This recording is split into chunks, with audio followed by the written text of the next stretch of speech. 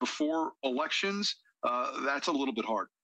Yeah, and it will be definitely something we'll have to continue to watch here, especially as we've mentioned some of those tight races. Anything else you think important to mention when it comes to this year's midterm elections, since there has been such a huge fight between our two party lines for that control and for that balance of power? Yeah, I think there has been one development here this year that is a little bit different, maybe a little bit troubling to some folks. You know, we have kind of seen the death of the political debate in some respects. You know, across the country, some of these races, either on the national level or the state level, have been limited to either one or no political debates. Now, in some regards, the candidates cannot agree on moderators. They cannot agree on locations. But in some respects, some candidates just refuse to debate their opponent publicly. You know, the Spanberger Vega race in Virginia was scheduled to have one debate. It was canceled because Congresswoman Spanberger decided that one of the moderators that was chosen for it was a conservative radio talk show host. She didn't want to participate in the debate with him. So as a result, voters in that district, despite all of the ads that they've been bombarded with, are not getting any political debate. And, you know, there's smarter people out there that can decide whether or not that's a good thing or a bad thing for democracy. I do think that, you know, voters are going to have to put up watching these ads. They at least ought to be able to get a series of debates to watch these two candidates go at it in a, you know, non-sanitized, non-messaged, crafted form. I think that would be a little helpful for those still looking to make those last-minute decisions. And we appreciate the breakdown, of course, as always, here joining us, Fox 5's not only political reporter, but also host of On the Hill, Tom Fitzgerald. Thank you so much for being here with us on Live Now from Fox as we're closely watching these results that will soon be in. Great to talk to you, as always. Have a good night. All right, we thank Tom Fitzgerald there from Fox 5 DC and our own Christy Larson kind of breaking down some of those key races in the Northeast, in Virginia, Maryland, and the District of Columbia as well. I'm Andrew Kraft. We want to thank you for being with us on this election night. We're just a little bit after the top of the 6 o'clock hour there on the East Coast. Polls have now closed in some states, including Indiana, including Kentucky, but still many Americans in many different states are in line as we speak voting. Let's just show you some of these Live Now looks from across the country of some of these voting lines. Take a look at that here. Also, this gymnasium here, you can see so many Americans demonstrating the privilege and right they have in this participatory democracy. In the meantime, we're going to kick off our election night coverage right now. We're going to be joined right now by some of our guests that you'll be hearing from throughout the course of the night, reacting to some of the results that we are getting in, talking about some of the trends that we are seeing as the balance of power, of course, is in question. And let's talk about some of those guests right now and introduce them to you. Of course, we have Rhett Buttle, a friend of the program, and Rhett is was a senior Biden campaign advisor, now the principal at Public-Private Strategies. And of course, Sarah Chamberlain, she is the CEO of Republican Main Street Partnership. And we want to thank you guys for being with us tonight. Rhett, let's start with you. What are some of the trends, some of the things that you are seeing right now as polls have just closed in some of these states? Yeah, well, we're starting to see polls close. Obviously, we're very interested in what early vote looks like. In particular, you know, we've seen Democrats, you know, are more focused on mail-in ballots and early vote. They tend to do well with early vote and mail-in ballots, so a lot of focus will be there. Where I'm paying a lot of attention tonight is particularly in the Senate, because I think that that will be the sort of more interesting place where we'll really be able to tell what the balance of power in Washington will look like going forward. I think the House is interesting.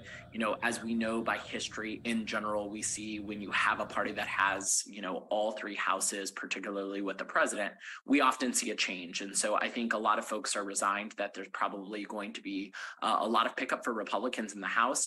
I think the Senate's where it's tighter, and I think that we'll have a better sense about how America is feeling, quite frankly. There's been so much gerrymandering in the House with so many of these districts. I think the Senate will give us a good sort of sense of how the American voter is thinking as we sort of look at some of these key elections across the country. Okay, Red, thanks so much. Okay, Sarah, let's bring you in as well as we kind of follow some of these trends like Rhett was speaking of, and Rhett said it first about possible Republican pickups. A lot of people are talking about a red wave potentially, but there are parameters and there are, you know, measurements about what constitutes a wave for Republicans. Sarah, what do you think about that? Do you think it's going to be wave territory tonight, especially in some of these House races for that majority? I'm not sure we're quite at wave territory. We're getting very close, though. But what I'm watching is seats like Jeremy Schaefer in Pennsylvania, and what are the suburban women doing in those seats? That's what's going to be fascinating. But I like to say it's a wave, and maybe I will be through the course of this show. But right now, we are cautiously optimistic. Yeah, and of course, that goes to some of the, you know, vote tabulations, vote counting as well. Are Americans patient enough for some of these races? Because we might not know the results of them tonight. You've been hearing, especially here on LiveNOW, we've been showing press conferences from county officials in so many of these battleground states, kind of cautioning Americans to be vigilant but patient. Do you think they will be, Rhett? I think it's a really important message. It's, you know, always the case often that many of the very close races take sometimes 24, 48 hours, sometimes even longer to make sure that everyone's vote is counted. And the reality is we may not know the full balance of power, particularly in the Senate tonight with some of these cases where there has been heavy mail-in ballot, early voting ballot. For example, Pennsylvania is a state where until actually the polls close, they actually can't start counting mail-in ballots, right? And so it takes time for all of that work to happen. We want to make sure everyone's vote is counted. This isn't a irregularity in the process. You know, I think some of the unfortunate rhetoric that we've heard from the previous president, President Trump, about a rigged system, you know, all of that has sort of made us really take a hard look at, you know, what is going on in these states. And the reality is that, you know, we have one of the most trusted election systems in the world. Tonight, there will be a high level of ability to get a sense of where things are shaking out, but we might not know everything because we want to make sure that everyone's vote is counted. So it's important that Americans remember that this is part of the democratic process. And while it may take a little bit more time to see where things shake out, we want to make sure every vote is counted. And that's a really important part of our democracy. Sarah, let's talk about some of these key states and the contests there. What have you been kind of keeping your eye on throughout this cycle? Because we've heard a lot that, you know, everything could come down to Pennsylvania. Everything could come down to Nevada, to Georgia, to Nevada. But in the meantime, you know, it could be all of those states. So it couldn't be just one, the linchpin there for just one of these states. Because really, we're talking about the Senate makeup here. It really could kind of foreshadow what we're in store for tonight. It certainly could. We're kind of looking at maybe 53 seats for the Republicans. But what I'm really starting to study is what the turnout in each of these states. And really, as I said earlier, what are the suburban women doing? Suburban women decided that Biden should be president 2 years ago. Their votes are going to be key. So that's really what I'm narrowing in on. If the suburban women go for the Republicans in each of those states that you mentioned, then Republicans will have a great night. I think Georgia, no matter what, probably is going to go to a runoff. I don't see us getting to 50-50 tonight. So I'm afraid that will be decided in December. I do not think the Senate will be decided on that, though. I think we're going to know tonight or early. Probably by Saturday, like early Saturday morning at the latest, who has won the Senate. I do want to say, too, I agree every vote should be counted. It's extremely important. But some of these states, more and more people are voting by mail, and it's kind of ridiculous. Like a state like Pennsylvania doesn't even open the ballots until they close tonight. That takes days to count them. Where Florida, with Governor DeSantis, you know, they start counting the votes when they come in, so they have a better outcome night of and a better decision. I think that's what throws the American people off because they're not used to that. You know, this is a new trend, the voting by mail at this level. It used to be just occasionally people voted by mail. Yeah, of course, we've seen vote by mail expanded in so many states, especially, you know, post-pandemic. And so, Rhett, to that point, you know, are Americans not used to, you know, massive vote by mail numbers? Is this kind of a new phenomenon at the ballot breakdown where, there are more time to send in your votes? And why do you think some of these states have laws on the books that don't allow for some of the counting, whether it's in the morning on Election Day or after the polls close on Election Day? Could that be more efficient in your view? Well, look, we would all like to know the results sooner. And so I agree with your other guest sentiment. That would be great to know the results. And, in years past, we've been able to do so. I would also say, we're in this sort of unique climate right now where people aren't bowing out gracefully the same way that they used to. We're seeing a lot more people challenging election results. And I think that that's been really unhealthy for democracy overall, quite frankly, especially if sort of the trends are telling us it's moving a certain way. And so I think there's multiple things in addition to the voting by mail that have created some of these challenges that are getting the American public, quite frustrated. The reality is, our election infrastructure, quite frankly, hasn't gotten the amount of funding it needs. And so while some states have made really good improvements to their election infrastructure and they have the staffing that they need and to be able to do it, not all states have been able to do that. And so, in states where there are a different set of rules, or maybe they don't have the funding they need, it does take them a little longer to count the votes. I'd rather make sure that all the votes get counted and wait a little longer and that we have a unique result. Of course, we would like it all more expeditiously. And so I think if, there are ways for states to revisit those things and do it in a safe and secure way, I definitely think those are things that we should be looking at so that we can have results much sooner. But we have to remember that this is sort of more of a holistic issue. It's not just about vote by mail. What I will say is vote by mail has tremendously expanded people's ability to vote. In 2016, during the presidential campaign, we saw more Americans vote than in any time in history. And I think, regardless of where you are on the political spectrum, Republican or Democrat, something in between or on the ends, I think everyone can celebrate that, and that's a good thing. And there are a lot of other really important things going on. For example, making sure that people can register to vote when they go get their IDs, automatically and things like that. A lot of things that make the, experience easier for the voter or the consumer if you're thinking like a business owner. So there's this is a very sort of complicated situation. Every state in our beautiful nation is different and sort of tackles this in a different way. And some states could learn from other states, of course, but the most important thing is getting reliable results of the election that everyone can stand behind. Sarah, I want to bring you in. We're taking a live look at the U.S. Capitol right now, about 6:15 there in Washington. If Republicans get the majority in the House and the Senate, let's talk about, the leadership contest that might, follow those gains and those victories. Are you confident that if Republicans pick up some of these Senate seats, that they'll back Senator Mitch McConnell as majority leader, or do you think there will be some type of internal debate, internal revolt where, maybe one of these younger, newer in the vanguard of the movement will rise and McConnell will be kind of, sidestepped out a bit? What do you think of that? No, I think Senator Mitch McConnell has this locked up.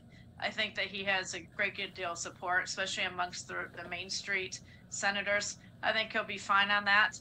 I don't think there's going to be any controversy on the Senate side, and I really don't think there's going to be any controversy on the House side either.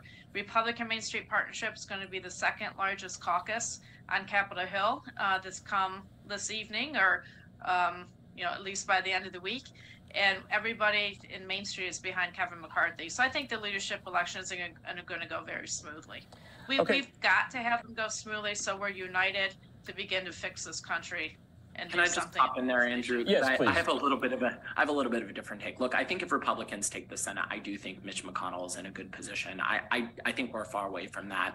I think what's important to remember about the Senate is it takes 60 to govern in the Senate. So even right now we have a 50-50. Yeah. There were a lot of things that Democrats wanted to do that they couldn't do. So the majority of the Senate, while if Republicans took the majority of the Senate, and I'm not ready to say that they will until we see more coming in for tonight, I think we have to be really mindful that it's still going to take a lot of negotiation with Democrats to get things done. On the House side, I can't completely agree. I think particularly if Republicans have a good night in the House, and we don't know yet, I think you're going to hear a lot from the Tea Party, and I think they're going to make it really difficult on Kevin McCarthy, who, in years past has been more moderate. We've seen him in the last few months really shift. He used to push back against, President Trump. So, for example, on January 6th, he came out hard against President Trump when when President Trump was cheering insurrectionists who were climbing over the walls of the Capitol. And then he gave it a few weeks and he started kissing the ring a little bit for President Trump. And so he's grown more to the right, and I think he's grown more to the Tea Party liking. So I think he has some support in the Tea Party, but I think if we see a stronger Republican wave, I think we're going to see some emboldened Tea Party people make life really hard for a potential Speaker McCarthy. And I think it will create a lot of drama in the Republican caucus and potentially start to a really rocky way to be able to govern. So that's just my take. We'll see what happens tonight, but I don't think it's easy ridings for a potential Speaker McCarthy. Okay, and Rhett, So I have to say, Sarah, yes, I totally please. disagree with that. Okay. I think we're going to see next week it's going to go very smoothly because I think the Republican Party is united to get things done for the country. Inflation, energy, there's so many big projects. I do not see a challenge. But they're not united on whether the 2020 election was valid. They're split against that. They're not united on who should take leadership of least I totally disagree with so you. And Sarah, let's move on. I think McCarthy will pull it out, but I think it will be tumultuous and it will lead to uneven leadership from the Republican House majority. Okay, you guys, we're gonna friendly and lively debate here is what we want. We're gonna kind of move on to some of these other topics. We were talking about what Republican leadership might be if they take back majorities in the House and Senate. Let's talk about if Democrats' night doesn't go their way in the House. And Speaker Pelosi is out of the speakership and out of the majority. Rhett, what do you think happens? Obviously, she's had a very, very long tenure in the House side.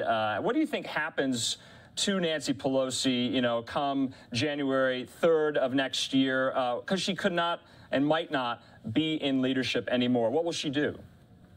Well, look, I think we saw, this with the last election. I think Speaker Pelosi's been thinking a lot about what her next steps are. I mean, this isn't a woman who, regardless of whether you agree with her, has had an amazing career, right? She's held the Speaker's gavel multiple times. She ushered in the largest health insurance expansion in our country. She helped pass the American Rescue Plan, the bipartisan infrastructure law, which gained a number of Republican votes. So, and she, quite frankly, she worked really well with President George H.W. Bush, and so she's worked with Republican and Democratic presidents. She has a long career in Washington. I think she'll know when it's time for her to go. I'll say that, the personal situation that happened where a mad person, broke into her personal home and assaulted her husband, I think is probably weighing pretty heavy on her right now. And I think that this feeds into some of the things that we've been discussing tonight about the challenges of being a leader in this moment.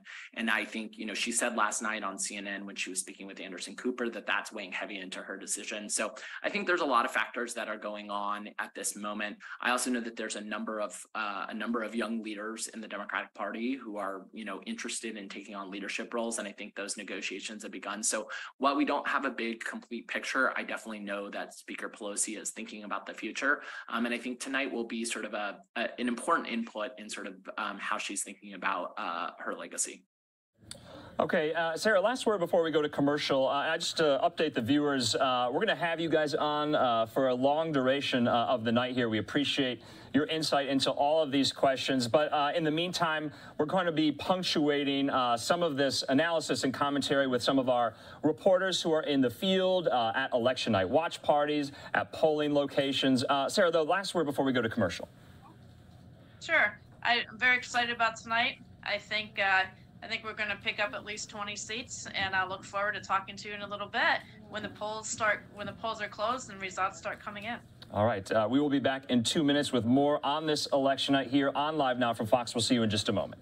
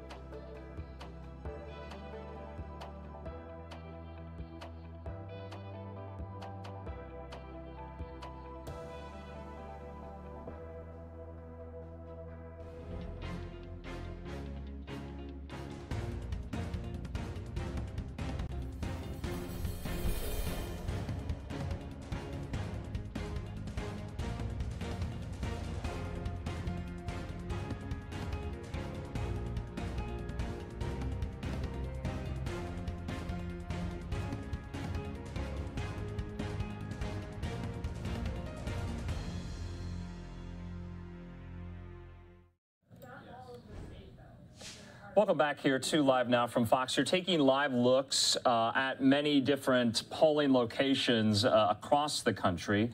And remember, we were bringing you the news that some of these states in certain counties, the polls have closed, like Kentucky, like Indiana. Just to give you updates on what's going on in Kentucky, Kentucky voters will decide whether to approve an anti-abortion constitutional amendment that, if passed, would effectively ensure the implementation of a near-total abortion ban that is currently being challenged in state courts. In Indiana, a House race in the 1st Congressional District leaning Democratic, but if it were to flip to Republicans, it could be an early sign of a red wave. So remember, we're monitoring some of these House congressional districts. And remember, we brought you the news of just one. Obviously, we've been kind of monitoring some of these territories as well, like Guam. According to Fox News Capitol Hill correspondent Chad Pergram, Republicans have already flipped a seat from blue to red, and that is the territory of Guam. So the Republican James Moylan has defeated the Democrat Judy Won-Pat in the race for the non-voting delegate there. So remember, there are several of these non-voting delegates in the House, like from D.C., like from Puerto Rico, like from the Northern Mariana Islands, American Samoa, what have you. Those members serve on committees, they sponsor bills. They cannot vote, though, on the House floor since they are from territories, not states. And in the meantime, we wanted just to show you some of these kind of long lines. Take a look at this. I believe this is also in Arizona as well. We did have one from Arizona, aerial pictures over a polling location where it was quite a long line. We also are getting some news in from Fox News White House correspondent Jackie Heinrich. I'm going to put up this tweet here. She says a judge has ordered Luzerne County, Pennsylvania polls to stay open until 10 p.m. Eastern because of a paper shortage. County election officials tell Fox the paper some locations ran out of is special paper that goes into voting machines to tabulate votes. They did not run out of actual ballots there.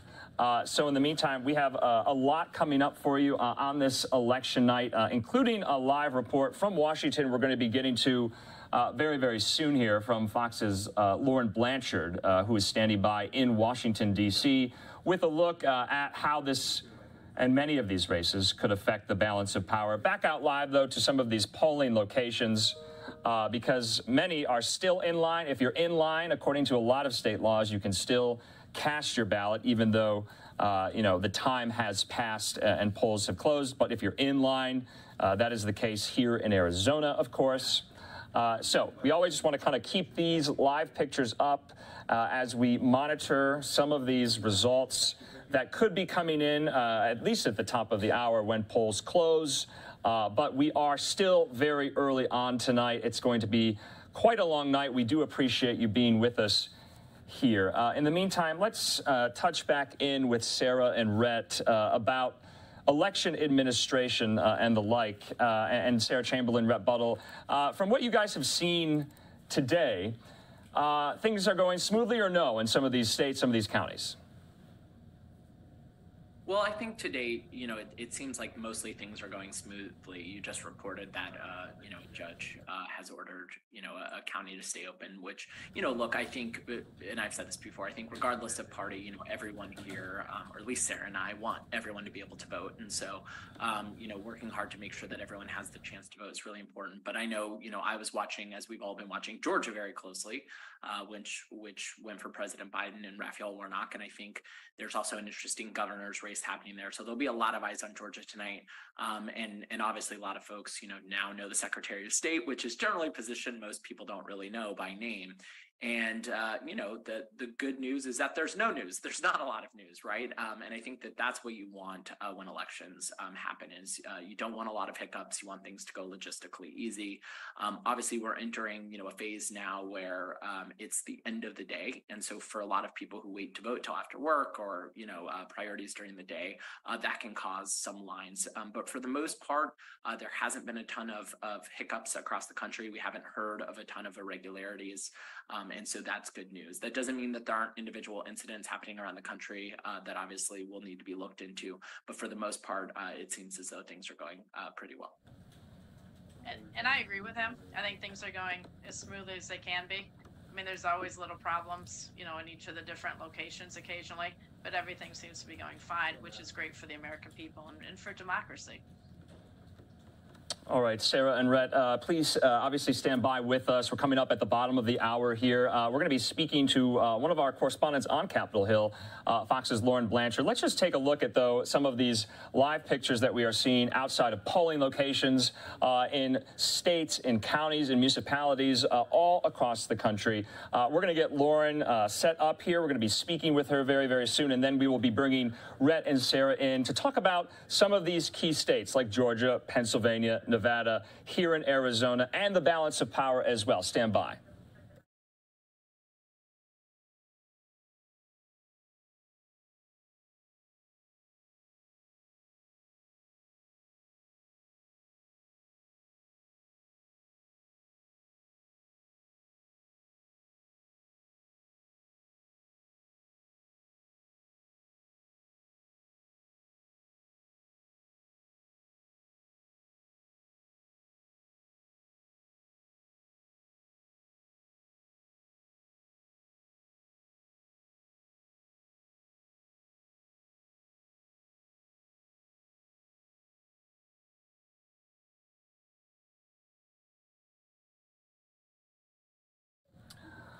Okay, in addition to so many of these live looks that we are bringing you from all across the country at polling locations, so many Americans are still in line. Let's get an update right now on Capitol Hill in Washington, D.C. With Fox News correspondent Lauren Blanchard, who's joining us right now. And Lauren, thanks for being with us. I know it's a really, really busy night. What are Republican leaders, what are Democratic leaders saying? How do they feel about tonight?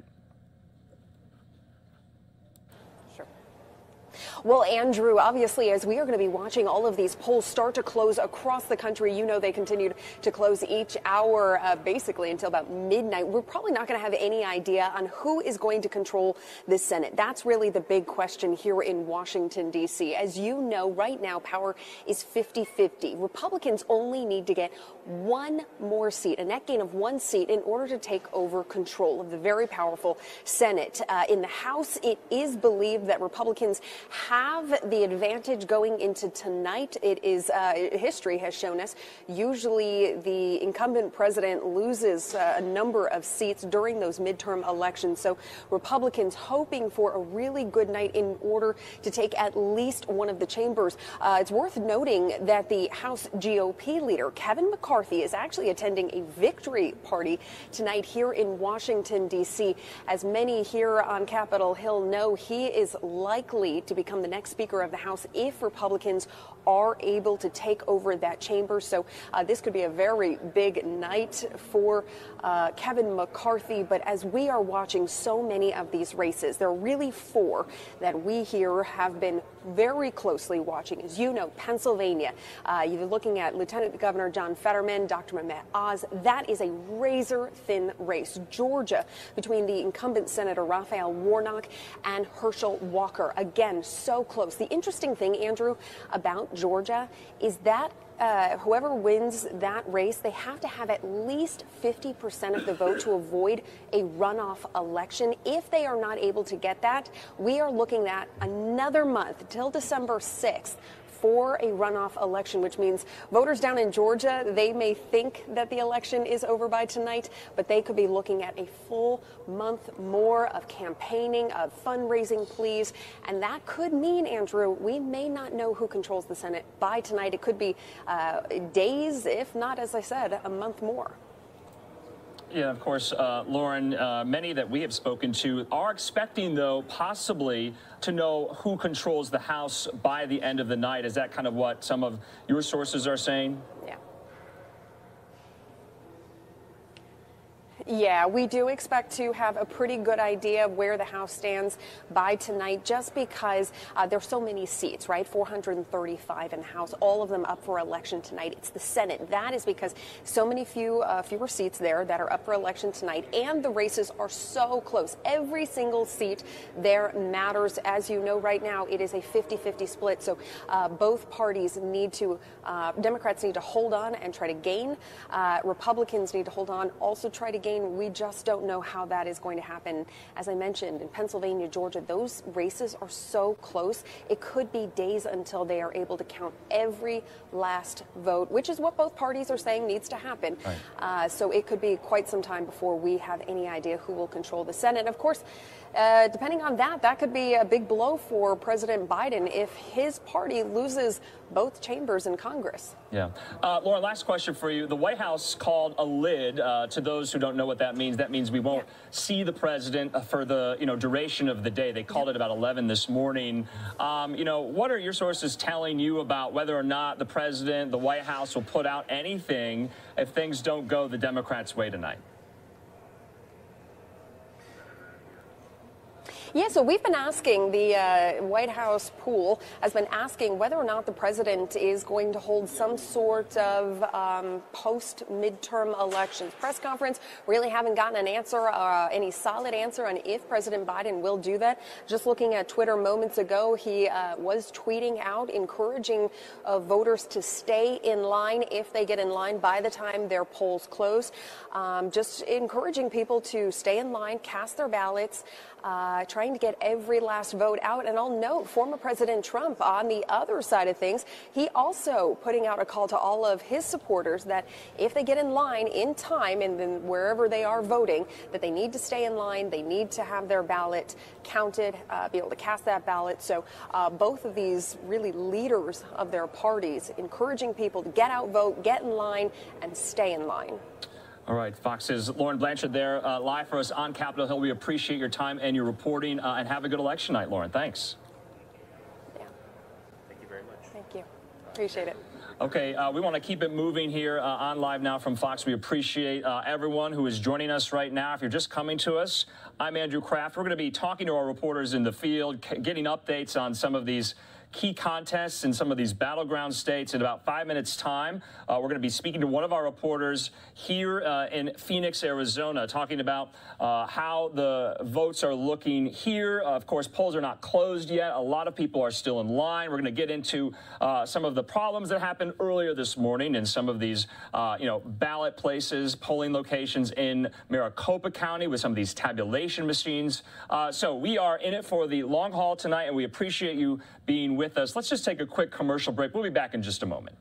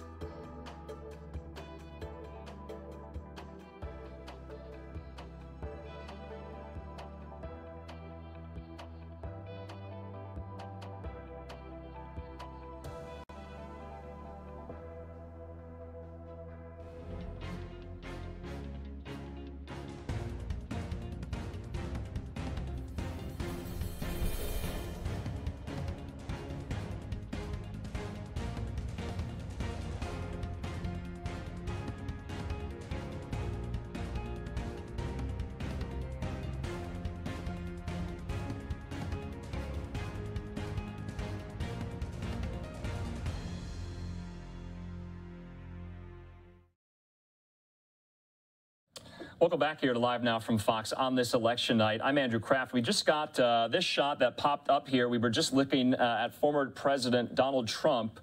Remember, he had that rally last night in Dayton, Ohio, campaigning for J.D. Vance. and announced an announcement that's going to be taking place November the 15th at Mar-a-Lago that could somewhat, determine or give us a sense of what he is planning as far as 2024 is concerned. So LiveNOW look there. I believe this is in Mar-a-Lago in Palm Beach, where the announcement will take place. And we just lost that shot there. Well, we are getting some results in, and let's go to some of these. You're going to see these graphics with some of the matchups in some of the states. Let's take this one right now. And I believe here we have the Indiana Senate race. The Republican incumbent, Todd Young, there at 58%, well above his Democratic challenger, Thomas McDermott. So about 25% reporting. Remember, polls just closed in Indiana about 40 minutes ago. So we wanted to get you this. And then we also have some updates on Indiana House District 3 with the incumbent there, Jim Banks, at 53% right now, the Republican,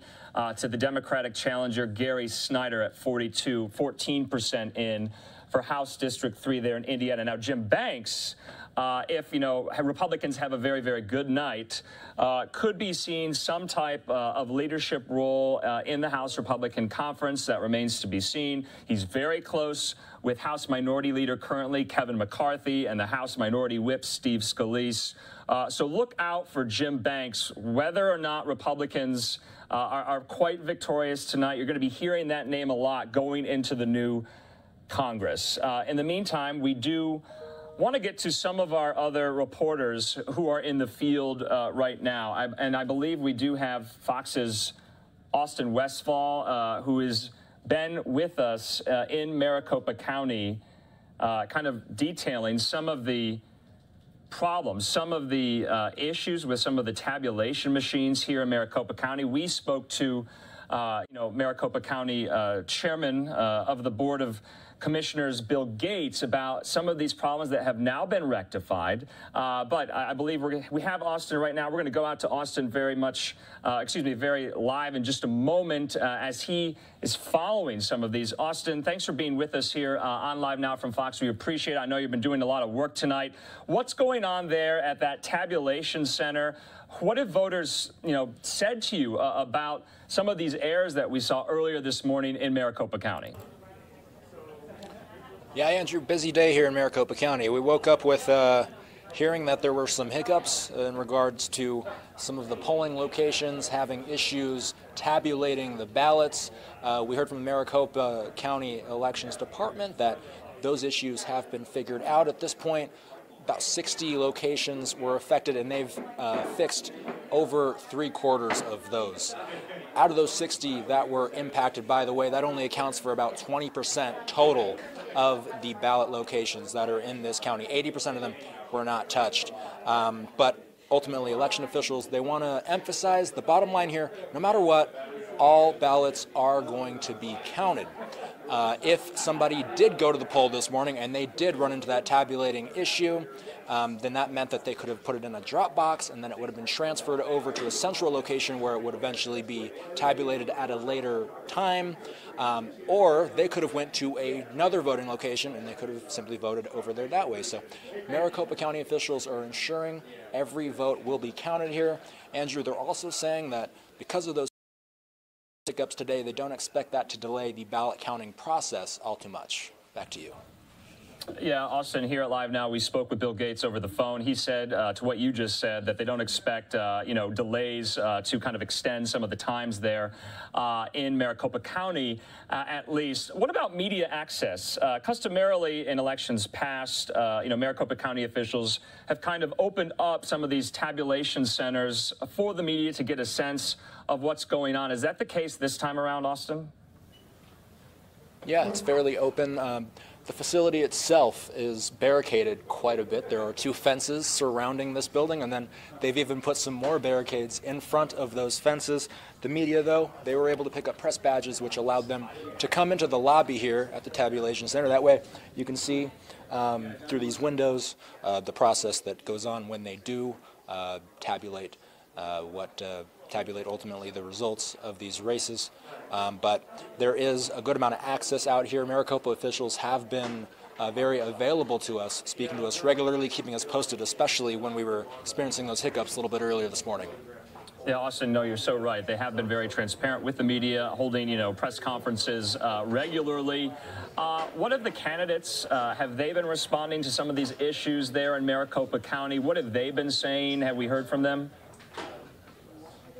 Yeah, so you hear some talking points from some of the bigger named Republican candidates, Kari Lake running for governor in Arizona, Blake Masters running for senator in Arizona.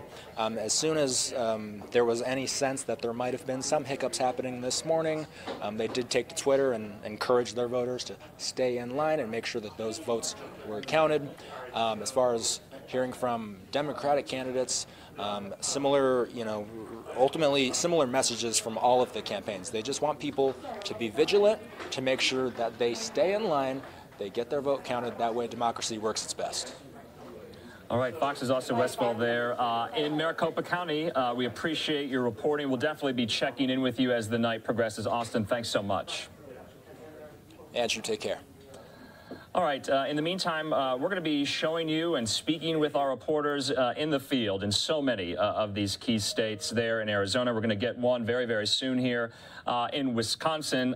Let's talk about California for just a moment. We know that Los Angeles has a pretty big mayoral contest there in Southern California, but a lot of ballot proposals have been put to voters. We spoke with Fox 2's Greg Lee there in the Bay Area about some of these races and even the consideration, if you will, that, everything could rest on some of these House races in California for the battle and the control of the House majority for Republicans, at least. Let's listen to this conversation. All right, here on Live Now from Fox, let's talk about one of these other huge states where voters are going to the polls as we speak. That, of course, California. Joining us now is Fox 2 reporter Greg Lee with the latest. Greg, thanks for being with us. What are you watching today? What are the key races that we should be focused on? Hey, Andy, good to see you. Well, listen, what we know, at least at the statewide level for California, 22 million people with ballots. Really, this is election month for Californians because they were all mailed their ballots, had an opportunity to turn those in. We're seeing sort of low turnout so far. But in terms of what races to watch, the top of this ballot is kind of devoid of any excitement. At the top, you have Governor Gavin Newsom against Republican State Senator Brian Daly. That is a race that Governor Newsom has led by 18 to 20 points in the polls for much of this race. He hasn't spent much time in the state or much money in the state. He's instead been in other states campaigning for other Democrats nationwide. And so when you don't really have a lot of excitement at the top of the ballot, you get concerned about turnout. But one of the things we are watching is the role of propositions. There are 7 ballot propositions on the ballot this year, including one which is a national topic, Prop 1, to enshrine the right to abortion in the state constitution. The other 2 that have gotten a lot of attention are Prop 26 and Prop 27, which attempts in their own ways to legalize sports betting in California. We're talking $500 million that have been spent by campaigns involved in that process, but the polls have looked very bad for them. So we're looking to see what drives turnout in the state of California. Now, outside of the Bay Area, central Southern California, there are 6 to 10, 11 congressional races that could really dictate the direction of the House if things are close. We've seen different numbers from Cook Political, et cetera, that have Republicans really coming in with this red wave. But if it is close, and it could come down to California, the margins could really depend on the Golden State as it pertains to who controls the gavel. Yeah, that's so interesting because we've been speaking to a lot of reporters. And like you said, we also know that California could be kind of the linchpin, essentially, where the House is decided. But back to some of those ballot initiatives, online gambling, online sports betting, to be more exact. Why are those not polling as well as, I would have thought? I thought maybe Californians would be, favorable to something like this. And the amount of money that has gone into some of those ballot initiatives is historic. But like you kind of alluded to, they're most likely doomed to fail. Why do we think that is? Yeah, Andy, let's be clear. There is some interest in this state, obviously, for there to be legalized sports gambling. We know sports gambling is happening currently in this state. It's just illicit and illegal. 36 states in the country already have legalized some form of legal sports betting. Prop 26 is supported by a coalition of Native American tribes that would allow people to bet on their favorite teams in a tribal casino or at a racetrack, a horse racetrack. 27 is an online betting measure. FanDuel, DraftKings allow you to be on your phone or your computer, place your bets. These two have been locked in a very contentious race. You can't go anywhere in California and not see an ad for or against either of these. And I think when you consider that, it kind of got lost in the soup. So much money was spent on this that I think voters were turned off by everything that they were seeing and just thought, you know what, never mind, let's just be done with this and vote no. Yeah. 2 out of 3 propositions fail anyway. So with those odds stacked against them, and then how much money was spent that voters were being inundated with information, I think, again, it starts to get lost in the soup and then you get turned off. Now, we should say, ultimately, voters will decide, and polls have been wrong. But at this point, both sides have said they're likely to, shake off their losses and hope for another day down the road, whether that's 24 or 26, that we again see legalizing sports gambling come up. Yeah, even Governor Gavin Newsom has come out against it as well.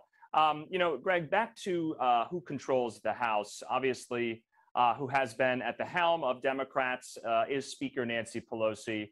And her family suffered this really, heinous attack on her husband, Paul Pelosi, just last week. But the very real possibility is in front of House Democrats and the Speaker that she will not be Speaker any longer. Talk about her legacy in that leadership role. Talk about what she means to San Francisco, because we could be seeing an end to her, at least, position in leadership in the House if Republicans take the majority. And we should say Speaker Pelosi has been asked that question numerous times, over the course of this election cycle, is what will she do? What will happen if Democrats do not retain the House, a place where she's held the speakership? And she, in true form, has not responded to that question, said, we are focused on the election, on protecting women's rights, on sort of the national line from Democrats. But you're right, from a very third-party perspective, her legacy is tremendous. The strides she has made for women in politics,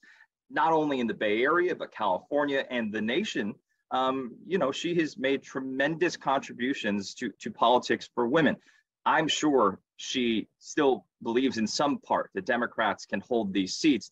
But everything we are seeing is very likely, and the writing sort of on the wall and sort of written in the history books. We know that the party in power in the White House typically 9 times out of 10 loses control of the House in a midterm election. So Democrats are struggling with that. They have looked to the Roe v. Wade decision, the Dobbs decision, in an effort to energize their voters to get to the polls. And, this will all be about turnout, but we're sort of seeing that pendular swing back to Republicans on issues of crime, on issues of inflation, on issues of the economy. And it's clear from the polls that we're seeing that voters have not been happy. And for Republicans, that bodes well for them. All right, we thank Greg Lee there from Fox 2 KTVU in the Bay Area, speaking to us about what matters to Californians, some of these ballot initiatives, especially when it comes to online sports betting, gambling as well. So it remains to be seen how those initiatives will do. And then some of these House races.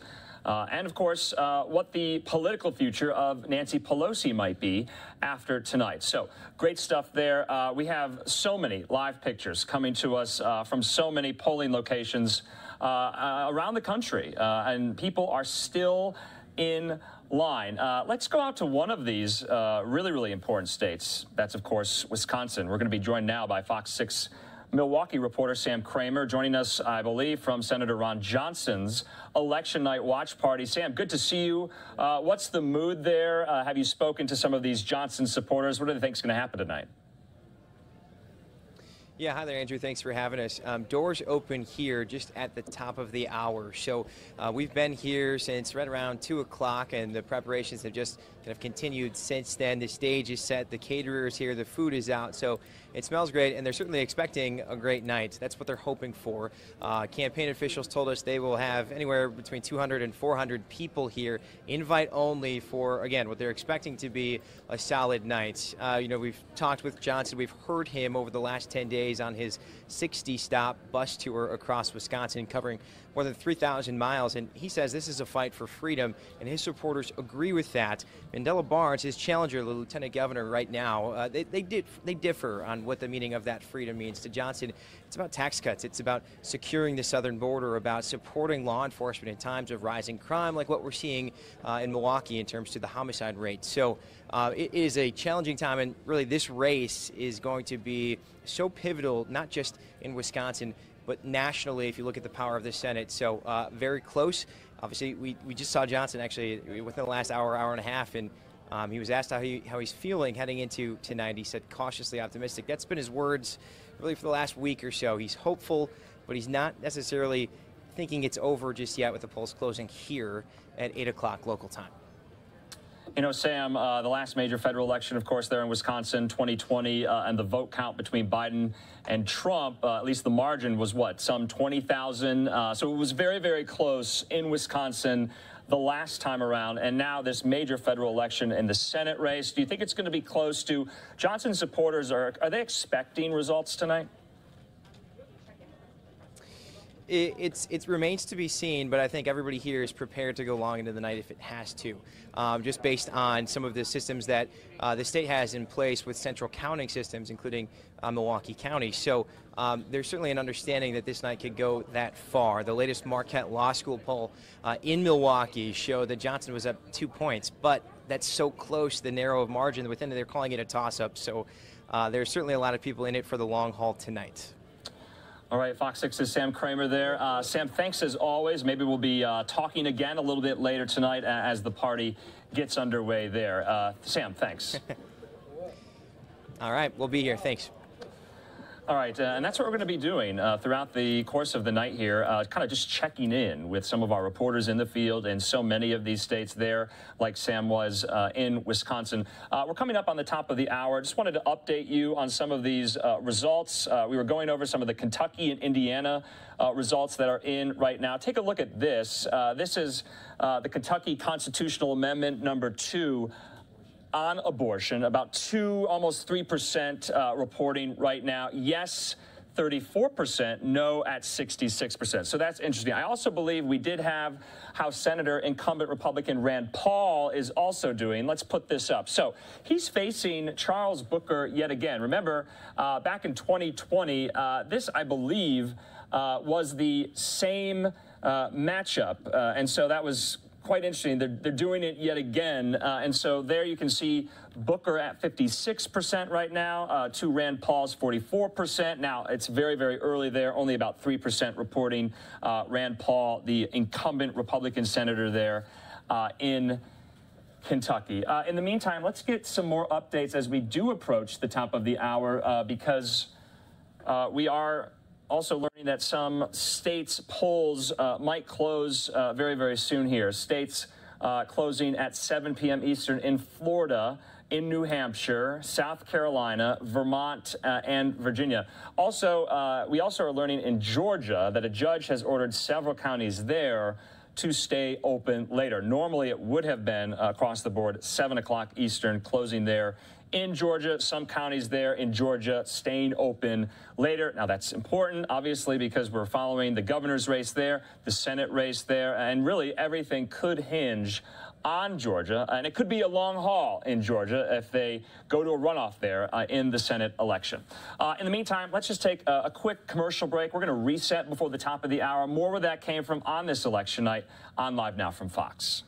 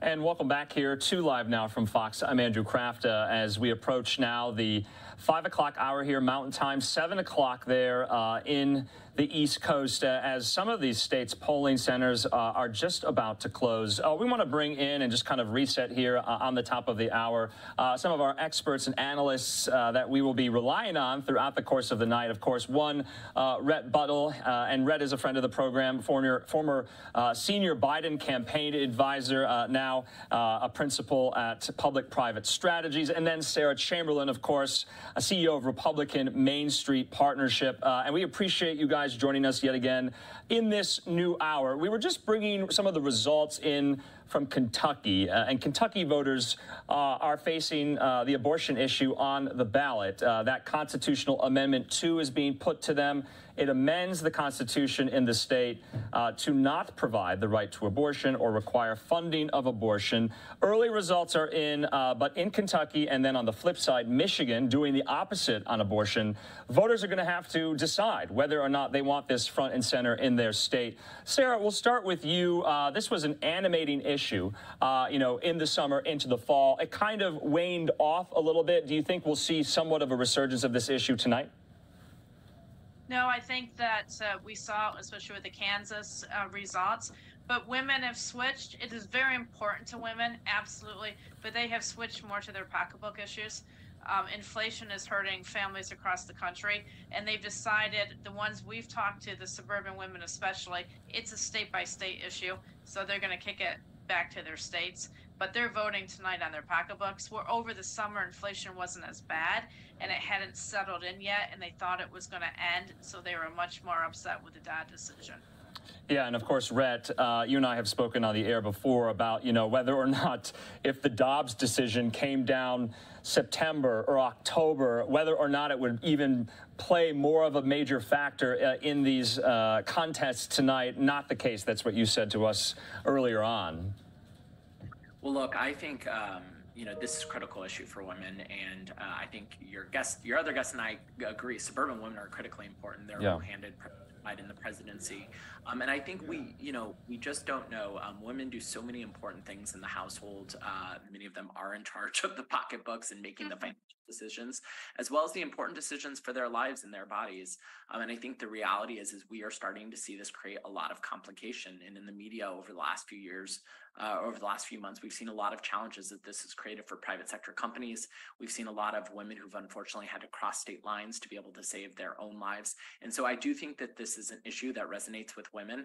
I think we won't be able to tell the full story. And that's why votes are private and confidential, as should these decisions be between a woman and her doctor and no government. We've heard extreme candidates like candidate Oz say local governing bodies should be involved in healthcare decisions that women make about their bodies.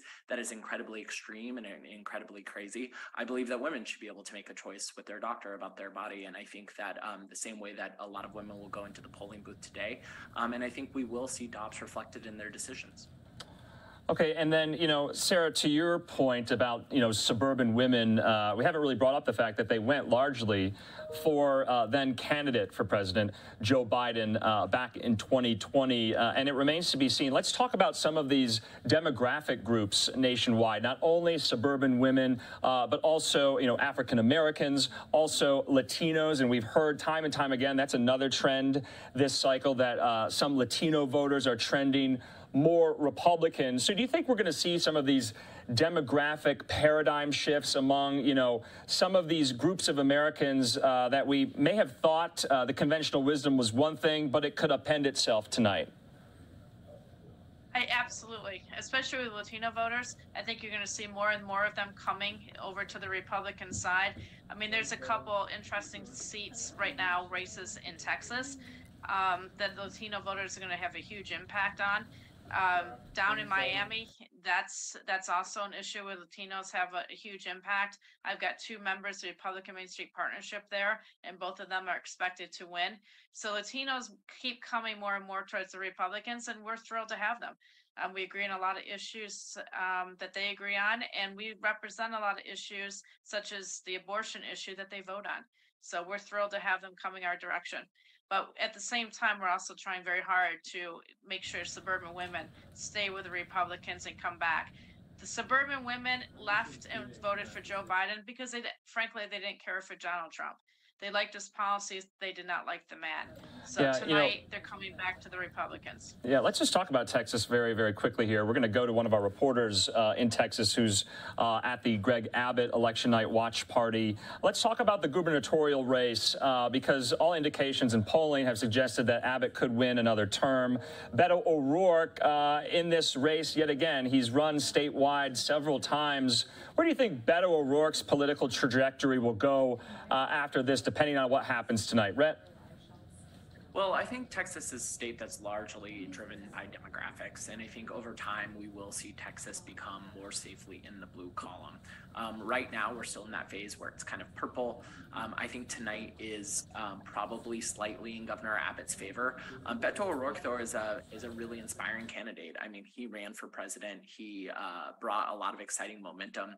The fact that he's doing this well in Texas and challenging the governor in that way and organizing new forms of constituency, I think says a lot about his potential. Where he goes after this, I don't exactly know. You know, what we often see is we see candidates with potential often fall in landing spots, whether, you know, different seats come up and things like that. But I think he holds a lot of promise for the party. He's got a lot of energy. He's got a lot of exciting ideas. And we'll have to see how tonight plays out. But I think, you know, we'll probably see Republicans hang on to Texas tonight.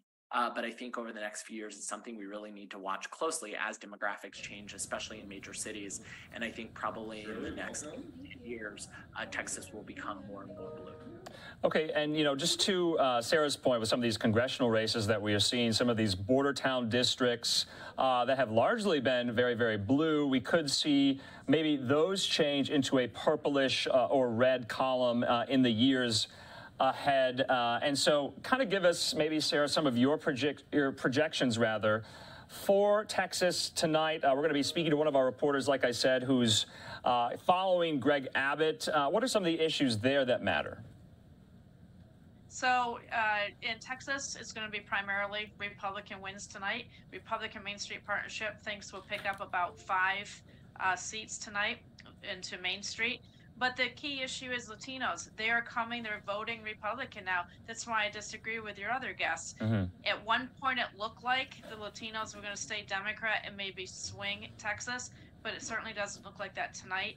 I think Governor Abbott is going to win overwhelmingly, and I think Beto O'Rourke probably should retire and go on and have a life doing something else. Oh, interesting there to note that. We're going to just pause here. We have some breaking news we want to get to out of Maricopa County as well. Some Republicans there are speaking out and reacting to some of the tabulation machine issues that we saw earlier this morning. And of course, Rhett and Sarah, stay with us. We're going to be speaking to our reporters as well in the field there in Texas. And so let's put up this tweet right now, and maybe we can get you guys to comment on this before we go to commercial break. This is from a Washington Post reporter here based in Arizona, Yvonne Wingate Sanchez. She says Maricopa attorneys for top Republicans have asked a judge to require county officials to extend voting times by 3 hours until 10 p.m. local time and to allow anyone standing in line by 10 p.m. to receive and cast a ballot. So we're going to leave that up. We're going to check in with Rhett and Sarah a little bit later. We're going to be speaking to one of our Fox 26 Houston reporters momentarily here about what Texas Governor Greg Abbott is doing.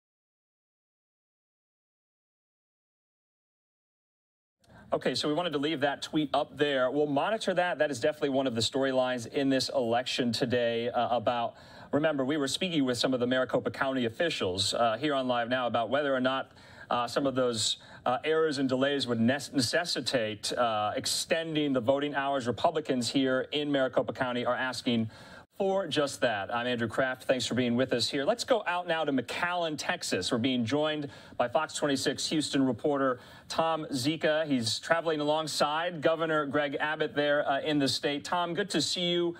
When can we expect Governor Abbott to be there at his watch party? And why did he choose McAllen, Texas, do you think? Two questions there, Andrew. Number one, we do not know when the governor will arrive, but the stage is set for him behind me.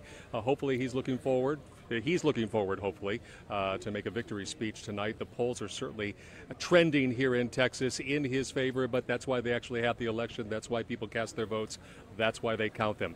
As for why he is in McAllen, mere miles from the southern border with Mexico, the southernmost tip practically of Texas, is very symbolic. The issue of immigration has been a hallmark of his campaign, and what to do, how to manage the seemingly endless flow of migrants who have come across the border, some seeking asylum, some trying to sneak in for whatever reason, how to manage them. He has pleaded with Washington for help. He has pleaded with the rest of the country. You've heard about the busing of migrants to typically democratically held cities, saying, okay, well, you can share the burden. That's why he's here, to hallmark, to bring that issue into focus. And he is hopeful that that if the numbers go his way, that the things he has been talking about, the pleadings he has made over the course of the campaign, will come to fruition. Yeah, of course, Tom, you know, obviously the governor has time and time again held events down there at the border, trying to bring national attention to some of the border issues with the crisis there in some of those border communities as well. So interesting choice there with McAllen. You know, have you been speaking to some of his supporters who have kind of trickled into the election night watch party? You know, because some would probably argue, you maybe agree with me, that this race might have a pretty big margin going for Abbott's way. Do they think Beto will kind of mount another run or race in the future, or do they think his political fortunes are over after this? Number one, there are not a lot of, I guess, Abbott supporters just yet. That party has not really started, if you will. It's largely populated by dozens and dozens of television crews that have come from all across the country to mark this evening. What I have done is talk to people who live here, lifelong residents of the McAllen area, Hidalgo County, the border area as well. While they listen to the candidates, whether it's Beto O'Rourke or Greg Abbott, talk about what they would like to see in the future, they say they are the ones who are dealing with that influx. They're the ones who are managing it, and strained almost to the point of being unable to do any more. That's why they want to see something done as well. As for Beto O'Rourke and the future of him, he has run for senator, he has run for president, he has run for governor. How that ends tonight, we do not know. It's very, very hard to say what the future holds for Beto O'Rourke if he does not come out victorious tonight. All right, Fox 26's Tom Zika there in McAllen for us here on Live Now. We appreciate your time, Tom. Maybe we'll check in a little bit later when people kind of file in there and when the governor takes the stage. Tom, thanks so much. I got to move my ladder over there. All right, we want to keep things moving here. We also want to put up this tweet here about some of the vote totals in Harris County. You can see there a 5 p.m. update. They say over 263,000 Harris County voters have been processed. And then they listed that link there for polling locations, if any Houstonians still need to know where to go cast their ballot. In the meantime, we do want to just take a quick commercial break. We're going to be speaking, like I said, to so many of our reporters in the field, to so many of our, strategists and analysts, kind of breaking down the balance of power on Capitol Hill. We're going to take just a quick commercial break. We'll see you in 2 minutes.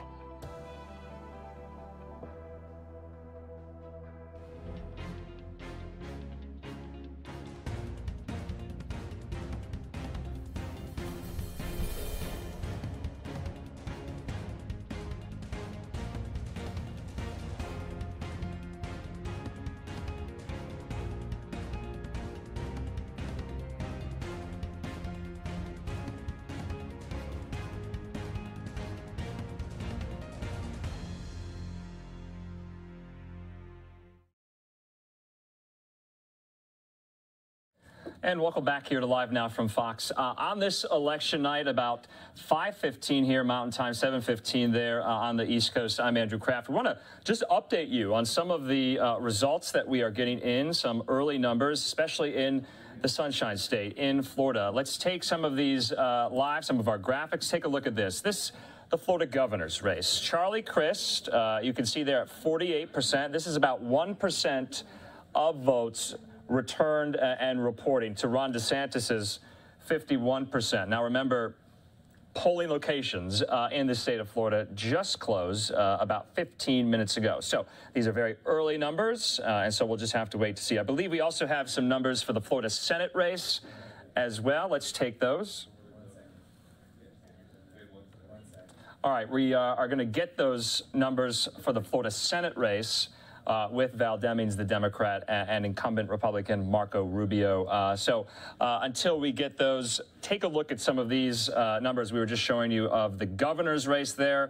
Democrat Charlie Crist. Remember, once upon a time, he was a Republican. He's a former governor of Florida. He's a member of Congress. He's facing off against the powerhouse Florida Republican incumbent Ron DeSantis, and so this will be an interesting race. All right, let's look at the Senate breakdown as well with Democrat Val Demings. All right, about 22% reporting.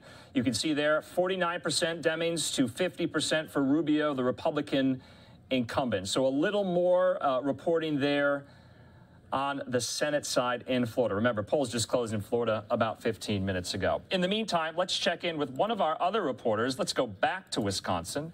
We're being joined by Fox 6 Milwaukee reporter Aaron Mabin. Aaron Mabin is following the Democratic Senate candidate Mandela Barnes. Aaron, good to see you. How are things looking there at that election night watch party? What's in store tonight?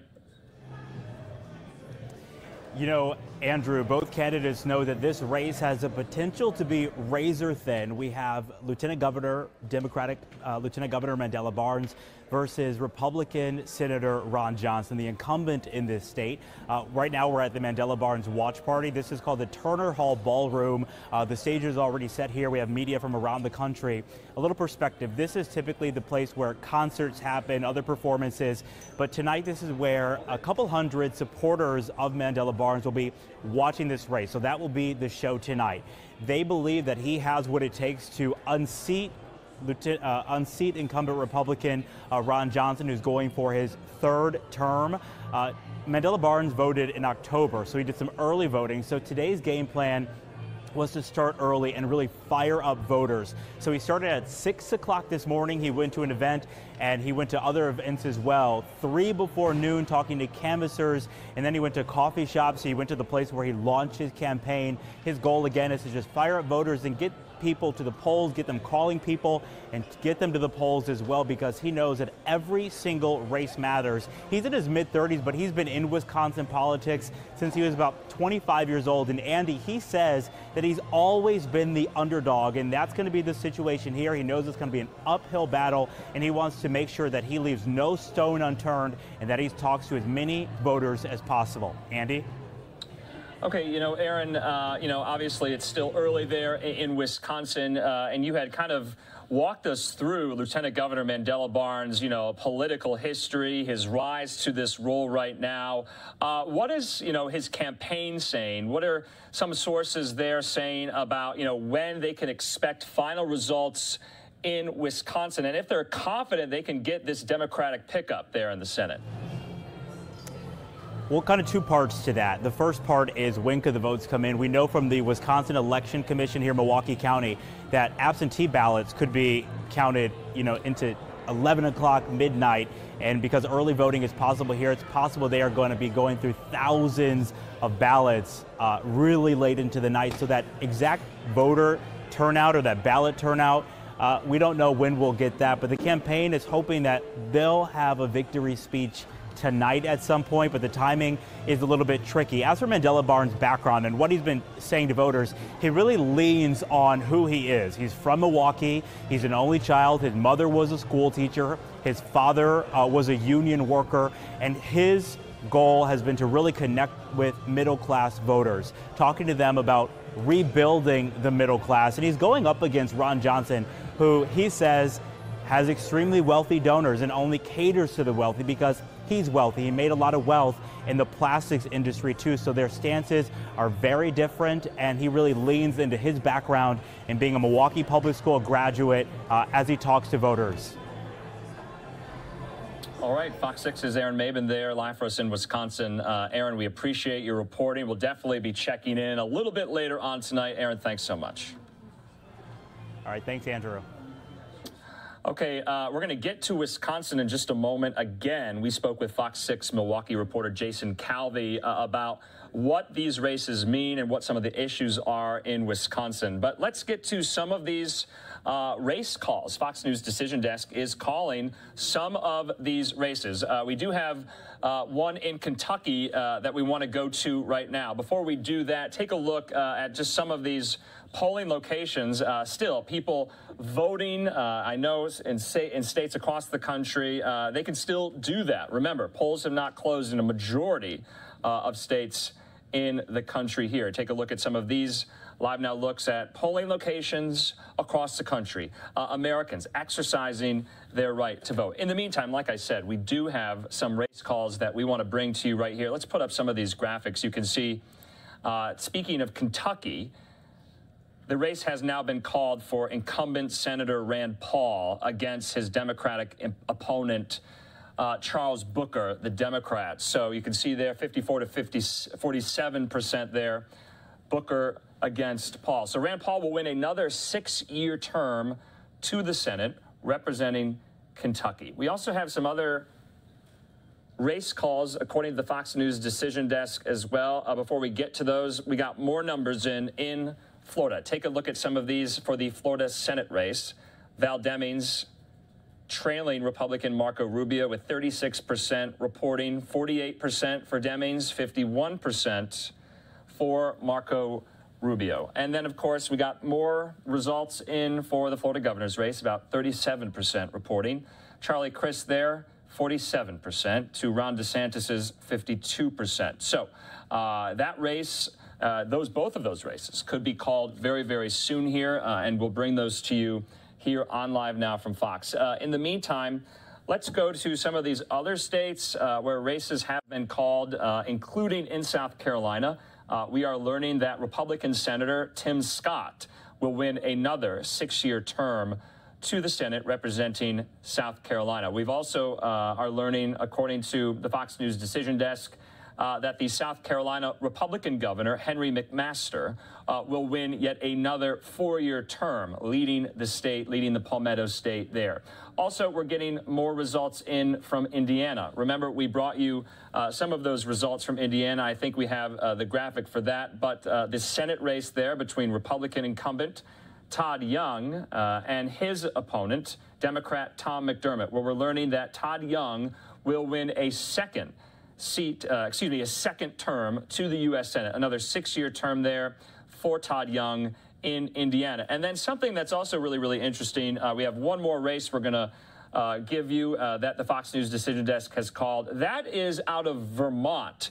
And so Democrat Peter Welch has won the Senate contest there in Vermont. Now, why is that so significant? Because the incumbent that chose not to seek re-election, Senator Pat Leahy, the longtime Democrat, one of the longest-serving members of the Senate, that is his seat. So now we are learning that Peter Welch, he's a Democrat who serves in the House already as a member of Congress from Vermont. He will now become Vermont's next senator. So the new senior senator of Vermont, of course, is Senator Bernie Sanders, now to Peter Welch's junior there in Vermont. So interesting stuff happening in Vermont. We wanted to bring you some of these race calls here. Like I said, let's go back to Wisconsin. We spoke with Fox 6 Milwaukee reporter Jason Calvi, who's been with us throughout the whole cycle, talking about a lot of these races and a lot of the issues that matter specifically to Wisconsin voters. Let's show you that.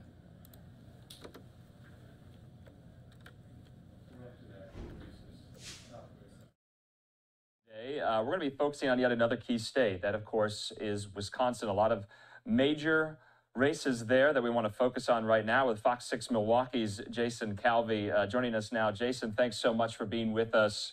You know, let's talk about one of the main races in this state, And that, of course, is the governor's race between current Governor Tony Evers, the Democrat, and his Republican challenger, Tim Michels. For our viewers who don't know, who is Tim Michels?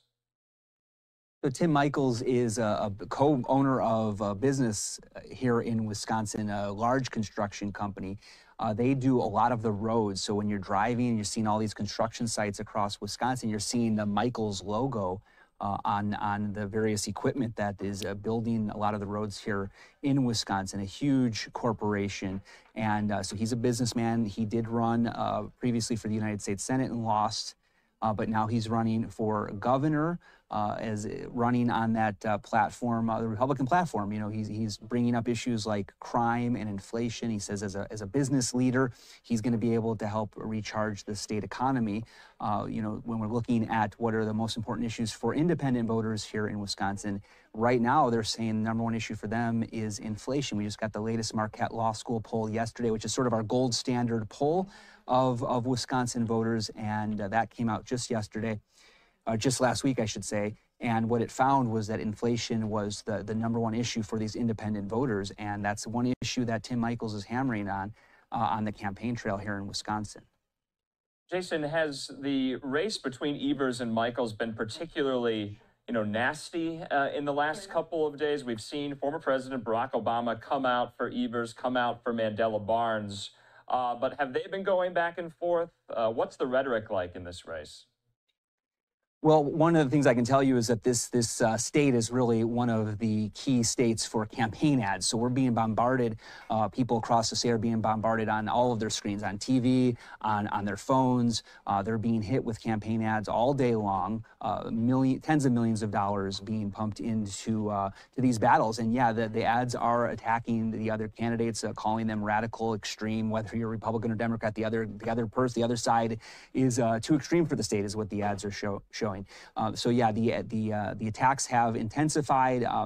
Again, I mentioned that Marquette Law School poll that came out late last week, and it did show that this race was a tie in the poll. Both of the candidates, Tim Michels and Tony Evers, getting 48%, and that's exactly what we saw back in 2018 when Tony Evers faced off against former Governor Scott Walker. That final poll before Election Day showed them also in a tie, and Tony Evers went on to win by 1.1%, just a little bit less than 30,000 votes advantage for Tony Evers against Scott Walker in 2018. What will happen this time? Again, it is a toss-up, and the polls are showing that this really is a neck-and-neck race here in Wisconsin.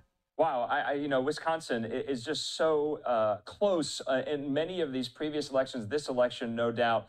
And so it remains to be a very interesting state in that respect, where, voters there just don't know how some of these races are going to pan out. Let's transition into the major Senate race that's going on between Republican Ron Johnson against his Democratic challenger, Mandela Barnes.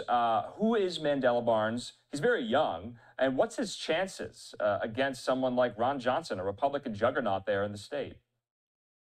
Right. So Mandela Barnes is currently the lieutenant governor. He was a running mate with Tony Evers back in 2018 when they beat Scott Walker. And so he right now is currently serving as lieutenant governor. Now, the state constitution doesn't give many roles for that elected position of lieutenant governor. What it says is that person, just like the vice president of the United States, is to step in and become so if there was a vacancy, if the governor was impeached or resigned or died, then the lieutenant governor takes the position, becoming the governor of the state of Wisconsin. So that's the one key constitutional role for the lieutenant governor. Now, what we see with lieutenant governors in the last few decades is what they'll do is they'll take on particular issues that are important to them. Mandela Barnes is running on calling for change and saying that it's time to elect somebody from his background.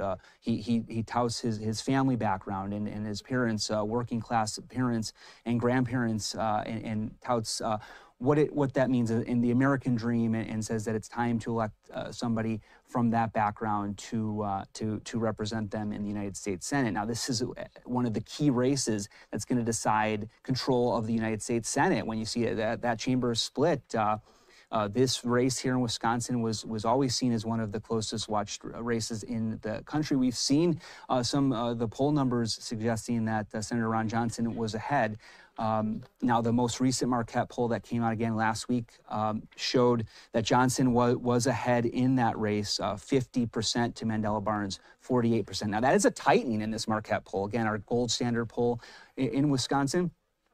Previously, Johnson was up by about 6 points. So in the last month's poll, so we've seen that race tightening in the polls. And really, polls don't vote, people vote. Right. It's going to all come down to what happens today as people cast their ballots. Polls are open today until 7 o'clock. We're going to be watching these until 8 o'clock, I should say. We're going to be watching these polls. They open at 7 this morning, and they're going to be closing at 8. And we'll see. It's going to take some time for all these ballots to be counted here in Milwaukee and across the state of Wisconsin. Yeah, Jason, let's talk about the ballot counting process.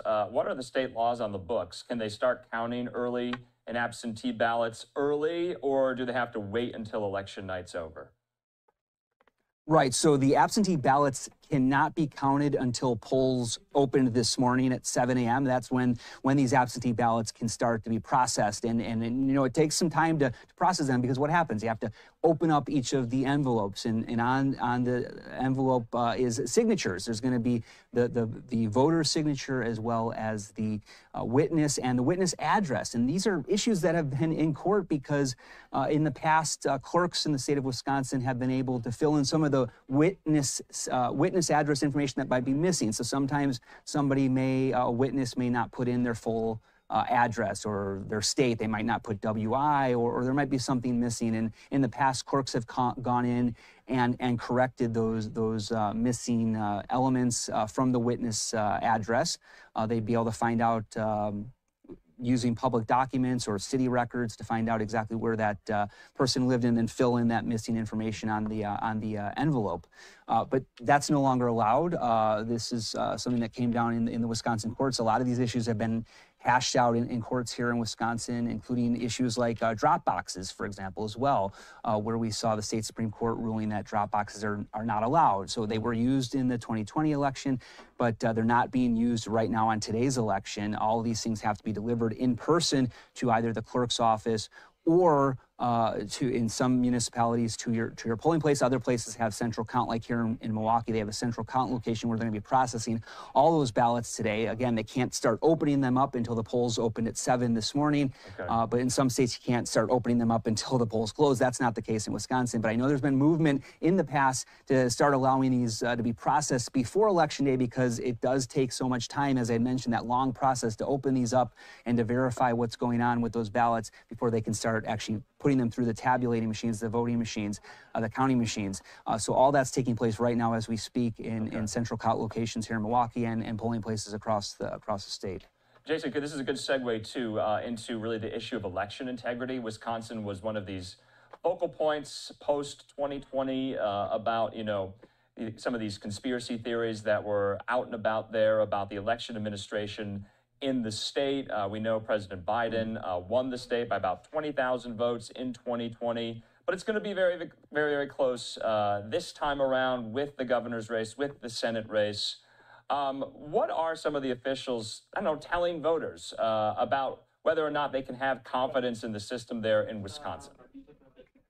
So one of the things that's going on, we're seeing both sides in Wisconsin, both from conservative and from the progressive side, sending observers to polling places. So we're going to see this time around probably a lot more people there watching this process take place. And I heard from some clerks before Election Day, and what they said was in the past, these election observers were really wanting to know, what was going on. They'd ask helpful questions to get to what was going on here. A lot of them didn't have that background with election procedures, and a lot of times the election officials, the judges, election inspectors would give them information about what was happening and all the whole process for securing the vote here. What the clerks want to remind people on is the whole process. In Wisconsin, you have to show your a license, there's a photo ID law before you can vote. You show your license or passport or some other photo ID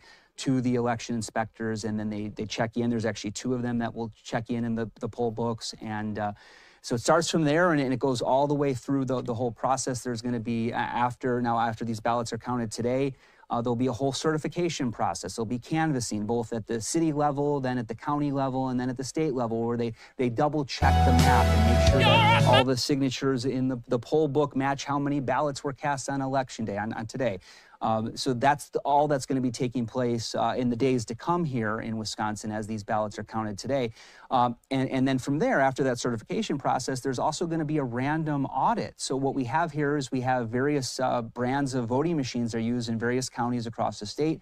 And what they're going to do is they're randomly going to select voting precincts. They're going to randomly select those precincts, and they're going to go ahead and pull those ballots, and they're going to hand recount to make sure that the paper ballots, because again, all of the ballots that are cast here in Wisconsin are going to have they're paper ballots, and so they're going to go do a hand recount of those randomly selected precincts to make sure that the paper ballots match what the computer counted on election night. So that's just one more level of security here in Wisconsin to make sure that everything is secure as people are still casting their ballots today. Yeah, Jason, just last question for you, because you've been following this all cycle. What are you looking forward to? What will you be watching for tonight as some of these results come in? No doubt you have some of these particulars that you're keeping an eye on. Well, one of the things I'm looking at is really turnout. We saw record turnout in 2018. Midterm elections tend to have smaller, not as much turnout as presidential years, as you see. And of course, midterm election 2018 did not nearly reach where we were in presidential levels, but we have seen some various decreases in voting. So, for example, in Milwaukee County, when you look at Milwaukee County from 2012, when President Obama was on the ballot, to 2016, when Hillary Clinton was on the ballot for the Democrats, we saw about 50,000 fewer people vote in Milwaukee County that year. Now, it's a presidential year. It's hard to compare that with a midterm election, but we're going to look and see how turnout is in Milwaukee. We're also going to be watching Waukesha County. Waukesha County is a strong Republican county, but we've seen over years their numbers starting to shrink a little bit. Back in 2014, when Scott Walker was on the ballot running for governor, he got 72% of Waukesha County. Compare that then when he was on the ballot again in 2018 and he lost, he only got 66%. So you can see how the numbers have shrunk in a dominant, a crucial Republican county like Waukesha County. Those are all those key places that we're going to be watching tonight to see exactly what happens and kind of get maybe a preview and a test case for how the whole rest of the state's going to go. If we see voter turnout high in Milwaukee compared to that with 2018, and if we see Waukesha County strong numbers for the Republicans, then those can give us some insights into exactly how this is going to play out tonight. But again, it's going to be a long night because, as we mentioned, those absentee ballots have to be open. They have to be inspected by inspectors 2 at a time. And then they'll be going through the voting machine. So that's all going to take time. And so don't expect that we're going to have the results right as the polls close at 8 tonight. All right. Well, the nations will be looking at Wisconsin, of course. A lot of these, balance of power questions could hinge on Wisconsin there. Jason Calvi there in Milwaukee. We appreciate your time, and we'll talk again. Thanks so much, Andrew. All right, we thank Jason there and his reporting. He's been really instrumental as we've broken down so many of these key races in Wisconsin specifically. We just spoke to Sam Kramer. We just spoke to Aaron Mabin. They were at some of these watch parties for the Senate candidates, Ron Johnson, the Republican, and Mandela Barnes, the Democrat. In the meantime, let's throw up this really fancy graphic, the balance of power. You can see there from the Fox News Decision Desk, and the balance of power for the House and for the Senate. So you can see there what Republicans need to take back their majorities and what Democrats need to do to keep their majorities. Of course, things are very early right now, and we just want to get to some of these updates on other states. Polls have now closed, 3 of which are really crucial Senate races. So polls have closed about 10 minutes ago in states like North Carolina, Ohio, and West Virginia. So North Carolina, remember, we're watching that Senate race there between Ted Budd, the Republican, and Sherry Beasley, the Democrat. Ohio, of course, we're going to be getting results in very soon here, early ones, and we're watching that Senate race there between Republican J.D. Vance and the Democrat Tim Ryan. We have two LiveNOW looks up at the moment in Georgia. Take a look at some of these pictures inside some of these watch parties. Okay, there is Reverend Raphael Warnock's watch party in Georgia. This is a live picture. We also have Herschel Walker's election night watch party happening in Georgia as well. Let's go to some of the early results we have in. I'm going to put up this graphic here. Take a look at this. All right, Georgia Senate race. We got about 14% reporting right now. Raphael Warnock, 60% to Herschel Walker's 39%. So I know it's very, very early still, about 14%. Just reporting. Remember, each candidate, or at least one of the candidates, needs to reach that 50% threshold or above to avoid a runoff. Now, you'll remember that did not happen back in 2020. And both of the Senate contests then went to the runoffs there, leading to Raphael Warnock's, Senate position. He has not been in the Senate for a full 6-year term, only 2 years. Herschel Walker, of course, has never been in elected office, and so this could be the first time, if he wins, that he would be serving elected office there in the Senate. Of course, so many Georgians know him as a very, very famous collegiate football star at the University of Georgia way back when. So in the meantime, let's just listen in to some of the speakers here at the Herschel Walker election night watch party before we bring you some more results, some more early results, and some breaking news out of key places like in Maricopa County. What are we doing? It is a good night in Georgia, right? That's right. Listen, before I get too carried away, a lot of you know politics, it takes a toll on a lot of things. And I want to acknowledge my family. I got my wife here somewhere. I got my 2 kids. My daughter came back from Alabama with her future husband, and my son from Riverside. And I just want to let them know I appreciate you being here, because the sacrifice the candidates have, not only us, but it's their families. So thank you for allowing me to do this.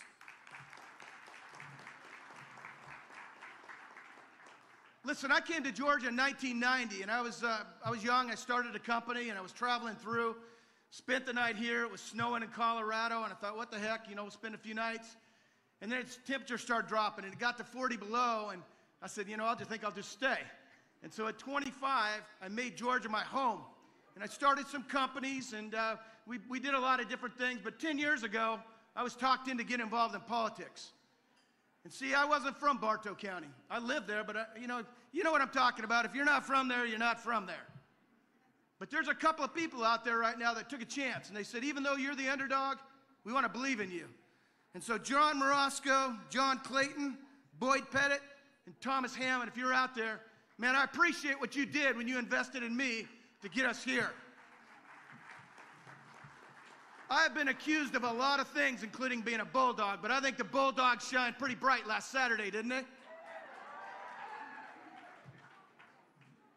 We decided the only way to fix this agency was to get involved. And we had to run, and we had to run hard. And I'm not going to use the word I normally use because I said it's not appropriate. So we started hammering away. And my team did what no one else has done. 204,000 miles in a truck. Hannah and Cindy and Sam and Lewis and Wesley and Mallory and myself went to communities all over the state to make sure they had a voice into the Department of Labor. And ladies and gentlemen, I want to tell you, those outside right now are begging for leadership.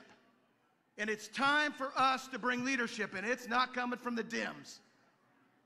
So tonight, from top to bottom, we're going to see a sea of red wave, aren't we? Yeah.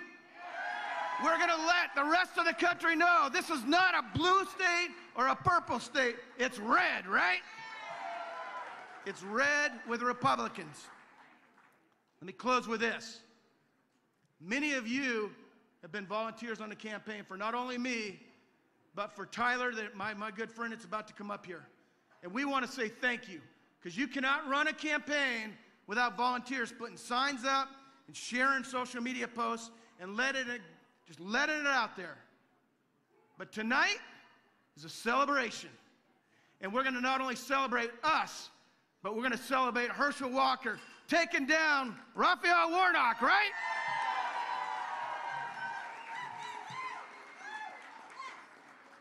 Next up is my dear friend is going to make a fantastic agriculture commissioner. I'm an entrepreneur, but as he's going to say, he's a farmer, and it takes a farmer. So come on up here, Tyler.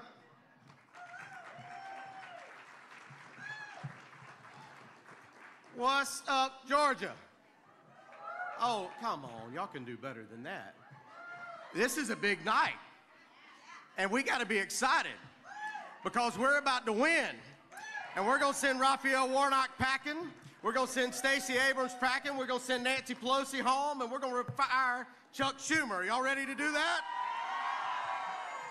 That's a lot better. I don't know about y'all, but we're excited tonight, and I'm excited to be here.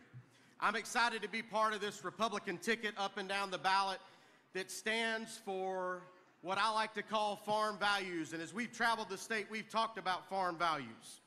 And I tell people all the time, if we had farm values from the City Hall to the White House, we'd be a lot better off as a state, as a country, as a community. And I've put those farm values to work for the last 10 years in the state Senate, and I look forward to put them to work for you as your next agriculture commissioner. But you know, those of us that are on this ticket, we've traveled the state a lot. For a year and a half, we have campaigned, and many of you in this room have helped us do that. So I want to start out by saying thank you to all of you for the work that you've put in helping us get across the finish line tonight. Tonight is a big night. Tonight is a night for celebration. Tonight is a night for us to celebrate all of the work that we put in over the last year and a half to get to where we are today. And with your help, this little farm boy from South Georgia, a 7th-generation farmer, is going to go to work for you as your next ag commissioner. We're going to send Herschel Walker to the U.S. Senate. We're going to make sure Brian Kemp continues to be our governor. And we're going to send Democrats packing up and down the ticket. Y'all ready for that? Because I know I am. Well, as we've traveled the state, we've said a lot of things and we've done a lot of things. And as you know, agriculture is our #1 industry.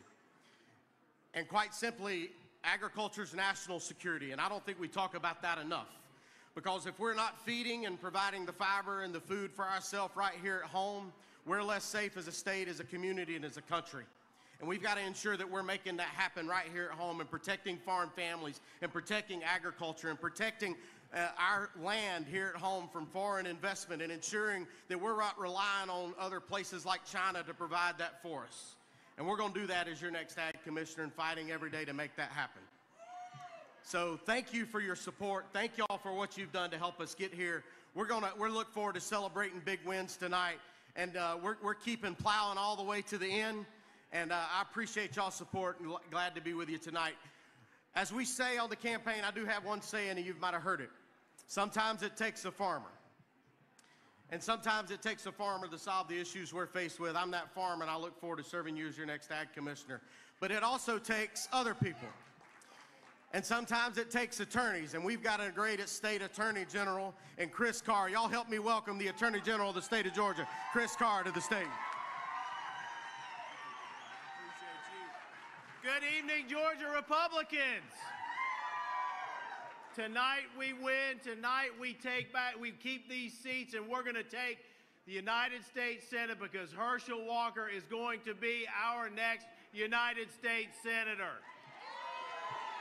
I want to thank y'all. I want to thank y'all for letting me serve as the Attorney General for the past 6 years, and I'm feeling good.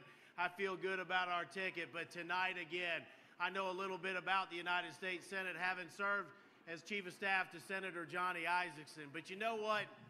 When I was 8 years old in 1980, I used to love to watch Herschel Walker take that handoff and go over the top and score a touchdown for the Dogs. There was nothing better. In fact, I'd like to put on my own jersey, and my dad's here. I'd take a football, I'd go over the couch until I got in trouble, and I spent a little time in my room because I went too many times over that couch. But tonight, Herschel Walker goes over the top to win back a U.S. Senate seat for the state of Georgia. And we've seen what the last 2 years will result with Democratic leadership and Democrats in charge of the Senate. We need Herschel Walker. Why? Because he will bring back fiscal sanity to the United States of America. He will stand up for the men and women in uniform, both here and abroad, that defend our nation. He will help us fix the border that is porous, that's got human traffickers coming through in fentanyl. He will do it, and he believes in the rule of law. We asked Herschel Walker to help us win a national championship in 1980. Tonight, he helps bring back the soul of our nation. We need Herschel in the U.S. Senate. On September the 6th, 1980, Herschel Walker ran right through Bill Bates. On November 8, 2022, he runs right through Raphael Warnock. I want y'all to welcome our next congressman from the 10th District, Mike Collins. Oh, thank you. Thank you for having me here. You know, I'm excited and I'm proud and I'm happy to be here to help support Herschel and, you know, our entire Republican ticket. I also want to take just a few minutes to thank you. A lot of you have supported us and supported me out in Georgia's 10th District, and I'm proud to be your next congressman. I also want to take a few minutes because I've got a lot of people to thank that helped us get here. Of course, I want to start out by thanking God. Thank God for His grace and His mercy and this opportunity to represent Him in the role as a United States Congressman. Also, I don't see her out there. I can't see anybody, but want to thank my wife, Leanne, and our 3 grown kids. Y'all know how this is. It's like a roller coaster up and down, and for them putting up with me. And also, I'd love to just take a minute and just thank my parents who instilled the values in me.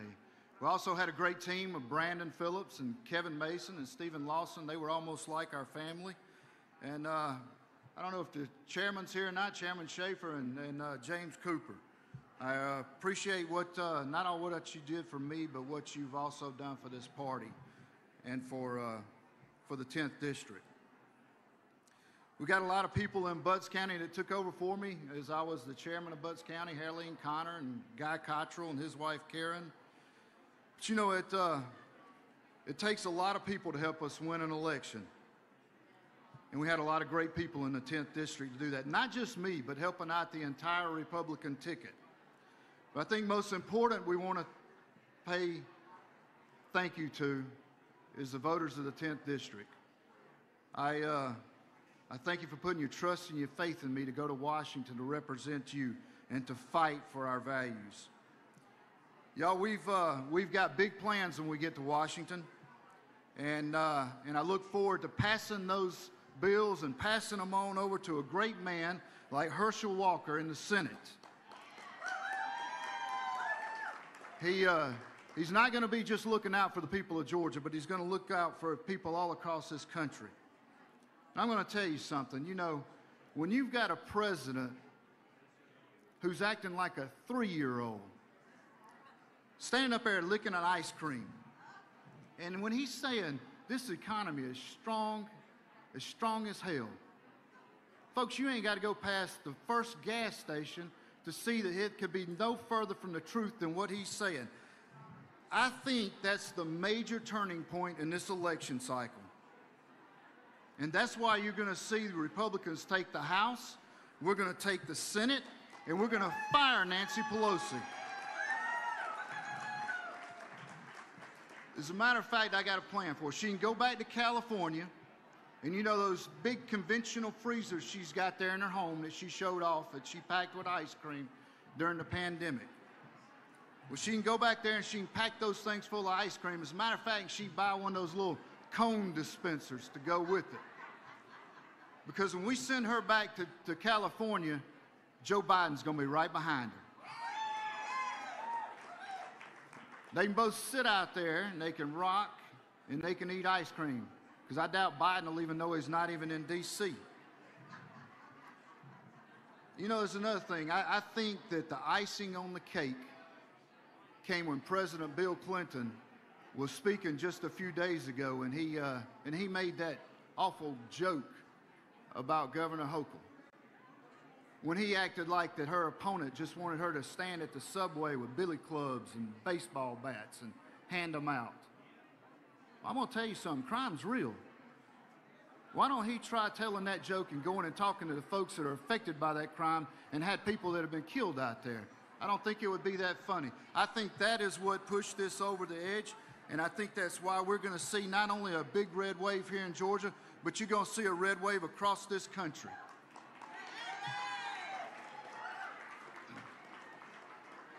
Y'all, the American people are tired.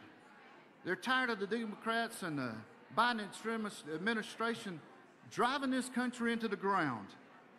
You know, it's not an America last, it's just out to destroy this place. So when we get there in January, we're going to take our America First agenda and put it back in place. Thank you. It's time we get back to energy independence by allowing our producers to drill here. We're going to fight the inflation by stopping the spending spree that's been going on up there. And we're going to pass a bill, if we're going to call it Inflation Reduction Act, by God, it's going to focus on reducing that debt and not be some crazy Democrat wasteful spending bill. Looking forward to securing our border, stopping these thugs from crossing our borders and dealing in drugs and human trafficking. We're going to fight back against crime by supporting our men and women in blue. And y'all, we're going to do all that, and we're going to get wokeness out of our school system, and we're going to allow our parents to have control again. And there's one other thing that I want to mention besides the legislation. Y'all, this time we have oversight in every committee we've got in the House. It's time that we peel back the layers, expose the corruption, and let the American people know exactly what's been going on in that place up there.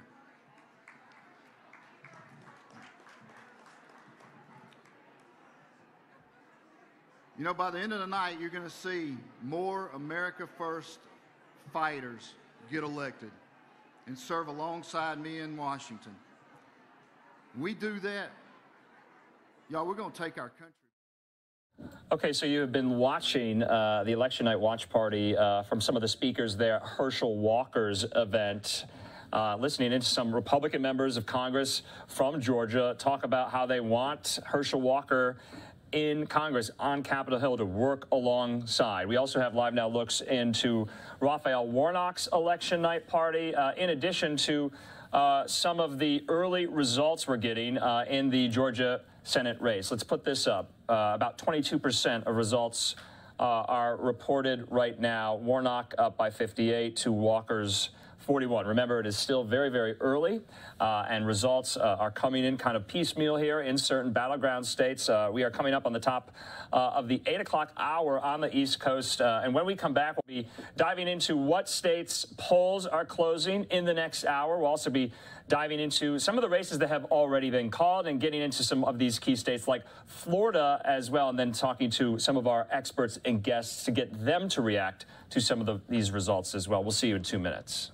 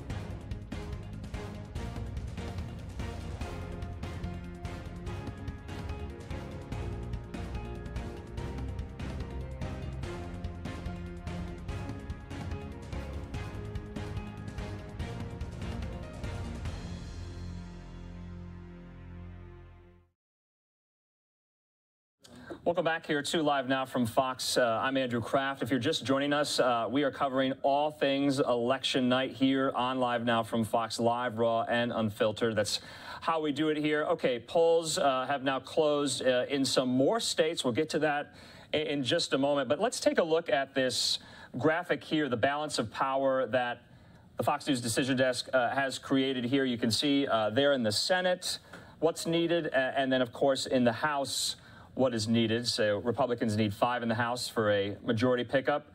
Of course, Republicans need 1 in the Senate for a majority pickup because it is so evenly split there in the Senate. So we're getting lots of results in, some final, some just early. Let's bring in our guests on the top of the hour just to check in with them. We're going to be joined right now by Rhett Buttle, Senior Biden Campaign Advisor and Principal at Public-Private Strategies. And then, of course, Sarah Chamberlain, CEO of Republican Main Street Partnership. And thanks for being with us yet again at the top of the hour here. Okay, let's get you guys to react to, we were just showing our viewers some of the results in the Georgia Senate race right now. We're going to take this live. All right, what are you guys thinking about this particular race? Obviously, it's still early, but all the polling has suggested that this is very, very neck and neck. Sarah, we'll start with you. I think it actually is going to go into a runoff in December. I don't think there's any way either one of them are going to get over 50%. All right, and Rhett, for you, Georgia, it really kind of all hung on Georgia back in 2020. Do you agree with Sarah? Yeah, look, I think a runoff is possible, although I also still think we're in the realm of possibility of having a winner tonight. I was looking at, during the break, I was looking at some results. One of the things that's interesting is Herschel Walker's underperforming Governor Kemp. Right now, a lot of early vote is in, so I don't want to read too much into it. So Stacey Abrams is up over Governor Kemp. I think we expect that to tighten. But what's interesting is Governor Kemp is performing better in the early vote than Herschel Walker is, which may tell us something. We knew Herschel Walker was a challenging candidate from the beginning. Things continue to come out about him potentially paying for women's abortions, people close to his family coming out, and those claims continue to come out. And I think, at the end of the day, people, a lot of decisions, you talked about what drives people to the polls. I think at the end of the day, it's a character situation. And I think that because of sort of the repeated instances of people coming out and saying Herschel Walker isn't telling the truth, that has really hurt his character. I think Raphael Warnock as a candidate, a pastor, an organizer, a leader, his, regardless of whether you share his political affiliation, his character is strong. He is from the community, and I think that that's going to play well for him. We'll see tonight whether we go to a runoff or whether he's able to pull it out. But I think the fact that Herschel Walker is underperforming Governor Kemp is not good news for the Herschel campaign. But can I jump in there? Because we knew that he was always going to underperform Governor Kemp. So that's not a surprise. Okay, and that's yeah. why I think that he can't get to 50%.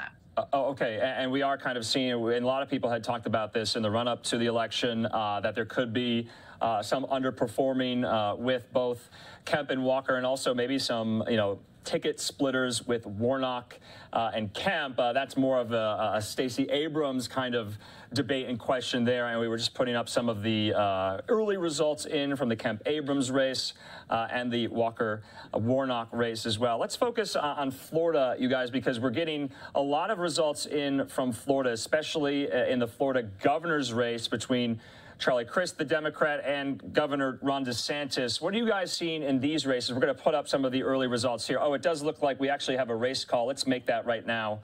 That Ron DeSantis has, the Associated Press is calling this right now for Ron DeSantis to the Democrat Charlie Crist. 57 to 42, about 72% reporting. Rhett, your reaction? I think this was expected. I see other networks are also calling the race for Marco Rubio. I don't think this is a big shock. I do think there are some learning lessons here for Democrats. In the past, Florida has been a place where Democrats continue to work to be effective. I think what we're seeing right now is we're actually seeing a remake of both parties. And I think, some of that is due to President Trump and the way in which he speaks to working class voters, and I think that that's been effective with some of the Republican base. I think the bad news for Republicans here is this gives DeSantis more trajectory, and he is President Trump's potential biggest rival for the Republican nomination, and so this gives him another boost, and I think really sets off a potential run between President Trump and DeSantis. It's been widely reported in the media that President Trump doesn't like Governor DeSantis.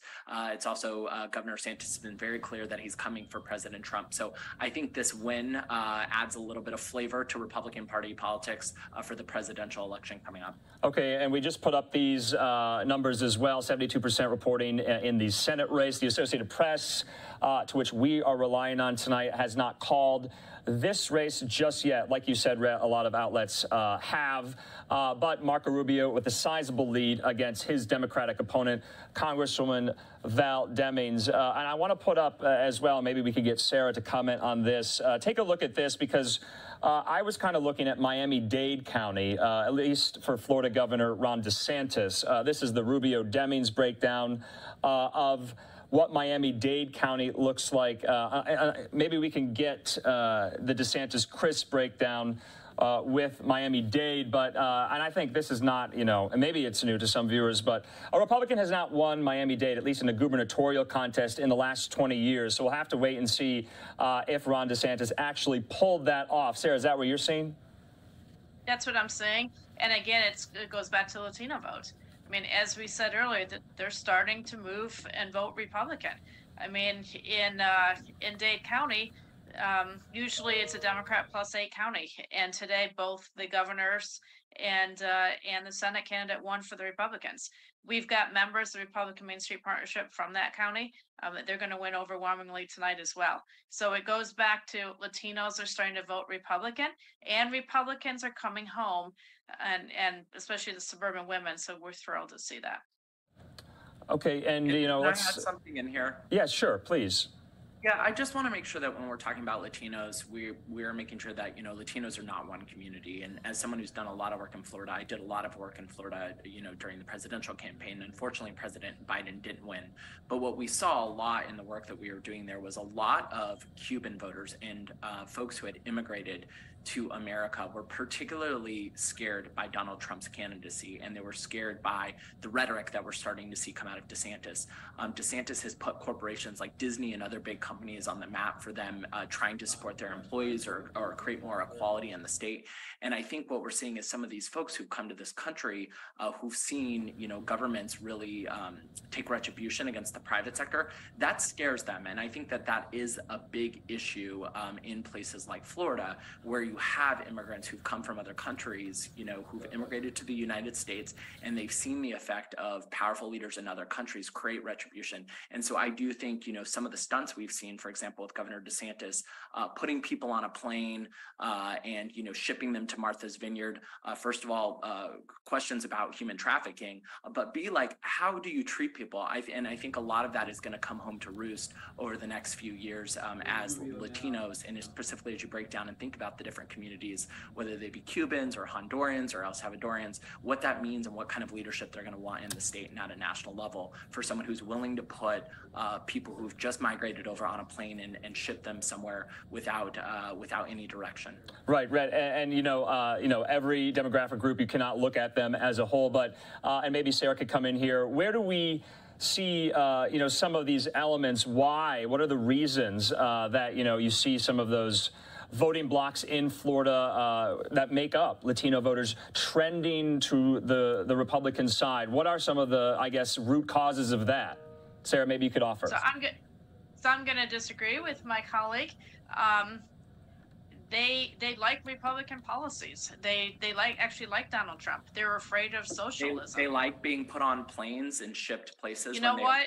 They overwhelmingly voted today for Republicans. They overwhelmingly voted for DeSantis. I mean, you and I can agree to disagree, but like seeing their brethren overwhelming put on victory. planes and shipped on places around the country. I mean, you know what? You're going to have to ask them. All right, and we do want to keep it. We do want overwhelming victory. You know what? You can have your opinion. I just think there's politics and then there's human standards, and in this. Okay, well, and that's fine. All right, I agree with you, but Sarah, the reality is the facts are the facts, and Dade County just went overwhelmingly for Republicans. So I don't think that you called that a stunt. I don't think that stunt affected the Governor DeSantis, and he will be on his way, I'm sure. Okay. Rhett, we got to focus on these races. We got to focus on the results on the races. You know what? The results speak for themselves. All right. Final word there. We got to focus on the races. We're getting so many results in, and we're going to focus on Florida. Yet again, we do have some of these live looks up out of some of these election night watch parties. There, Charlie Crist's party, no doubt that he will have to issue, this concession speech here. We also are getting in Florida Governor Ron DeSantis's election night watch party. And so we're going to check in with you guys a little bit later on so many other of these states, but definitely very, very heated in Florida. A lot of national issues at play there in the Sunshine State. We'll be checking in with Rhett and Sarah probably at the bottom of the hour here. In the meantime, let's at least check in with some of our other LiveNOW digital journalists in the newsroom. Before we do that, let's put up the results yet again. This race called Florida Governor Ron DeSantis. And so I think we have a live look out of his election night watch party. All right, and here is the election night watch party there in Florida of Governor Ron DeSantis. So a lot of his supporters in the room there. And so I want to put up the results yet again for this race here. And so we're going to be showing you both the remarks from Crist and DeSantis. We're going to be bringing on Florida politics experts as well, who cover Florida each and every day to make sure we understand what went into this race here. But take a look at this, because this is interesting. We were talking about Miami-Dade County, and this is the breakdown here between DeSantis and Crist, according to the Associated Press. And remember, a Florida Republican governor candidate has not won Miami-Dade County in 20 years. Ron DeSantis doing just that tonight here.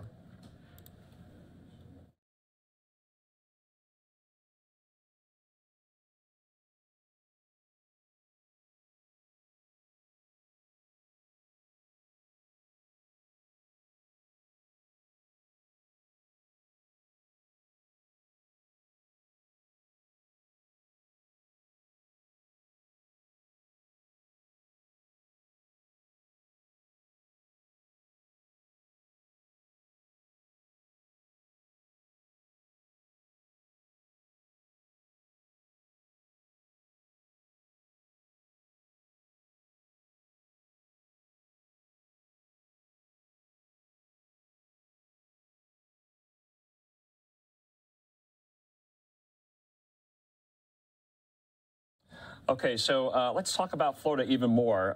Let's bring in LiveNOW's own Andy Mack. He's in the newsroom with me here to break down both the governor's race that has been called. We're waiting for a call, though, in the Senate race as well. Andy, thanks for being with us. Obviously, you've been following this all night alongside us. Let's talk about some of the counties. Let's talk about where they fell. We just talked about Miami-Dade. Any other counties that especially are reaching out to you right now? Well, we're watching this very, very closely. And like they said, Miami-Dade County, a very, very important one for this race, for both races, in fact. And we want to get over some of these county by county looks. And obviously, Ron DeSantis, the red there on Miami-Dade County, winning it by up by over almost 50,000 votes, some 84% of the vote right there. And you can kind of contrast that. You can see outside of Miami in southern Florida there as just a little bit Broward County actually going for Charlie Crist. So you can see usually it's blue at the bottom of Miami, but not this time. And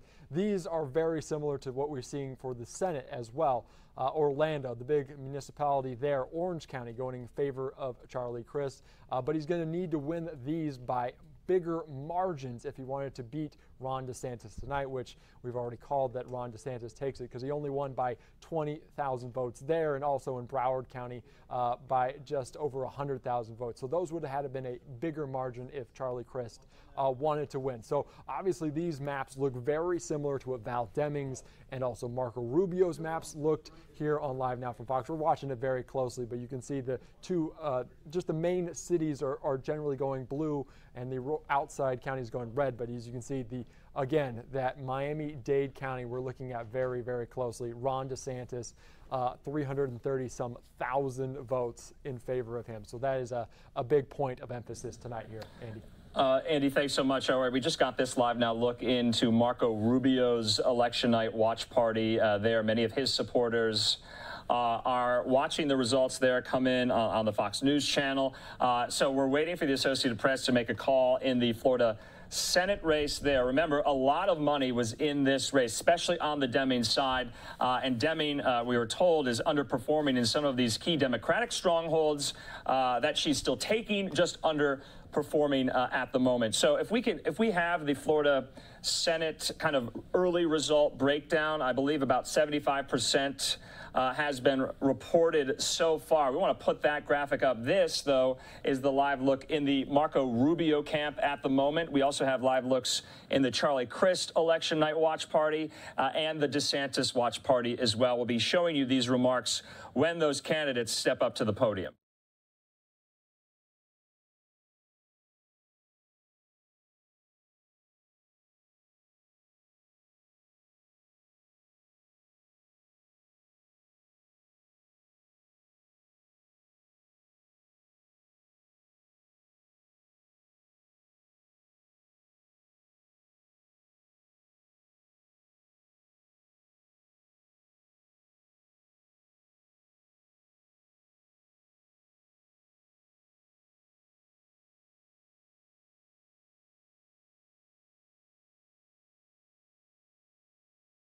Okay, so you were just looking in there to the Rubio watch party, and of course we have Governor DeSantis's watch party there in Florida and Charlie Crist. We're going to be speaking to one of our Florida politics experts at the bottom of the hour as these races are getting called. We'll also be breaking down some of the congressional House races, and we're waiting for some of those calls to be made as well. Let's go out now again to Andy Mack in the newsroom. We want to break down the Florida Senate race and the results that are coming in right now. Andy, thanks for being with us here. What are you seeing? Where are these counties playing right now? Well, we're looking at it, and the maps between those governor race and the Senate race, as you might imagine, very, very similar, but both Miami-Dade County, both going red for governor and for the Senate. We want to bring up this map county by county here on Live Now from Fox. Marco Rubio certainly taking Miami-Dade County there, some 87% of the vote, according to the Associated Press. Some 350,000 people voting for Marco Rubio, up by about 50,000. So a very similar margin between the governor race and also the Senate race. And we're also watching here Broward County going blue instead of Marco Rubio, but you see Palm Beach County going toward Val Demings. It was Ron DeSantis that took that one. So a map we're looking at very, very closely here on Live Now from Fox. All right, we are going to step away from Florida. Andy, thanks so much. We're going to take just a quick commercial break. When we come back, we'll be getting some updates from some of our reporters here in Arizona as they are at some of these election night watch parties and about where the races stand here. We'll be back in just a moment.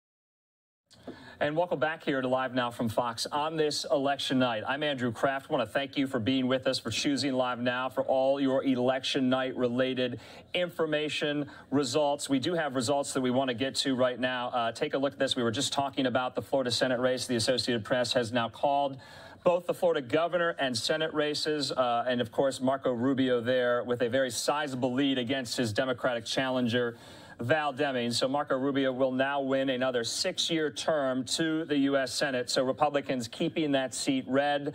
We also learned that the Associated Press has called the Florida governor's race for Florida Governor Ron DeSantis as well against his Democratic opponent, Charlie Crist. We're being told as well that Charlie Crist could be stepping up to the podium there in Florida. This is a live look to offer some type of concession speech. Okay, in the meantime, though, let's focus on Arizona. We're going to be joined right now by Fox 10 Phoenix reporter Steve Nielsen. Steve, good to see you. And of course, a lot has been happening in Arizona, specifically Maricopa County tonight. But what are Arizona Democrats? How are they feeling? Are they expecting results tonight?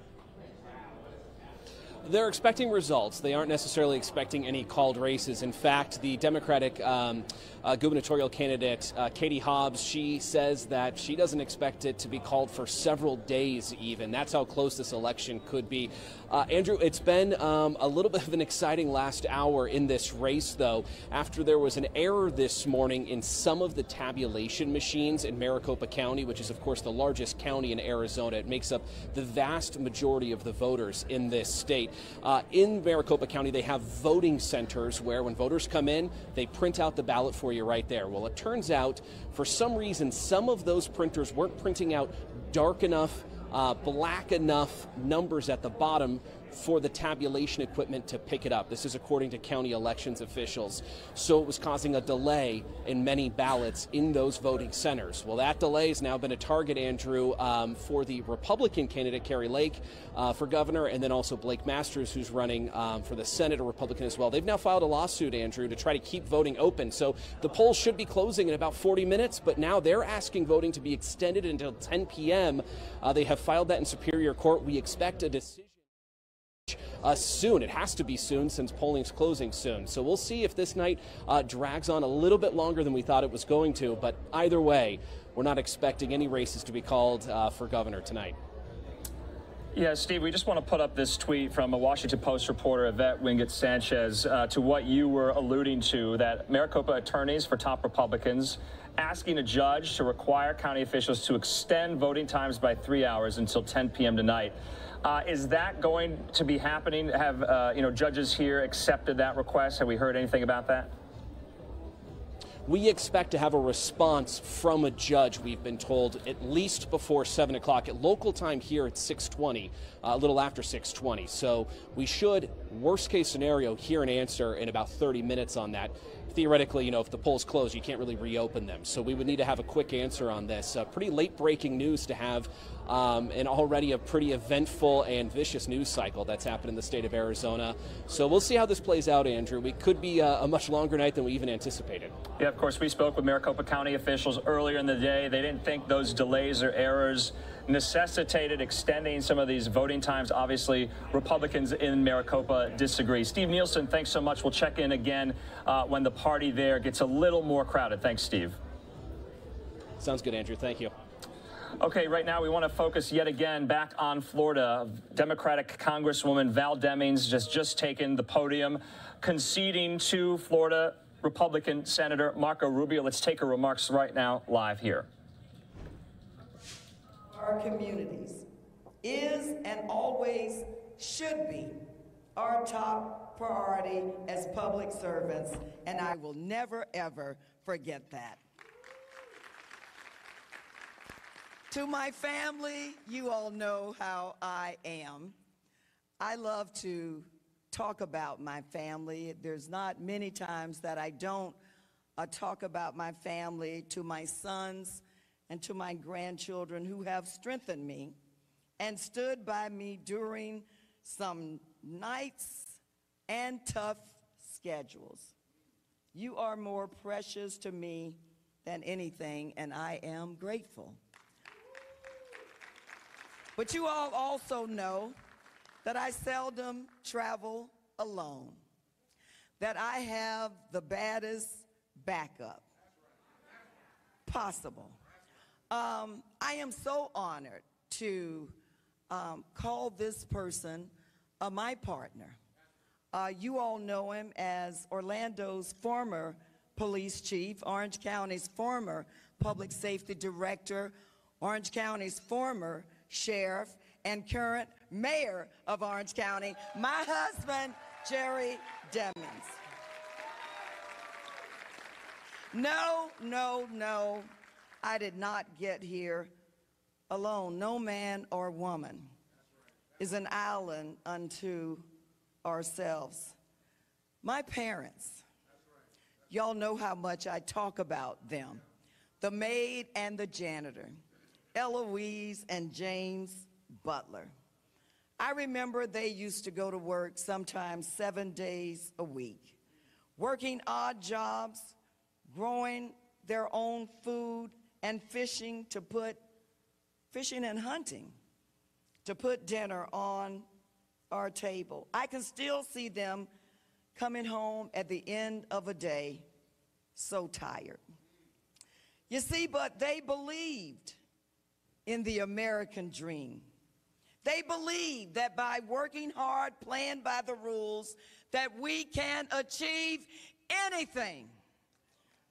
They believe that our democracy is the greatest foundation on which all else depends. Our democracy, and we must protect it and defend it. You see, my parents, they did not have much. They didn't have a famous last name. They didn't have much money in the bank, but they were good, decent, honest people who taught us to be good, decent, and honest. They believed in the promise of America. I believe in the promise of America because I've seen the promise of America. That's why every election cycle, my parents pressed their way to the polls. If her car was broken down, they would pay someone to drive them. If they had to work at the end of their day, they would press their way to the polls. You see, they understood that their vote counted as much as the richest man and woman in town. That's what living in a democracy is supposed to be about. They knew, my parents, that the safety or prosperity or future depends on our democracy.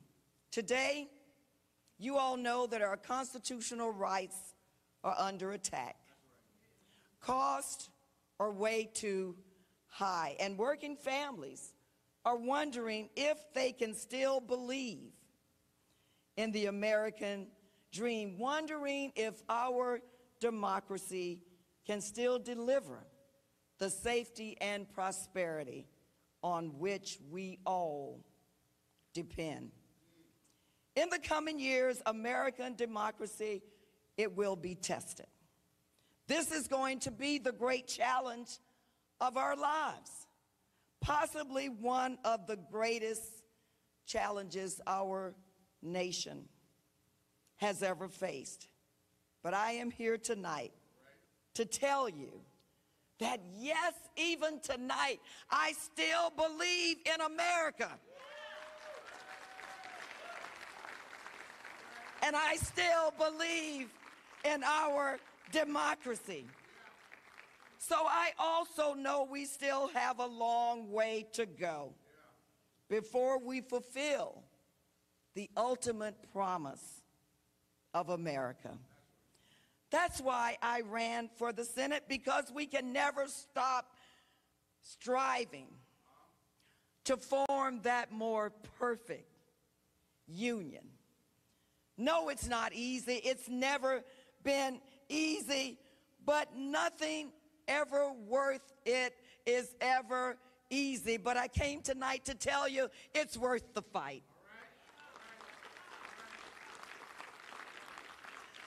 So wow, Florida. We did not get the result we wanted tonight. We can never, ever tire. We can never tire of doing good. We must look to our next fight to stand for the values we believe in and hold America to its promise of liberty and justice, not just for the privileged few, but for all. We have much work to do to protect our fundamental constitutional rights. No, this election might be over, but that fight is not over. All right, you've been listening to Val Demings there conceding her race to Republican Senator Marco Rubio. We have the results here we want to put up on the screen yet again. You can see there the vote breakdown. We're going to be talking about all of this. It does look like Charlie Crist has taken the stage as well there in St. Petersburg. We're going to get to that in just a moment. We want to bring in A.G. Gankarski, a Florida politics reporter and editor. And AG, you have walked us through the primary cycle tonight, election night, these races now called for governor and senator there in Florida. Anything that has struck out to you that's unusual that you didn't expect? What do you know? Worst case scenario for Democrats. Governor DeSantis won by a bigger margin than Jeb Bush did 20 years ago, which was the historic watermark for all victories. And you saw that on race after race, 15-point races, attorney general, agriculture commissioner, you name it. And the Republicans just had a much better operation than Democrats did. Charlie Crist couldn't make the sale. I don't think he made the sale to Hispanic voters. I don't know if he made the sale to black voters in the way he needed to. So when you look at what happened, it was the perfect storm for Democrats, and it is the type of thing that sets Republicans up for the next decade, if not a generation. Okay, AJ, let's talk about maybe some of these congressional races that you're following. Have we gotten any results in from those? Are Republicans going to pick up any seats in Florida, you think? Republicans are going to end up with like 20 seats. A lot of that happened via redistricting. Governor DeSantis got rid of maps that had minority access maps. He basically drew what he called race neutral maps, where he signed on to that plan. So Republicans are going to control 21 seats by the night's end. That's a really big deal. There's only 28 in the state. So when you look at what the House is going to do in this election, if the House goes red, as it looks like it's going to, Florida's redistricting is going to drive a lot of that. Okay. But in those congressional races, they turned out the way they, another Republican wave there too. Yeah. It looks like a lot of these candidates are stepping up to the stage, at least to concede there. Demings just conceded. Crist just conceded. We're going to show our viewers Charlie Crist's concession speech after we speak with you. But let's talk about Florida Governor Ron DeSantis. Former President Trump held a rally in Ohio just yesterday. And, a lot of people were talking about that announcement he made about this November 15th election possible preview for 2024 that's going to happen at Mar-a-Lago. He has a new nickname for Ron DeSantis, Ron DeSanctimonious. Many are speculating, this was Charlie Crist's line, that, why should voters vote for DeSantis if they can't guarantee he's going to be there for the full 4 years? What's going on in Florida? Well, Donald Trump is basically... He's calling a shot and calling Ron DeSantis Ron DeSanctimonious. It didn't go over well with the entire right, but it didn't matter. It was an opening shot. And Trump has talked to reporter after reporter in the last couple of days talking about if DeSantis gets into the race, then he's going to make DeSantis pay for it. He's giving interviews all across the spectrum. Ron DeSantis, he obviously is a threat to Donald Trump, but you kind of get the impression that Donald Trump knows a lot about Ron DeSantis he's not using. We've seen Donald Trump go after people for Jeb Bush, Ted Cruz, various Republicans. And is Ron DeSantis different? That remains to be seen. But whether Ron DeSantis wants to announce for 2024 or not, it appears that Donald Trump is calling his bluff and saying you either get in or you stay out. But there have been a lot of warnings to Ron DeSantis to stay out of this race, wait until 2028, et cetera. But who knows what he's really going to do at this point. Yeah, and one of the other key kind of data points I've been watching, you've probably been watching, Miami-Dade County going pretty heavily for DeSantis. That hasn't happened for a Republican governor candidate in a really, really long time. What are you still watching for, though, AG? The night is quite young. The night isn't actually that young here. Most of these races are called. So, okay. You know, this is something where you're just kind of looking at the final margins, but early vote when Republicans away, and election day went Republicans away almost 2-1 in a lot of places. And what's happening in Miami-Dade is happening in Hillsborough. It's happening in Duval County also. So it's not just limited to that. Ron DeSantis being able to win urban areas is a big story, and it's a big Republican story. Because if Ron DeSantis can say, my version of conservatism translates, then he's basically in a position to make a case as a general election candidate in 2024, not just a hard right primary candidate. So it augurs really well for him. All right, AG, as always, we really appreciate your reporting, and we will be speaking again if some of these 2024 rumors appear to be true. AG, as always, we appreciate your time. Hey, thank you for having me. All right, right now we want to get into some of these remarks that we've been getting in from some of these Florida candidates, including the Democratic candidate for governor, Charlie Crist, conceding to his Republican challenger, Ron DeSantis, the governor, just moments ago. Let's listen in to some of these speeches here on Live Now from Fox.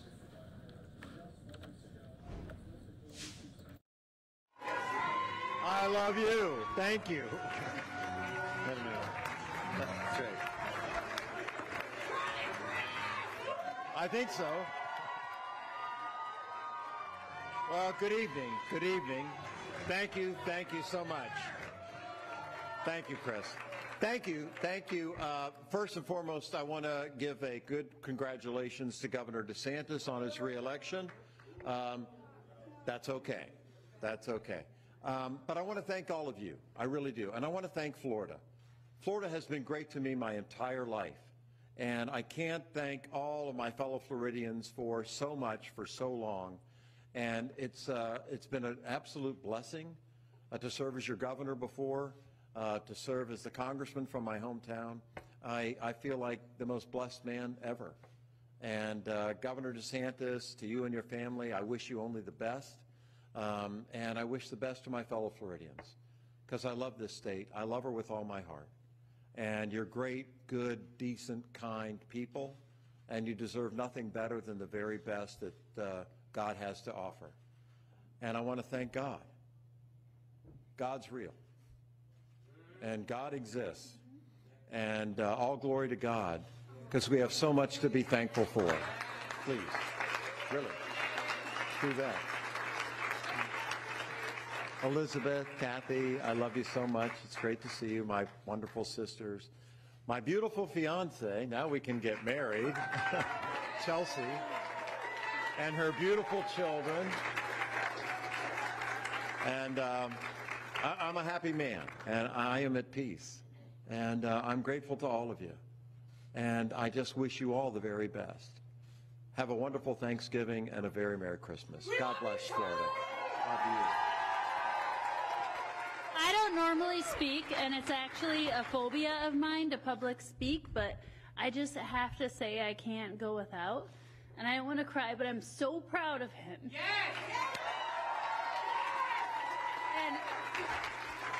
And I want to say that I'm so proud of the people that saw that someone needs to stand up to a bully. And it's not the end.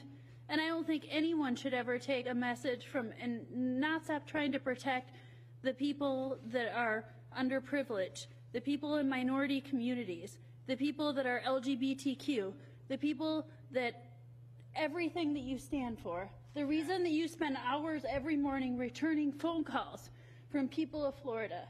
And I couldn't be more proud, even though of the result. I want to thank God, and I want to thank Charlie, and I want to thank all of you right now. Thank you. Chelsea should have run. Okay, so Charlie Crist conceding there to Florida Governor Ron DeSantis. So Charlie Crist's at least comeback effort into Florida politics falling short there in the Sunshine State. We're going to focus yet again on Florida. I'm Andrew Kraft. We want to thank you for being with us. We've been showing you these candidate speeches. Let's hear now from one of the winners in one of these races, of course, Florida Senator Marco Rubio, the Republican, just won re-election to that Senate seat, 6 more years in the Senate. For him, he's speaking live. We're going to start it from the very top and let you listen in to his victory speech there in Florida. Thank you. Gosh, it's great to be here, gathered in the red county of Miami-Dade.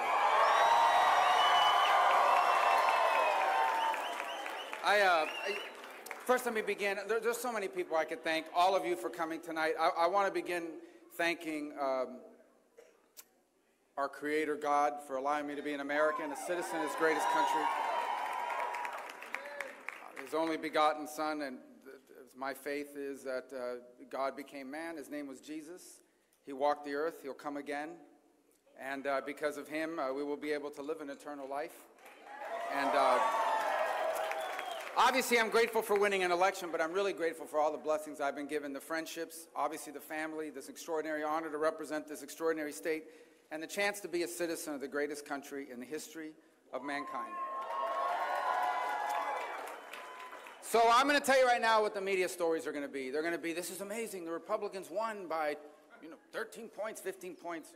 It's unbelievable. They won Miami-Dade County. They must be believing all those Cuban radio stations or whatever they come up with. Guys, you know what? Politics is really not that complicated because Americans are not all that complicated. We're a diverse people, but we're not a complicated people.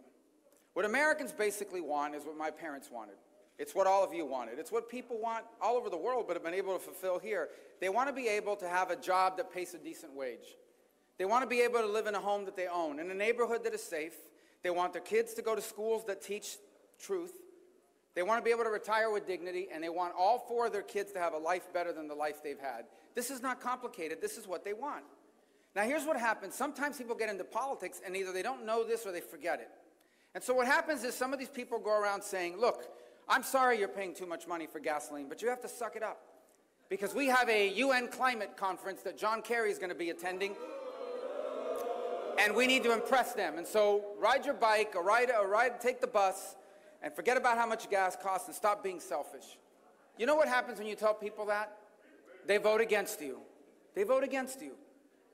They go around telling people, listen, don't worry, you can't be complaining about crime. We can't keep locking criminals up. We can't keep arresting criminals. We can't keep funding police officers. Because the only way we can make up for whatever it is they think we need to make up for is not to put criminals in jail. Crime soars, people feel unsafe. And you know what happens when you tell that to working people in this country? They vote against you. And then they go and tell them, forget about our border. We don't need a border. We care more about people that came from other countries. And listen, nobody's going to give this community a lesson about how bad things are in other places. But what country in the world can accept 6,000 people a day? And that's what they're asking you and everyone else to do. Meanwhile, we have veterans committing suicide, veterans who are homeless, veterans that have to fight with the VA. But no, they don't care about that. All they care about is we have to be compassionate for people coming from all over the world, 6,000 a day, and put aside the interest of the American people. When you tell that to people, you know what they do? They vote against you. And this has been going on for far too long. And then here comes election time, and they roll out all their friends, every celebrity, every actor. We don't have any actors really on our side, do we? Do we have any actors? No actors that can get another movie are going to be on our side. They roll out those crazy women on The View. They roll out Vogue magazine. They roll out all these things to tell us how we're supposed to vote. And they think they're going to fool people. And then when people vote against them, they say, oh, it's just information. You were confused. No one here is confused. The people in this country are going to vote for the people that fight for people like them. They're going to vote for people that are going to fight for people that care about being safe, that don't want drugs coming across our border, that don't want illegal immigration running rampant into our country, that don't want to have to pay $4 for gasoline, that don't want to have to pay 22% more than they used to for their groceries. So when you see the results across this country tonight, that's what it's all about. The people who make this country great have been forgotten and have been left behind. And what I'm most proud of is that this community, Miami-Dade, and this state, Florida, a diverse state. You find people in the state from everywhere. You find people in the state from every background. And they have joined this incredible new movement that isn't just going to change the country, it's going to change the Republican Party. After tonight, the Republican Party will never be the same, and that's a great thing for America and a great thing for Republicans. It'll never be the same, because this is a party made up of people from every color, every race, every ethnicity, men and women. Yes, men and women, that exists.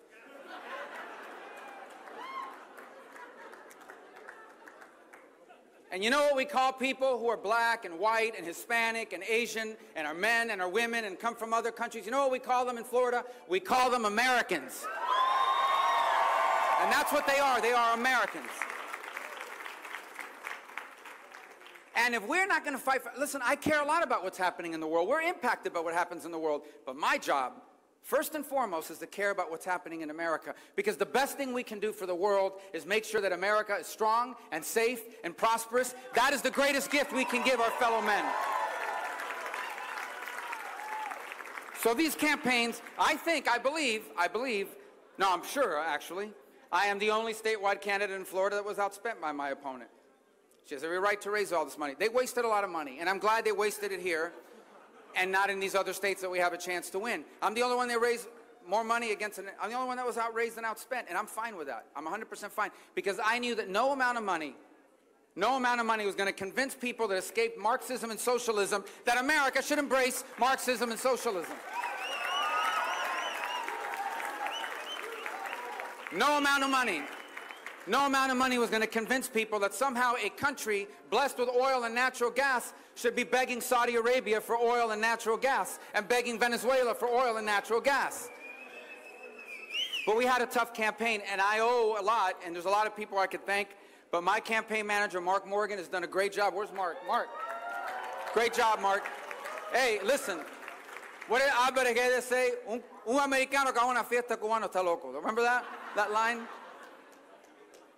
The translation there is an American that goes to a Cuban party has to be out of his mind. But Mark has done a great job in an extraordinary and diverse state. We are a great state.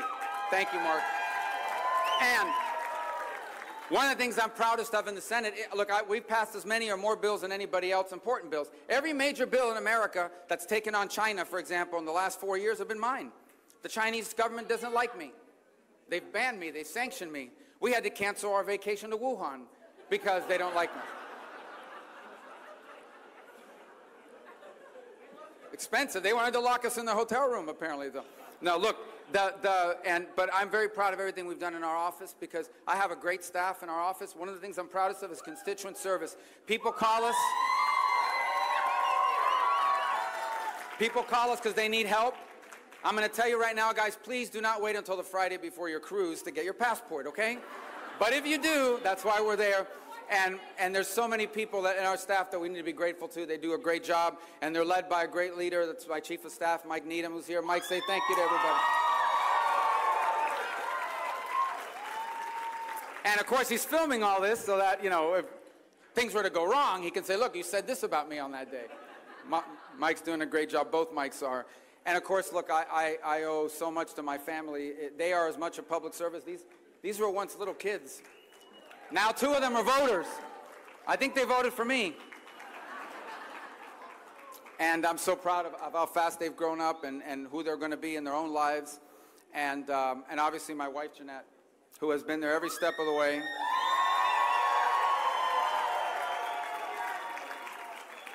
You can't do this without her. Brevemente en español lo que quería decir es que me encanta estar aquí esta noche en el condado republicano de Miami-Dade.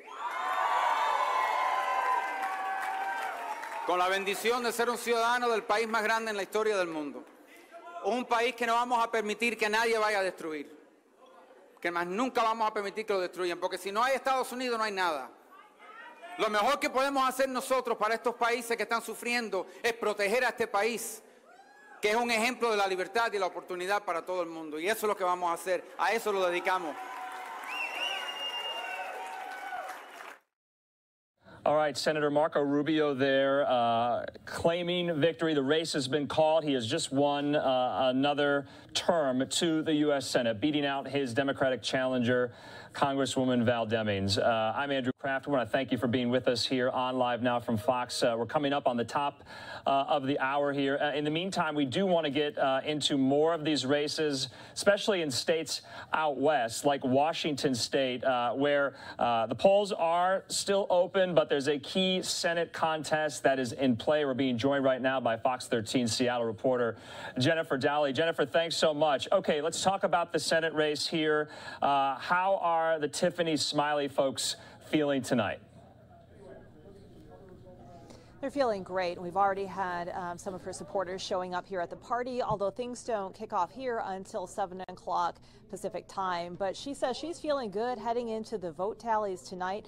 Those should come down at around 8 o'clock. The festivities here kick off at around 7 o'clock. And Tiffany Smiley has really run a veteran campaign, even though she is a newcomer. She says that she was only 11 years old when Patty Murray was first elected, and she's been running on a platform of change. She's been strongly advocating for law enforcement. She says if elected, she would tackle crime by trying to secure access to federal grants for retention and recruitment of officers. That's been a big part of her platform. She says she is not worried heading into the vote count. Take a listen.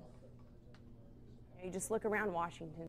No, I'm not feeling nervous at all. You know, our family got into this fight because we knew it was the right thing to do.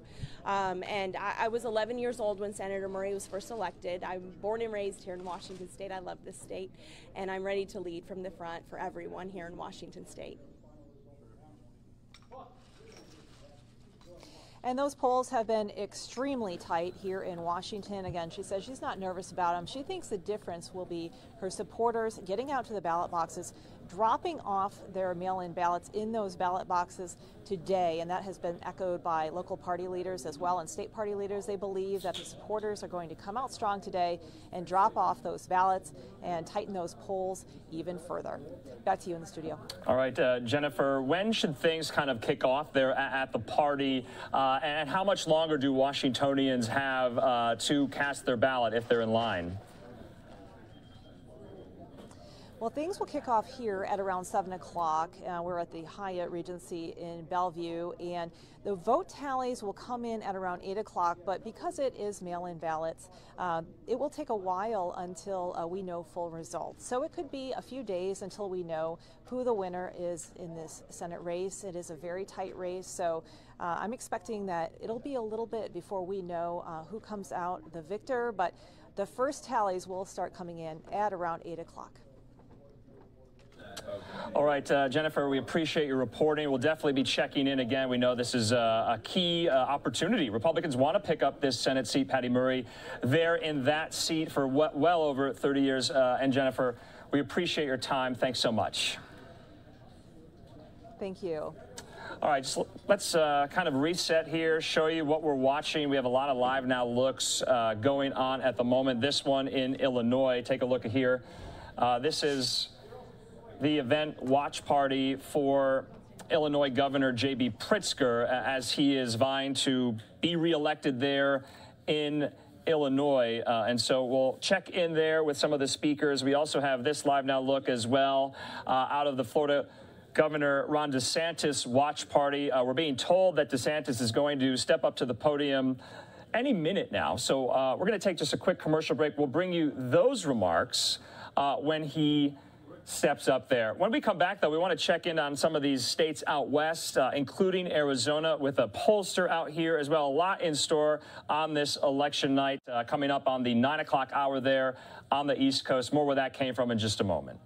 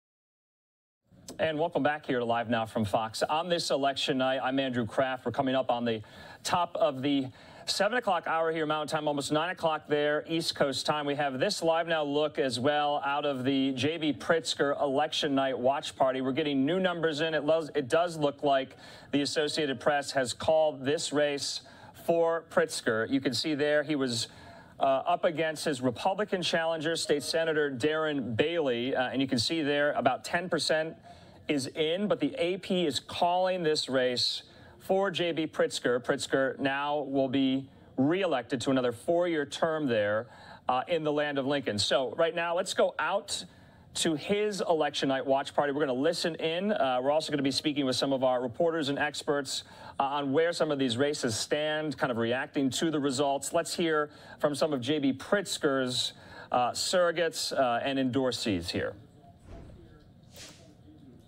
Platform to fight for these rights and freedoms.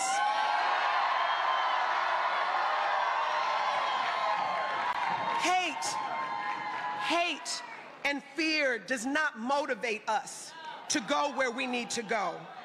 And tonight, our light shines and it illuminates a path forward where Illinois is home for all.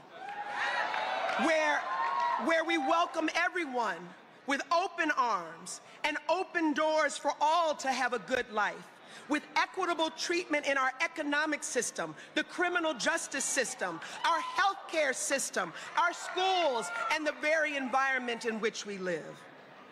Our light shines because with this election victory comes an acknowledgement that our fight for equal rights and racial justice is not over. There is still so much to be done to ensure that Black, brown, indigenous, and AAPI lives are valued and voices are represented in every space where decisions are being made. Here in Illinois, we can lead the way. We can light the path. We can make racial equity a reality. Our light shines because we believe, I believe, that our democracy is worth fighting for. And for those of you who are out there who are disappointed tonight, I say to you that we are listening. Every vote cast today represents someone telling us what matters, whether from an urban or suburban or rural community. All Illinoisans contribute to the diverse tapestry that is our great state. And if we are willing, we can search for the light in each other. And I also know that across aisles of party or politic, across cities, towns, and counties, there has been grief. Not just our individual grief, but our collective grief. During these past few years of the pandemic, we have been in what feels like a perpetual state of loss. Due to many causes, many of you, like me, have lost loved ones. We have lost rights. Many have lost peace of mind. Let me just say that I can't tell you what tomorrow will bring. I don't stand here today knowing what we may face in this journey that we are on together. But I can tell you that there is no obstacle big enough, no darkness so deep that can ever eclipse the light that we are working toward. That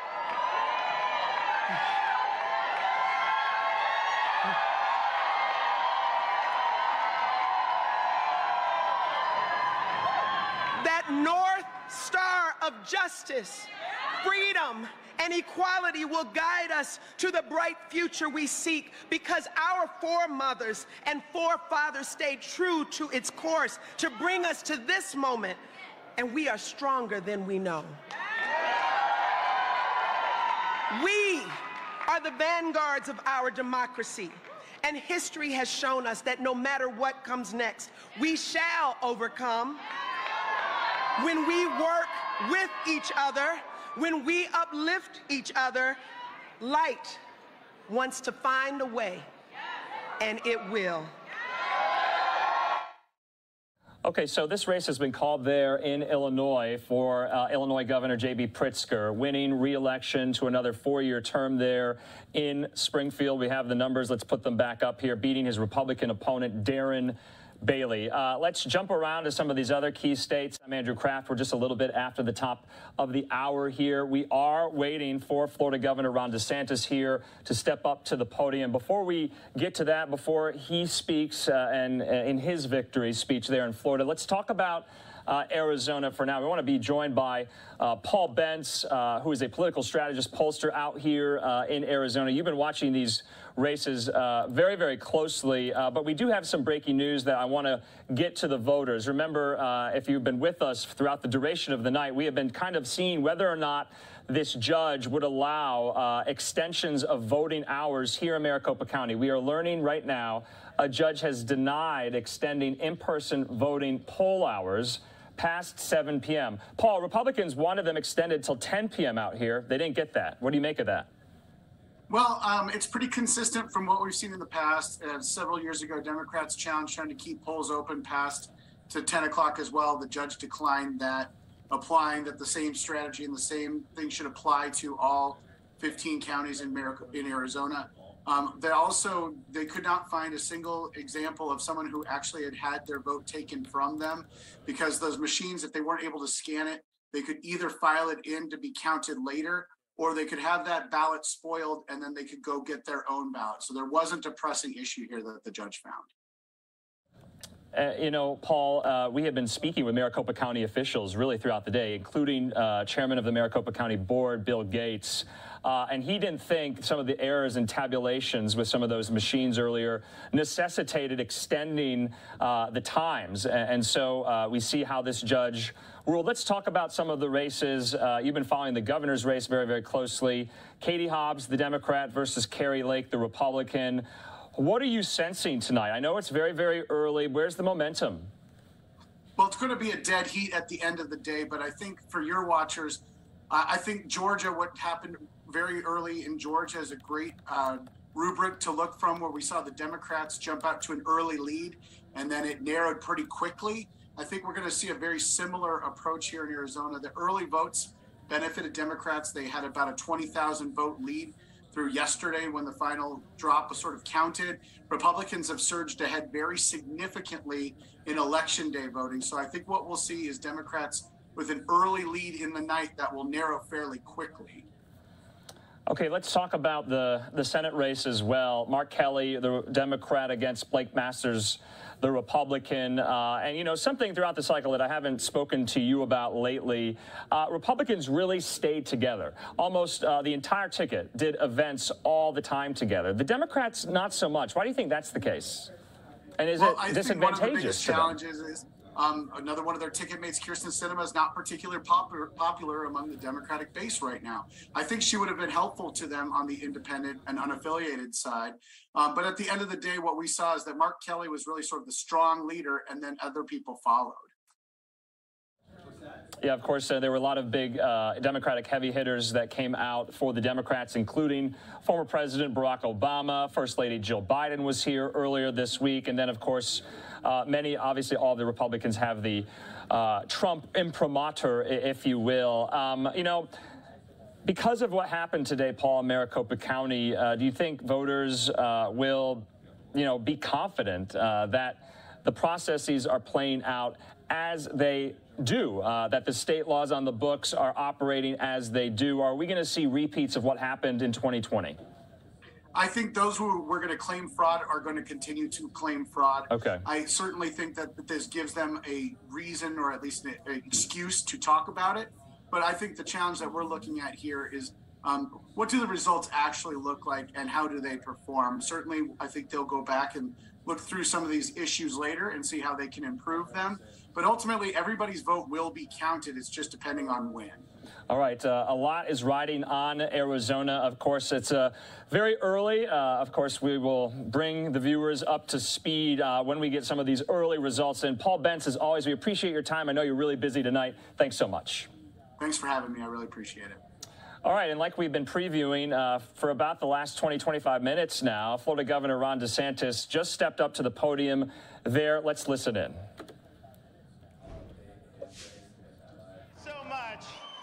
You know, over these past 4 years, we've seen major challenges for the people of our state, for the citizens of the United States, and above all, for the cause of freedom.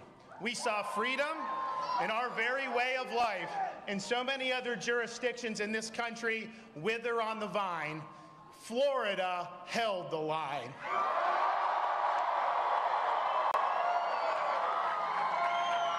We chose facts over fear. We chose education over indoctrination. We chose law and order over rioting and disorder. Florida was a refuge of sanity when the world went mad. We stood as a citadel of freedom for people across this country and indeed across the world.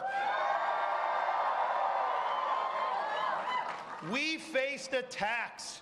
We took the hits. We weathered the storms, but we stood our ground.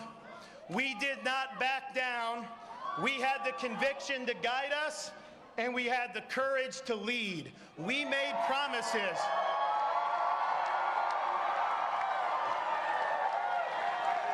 We made promises to the people of Florida, and we have delivered on those promises. And so today, after 4 years, the people have delivered their verdict. Freedom is here to stay.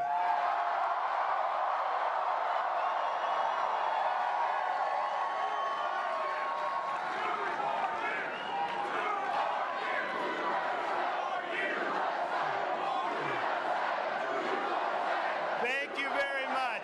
Thank you. Now, thanks to the overwhelming support of the people of Florida, we not only won election, we have rewritten the political map. Thank you for honoring us with a win for the ages. I want to thank all of our campaign staff, from campaign manager Janera Peck down. This was the best run campaign in the history of Florida politics.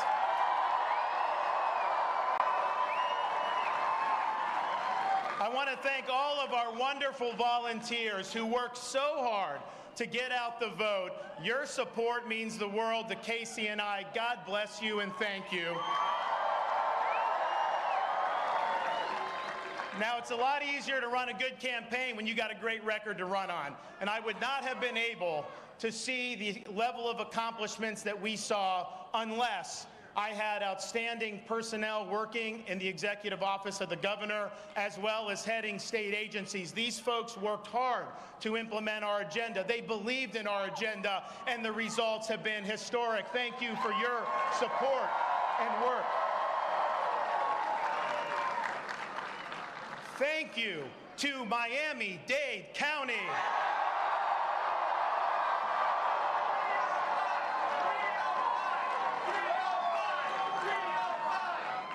Thank you to Palm Beach County.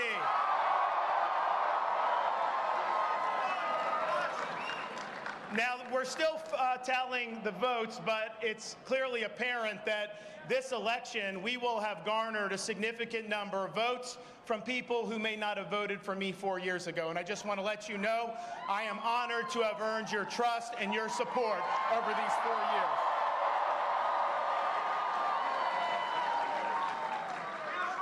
And most important of all, thank you to the greatest First Lady in all 50 states,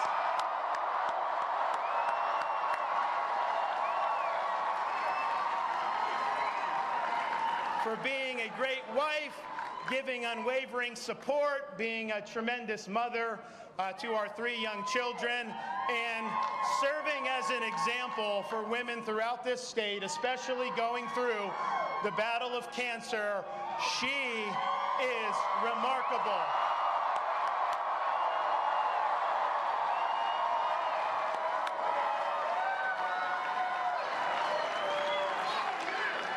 Now, today,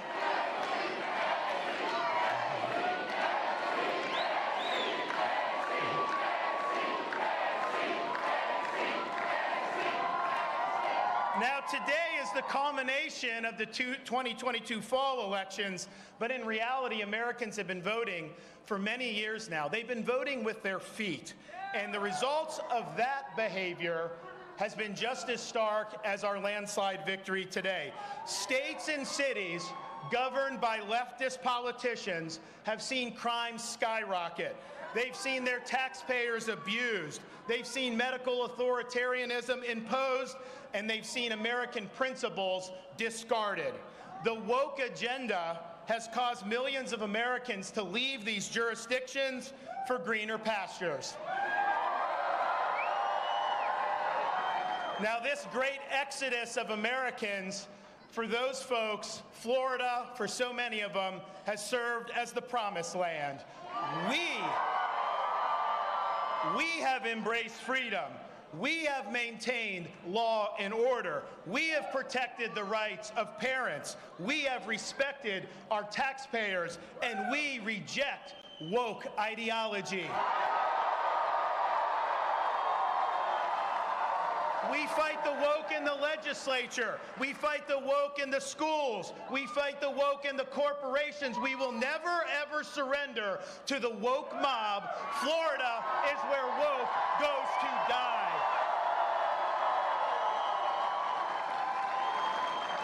People have come here because our policies work. Leadership matters. We refuse to use polls and put our finger in the wind. Leaders don't follow, they lead. We set out a vision. We executed on that vision, and we produced historic results. And the people of this state have responded in record fashion. Now, while our country flounders due to failed leadership in Washington, Florida is on the right track. I believe the survival of the American experiment requires a revival of true American principles. Florida has proved that it can be done. We offer a ray of hope that better days still lie ahead. I am proud of our achievements in this state. I am honored by your support, and I look forward to the road ahead. I have fought the good fight. I have finished the race in this first term, and I have kept the faith.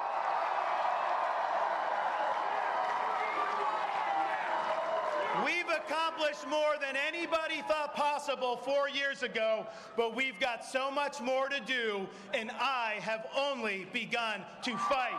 God bless you all. Thank you very much. Thank you for a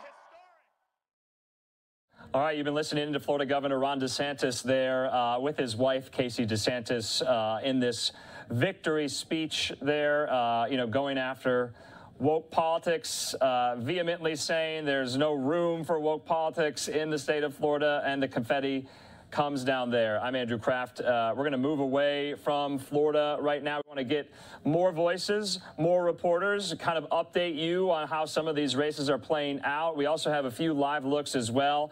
There in Illinois, J.B. Pritzker giving his victory speech in Chicago. He just won another term there as governor. We also have this live look in New York. Senate Majority Leader workers to organize for better. Chuck Schumer speaking at the New York Democrats rally there. You see Hochul Delgado. We're going to be expecting her remarks a little bit later tonight as she vies to become the next governor of New York, at least for a first full term there. And then we're going to be speaking to one of our reporters in New York at the bottom of the hour as well. But Chuck Schumer there speaking to New York Democrats. New York, very, very interesting. We'll get to that race a little bit later. Joining me now is Ben Jacobs, a friend of the program. He writes for New York Magazine, for Vox Politics. And Ben, thanks so much for being with us. We just kind of showed the viewer so many of the live looks that we are monitoring right now. And so give us a sense of what you have your eye on. We just showed Ron DeSantis there, but it's still early tonight. A lot of results still outstanding. Oh, it's still very early tonight that Ron DeSantis's win, which was a pretty resounding win, winning jurisdictions that Republicans rarely, if ever, win. Miami-Dade County, Palm Beach County is impressive, but it's still very early. We're still waiting on Arizona. We're still waiting on New Hampshire. That there's still a lot of questions in a lot of these other big states that, I'm keeping an eye on. Georgia, which is too close to call, where Herschel Walker and Raphael Warnock have been switching places back and forth. And it's getting a sense of quite what type of red wave is this and what type of night this is for Republicans. That Republicans I was speaking to earlier in the day were very optimistic. But it seems as numbers have been coming in that things have not been quite as good as they anticipated. It's still going to be a good night for Republicans. But, looking at races that right now Democrats are feeling comfortable in states like New Hampshire, that this will be a good night for Republicans, but this might not be the overwhelming victory that they were hoping for and anticipating even not that long ago. Okay, I was just showing the viewer this live look there.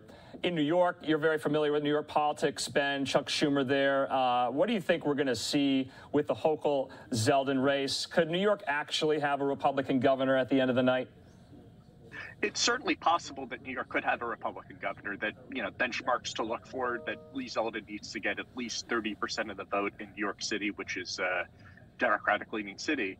But my sense talking to folks that it is a very uphill battle, and Democrats over the past 2 weeks just pressed the panic button, went all out. They suddenly sensed that this was a race and turned on everything they have, which probably will be enough to pull it off for Kathy Hochul. There's still a lot of votes being left, being counted there. But the challenge right now for Democrats is, even if Hochul wins, which she's more likely to than not, it'll be an underwhelming victory, and it'll leave a lot of casualties down ballots. That Democrats are likely to lose congressional seats, state legislative seats, and likely to be left in real trouble there, even if the top of the ticket pulls out. When we're going to kind of go around to some more of these live looks, Ohio Governor Mike DeWine there, giving, I believe, his victory speech. He has just clinched re-election there for 4 more years in Columbus. And this, of course, one day after former President Trump held this rally, Ben, in Dayton, Ohio. DeWine was on the stage. He got, a very, very brief remarks. He got some boos from the audience.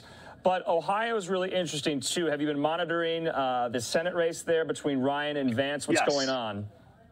The Senate race there, that, J.D. Vance is a favorite, that this is going to be watched for Democrats as a potential model for how to compete in these sort of Rust Belt states where Democrats have traditionally done much better, but where voters may not necessarily be Republican, but they're more Trumpy. And how that works out, the Democrats have thought that Tim Ryan would have shown a model there for how Democrats could perform in these states. And the question is quite how well Tim Ryan does. That if Tim Ryan keeps it close, for Democrats, there's something they can copy. If he doesn't, it's back to the drawing board. Republicans have, everyone on the Republican side has been far more skeptical of Ryan than Democrats. That it's sort of this very interesting dichotomy where Democrats think he's the greatest candidate since sliced bread, and Republicans view him as with a more skeptical jaundiced eye, but some of that's to be expected. But that's a question of margins and what it means down ballot. There are a couple of competitive congressional races there, and whether Democrats are able to hold on to, to win any of those seats or hold on to any of those seats in a state that has been pretty tightly gerrymandered by Republicans. Yeah, Ben, looks like DeWine just wrapped up his election victory remarks there, joined by a lot of his friends and family and supporters on the stage there. Let's talk about Ohio. That's where former President Trump was. He kind of previewed this announcement he's going to be making November the 15th at Mar-a-Lago. And then, of course, we're showing DeSantis's remarks. It kind of just makes you think ahead to 2024, yes. and who knows what's going to happen. But remember, and I've been reminding the viewers about this, when tonight ends, 2024 starts. Isn't that right? Yes. I mean, 2024 may have started a while ago, but it certainly accelerates after tonight. It was interesting watching DeSantis' speech, where he certainly was using the first person pronoun, saying I a lot more than you normally hear from politicians in these types of speeches, that he was sort of going back and forth between I and we in a way that is slightly unusual, that traditionally traditionally, with the exception of former President Trump, politicians tend to use we more than I. And this was an interesting, slightly jarring change with how much he was using that.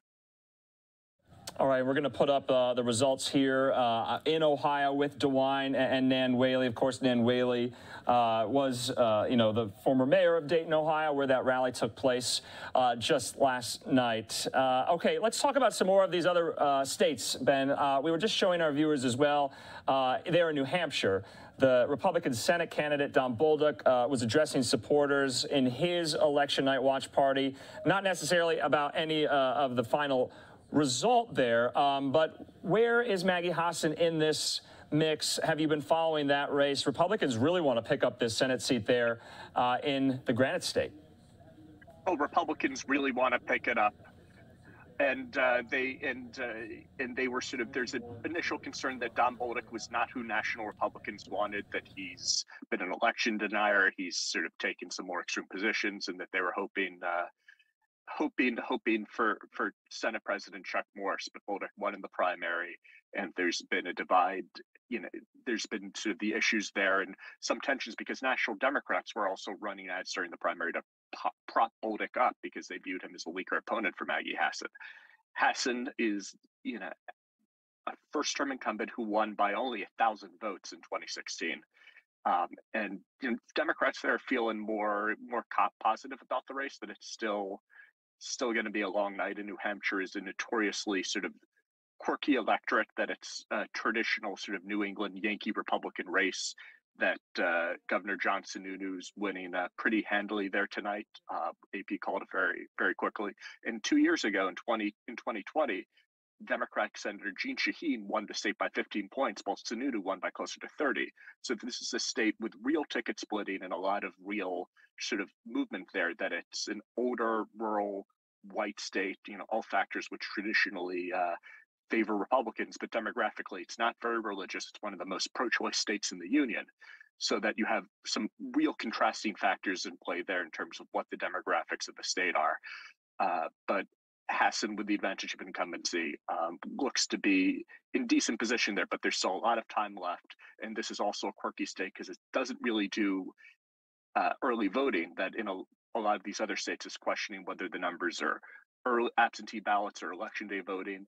And here that you're really counting a lot more, almost exclusively election day votes. Yeah, of course. I want to move on, Ben, to another state, not necessarily a swing state. Of course, Arkansas, we're getting a pretty, I think for so many who have watched Sarah Huckabee Sanders as White House press secretary, clinching the victory there in the Arkansas, in the governor's mansion, and she will become the next governor of Arkansas there. Of course, her father was in this position. We do have a live now look from her watch party. Let's take that here. So from White House press secretary to governor of Arkansas, that's quite the political rise, wouldn't you say? Oh, it's a remarkable political rise. That there's been, she's the first person to make that sort of jump. That there was former Kennedy White House press secretary Pierre Salinger, who was appointed to be senator from California and lost the race. But on the other hand, that it's also, she's a second generation governor, which is a little bit less remarkable. That, politicians tend to do well in the family business, as we just mentioned in New Hampshire, where Chris Sununu's father was governor for several terms. His brother was senator. That's a transition as well. But this will be an interesting election night because you have a lot of candidates besides Sarah Sanders who are former Trump staffers who don't have the other genetic advantages of having your father be a governor, who are running in states. And this will be another big test for how those coattails look for candidates with Trump administration ties down the ballot as well. Yeah, of course. I just thought this was, pretty fascinating. I mean, I don't know if you spent a lot of time in Washington, and I think while she was, press secretary, no one really knew if she had political aspirations or leanings. And then, of course, now fast forward to tonight. So just a really kind of interesting historical tidbit, at least. Yeah. Oh, most certainly a very interesting historical tidbit, and her entrance into the race shook up Arkansas politics is, not something people necessarily anticipated would happen, that her coming back and running certainly like that. And it's a remarkable story and sort of a very, very interesting transition from someone who's gone from one very public stage to another. Yeah, Ben, let's talk about, I guess, President Biden, the Democrats. So the White House called a lid, that's what we call it, early this morning. That means that you're not going to see President Biden for the rest of the night. Do you think we'll hear, though, from the White House, at least in a statement, something from Karine Jean-Pierre about, how Democrats are faring tonight, or is it not going to be until tomorrow? What's the White House saying? What are people telling you? I mean, my expectation is it depends on whether we have enough calls tonight in terms of the House and the Senate. That I would anticipate that they would have something ready if, as expected, Republicans pick up the House.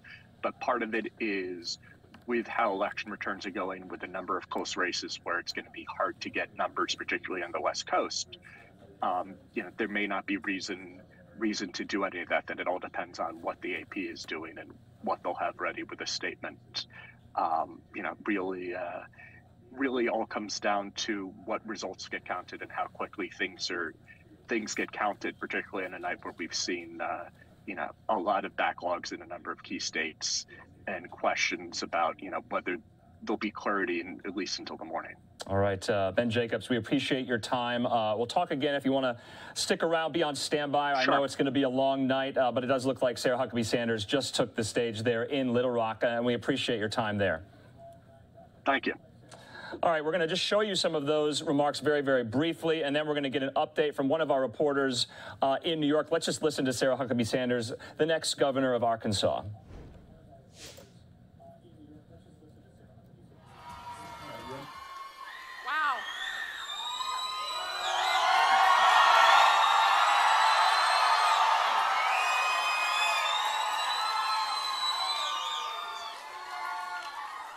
Thank you, Arkansas.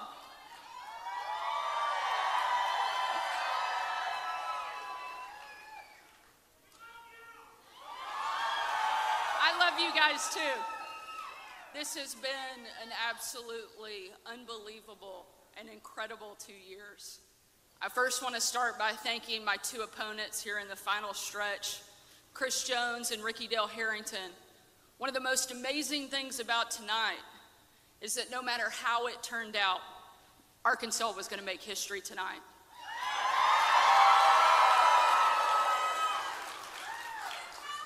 I know it will be the honor of a lifetime to serve as Arkansas's 47th governor and the first female governor the state of Arkansas has ever had.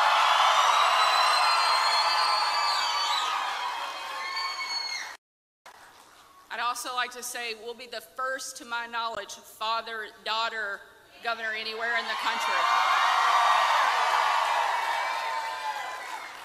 I like to say I think my dad's the best governor Arkansas has ever had, one of the best governors the country has ever seen, and I'm hoping to take that title away from him pretty soon.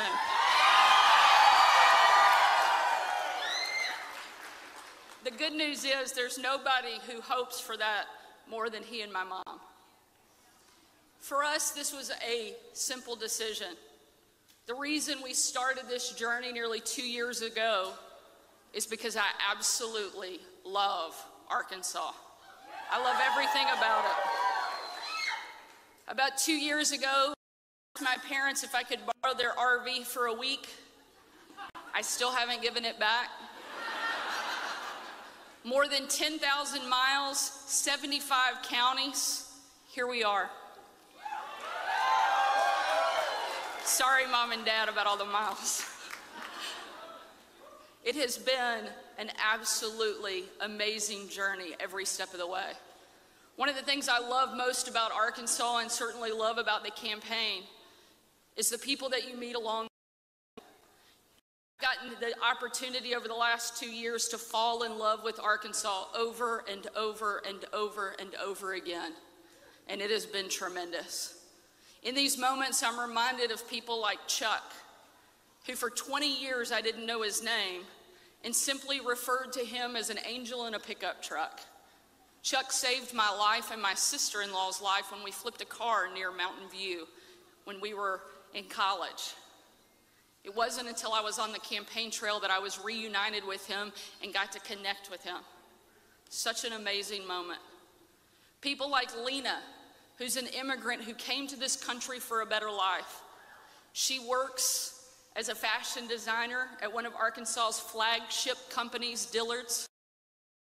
Every hour that Lena had off, she came into our office, she made calls, she knocked doors, and was our best volunteer and reminded us of the greatness and the goodness of the people in this state every moment.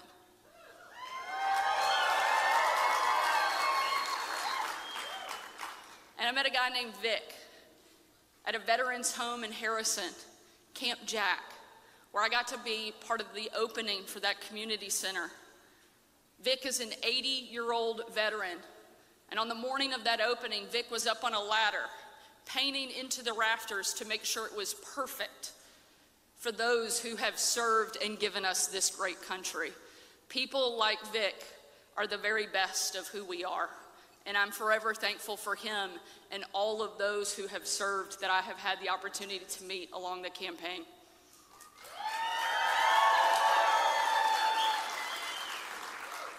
One of the other things I love about Arkansas, we have the most beautiful state in the country. All right, you've been listening in to Sarah Huckabee Sanders. She now is the next governor of Arkansas, following in her father's footsteps. Mike Huckabee, of course, was governor for a time in the early 2000s. So from the White House press briefing to the governor's mansion there in Little Rock, Arkansas. In the meantime, let's move on to some of these other key states, key races, including New York and the big governor's race there between Republican Lee Zeldin and the Democratic governor, Kathy Hochul. We want to be joined right now by Fox 5 New York reporter Linda Schmidt. She is at the Zeldin watch party right now. Linda, thanks so much for being with us. Okay, how is the energy there? What are Zeldin's folks telling you? Well, first of all, this is one exciting election day. I've been doing this for decades, and this is one of the most exciting. The word here tonight, confident. This group here, Lee Zeldin, very confident that he's going to end up with a major upset against Governor Kathy Hochul. This is really what you would call a nail-biter in its true form. And we started to see it a few weeks ago when the polls started showing that Lee Zeldin was chipping away at Governor Kathy Hochul's lead. And you also know from got the indication that she was very concerned a couple of weeks ago when she came out with New York City Mayor Eric Adams, and they came out with another new plan to deal with crime in the subway, which has been a major issue here in New York City. In fact, the crime stats numbers out from the NYPD today show that subway crime remains up more than 40%. Now, some at that time, and again, this was just 2 weeks ago, and this again was happening at the times that the polls were showing that she was losing her lead over Zeldin. And some of her critics said, look, this is just a desperate attempt to try and get votes. We're going to wait and see now. We'll know by the end of the night tonight if that played a role in her either losing or maybe the public is buying her message and continuing to buy it. But go ahead and take a look at these this video here. This is Lee Zeldin voting earlier today. Now, Zeldin has been hammering away at crime. He wants bail reformed here in New York State. He also wants to remove Manhattan District Attorney Alvin Bragg for what he calls failing to enforce the law. And he says the first thing that he's going to do when he wins is call Mayor Adams here in New York City, because he wants to work with him to find some common ground to save not just the city of New York, but New York State. Well, here's what Zeldin had to say today after voting. The New York City mayor has asks from Albany that he's getting stonewalled on. He says that he wants judges to have discretion to weigh dangerousness. He's right. He says that we need to amend, raise the age. He's right. We need district attorneys doing their job. We don't have a recall in this state, but what we do give is that the New York State Constitution says that a governor can remove a DA who refuses to enforce the law. I pledge that on the first day that I'm in office, I'm going to tell the Manhattan District Attorney Alvin Bragg that he's being removed for his refusal to enforce the law.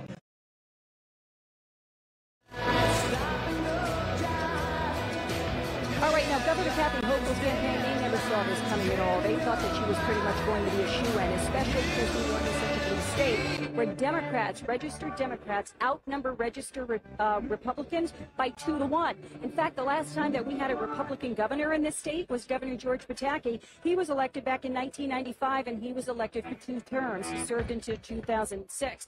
But another key indicator in the last few days where Kathy Hochul was really feeling the heat from the Zeldin campaign is when the cavalry was called in.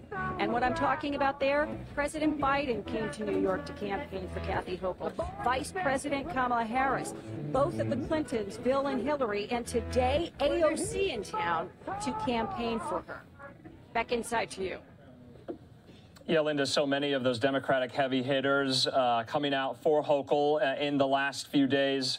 We're going to kind of check in with you, hopefully, again. When do you think we should get at least more results in? We have a few in right now. We're going to show the viewers where it kind of stands at this moment. But are Zeldin supporters there in for the long haul tonight? Everybody's in for the long haul. They think this is going to be a very, very tight race. Like I said at the top, a real nail biter, which means we could be here until the wee hours of the morning. And who knows, we might not even know the results by tomorrow morning. Nobody really knows right now. All we do know is that the polls in the last few weeks have shown that Zeldin was chipping away in a big way into Kathy Hochul's lead. All right, Fox 5's Linda Schmidt there in Manhattan, tracking the Lee Zeldin camp about where things stand. Linda, we thank you, and we'll talk again. My pleasure. All right, we want to put up some numbers, though, for the New York governor's race. Take a look at this between Zeldin and between Hochul here.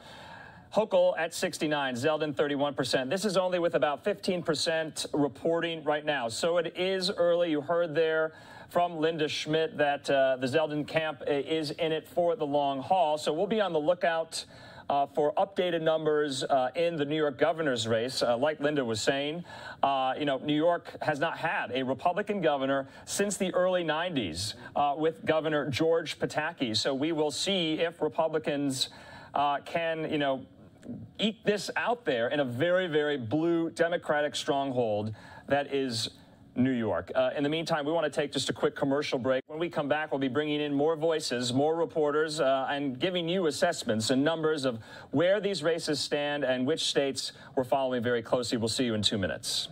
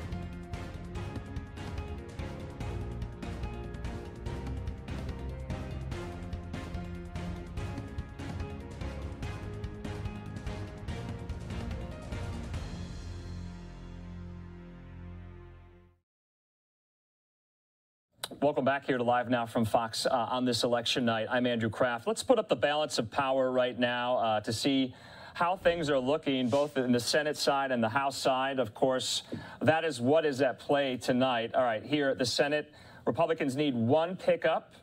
Democrats at 41, Republicans at 40 currently. And then, of course, the House makeup there. Republicans need 5 pickups.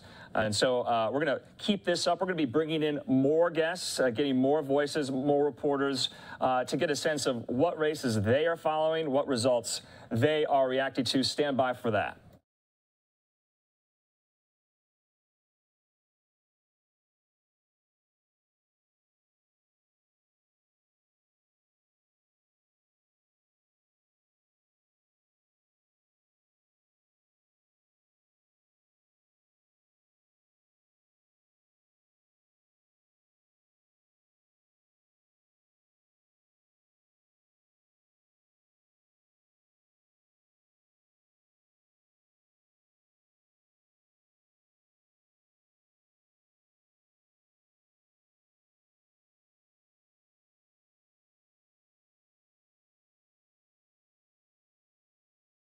Okay, so we're going to move away from that graphic. We'll be periodically going into that to see where the balance of power is. We just got this LiveNOW look up, though, in Mar-a-Lago there, down in Palm Beach.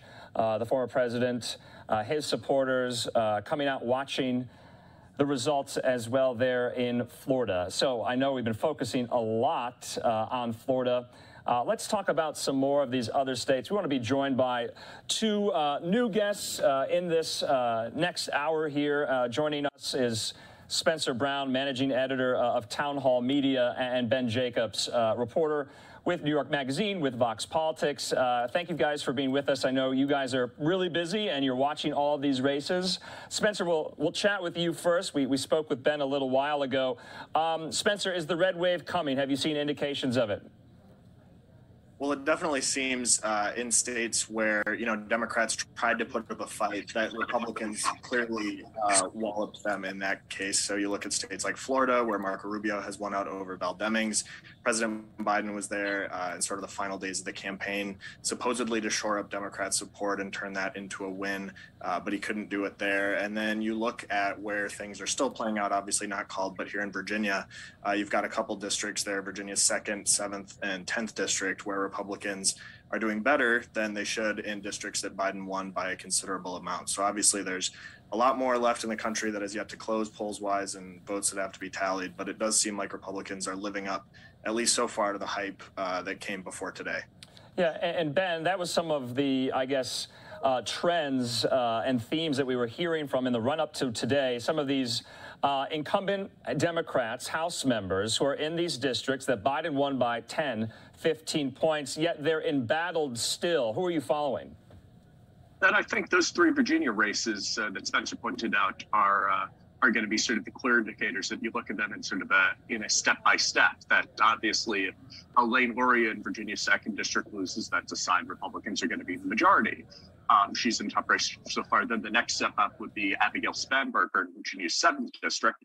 That's a sign of the sort of more of the red wave, more of a 25, 35 seat pickup. And then Jennifer Wexton in the 10th district, which gets into a lot of suburban Washington, would be beyond that. It looks like, from what I've seen, Wexton's likely to hold on, that we're not going to get a tsunami, but that Luria and Spanberger are still there. And it's a question, looking at outstanding results. And a year like this, in the new voting patterns are always different, because at this point there's such an extreme partisan variation between early voting and election day.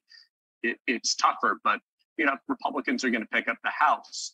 It certainly looks like, but it does seem like we're seeing more of a return to partisan baselines, and everyone's sort of retreating in their partisan corners, which we're seeing in both in a lot of races in states, red states where it looked like Democrats might do better. That's not happening, but in the same way, blue states, where Kathy Hochul right now is currently running just a hair behind Chuck Schumer. Schumer was always considered safe in New York. Hochul, was considered to have a tough race. It looks like everyone's retreating to their partisan corners, which is a good night for Republicans, but not yet potentially a great night. Spencer, I'm kind of curious. What do you think Kevin McCarthy is doing right now, and what's Speaker Pelosi doing right now? Do we know where they're watching these results? Have they issued statements? I wonder how they're feeling. Yeah, well, earlier this evening, there was an interview in which Speaker Pelosi was talking about how she believed there was still a chance for Democrats to hold on to their majority in the House of Representatives, which I think is kind of just universally not believed by most people who are watching things come in. So she obviously is still kind of trying to hold on to that hope. It's a line she's used many times through this midterm cycle where she said, you know, I think Democrats are going to hold the majority.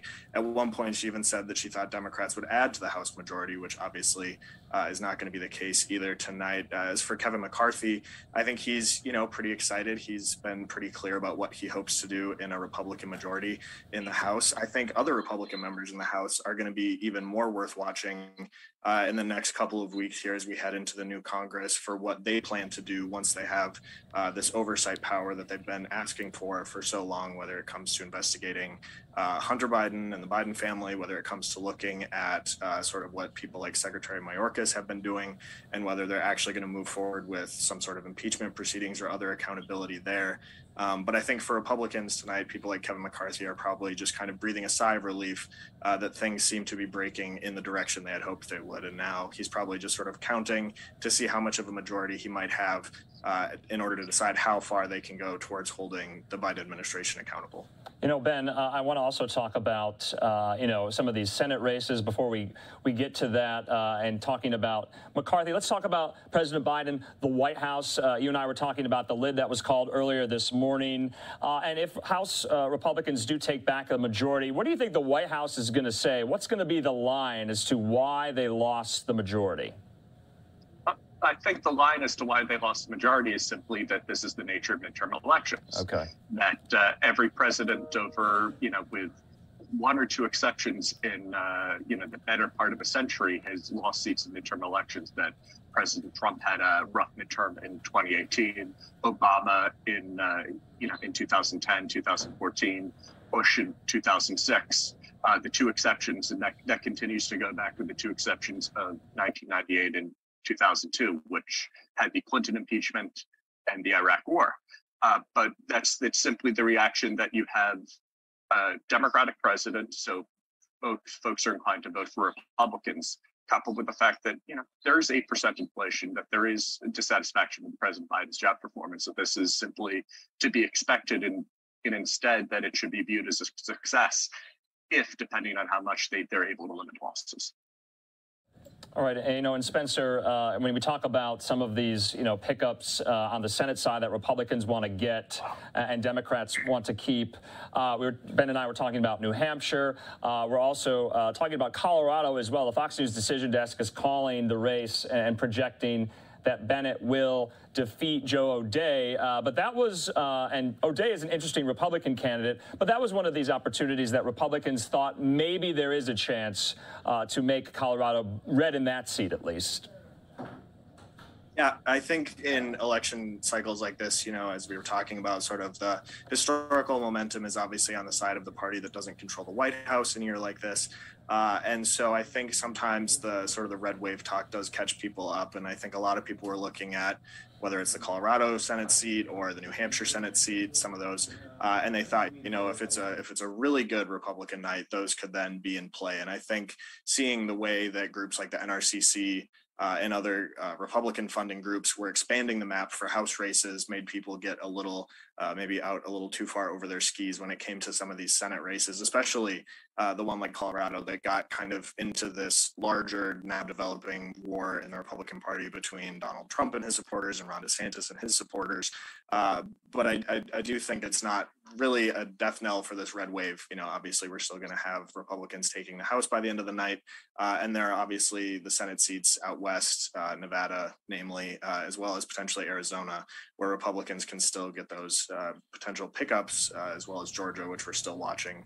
And that, you know, could be another month before we know the final outcome there. Yeah, and Spencer, same with Pennsylvania. It's very, very close to call there as well. We'll be talking about Nevada in the next hour with one of our reporters, too. Here from Chad Pergram from the Fox News Decision Desk, Senator Michael Bennet will defeat Republican Joe O'Dea. This was a race in which GOPers hoped they could sneak up on the Dems and flip the seat. Spencer and Ben, I want to talk, though, about what happens, you know, tomorrow morning when we don't have some of these final results in from some of these key races. And you know, Americans might wonder, you know, what's going on? Why is it taking so long? Have you seen some of those issues kind of mount their ugly head yet again, like they did in 2020? Certainly, you've seen some of that, and seen some folks using rhetoric like that. And it's part of it is that you have in states like Pennsylvania and Michigan that state legislators have made the concerted decision not to allow counting and pre-processing of ballots until after polls close. The reason Florida, we had a quick count right away is the fact that after the 2000 election, that Florida revamped how it did elections and make sure that you're dealing with this process right away. And particularly now that so many Americans are using mail ballots, you know, Florida has been a place where they've been using mail ballots for years and years and years. That happens right away. Pennsylvania, in particular, is a place where Republican-controlled legislatures try to keep things slowed down. And you're certainly seeing some of the same rhetoric you've seen around the 2020 election there. Michigan's the same situation. And at this point, it's just to be expected that when you have this many people voting by mail and you can't do anything to pre-process mail ballots in this big pile of ballots until once polls close, that it is going to take some time. And hopefully folks will be able to be patient with it, because this is the intentional byproduct of how the process was created, or was administered rather. Yeah, Spencer, I know you want to chime in on this because that was obviously a key focal point post-2020, and like Ben was alluding to, it has kind of reared its head again this cycle. But do you think it's going to bog down a lot of the races like it did in 20? I mean, I think the bog down kind of comes down to what the final vote totals are going to be, right? Are we headed towards recounts in states like Pennsylvania or Arizona? Are we looking at runoff, which is probably most likely down in Georgia in the Senate race there? But I do think, you know, referencing what happened in Florida in 2000 and how they changed things after that, it does seem like Florida obviously learned sort of the lesson of what can happen when people start doubting and asking questions about what the heck is going on down there with the hanging chads and everything else. But I don't think so far from what we've seen today that Pennsylvania and Arizona necessarily learned lessons on how to run elections more smoothly this time around than they did 2 years ago. And obviously there's no sort of indication that there's fraud happening, but there are situations where whether it's in Maricopa County today, you know, you had a lawsuit filed already and slapped down by a Superior Court judge in Arizona over the ballot issues, or the issues with the machines down there. And then in Pennsylvania, you had an issue with ballot machines running out of the paper they need to count the votes and process things that necessitated a judge extending the voting hours in that one county that includes, you know, Wilkes-Barre in that area. And so you do have these situations where if what they're trying to do is prove that this process works well and should be the one that's in place, they didn't necessarily do a great job today of showing that this is the way it should work and could work. Okay. And so I do think they have more work to do to convince people that if we're going to move to this sort of lots of mail ballots, longer time frame to count them, things like that, I think they need to run it a little bit more smoothly. Okay, final word from both of you, because like Ben was saying, the night is still young.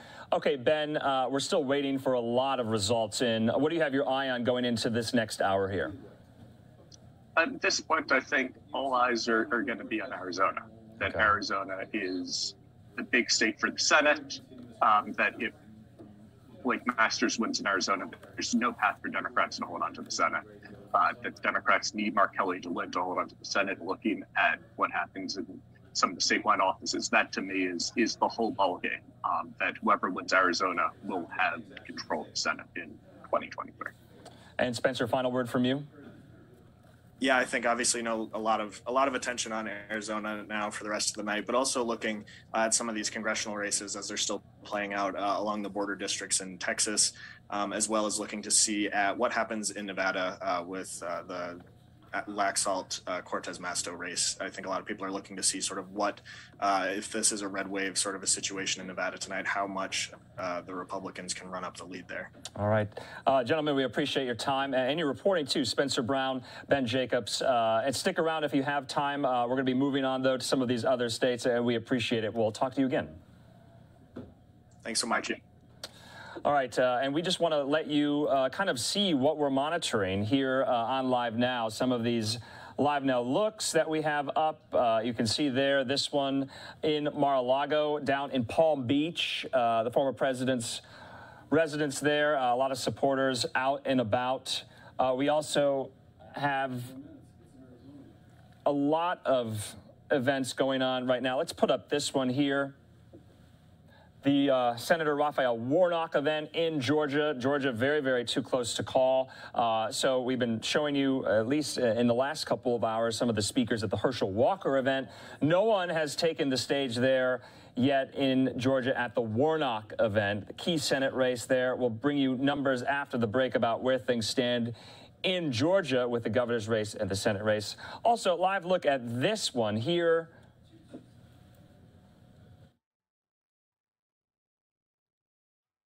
Okay, so this is Herschel Walker's, and you can see there people kind of milling about, waiting for more results in. We're not going to be expecting these speakers until really late in the night. That's kind of how these things go.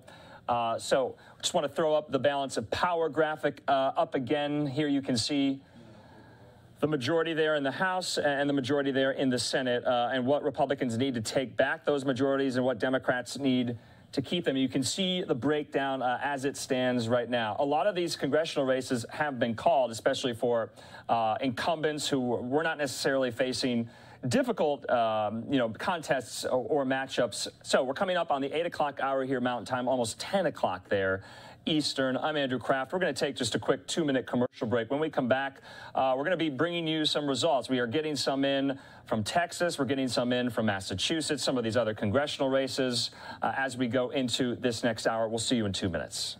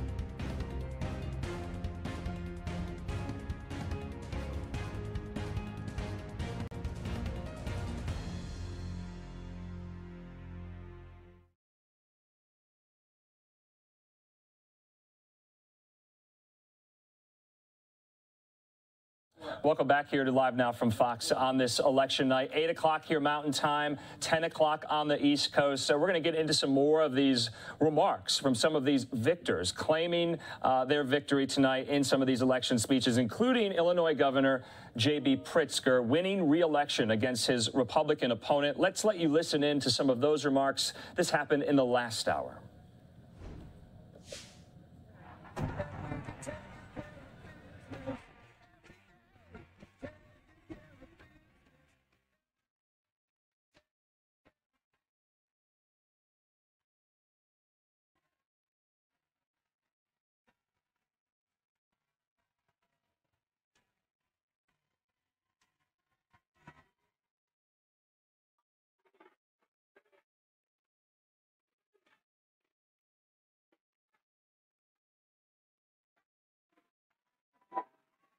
Well, good evening, Illinois.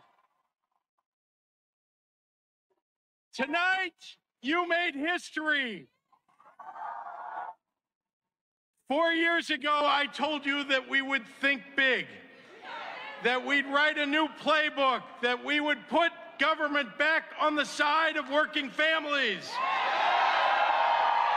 that we would be bold, and we didn't waste any time.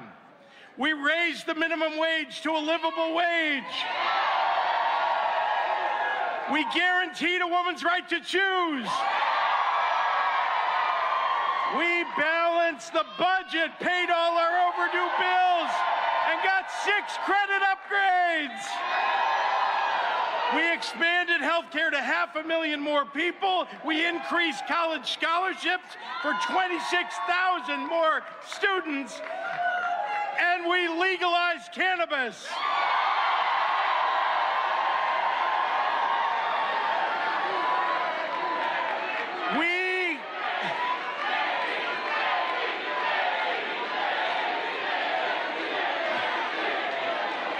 We created more small businesses than ever before, and we grew our economy to over $1 trillion.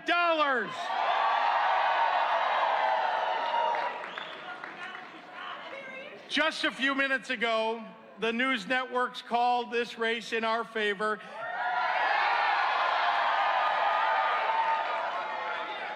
And I'm grateful tonight.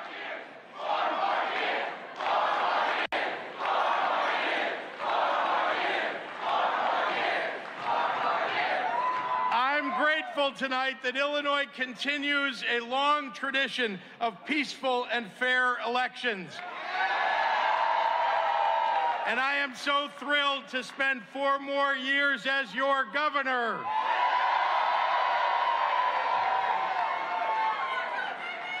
There are a few people that I want to thank this evening, starting with my wonderful wife and children. Public service is demanding, especially on the loved ones who sacrifice more than they asked for. So to MK and to Teddy and Don, thank you for supporting me in this endeavor. I love you more than life itself. To my running mate and the best lieutenant governor Illinois has ever known,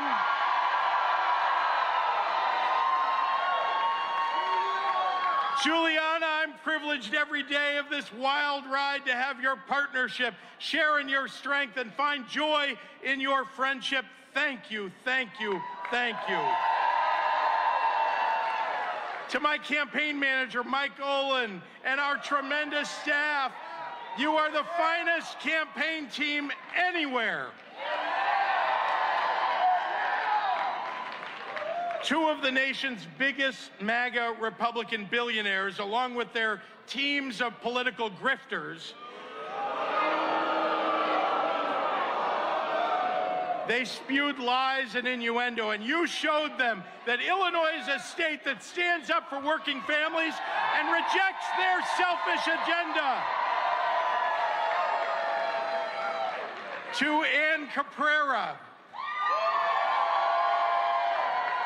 who can finish my sentences and almost knows before I do what my instincts are on every policy matter, the depths of my gratitude and admiration are endless. Most importantly, to the people of Illinois, thank you for placing your trust in me to carry out this mission for 4 more years. I won't let you down.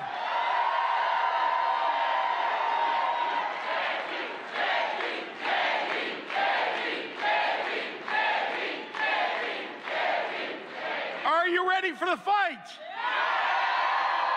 Now, that's a question that I've ended a lot of my political speeches with during this campaign. But tonight, I begin with it. 90 years ago, Illinois elected a new governor named Henry Horner, who took office in 1933 during the Great Depression and when fascism was on the rise worldwide.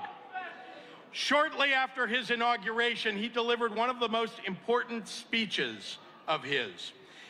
In retrospect, his words were eerily timeless and prescient. Horner said, "We all realize that we are living in abnormal and unusual times, times requiring unusually clear thinking and sacrificial action. Do you realize that our vaunted civilization is at stake, and the responsibility of preserving it is laid upon all of us who believe in sustaining it? That was Henry Horner's way of asking his audience, are you ready for the fight? Well, when I was making the decision to run for a second term as governor of Illinois, I asked myself if I was ready for the fight again. Because this is a moment requiring a steel spine for the years ahead, as our nation's fundamental ideals are under siege. I love this job, and I've never shied away from its demands.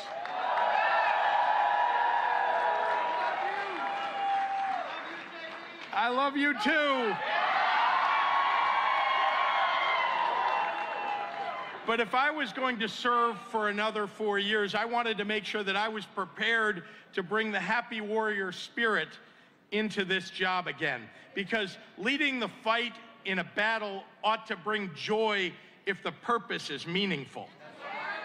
Optimism in politics is often dismissed as Pollyanna-ish. But like most virtues worth cultivating, its power is in its humility. I admire happy warriors, and I think of myself as among them, because here's what it is to be a happy warrior: to find calm when the times are chaotic, to respond to cruelty with compassion, to gladly be the first to suit up for a worthwhile battle and be the last to give up in a difficult dogfight, to celebrate victory but never dwell in it, to laud progress but never let it be enough. And precisely when the battles are hard and the challenges many, that's when the spelunkers for misery feed off the dark fears that people harbor in difficult times. And that is the moment when a happy warrior can carry us forward and says, I've been in this dark place before and I know the way out. Let's be honest, the abnormal and unusual times that Henry Horner talked about are here once again. And just like back then, our values are under siege, but they are worth fighting for. And I will not let our challenges crush the spirit that I've always brought to this job. Facing this moment requires that every happy warrior find a little bit of a nomadic warrior in them as well. Facing this moment means fighting these battles together. Together we must be bold, and we must never shy away from our big D democratic or little d democratic values. Together with pride and dignity, today we reaffirm what we are fighting for. Jobs that lift you up, not wear you down. A quality education that's not just a prize you win for growing up in the right part of town or being born to the right set of parents. Access to health care that doesn't just keep you alive, but keeps you healthy. Better wages that fund joy and not just survival. A world that's just a little bit easier to live in, where it's not so hard to make ends meet. Climate and an environment that is made better for our children than the way we found it. Public safety that brings peace to our neighborhoods, justice to our communities, and addresses not only the aftermath of crime, but the causes of it. A world where public health policy is based on science, not fantasy. One where polio and AIDS and, yes, COVID can be eradicated by new discoveries and not just wished away by Facebook fakery. All right, you've been listening in to J.B. Pritzker, who just won re-election as governor of Illinois, and so he will have 4 more years in the governor's mansion in Springfield. I'm Andrew Kraft. I want to thank you for being with us on this midterm election night, and the balance of power, of course, still at play. Let's put that up yet again. Here is how the House is breaking down right now, and the Senate.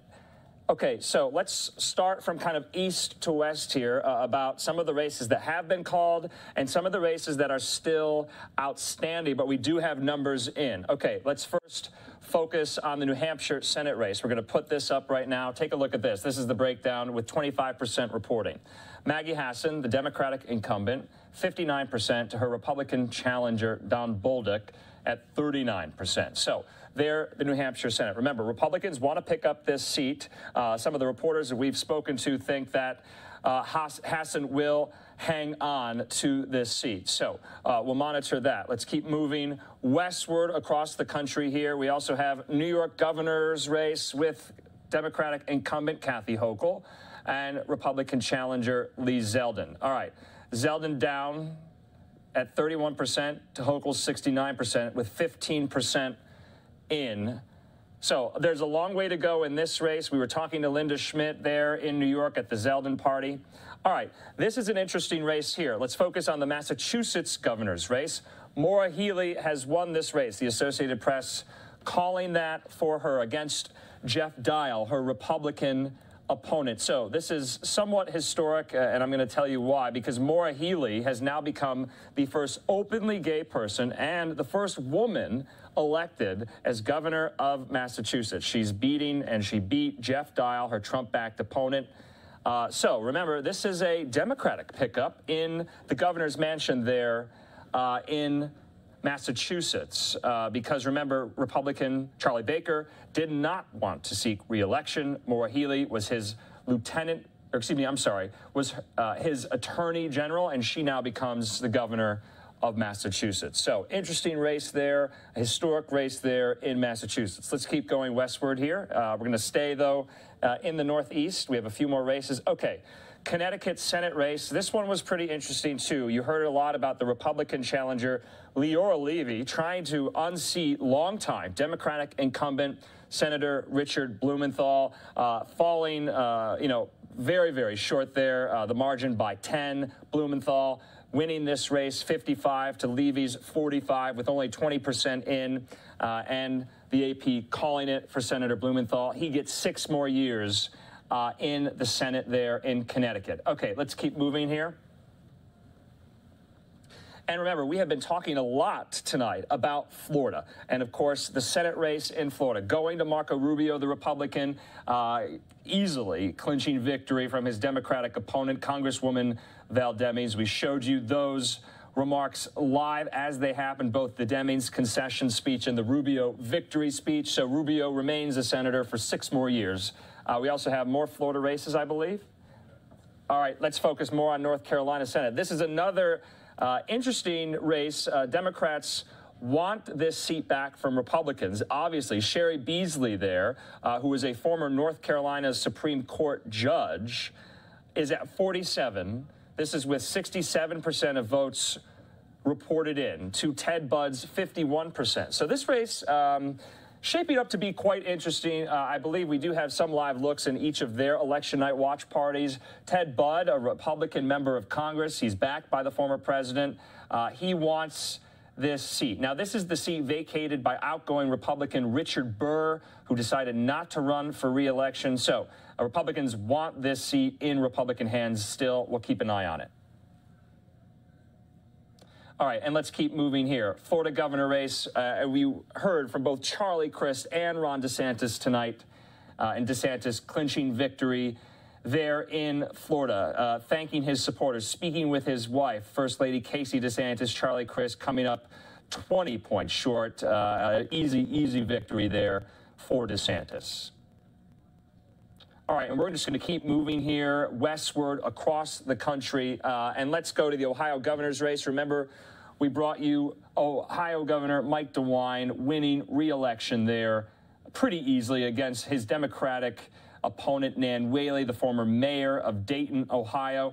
But let's check in on the Ohio Senate race. We haven't brought you some of these numbers at all tonight. This is really one that Democrats have an eye on. They want to get this out of Republican hands. But you can see there 68% of votes reported in. Democrat Congressman Tim Ryan there at 56% to his Republican challenger, J.D. Vance. So this is not too close, but some are saying too close to call. These are the most up-to-date numbers that we are bringing you, so we'll keep an eye on this. If Democrats do pull this off, that would be quite the upset there against J.D. Vance and rock-solid red Ohio. So we'll keep up to date in Ohio there. So I know we are kind of rifling through these pretty fast, but we want to make sure you have the most up-to-date, accurate information in these races all across the country. Okay, Pennsylvania, everyone's talking about Pennsylvania, as you know. Let's get an update on the numbers there in the Senate race between Dr. Oz, the Republican, and Democrat John Fetterman there. Okay, so about 24% in here. Dr. Oz trailing at 43%, Fetterman up by 54 there. So this is very, very early. They have a lot more ballots to count here. And of course, we're going to keep you up to speed there. Live now look at Mar-a-Lago. Former President Trump just spoke there to his supporters. We will bring you some of those remarks as well. He just wrapped up speaking. We're going to take a quick commercial break. When we come back, we're also going to get live reporting in from one of these other key battleground states. That, of course, is Nevada. We'll be checking in with one of our reporters there about where things stand. We'll see you in 2 minutes. Hey, Andy.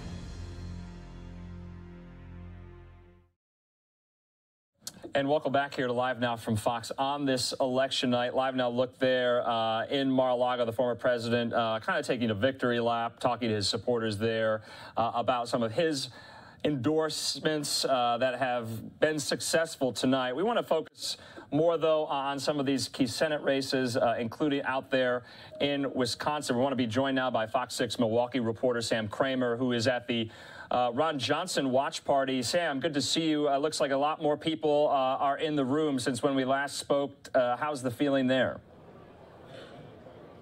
Yeah, definitely a lot more people than when you guys were with us a little bit earlier. The energy is really just kind of continue to crescendo as the night has gone on. There's food, there's music going on, and they're watching the Fox broadcast, national broadcast, as these results trickle in.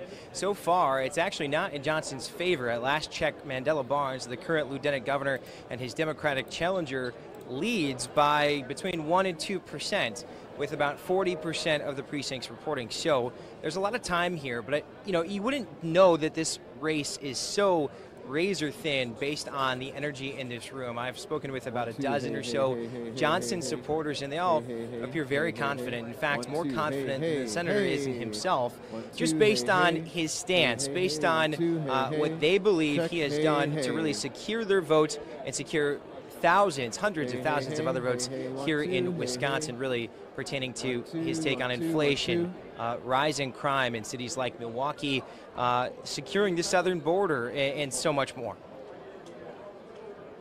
Yeah, Sam, we were just putting up some of the numbers that you were just alluding to there. You know, are people from the Johnson camp, at least some of his campaign staffers, kind of milling about? Are you talking to them? Are they worried because of this? I know only 34% is in. It's too early, but have they expressed any, I guess, apprehension maybe?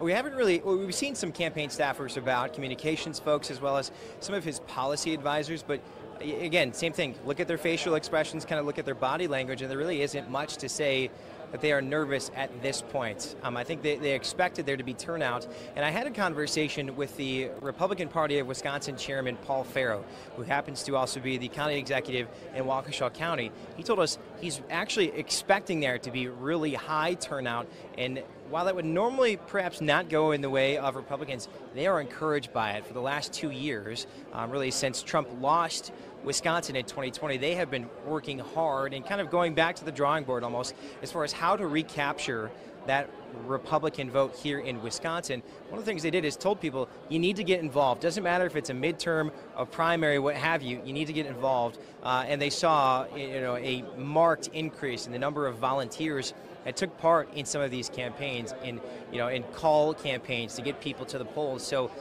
so far, they remain confident in the work that they have put in really over the last 2 years, specifically on the Johnson campaign, really since January.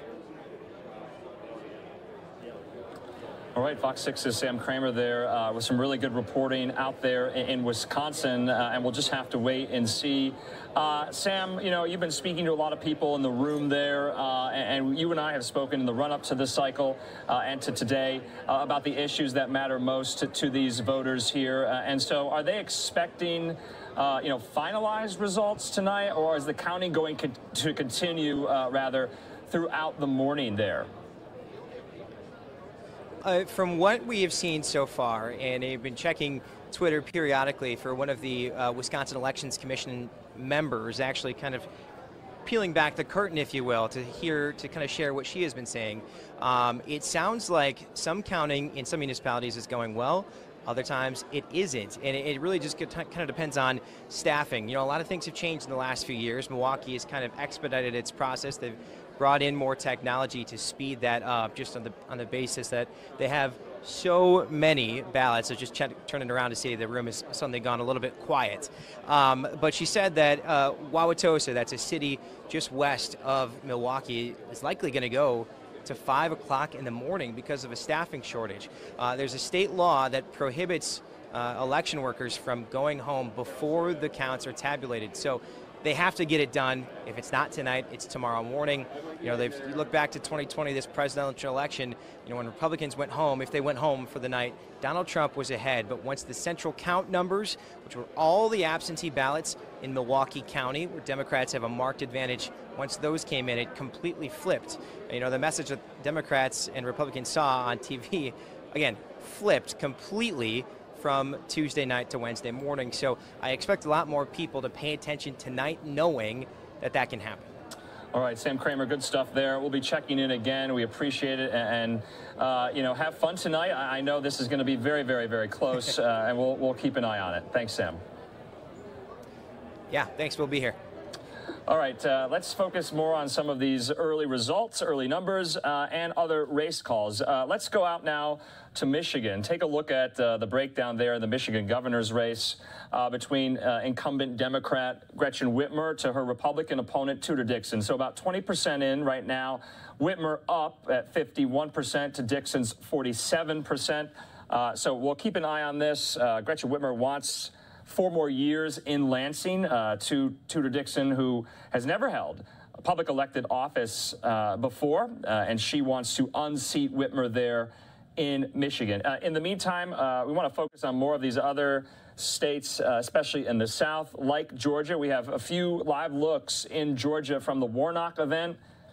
You can see the podium up, and the Herschel Walker event here. Obviously, things are quite close in these Georgia Senate elections, and we're also getting numbers in, and I believe maybe a final tally, a final result in the Georgia gubernatorial election. We're going to put that up now. Let's look at some of these. Oh, wow, very, very close here, with 70% reporting there for the Georgia Senate race. Take a look at this. Raphael Warnock at 49, Herschel Walker at 49. And now remember, one of these candidates needs to get to 50.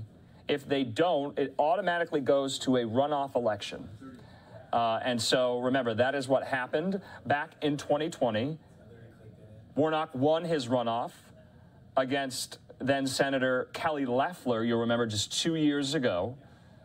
So very, very close there in Georgia. I also believe we have results in from the Georgia gubernatorial election between incumbent Republican Brian Kemp and his Democratic opponent, Stacey Abrams. Take a look at this. With 70% reporting, Abrams down to at 45% to Kemp's 54%. So Abrams trailing by a lot there. Oh, it looks like Herschel Walker has just stepped up on the stage there at his rally. Let's watch. Is this an exciting night or what? I'm Doug Flutie. I have an opportunity to introduce Herschel here for you. This has been an exciting night. Been a good friend of mine for years. Brothers for life. This guy knows how to win. It's going to be a long night, but things are looking good. Everybody upstairs say the numbers look great. Herschel Walker.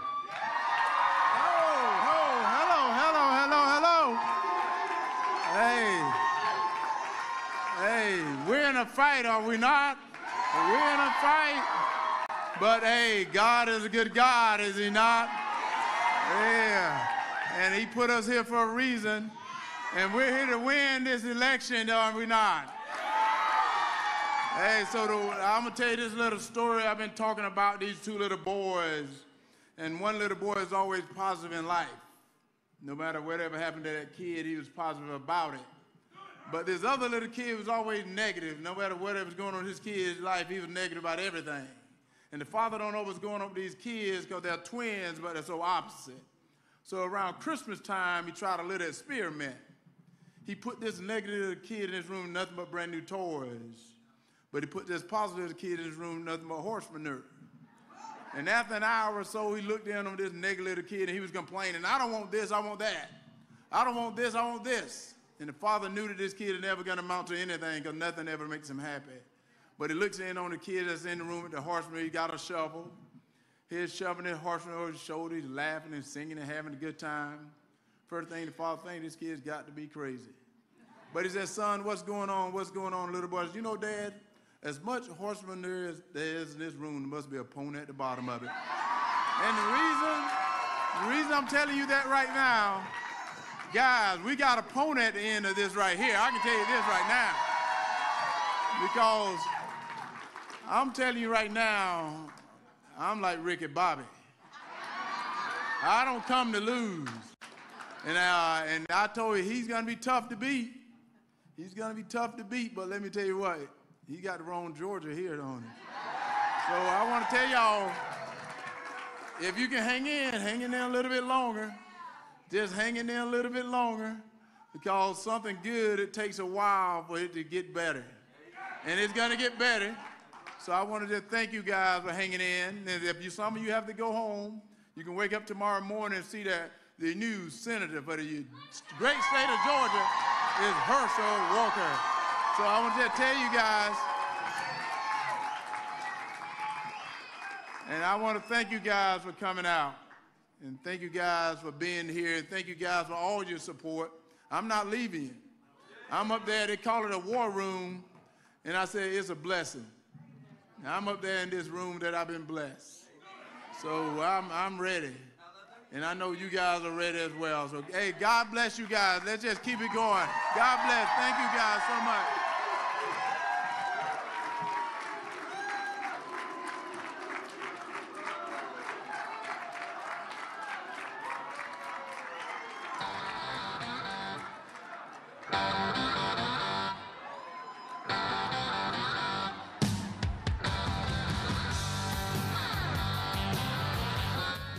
Okay, so you were just listening in there to Herschel Walker just come out, talk to his supporters there. Really, it is too close to call in Georgia. Remember, this is really in runoff territory at the moment with about 70% of the votes in as we speak. We're going to change the graphic there. Unfortunately, we had the governor's race up with the breakdown there. Let's change it back, though, to the Senate here. And you can see the breakdown. Let's throw this up right now with the Georgia Senate race. The Libertarian there, Chase Oliver, obviously trailing at 2%. But let's focus on Warnock and Walker, tied right now at 49% with about 70% reporting in.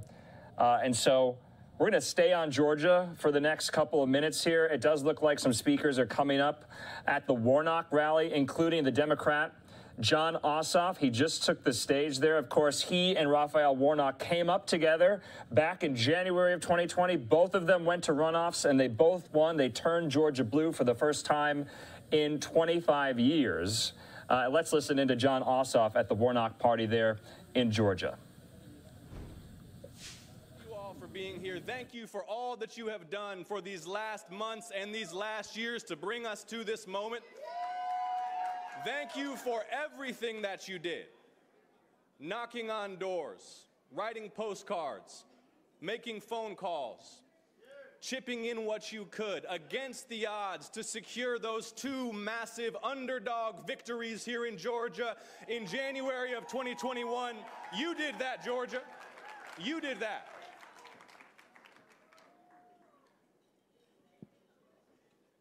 I think it's worth remembering where we were as a nation. Late 2020, when all of us were working together. 4,000 Americans dying per day of COVID-19. Double-digit unemployment. A nation as divided as it had ever been in modern American history, ripped apart by divisive politics, cynical politics. And the whole nation turned its eyes on Georgia. The whole nation looked to Georgia to make a statement about what America was about. The whole nation turned its eyes on you. And we stood up, Georgia. We stood up and we worked and we knocked on those doors. And we did everything that it took. And we sent Senator Raphael Warnock to the United States Senate.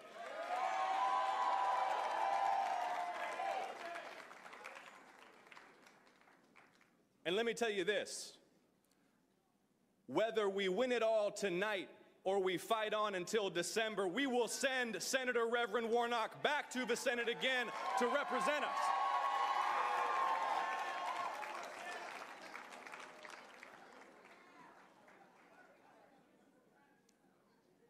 We were in rough shape. It wasn't just COVID, economic crisis. Our nation's soul needed healing.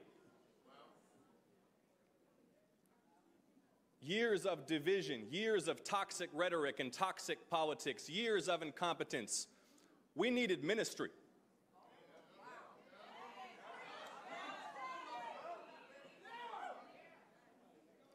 And so, Georgia, you didn't just send to the U.S. Senate a pastor who became a senator. We sent to the U.S. Senate a pastor for the Senate. We sent to the U.S. Senate someone uniquely qualified to tend not just to our physical healing, but also to our spiritual healing. To help lead the vital work of reuniting this state and reuniting our country. And I have seen up close how Raphael Warnock has done that work. This is a man who has earned respect universally on both sides of the aisle in the U.S. Senate. This is a man who has consistently put our state above political party and above himself. This is a man who will work with anybody to do what's right for the people of Georgia. And as Senator Warnock often reminds us, only in America is his story even possible.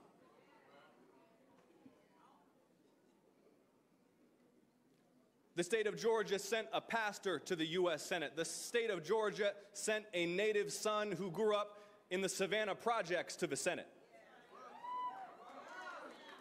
The state of Georgia. Okay, John Ossoff there, speaking to supporters at the Raphael Warnock rally in Georgia. Once the senator comes up on stage and addresses supporters, we'll make sure we bring that to you. Georgia, obviously one of these main states we're focusing on. There's the breakdown of where the numbers stand in your lower box there. You can see 49 to 49, very close, too close to call in the Georgia Senate race. In the meantime, let's focus on Pennsylvania as we kind of get into more of these battleground states. We want to head out now to Fox 29 in Philadelphia. The Fox News Decision Desk calling the governor's race for one Democrat, Josh Shapiro, the attorney general in the state, now becoming governor, beating out the Republican Doug Mastriano by quite a sizable margin. Let's listen into our folks there at Fox 29 in Philly.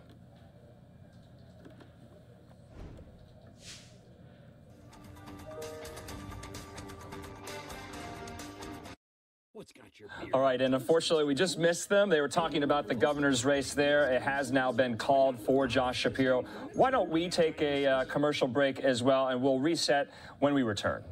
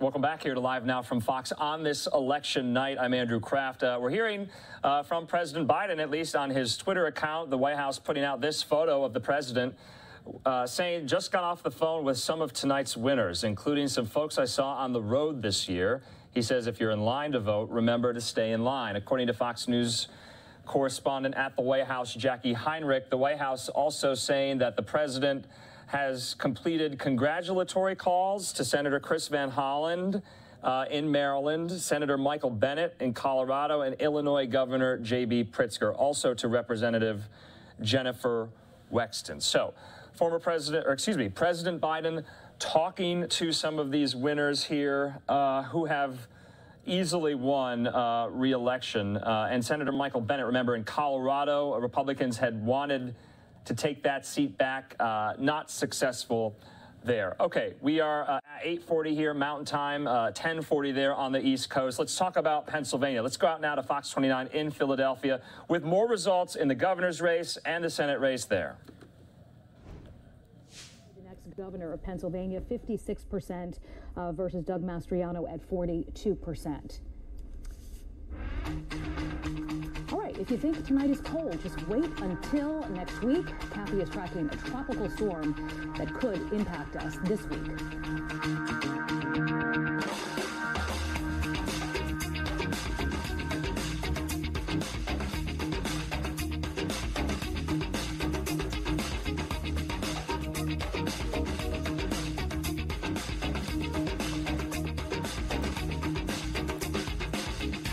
This Education Spotlight is presented by All right, unfortunately, we didn't catch them yet again in Fox 29 in Philly, but you saw some of the numbers there in some of these congressional House districts in Pennsylvania. You also saw Fox News Decision Desk has called the race for Pennsylvania governor to Democrat Josh Shapiro, winning quite handedly there against his Republican opponent, Doug Mastriano. In the meantime, let's hit some of these Arizona numbers as well. You're all probably wondering where some of these early results are coming in, who's up in the Senate race. Let's take that right now. All right, so here you can see Mark Kelly, the Democratic incumbent, at 56%, Blake Masters, his Republican challenger, at 41%. So now 38% are in at the moment. And so I believe what polls closed about an hour and 45 minutes ago here in Arizona. Now, remember, if you were still in line, you could cast your ballot here in Arizona. And you're seeing there that obviously Republicans want to get this seat, to pick this seat up, take it away from a Democrat, to, get the majority back in the Senate. Let's put up the balance of power here. This is where it stands. 42 Democrats in the Senate, 41 Republicans in the House, 55 Democrats, 99 Republicans. So things are moving along quite quickly. Unfortunately, don't have too many results at least in Arizona, but these are very early. It's going to be a long night here in Arizona. We'll be speaking to some of our pollsters and experts here in Arizona yet again. And then, of course, the Arizona governor's race, 37% in. Katie Hobbs at 55% to Kari Lake's 45% here in Arizona. Of course, both of these candidates, they want to take the governor's mansion here in Phoenix. It's been in Republican hands for 8 years. Kari Lake wants to continue that for another 4 years. And Katie Hobbs, currently the Arizona Secretary of State, the chief election administrator and officer here in the state. And we'll kind of keep you updated on some of these races here. We want to move across the country. We wanted to update you as well in the Texas governor's race between Greg Abbott and Beto O'Rourke. Some outlets have called this. The Associated Press has not just yet. 59% of votes in Abbott, kind of trouncing Beto O'Rourke there at the moment. You can see 54% for Greg Abbott to Beto O'Rourke's 45%. So remember, Beto mounted a presidential primary run back in 2020. Back in 2018, he took on Republican Senator Ted Cruz for the Senate seat, falling up short in both, doing that still again here. So if we get some of the remarks in from both Abbott or O'Rourke, we'll make sure to bring those to you here on Live Now from Fox.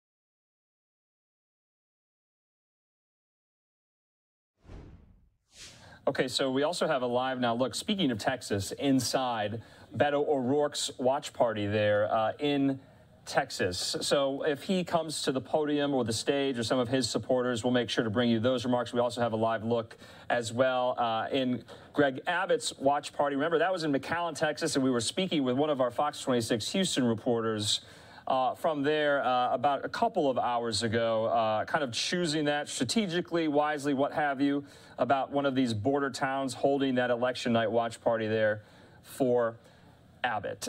In the meantime, let's hear from some more of these Senators who have won re-election, including Senator John Thune, the Republican from South Dakota, winning re-election yet again. Remember, he's quite high up in Senate Republican leadership, number 2 to Mitch McConnell's number 1. He gave remarks at his watch party thanking supporters. Let's listen. Knows me well, knows that our daughters are my pride and joy. And now I got 2 great sons-in-law, Scott and Luke, and 5 great grandchildren. Maybe more? No? Okay. At least 5 grandchildren. And by the way, Lucy and Henley would have been here tonight, but it was past their bedtime. So I want to thank our campaign team, to Gus and Angel and Barb and Brock. We were lean and mean. But boy, they worked really hard, and I'm grateful for the job that they got done in helping us get across the state and make sure that we got our message out to the great people of South Dakota.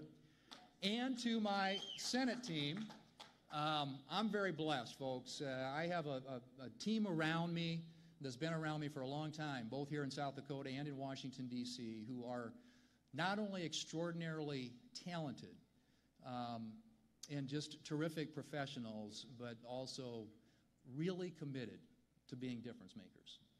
They work hard every day. They deal with the issues that come through the door in our offices here in South Dakota and in Washington, D.C. And I am very, very fortunate to have the caliber of people serving us here in South Dakota, working as part of our team, both here in South Dakota and in Washington, D.C. Led, I might add, by Gettysburg native Ryan Nelson. So let me just say, and I know there's a lot of excitement in the room tonight. You're going to hear from a lot of people, and so I'll try and keep this brief. But as we think about the future, and what it holds for us here in South Dakota and what it holds for our country, there's a lot of challenge out there, and sometimes problems look big and they can seem and look overwhelming. But I will tell you that as I make decisions, as we face those challenges, I will make them, obviously, informed by, first and foremost, the people I represent, the people of South Dakota, as I always have. I will make those decisions. I will make those decisions also informed by that great team of advisors and circle that I have around me. And obviously, also will make those decisions based on God's help, who I will turn to for wisdom every day. I think you know this by now, but I'm always going to level with you. I'm going to call them like I see them, and even when it makes people a little uncomfortable, maybe makes me a little unpopular, even when you don't agree with me, even if it makes you like me a little bit less, because I think policy is important. The policies for our country are important, but character is important. And truth, folks, is the ultimate principle. And I'm going to speak candidly with you at all times, as I always have, and hold up what I think is one of the most important qualities that we have and what separates and differentiates freedom-loving countries around the world, free societies, free countries. The foundation for that is truth. And we're going to keep speaking the truth. Now, and I will say just one other thing about that.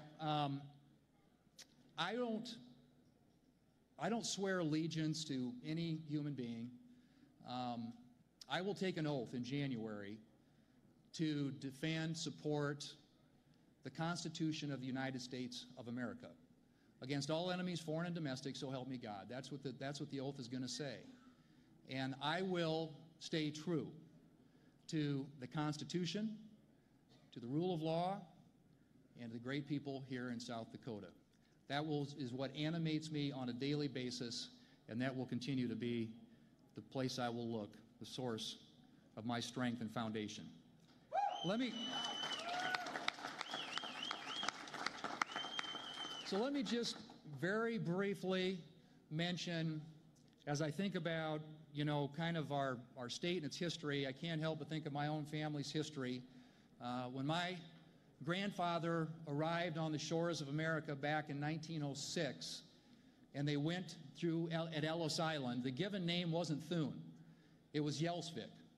It was spelled G-J-E-L-S-V-I-K. A lot of consonants there. And the immigration officials thought it would be difficult to spell and pronounce for people in this country, and so they asked them to change their name.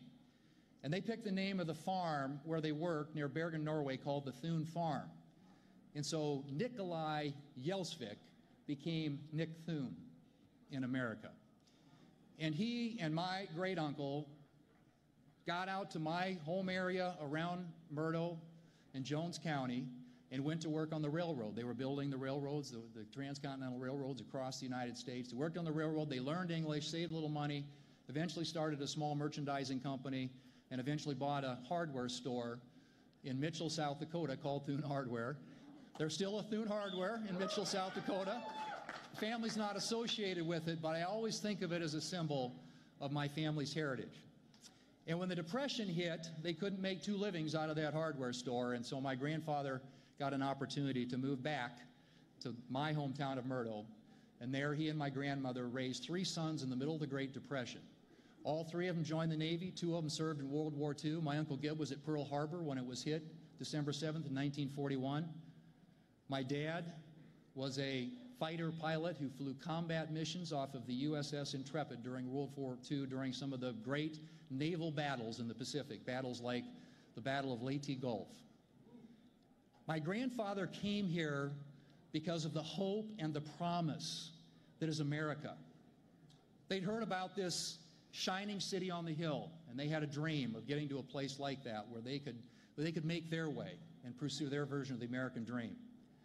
And my father and his brothers fought and defended those freedoms at a time, an important moment in history when somebody almost succeeded in taking them away. But it was always looking to the future, always looking to that better opportunity, that better life, that next generation of Americans and what we're going to do to improve their plight and their standing in life. And you all know we featured our grandkids in our television commercials this year. And the reason we did that is because it is always, ladies and gentlemen, about the future. It's about the future. You know, we can learn from the past, we can remember the past, we can honor the past, we can be informed by the past, but in the end, it's always about the future. And so as we look to the future that's ahead of us as a nation, there are some difficult challenges. I'll be the first to say we live in a dangerous world. All you have to do is turn on the television or pick up a newspaper to realize that. We got people here, working families across South Dakota, have been crushed under the weight of inflation and the economic impact that's having on their budgets and their pocketbooks. We have important, critical questions that divide the country. Questions like, when does life begin? Those are issues that we're going to be fighting over. And we can have fierce convictions, and I do, and believe me, I have strong convictions, I think, as you know, on a whole range of issues. But at the end of the day, we've got to resolve our differences at the ballot box. And every even-numbered year in November, going back for a couple centuries, we have elections. And we have an opportunity to set a new course and a chart, a new vision, a different vision for the future of this country. And that's what this is about tonight. All across the country, people are voting. They're voting on issues that they care deeply about and passionately about. And we need to make sure that as we step up to the plate and provide leadership, that we are always focused on that future, on that dream, on that hope, on that promise that was the inspiration for my grandfather to get on a boat in Norway and come to the United States. Ronald Reagan once said that freedom is always only one generation removed from extinction. It can't be passed on in the bloodstream. It has to be fought for and defended and handed down for our children to do the same, or one day we will spend our sunset years telling our children and grandchildren what it was once like to live in the United States of America where men were free. Freedom, democracy, we can't take them for granted, folks. Every generation has to do its part to fight and to defend and to continue to build that on that foundation that our founders gave us, that matchless Constitution. to make this country even stronger and to provide a better and a safer and a stronger and more prosperous future for future generations of Americans, and I say tonight, to future generations of South Dakotans. Thank you. God bless you, and may He continue to bless the United States of America. Thank you.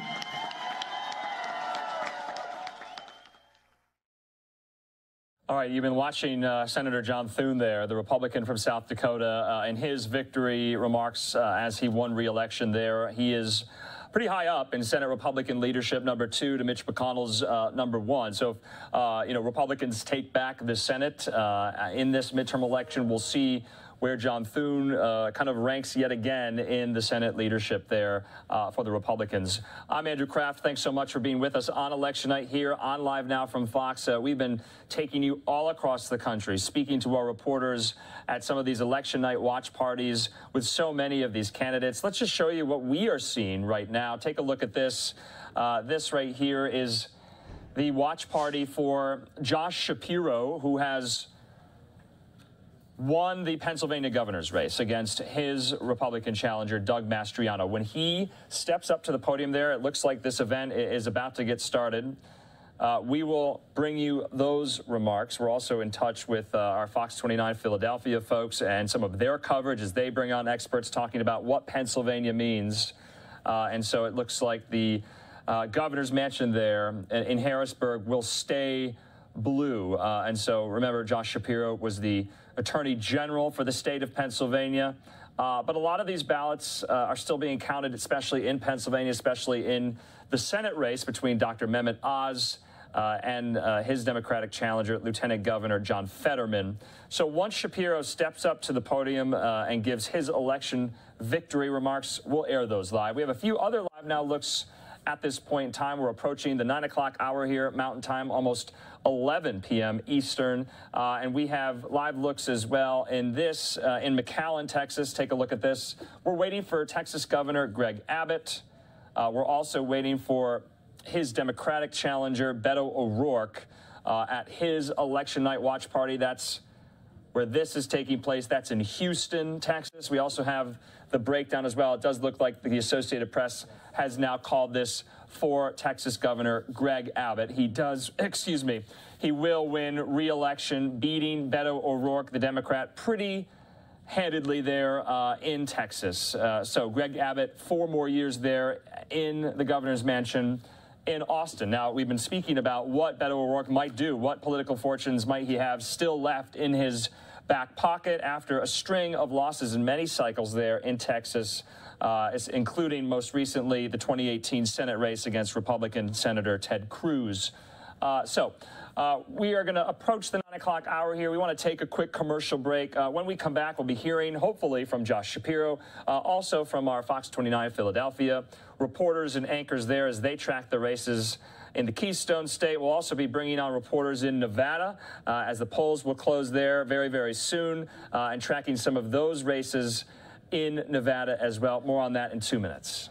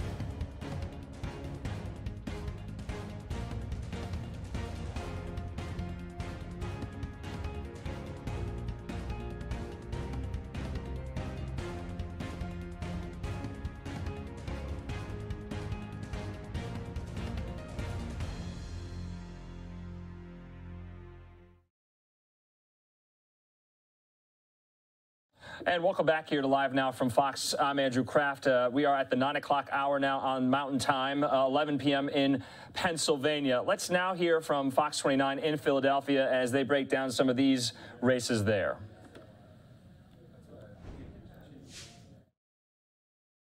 Two in Pennsylvania that has the nation watching. And here are the latest results for that U.S. Senate race between Democratic Lieutenant Governor John Fetterman and Republican Dr. Mehmet Oz. So 67% of the precincts reporting here. We have John Fetterman, this is close here, with 49.8% of the vote, and Dr. Mehmet Oz with 47.8% of the vote. Again, this race could determine the balance of power in Washington. And we're monitoring these election results as they come in. You can see them right there at the bottom of your screen. And thanks for joining us here. It's 11 o'clock. I'm Jason Martinez. And I'm Sheba Russell. This is a historic midterm election night with tonight's results determining which party controls Congress.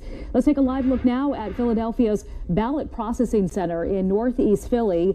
The votes being counted all day long, and they've been at it since 7 this morning. Those results will likely take longer, a couple days here, after city election officials voted early this morning on a last-minute change to prevent double voting. And a last-minute scramble to fix mail-in ballots in Pennsylvania with errors like incorrect dates or missing signatures that could cause them to be thrown out. Yeah, this all comes after a recent ruling by the Pennsylvania Supreme Court to set aside those problematic ballots. We have live team coverage for you on all of these issues and the night's biggest races. Our team is everywhere, covering the Fetterman and Oz campaigns and the Shapiro and Mastriano campaigns. Let's begin with Jenny Joyce. She's live at that ballot processing center in Northeast Philly. And I know you have some new information for us tonight, Jenny. Yeah, a short time ago, we did get an update from the commissioners who just kind of reiterated that, yes, it is, in fact, going to be a long night of counting votes. And we're also taking a look at Philadelphia's election results website, constantly refreshing. And according to that website, we are now up to 65% of in-person votes that have been counted. But again, it is still expected to be a long night because not only do we have the in-person votes, but of course we have those mail-in ballots to count as well. Taking a look inside of the ballot processing center here in Northeast Philadelphia, about 100 workers will be here through the night and likely over the next couple of days, going through every last vote. Yesterday, we told you about roughly 3,500 mail-in ballots that were filled out incorrectly. That was the number as of last weekend. And if those ballots weren't corrected, they will be set aside and segregated from the counted votes. It's unclear how many of those votes could potentially be impacted in this election. When asked about voter turnout, Commissioner Chair Lisa Dealey says that's tough to say right now. We had a pretty good day out there on the street and in person. We know since no excuse mail-in voting came into existence for us in Pennsylvania, there's been a higher turnout. Even though the mail percentages aren't as high as they were in 2020, more people are voting. And all in all, we are told that it was a fairly quiet day at the polls today, which is obviously a great thing to be reporting tonight. And we are also told that the DA's election task force will be out there monitoring any potential issues over the next couple of days until every last vote in the city of Philadelphia is certified. Back to you. All right, Jenny Joyce, thank you very much. Let's get the very latest results now in the race for U.S. Senate in PA between John Fetterman and Mehmet Oz, one of the most closely watched races in the country and certainly too close to call as we speak right now. 49% to 48% now with 42% reporting. So we are looking at a 1 percentage point difference between the two here. Very razor thin margin here. John Fetterman with 49.4%. Again, 48.3%. Dr. Oz, we've yet to hear from either candidate tonight. So it could be a late night, could be a long week as we wait to hear from the two of these folks. So this is, again, are these the latest numbers at 42%? It appears that they are. Little Bruce? Okay, Bruce is saying, yes, this is it. So the very latest we have, stay with us here because, again, this is changing minute by minute. These votes are being tabulated and shared with us by the AP by the minute. So, as you can see right now, this is the lead. We do have our teams covering this Senate race. We start with Kelly Rule with the Fetterman campaign in Pittsburgh. Kelly.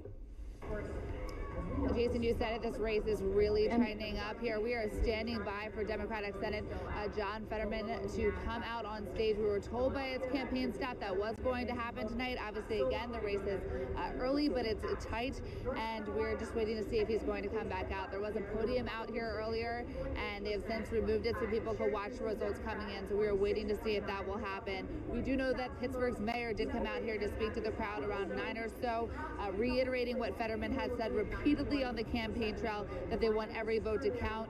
And earlier today, Fetterman's campaign filed a lawsuit to have mail-in ballots counted, even if not signed with a valid date. We also saw Fetterman's wife, Giselle, show up. We saw her greeting people all over the venue. She was on the second floor by the bar and in front of the stage behind me, but we haven't seen her for at least an hour or so. The crowd does audibly cheer anytime Fetterman's name appears on the screen, as these early voting results have started to come in. As we mentioned, Fetterman is leading Republican opponent Dr. Mehmet Oz, but it is incredibly close, and we know the vote counting could take several days. It is far from over. All eyes are on this PA Senate race. If Fetterman wins, it would give Democrats a pickup in the evenly split Senate. In the final 3 weeks, we know that President Joe Biden campaigned in Pennsylvania for Fetterman 3 times. Former President Obama also attended a rally in support of Fetterman this weekend. Tonight it is just a matter of watching and waiting. His campaign did repeatedly say today they do not expect a final vote count tonight, but again, we are standing by to see if he will come out to speak to his supporters. Kelly Rule, thank you. We want to turn to Chris right now at Oz's election headquarters in Bucks County. Any word on when Dr. Oz could come out, Chris? No, I just checked with his media staff. Still no word on Dr. Oz and when he'll come out and address this crowd. We do anticipate sometime tonight, but you're looking at the numbers just like we are. This is a razor-thin margin. This race just too close to call. Behind me, supporters of Dr. Mehmet Oz have been gathered here since the polls closed about 3 hours ago. Once again, this race still too close to call. This is a race with national implications, a race that will help decide the balance of power in the U.S. Senate. Now, supporters have been coming out here all night, cautiously optimistic, I would say, as the polls in recent days have been favoring Oz, the 62-year-old Republican nominee. If elected, he would be the first Muslim elected to the U.S. Senate. A high-profile race. Hundreds of millions of dollars have been pumped into both sides of this campaign. One of the most expensive Senate races in U.S. history, but now the votes have been cast. It is all in the counting. John Fetterman got out to an early lead, but over the last couple hours, we've seen that lead start to erode. Now, once again, we are told Oz will come out and address this crowd at some point, but again, whether that will be a concession or a victory speech remains to be seen, as we're now thinking that this race, the declaration of this race, may not happen tonight or even early tomorrow morning. Buckle up. It could be a long night, guys. Okay, Chris O'Connell there at Fox 29. A lot of reporters out all across Pennsylvania. We're going to be speaking to one of them, too, who is at the John Fetterman election night watch party, Kelly Rule. Before we do that, let's get some updates in some of these other states. Take a look at some of these results in Vermont's House District number 1. This is significant.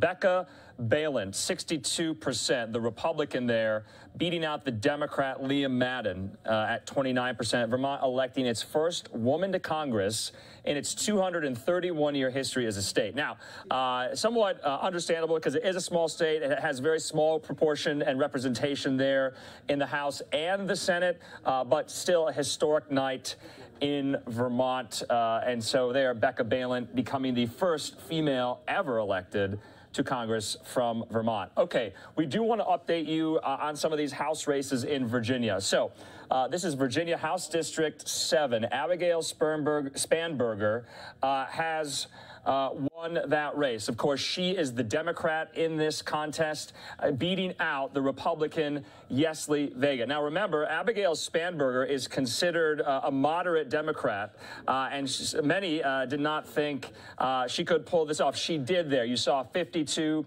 to 48 against Yesli Vega. Now, Yesli Vega had some Republican heavy hitters out. Glenn Youngkin, Ted Cruz, many in the last days of the campaign. you know, getting voters out in her favor and in her support there. Coming up quite short there, Yesli Vega falling short to Democrat Abigail Spanberger in Virginia's 7th congressional district. Let's go to another House district in Virginia as well. This one between Democrat, the Congresswoman Elaine Luria. I think we have that as well. Let's take that graphic.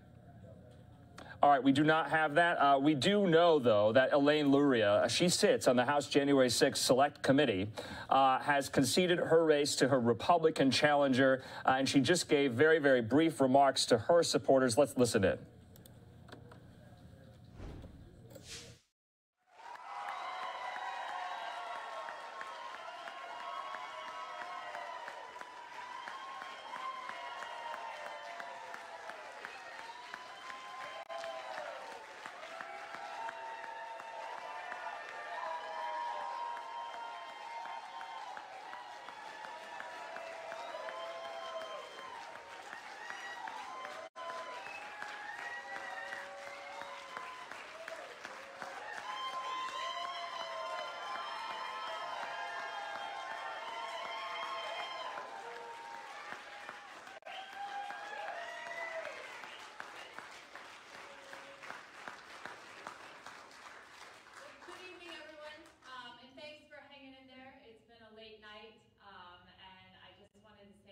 Thank you. It has been an honor to serve you in the 2nd Congressional District over the course of the last 4 years. I just got off the phone. I called to congratulate Jen Kiggins on a hard-fought race, to wish her the best of luck. Please don't boo, because the success of this district depends on her success. And this was a hard-fought race. She won this election. We came out short of where we wanted to land, but the truth is that we do need to wish her the best of luck, and my team is here. Many of you, thank you for your support over the years. We're going to be fully behind a smooth transition with her so that her team can be set up to serve the people of the 2nd District and continue supporting them. One thing I would say is that I'm so proud of the work that we've done over the course of the last 4 years.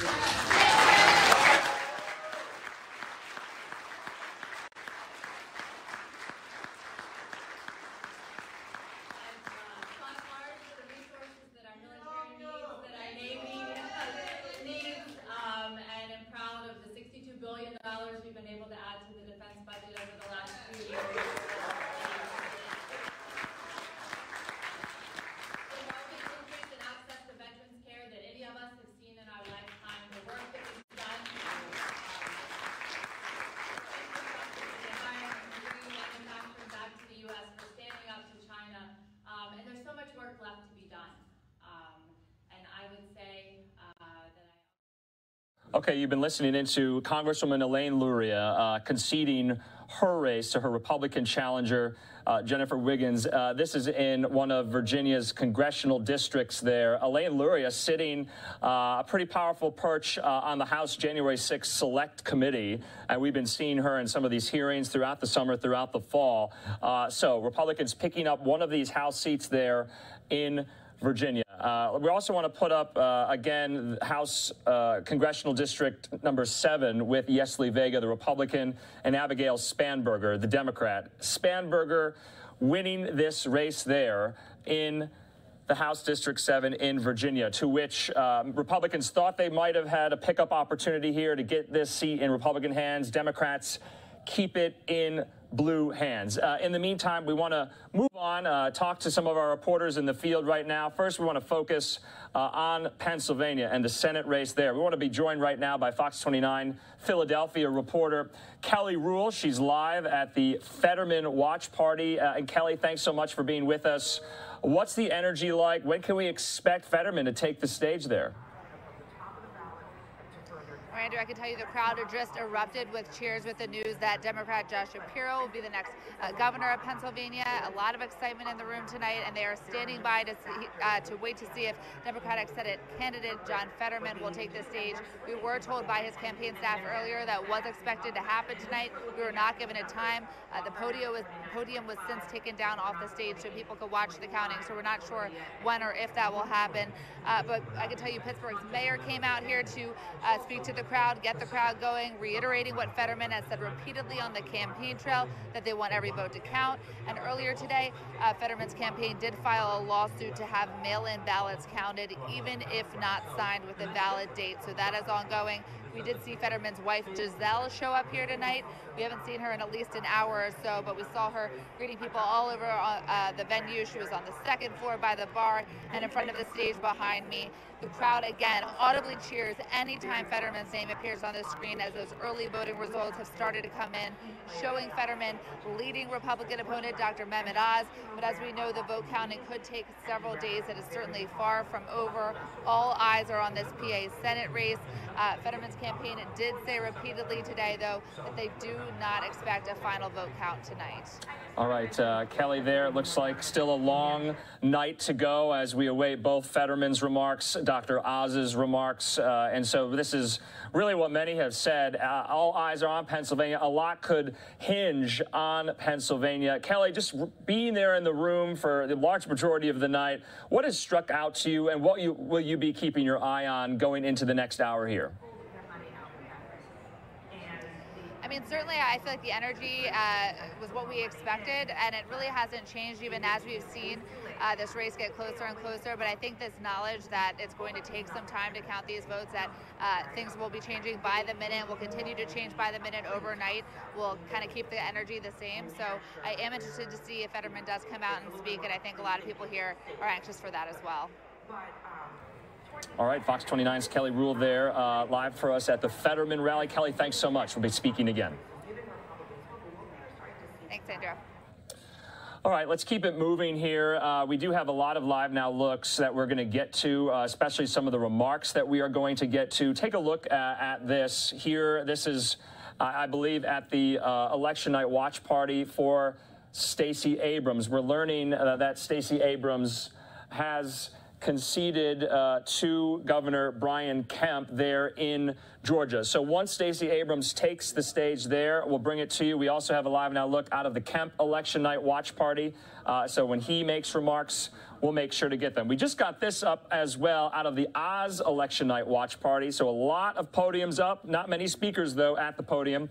We're still waiting there at the Shapiro event for the next governor of Pennsylvania, Josh Shapiro, to step up to the stage and give his victory remarks. We also just watched, we haven't shown you just yet, but remarks by Governor Greg Abbott there in Texas. We're going to get to all of those. We do want to take just a quick commercial break. Before we get to that, take a look at some of these numbers here in the Pennsylvania Senate race. 67% reporting. Fetterman right now at 49%. Oz at 48%. Okay, we're going to reset after the commercial break. We'll be speaking with one of our reporters in Nevada, a state we want to focus a little bit on as polls closed there just a little bit ago, seeing where the race stands, who these candidates are there in Nevada. We'll be back in 2 minutes.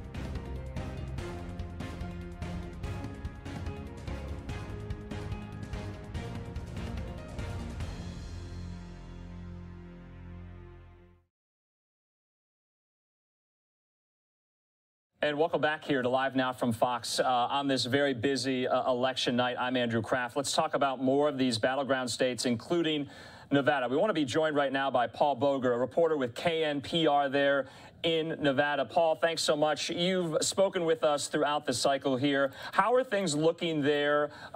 Who are the candidates, and where do some of these numbers stand if we have some results right now? Let's go.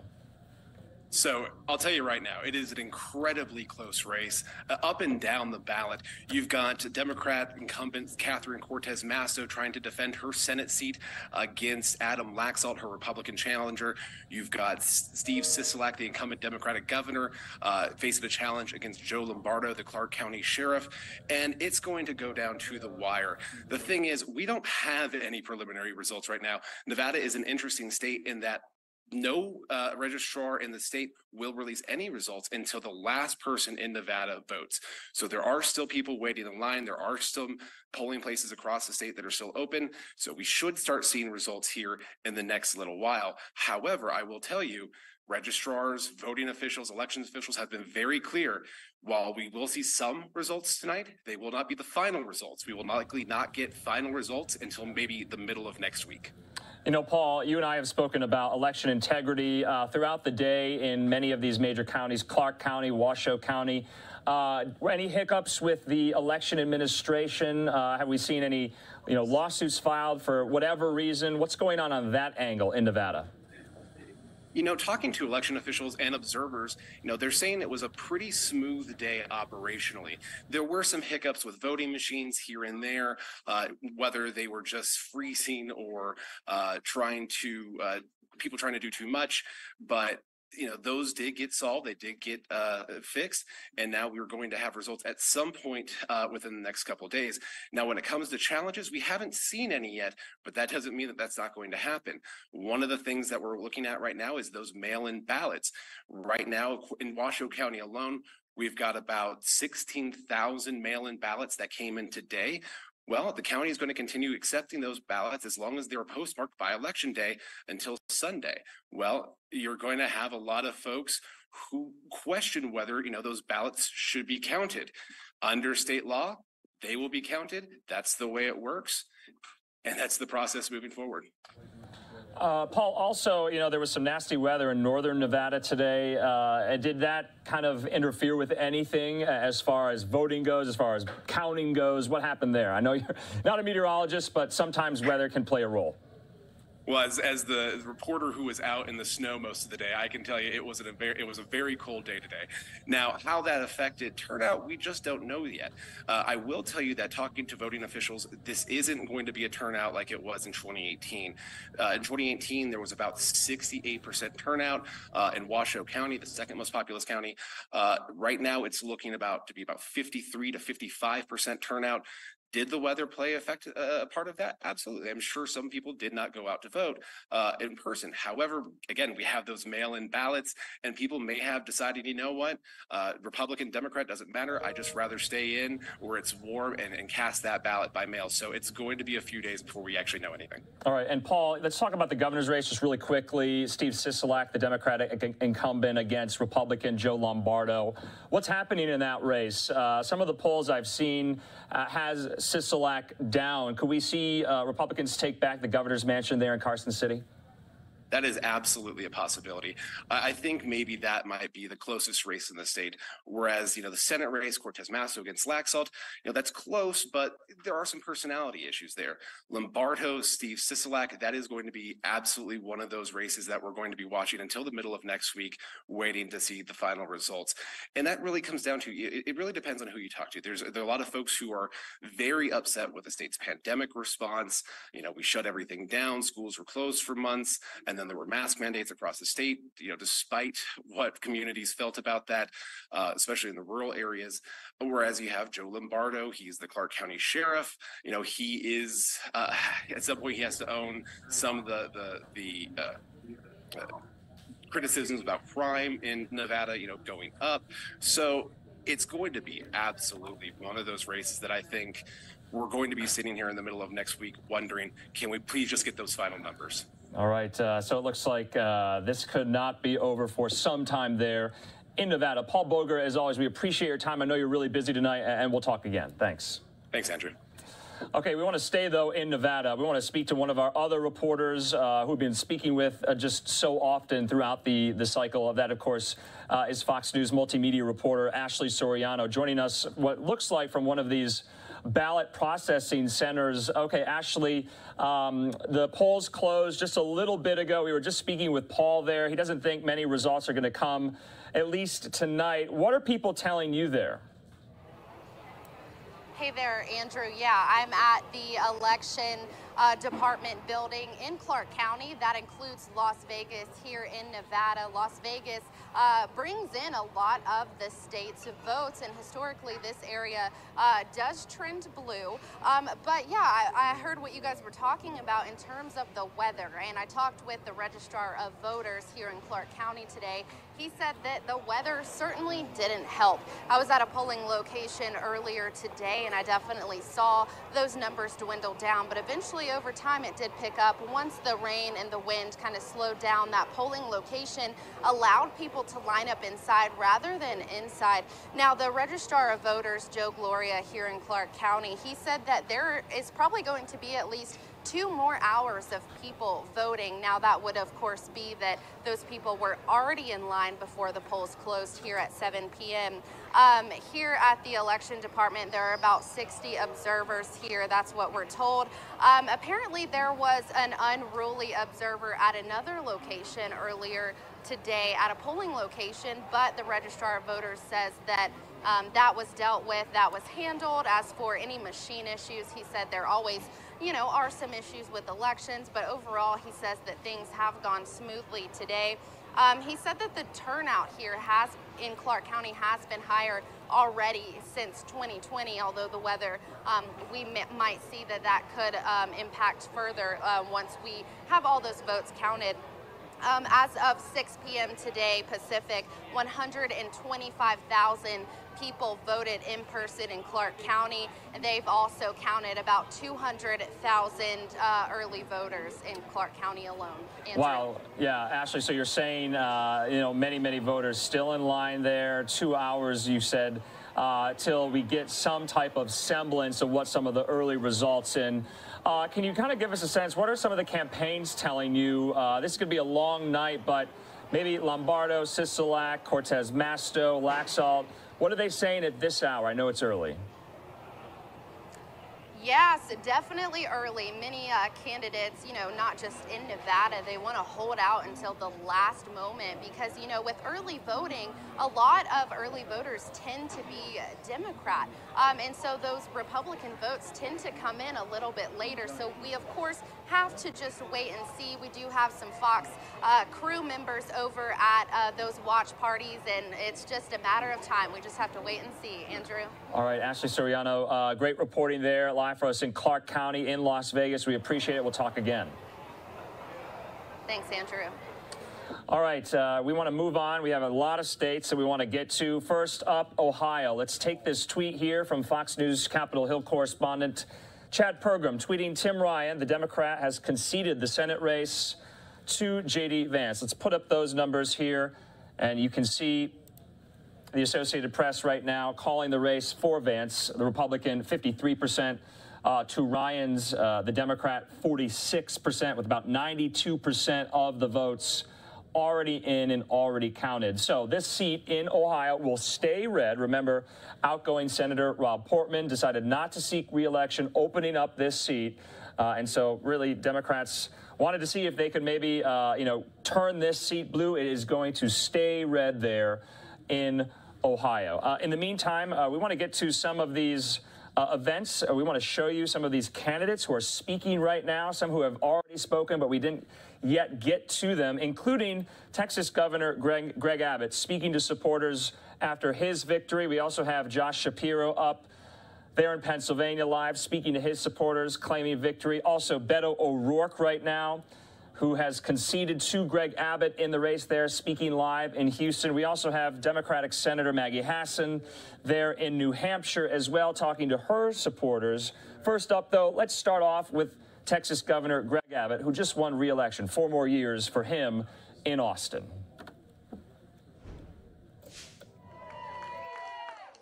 To the mayor, I want to say it is an honor to be in your town to celebrate this incredible night right here in McAllen, Texas. Listen, I want to start out by thanking the most important person to me, and that is the fabulous First Lady of the great state of Texas, my wife, Cecilia Abbott. And we're so proud to have a young lady that we admire more than any other young lady in the world, and that's our wonderful daughter, Audrey Abbott. And I want to thank all of the volunteers, all of our supporters, and my fellow Texans for making this victory night possible. Thank you all. So let's go back.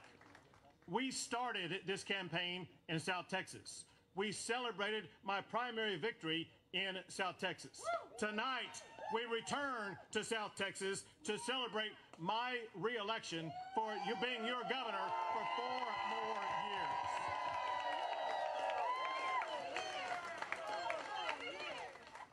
And to be clear about this, we planted our flag in South Texas, and we showed America that South Texas is now electing Republicans to office in our great state.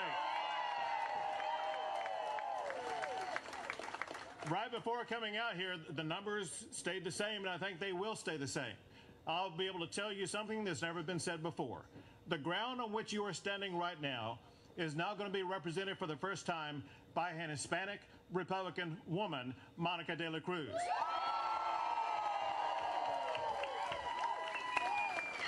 She'll go to Congress, and the first thing she will do is to fire Nancy Pelosi as Speaker of the House. But it's bigger than that, because Republicans that we endorsed were elected from Nueces County to Cameron County, Hidalgo County, and all the way over to Terrell County on the border, and counties in between. So I want to say tonight, congratulations to the next generation of Republicans who were elected tonight. They will be tremendous representatives at whichever level they serve. So I ran this campaign for Texans to have safer streets, for homeowners who are burdened with skyrocketing property taxes, for our oil field workers who beg for me to protect their jobs, for parents who just want to choose the school that's best for their child, and for small business owners who thank me in every location I went to for keeping their jobs open and businesses open during the time of COVID.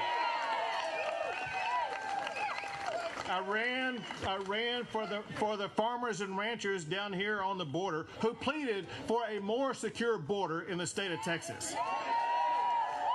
And I ran for the thousands of Texans who came up to me and they said, Governor. All right, we're going to step away from Texas Governor Greg Abbott. We're going to get to some of the remarks from Beto O'Rourke as well. But right now, Dr. Mehmet Oz speaking to supporters there in Bucks County, PA. Let's listen. I've said to you many times that, I'm sorry, what's the problem? Oh, are you not able to hear me? Have you heard what I've said so far? Just making sure. I have told you many, many times that I believe in you. Traveled all over the Commonwealth to make that message clear. Tonight, you have told me that you believe in me. And bless you for that. Together, we will heal Pennsylvania and we will heal America. God bless you.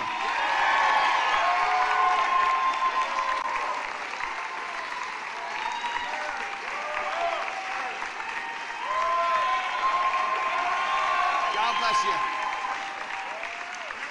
Take care, my friends.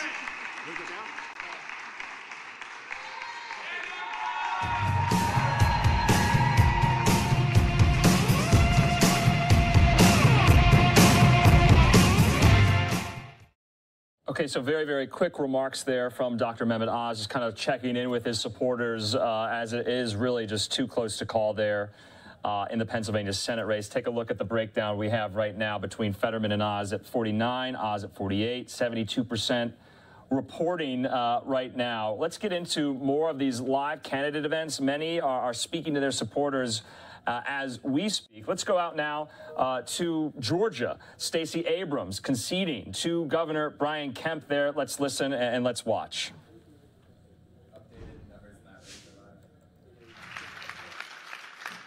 I'm here because my friend Allegra Lawrence Hardy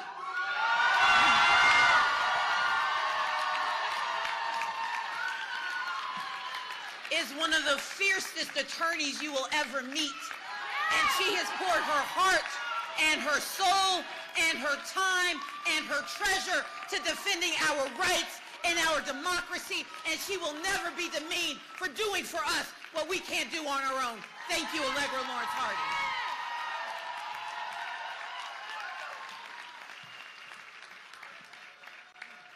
I see in this crowd women and men who have been a part of this journey since I put my name on a ballot in 2006. And while I may not have crossed the finish line, that does not mean we will ever stop running for a better Georgia. We will never stop running for the truth that we know to be true, for the people we know need to see us, for the ones who don't know they deserve to stand, let alone run.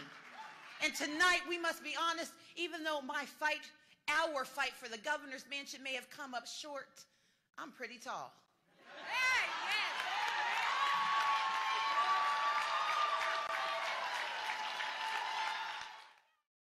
All right, we just wanted to let you listen in live to a little bit of Stacey Abrams there, thanking her supporters, conceding to Brian Kemp. Brian Kemp just stepped up to the podium there in Georgia as well. Take a look at this. We're going to show you some of his remarks live, but in the meantime, really the race of the moment, at least this hour, is the Ohio Senate race that was called for Republican J.D. Vance against Democrat Tim Ryan. J.D. Vance thanking supporters there at his election night rally. Let's watch.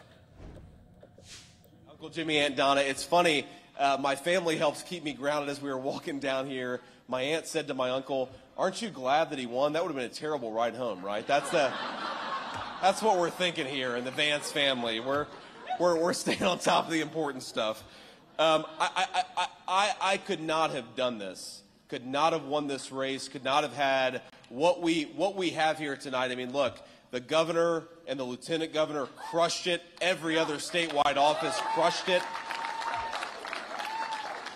I'm so grateful to Mike DeWine and John Houston. I'm so grateful to Bob Paduchik for helping us cobble together a unified Republican team, and we won big, ladies and gentlemen. What an incredible thing. Oh, my Lord. And I got to say, of course, I had so much fun going around campaigning with all the statewide officials. I had so much incredible experiences getting to meet people all across the state of Ohio. But thank you to the Ohio Republican Party. We just got a chance to govern. We just got a great chance to govern, and we need to use it. And I promise to all of my friends who are going to be at the State House, to all of my friends who are going to be at the state capitol, we need better leadership in Washington, D.C., and that's exactly what I promise to fight for every single day.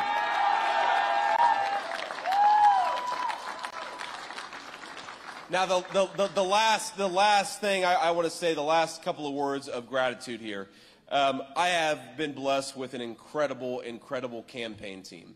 And I can't thank these guys enough, but I want to name a few people by name. First of all, the guy who probably spent the most time on the campaign trail the last year and a half, and when we won the primary, I forgot him, Patrick McAllister. Thank you for getting us safe to where we need to go.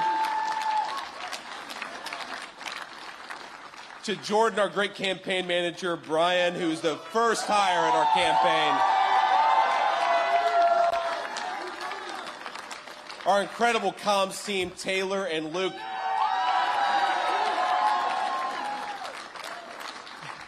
And you guys may have noticed that the national media was very interested in our race. So Taylor and Luke had their hands full. God bless you guys. Thank you. Will Martin and Matt Williams, who did everything that we asked them to do and did it very well. Thank you, guys. Couldn't have done it without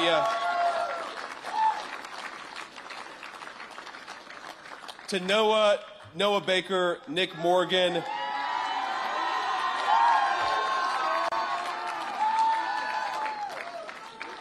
and Matt Middlestate, who kept us on time, made sure we got where we needed to go, and made sure we did everything we needed to do. And then I want to thank the people helping us build coalitions all across the state of Ohio. And it's such an important job because, of course, now that I'm the senator-elect for the great state of Ohio, we're just...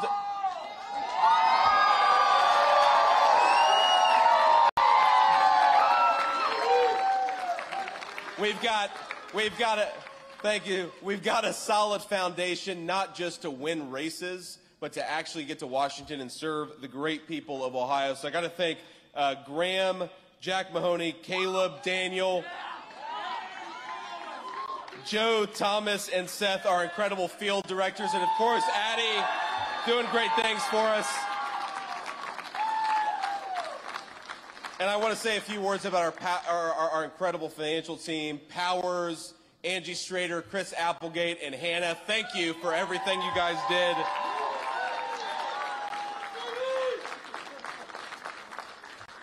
And finally, let me just say a few things about the three guys who I think constantly were in my ear about what we needed to do, about how we needed to execute this campaign. My dear friend, Jay Shabria, thank you for everything that you did.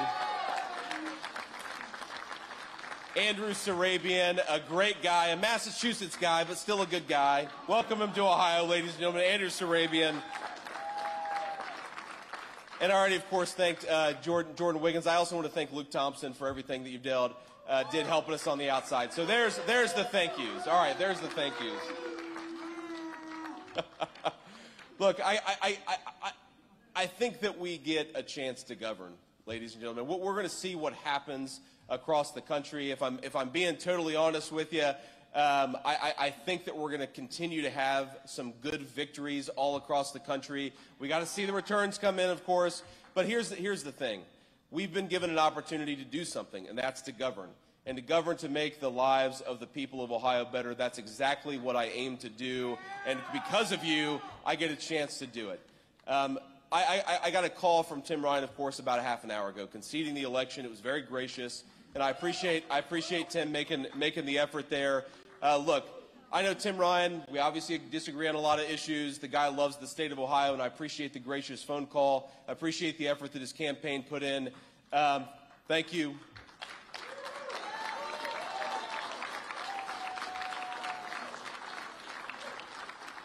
But look, spending time with these guys just a few minutes ago and talking about what an incredible honor it is to get to serve the people of Ohio in the United States Senate. What an incredible honor it is to have gotten to run this campaign. Win or lose, I said it was one of the coolest experiences in my entire life. But now the people of Ohio have given us a job. And what we need to do over the next couple of years, over the next 6 years, for the full length of this Senate term, whoever's in the majority, whatever the president looks like, we have a very simple job to do.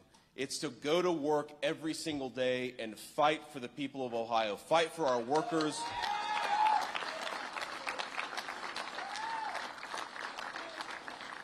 Fight for our families, fight for the people struggling with the opioid addiction problem, fight for the people, the single moms struggling to raise babies just like my mom raised me. We have got a great state, and we have got a great country.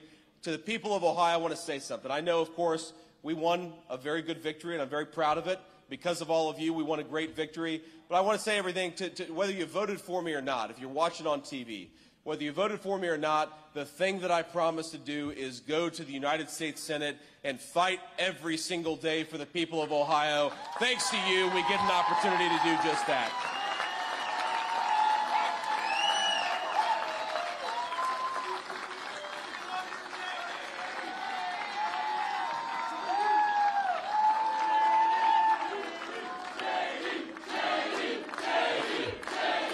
Thank you, guys. Thank you.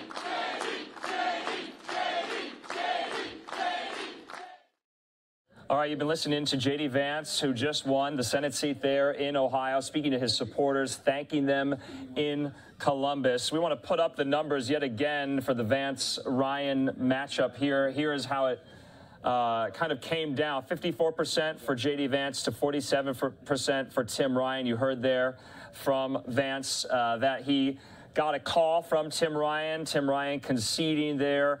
So we want to move on to some of these other races. I'm Andrew Kraft. We're coming up still yet again on the top of the hour. 9:45 here Mountain Time there in Ohio. 11:45 Vance claiming victory, thanking his supporters there. Let's talk about how some of these other races in the Midwest are going right now. Let's go now to Michigan. Take a look at some of these numbers here in the Michigan governor's race. Gretchen Whitmer up at 51% to Tudor Dixon at 47%, her Republican challenger, with about 40% of the votes already in there. Whitmer ahead by about 4 percentage points. So we'll keep an eye on that. We also have an eye on Wisconsin and the Senate race there. Ron Johnson, the Republican, the incumbent there, up 51% to Mandela Barnes, the Democrat, 49%. So very, very close in Wisconsin. A lot of votes already in, though, 76% there in the Wisconsin Senate race. Republicans want to keep that red,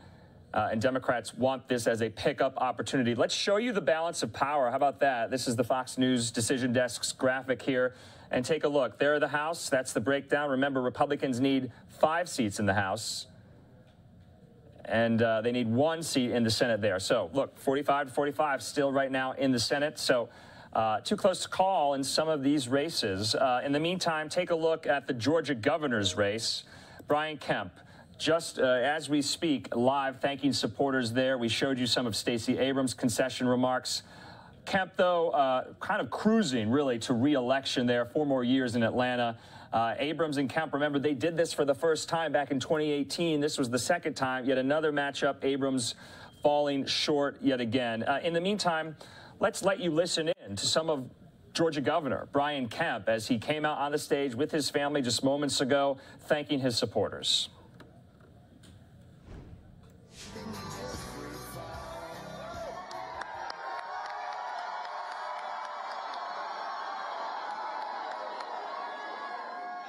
Well, how about them dogs? Well, thank y'all so much. It looks like the reports of my political death have been greatly exaggerated.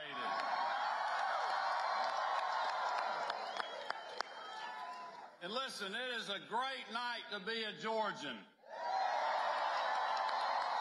I want to thank you guys so much for coming to be with our family tonight. Let's hear it for the best First Lady and the best First Daughters in the nation.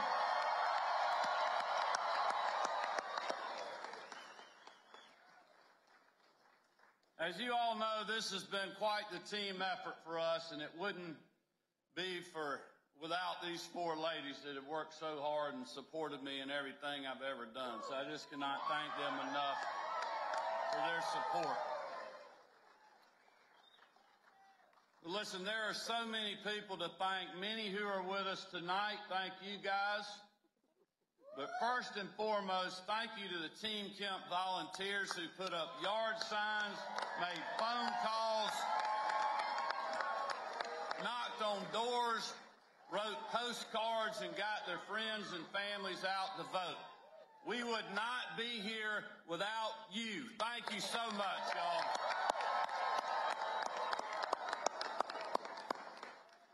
I also just want to thank all the other statewide candidates and our state legislators who are here. Thank you guys and congratulations. I know you all have worked incredibly hard over the last few months, and I look forward to working with each of you over the next 4 years to keep our state moving in the right direction.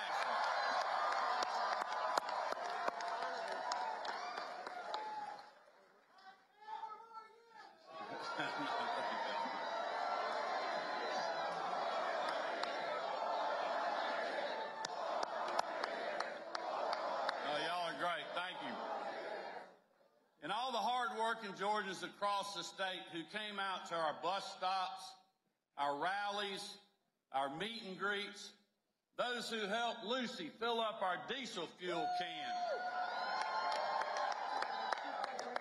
You remember at the bus stop when Lucy was holding the diesel fuel can, and we told you at those stops all across this state, we got all the money we need. It's just in your pocket. And I appreciate y'all supporting the girls with your contributions, but also just appreciate the strong grassroots supporters that we've had literally from Claxton to Calhoun. And finally, I just want to thank the campaign staff and our official staff for all the wood that they have chopped over the last several months.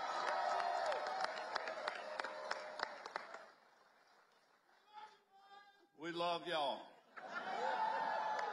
As you all know, we did not get distracted on this hard-fought campaign.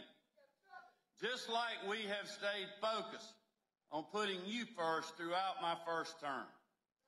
We woke up every single day talking about how to build a safer, stronger Georgia for you and your family, and help your family fight through Joe Biden's 40-year high inflation.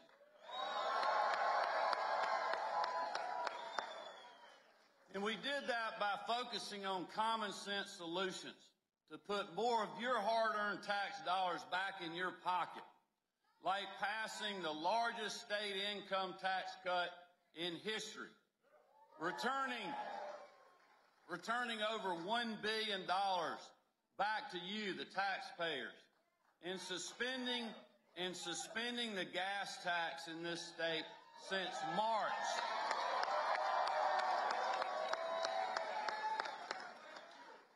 And we are not about to stop there. Come January 2023, we're going to send another $1 billion back to the taxpayers.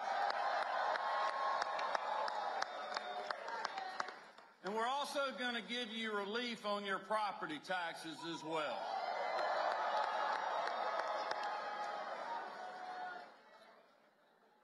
But we also focused on how resilient Georgia's economy has been despite the disaster we're seeing in Washington, D.C. and across the country thanks to Joe Biden. But in Georgia,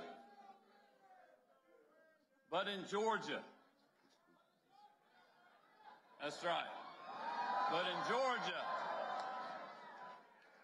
in Georgia, we have record low unemployment. The most people ever working in the history of our state. Historic investment in rural Georgia. In the 2 largest job projects in state history were announced just in the last year. But this campaign was also about keeping you and your families safe, and by backing our men and women in law enforcement. All right, you've been listening into Georgia Governor Brian Kemp as he just clinched re-election there in the Peach State, beating Stacey Abrams for a second time. We're going to stay in Georgia, though. I'm Andrew Kraft. We're coming up on the top of the hour here. We want to thank everyone for being with us throughout this election night, and we appreciate your viewership here, live, raw, and unfiltered. That's how we do it on Live Now from Fox. Okay, let's focus now on the Georgia Senate race again. We're going to put up some numbers.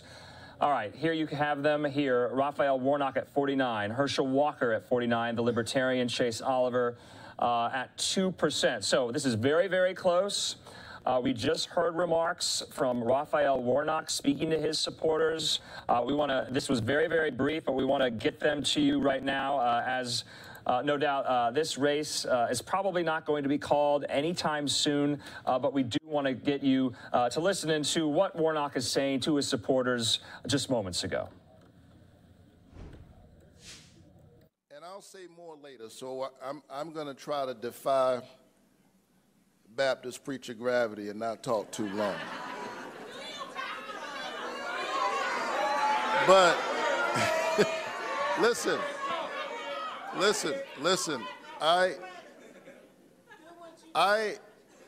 we always knew that this race would be close. And so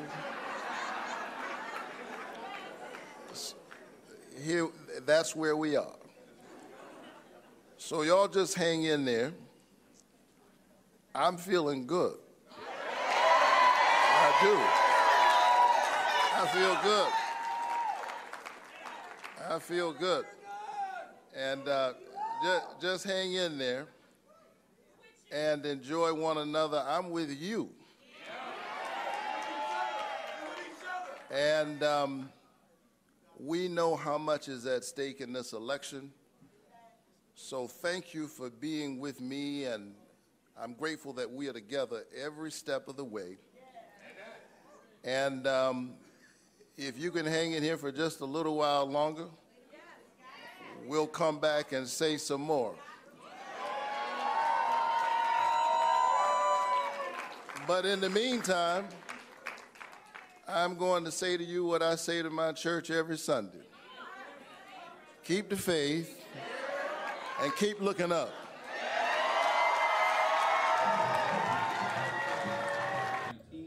All right, so there you just saw Reverend Raphael Warnock. You heard from him. He said, keep the faith, much like he tells his congregation at Ebenezer Baptist Church there in Atlanta. He said this is going to be a long night. He said this is going to be a close race. So just let's look at the numbers one more time as we have them there. In the Georgia Senate race, about 86% of votes reporting right now.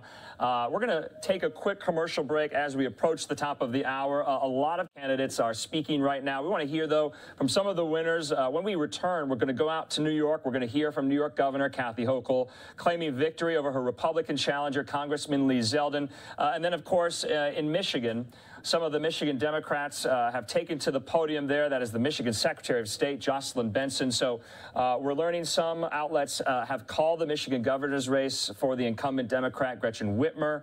We'll wait to do that until the Associated Press does that. But we'll show you her remarks as well when Whitmer steps up to the podium. But when we return out to New York, we're going to hear from Governor Kathy Hochul. See you in 2 minutes.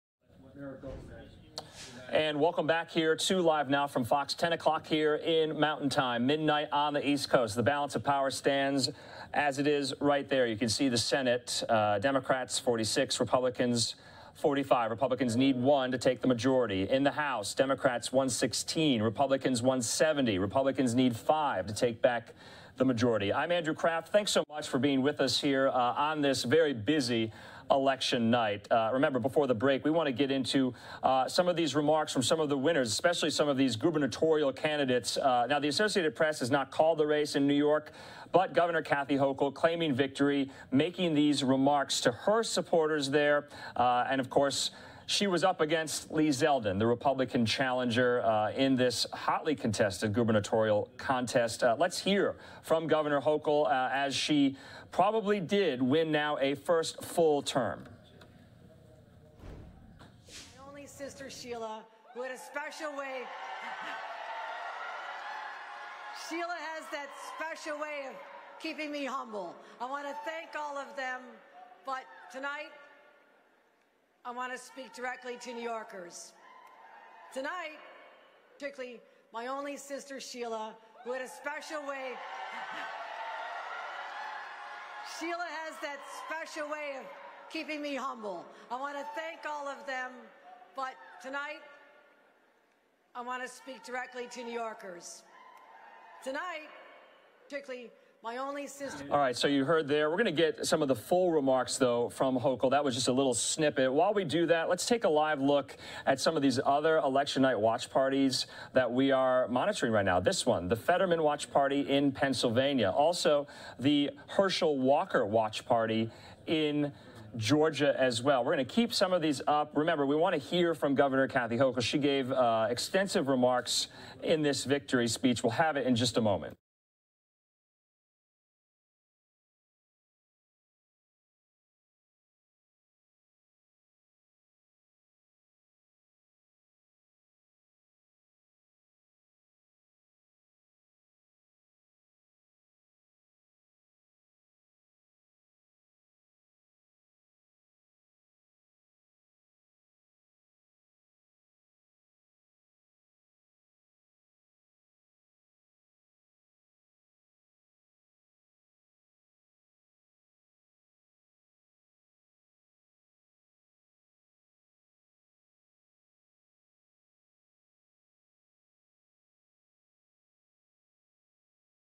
Well, you know, at this juncture, there's only so many more votes out, and no one is really that close to 50% just yet. So it does appear to be headed to a runoff. Yeah.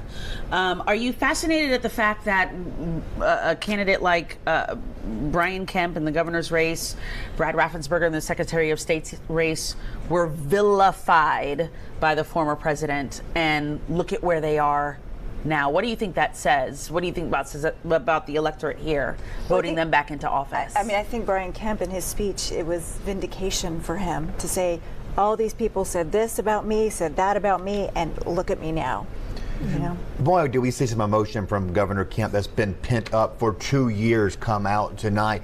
We have never seen him take a shot at President Trump. He did it in his concession speech, talking about present and past attacking him and him being right on the issues. So you can see the catharsis for Kemp, that finally being able to like drop the discipline, drop his guard, and tell us how he really feels about this. He came out fighting in that concession speech. And I think, what does it tell us? It tells us that Georgians have rejected the controversy over 2020 elections, and that those who stood up for the integrity of our elections were rewarded by the middle in Georgia tonight.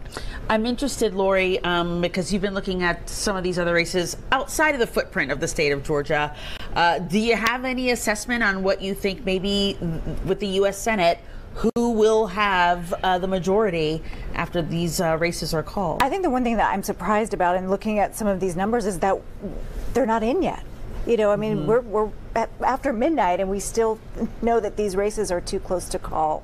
So I think it just says a lot about maybe where we are in America right now, as we are down the middle, and that's why that these races are so close. Yeah. I think we got some new numbers coming in on the U.S. Senate race between Herschel Walker and Raphael Warnock. We're at this point fewer than 1,000 votes. Wow. I mean, these look exactly like the numbers from the polls that we have been talking about these last several days, 49% to 49%. I know Herschel Walker in his victory speech sounded almost like a pseudo victory speech, but at this point, really, it's not. It's too close to call at this point. But let me say this. I think to pick up on something that Brian and Lori talked about is that the Republicans did a really good job of keeping Donald Trump out of Georgia, right? I mean, you have not heard from him, you have not seen him. And look, we as Democrats benefited when he was to send out a tweet, or he opened his mouth and said something very mean or derogatory or insulting about his own party and other people. And so the question is, if this goes to a runoff, I still got hope with the numbers that are still out there. Senator Warnock could maybe pull this off tonight. But if it goes to a runoff, the question will be, can the Republicans keep Donald Trump out of Georgia? Is that the strategy, Brian, you think, to keep the former? Because he's about to potentially say he's running for re-election in 2024. We will know it by the polling. If the polling says that Donald Trump coming to town to campaign for Herschel Walker is a net negative, he's not going to come. If the polling shows that it's the net positive, he's not going to come according to who? Him or? Look, Herschel, he's going to do what he wants to do. If there's any candidate in America who has a special relationship with Donald Trump and can tell him no, it is Herschel Walker. They have a 40-year friendship. Herschel calls him Donald, not Mr. President, and Donald Trump answers the phone when Herschel Walker calls. He's got the ability to do stuff that other candidates that Trump has endorsed doesn't have. Well, the other thing we got to look at, too, is, all right, let's say that this race goes to a runoff. Herschel Walker won't have Governor Kemp on the ballot to basically help him get a lot of those voters. And so look, let me just stop talking about Republicans. Democrats, what we got to do is regroup, be ready to go tomorrow morning, and we got to pull together a winning coalition. And I think that Senator Warnock, because he ran a very moderate campaign, he really made a concerted effort to appeal to the middle, Democrats and Republicans. And so what we've got to do is come together tomorrow morning, and I think you'll see Senator Warnock be a little bit more specific, a little bit more aggressive, a little bit more on the attack with Herschel Walker. And then I think this time, when these two gentlemen debate again, the expectations will be high for both of them, and Herschel Walker will not be able to benefit for lowering the expectations and just get a trophy for really showing up. I think also, though, if this does head into a runoff, you also will not have former President Trump telling voters to stay home because their vote doesn't count. And that will be a really big deal. There were about 39,000 voters the last time around that put Senator Ossoff and Warnock into office, staying home. And that won't happen. So I think that could help Walker.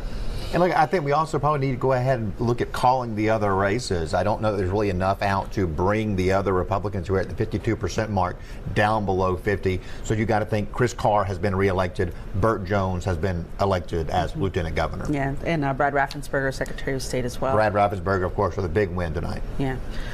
All right, wow, so much more to digest as we look at these numbers and wait until the final call on whether this in fact does go to a runoff. We'll be back right after this break. You were just listening in there to our Fox 5 Atlanta coverage, a very big race there in the Georgia Senate they were covering here. As you can see, they were covering very local perspectives there. So we appreciate their continued coverage here as we continue just past midnight here on the East Coast on this election night, now election morning in 2022. Of course, we're hearing from all these different views from around the country, including out in Atlanta, Georgia, as Warnock there. We've seen him speak. We're also waiting for different people to step up to the podium, including out of Pennsylvania here on Live and Now from Fox, John Fetterman. We also already heard from Dr. Mehmet Oz there in Pennsylvania. But we want to stay in the Northeast as Kathy Hochul in New York spoke just a little bit ago in front of a very ruckus crowd. Let's listen in to some of her remarks here on Live Now from Fox in full as she gives this victory speech. We haven't heard from Lee Zeldin yet, but let's listen in to Kathy Hochul as she will earn her first full term there as governor.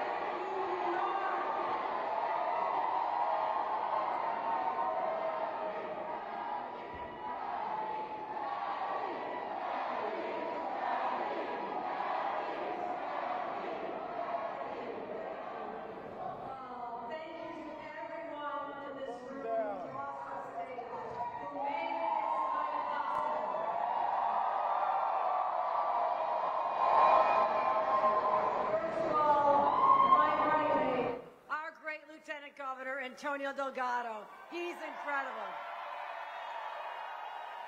And our state party chairman, Jay Jacobs, for all he's done for us. And also my running mates on the ticket this year, our Majority Leader Chuck Schumer, Attorney General Tish James, you heard from her, Comptroller Tom DiNapoli, our entire congressional delegation, and Speaker Carl Heastie and Majority Leader Andrea Stewart-Cousins. They thank them so much. I also have an incredible, extraordinary team of public servants who are working with me, led by Karen Persicilli-Keogh and Stacy Lynch. Thank them. My campaign team, they're incredible, led by Brian Lensmeyer, Adam Sullivan, and thousands of people across the state who knocked on doors and made the calls. And let me give a little special shout out to organized labor for all you did for me. Thank you for bringing it home. Labor, you helped us bring it home. But to all of you, I also have to acknowledge the people who've been through so much, and that's my family. First of all, New York's elected first gentleman of the state, my husband, Bill Hochul. His love for 38 years has lifted me up, and I'm so grateful to him and our children, Will and Katie, and their spouses, Christine and Matt. They've endured years and years of my absences with understanding and love. To my father and my late mother, who inspired me to go on a path of public service. And to my siblings, my 5 siblings, and particularly my only sister, Sheila, who had a special way. Sheila has that special way of keeping me humble. I want to thank all of them, but tonight, I want to speak directly to New Yorkers. Tonight, you made your voices heard loud and clear.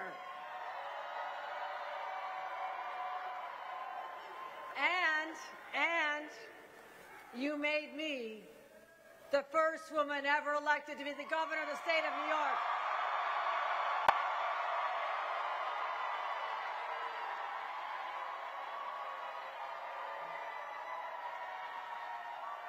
But I'm not here to make history. I'm here to make a difference. And because of all of you, we'll keep making progress, breaking down barriers, breaking glass ceilings, helping New Yorkers achieve the greatness that it is capable of. And I will lead with strength and compassion, not with fear and anger. And together, we'll put our values to work to lift up all and leave no one behind. We'll build a state where families can afford to raise their children. We'll create good-paying jobs from Long Island to the city, the Hudson Valley, the North Country, all the way to Buffalo and the Southern Tier. We'll do all that, creating good-paying jobs, but also give everyone what they deserve, safe, affordable housing, because that's one of their rights. And to make sure that all of our kids will succeed in school and achieve their full potential and live in communities without fear, to have the safety to walk the streets and take our subways without illegal guns on our streets. And this will become a place where fundamental rights are protected and women can make their own decisions about their bodies. Because this is New York. New Yorkers, I will never take for granted the trust you placed in me. And I'll tell you this, the road here from Buffalo was not always easy. Let's hear from Buffalo. My parents started out married life in a trailer park, but they rose up through hard work and education and lifted themselves out of their circumstances. And they raised me in a strong social justice Catholic family where I was taught to fight for others. And it sparked my passion for public service. And that's why as a young mom, I ran for office, eventually being elected to every single level there is, local, county, state, federal, and now I've had the honor of a lifetime becoming the first woman to lead this state.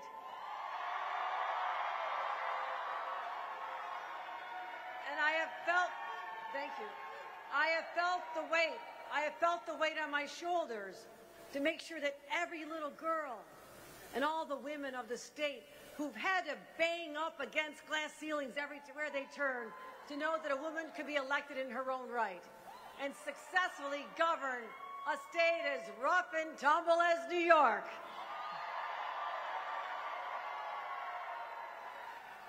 And yes, the glass ceiling, like the one that's above us here today, has finally been shattered in the state of New York, and you made it happen.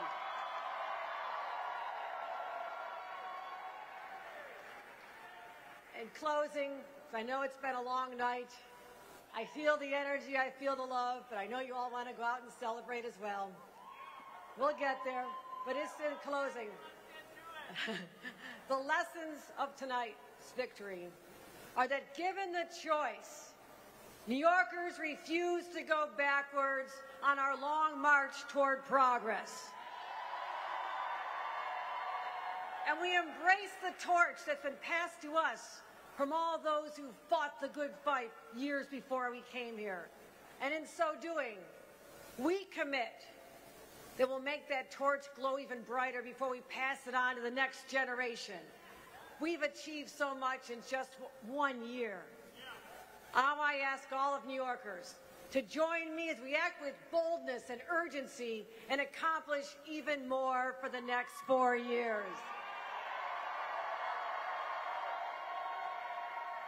And I believe with every fiber in my body that our best days do lie ahead, that will capture the essence of New York exceptionalism and continue to work hard to better the lives of all. Tonight, you put your faith in me, and I will never let you down. Never let you down, New York. Thank you for your love and your support. Together, we're moving upward, onward and upward. And may God bless all of you, the great state of New York and the United States of America. Thank you, New York. I love you. You were just listening in there to Kathy Hochul in New York giving that speech here on election night. And of course, here is what we're looking at numbers-wise in terms of that midterm election race and that New York governor race. Kathy Hochul leading 54% to 46%, some 400,000 votes leading right now. So far, though, Lee Zeldin did speak, and he spoke for about 7 minutes, did not concede, though, to Governor Hochul. Instead, he said there's still over 1.4 million Election Day votes that need to be counted. He certainly believes he will continue to close that gap. That's a race we're continuing to watch here on Live Now from Fox into the night as it's past midnight into early Wednesday morning in New York, as we will likely hear some results over the next couple days in a lot of races in terms of midterms. I want to shift gears, though, now as we continue to focus on other races, including out of Arizona. And there's a big race in terms of the governor race in Arizona. And right now, these are the numbers we're looking at here on Live Now from Fox. Katie Hobbs with a big lead, and thanks in large part to the votes in Maricopa County right now, 57% to 43% for Kari Lake, the GOP nominee there. Katie Hobbs on the Democratic side. We just heard from the Republican Party and Kari Lake just a little bit ago from the Phoenix area. Let's dive right back into her remarks there, quick remarks before we get into other races from around the country next. How many of you remember a couple months ago, August 2nd, the primary election? Wasn't that long ago. We came out and they said, oh, wow, they're 10 points down. The fake news was asking us to concede. And we kept climbing, climbing, climbing. We turned 15 points around and we won by 5 points. I just want you to know it's early. It's very early, and if we have to take this fight through, we will. If it takes hours or days, we will. But the great news is every single drop of election ballots that have come in the last 3 drops have shown us up 85%, 87%, 81%. I just want the propagandists back there to know, don't embarrass yourselves. Don't embarrass yourselves.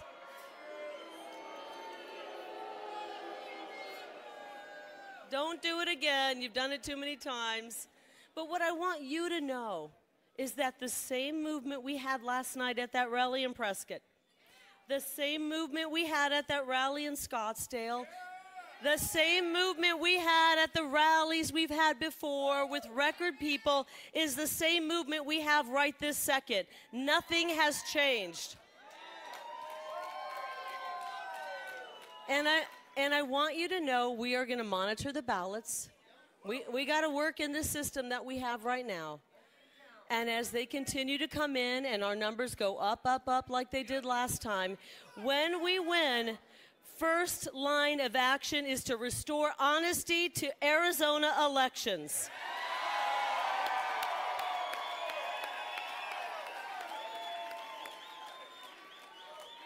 Now, God did not put us on this fight because it was going to be easy. Not one thing that we've had to go through has been easy. We beat back a billionaire in the establishment, okay? Let's just be frank. We have had everyone come against us, tens of millions of dollars in spending coming against us. Nothing has been easy. When corruption has risen to the level that it's at right now, it takes tough, strong people. Are you tough and strong? Are you willing to continue this fight? Are you willing for incompetency to play itself out and the victory to come at us? I am willing to wait for that, and when we win, and I think it will be within hours, we will declare victory, and we will get to work turning this around. No more incompetency and no more corruption in Arizona elections.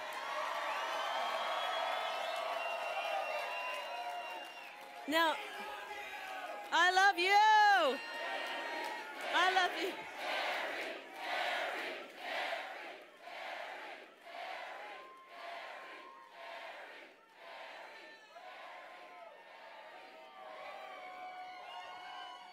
I kind of feel like it's a Groundhog Day. We had November 3rd, 2020. That was called Incompetency 101. Then we had August 2nd, 2022, Incompetency in Elections 202. And now we're at Incompetency in Elections 303. We need honest elections, and we're going to bring them to you, Arizona. I assure you of that. The system we have right now does not work. We, the people, deserve to know on election night the winner and the loser. And we will bring that kind of election back to Arizona. I assure you of that. I love you too. I'm looking out, guys, I'm looking out here at these beautiful faces of the children. Put your hand up if you're a young one in this audience, if you're a child. This is what it is about. We got involved for our children. And we will not stop fighting until we have every legal vote counted. So we're going to be patient. We're going to be patient, guys. We're going to wait. Right now, I told you the votes that are coming in are going our way, 81, 85, and 87%. And we will take the victory when it comes, and we will turn this around. Thank you, everybody. Let the partying begin. We know this movement is just beginning. I love you, Arizona. I love you, Arizona. I love you. Thank you, Arizona.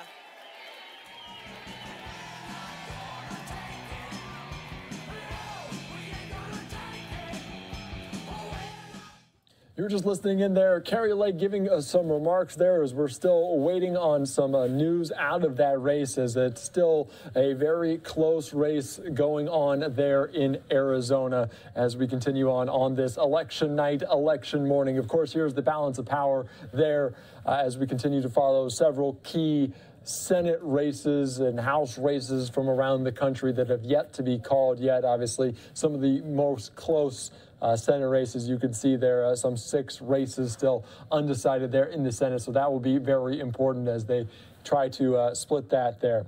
We're going to continue on here on Live Now from Fox and keep you updated on some of the other numbers from around the country, including out of Pennsylvania. Not the Senate race that we're still waiting on, but here's the governor race there as Josh Shapiro is leading over Doug. There is the continue on. We heard from Josh earlier, Shapiro on Live Now from Fox. We're going to take those comments coming up after this quick 2-minute break here while we take a breath and figure out where we're going next here from around the country on this election night here on Live Now from Fox.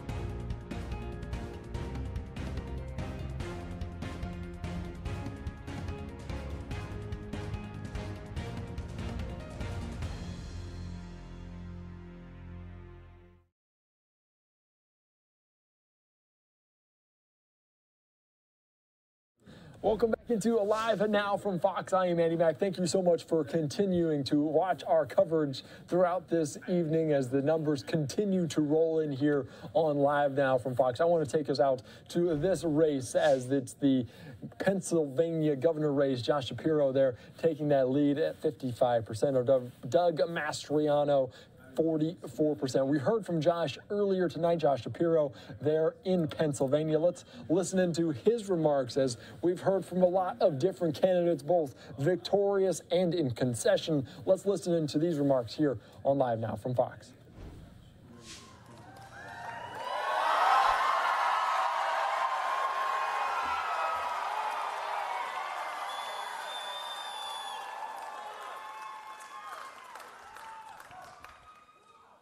Let me begin by simply saying, thank you, Pennsylvania.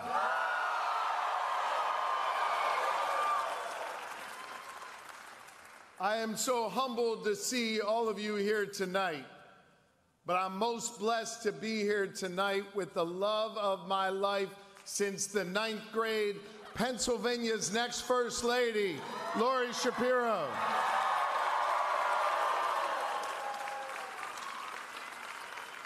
Lori has blessed me with her love, and we have been blessed with 4 amazing children. They are here with us tonight: Sophia, Jonah, Max, and Ruben. They have sacrificed so much to give me this opportunity to serve.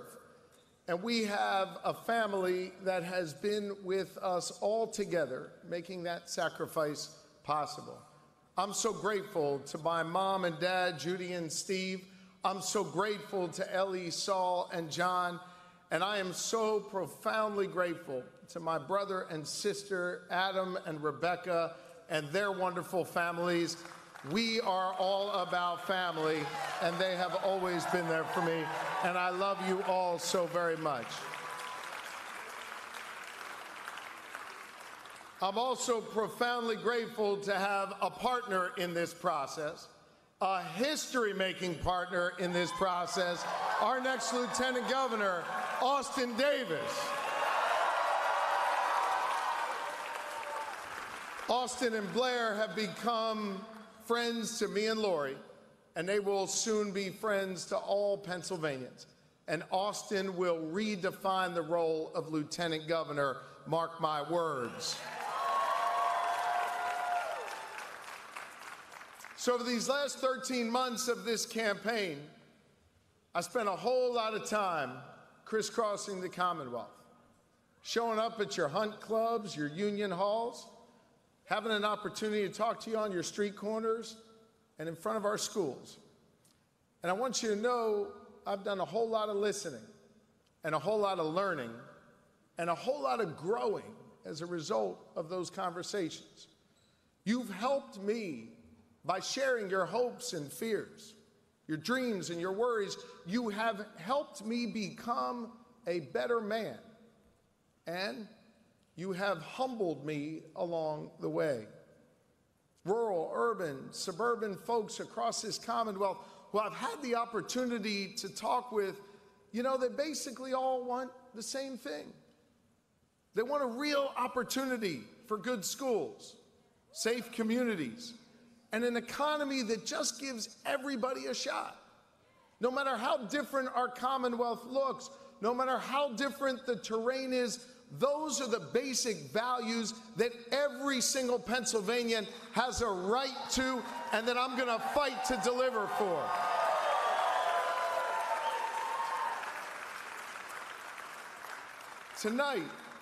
Tonight, voters from Gen Z to our seniors, people from all different walks of life, have given me the honor of a lifetime to give me the chance to serve you as Pennsylvania's next governor.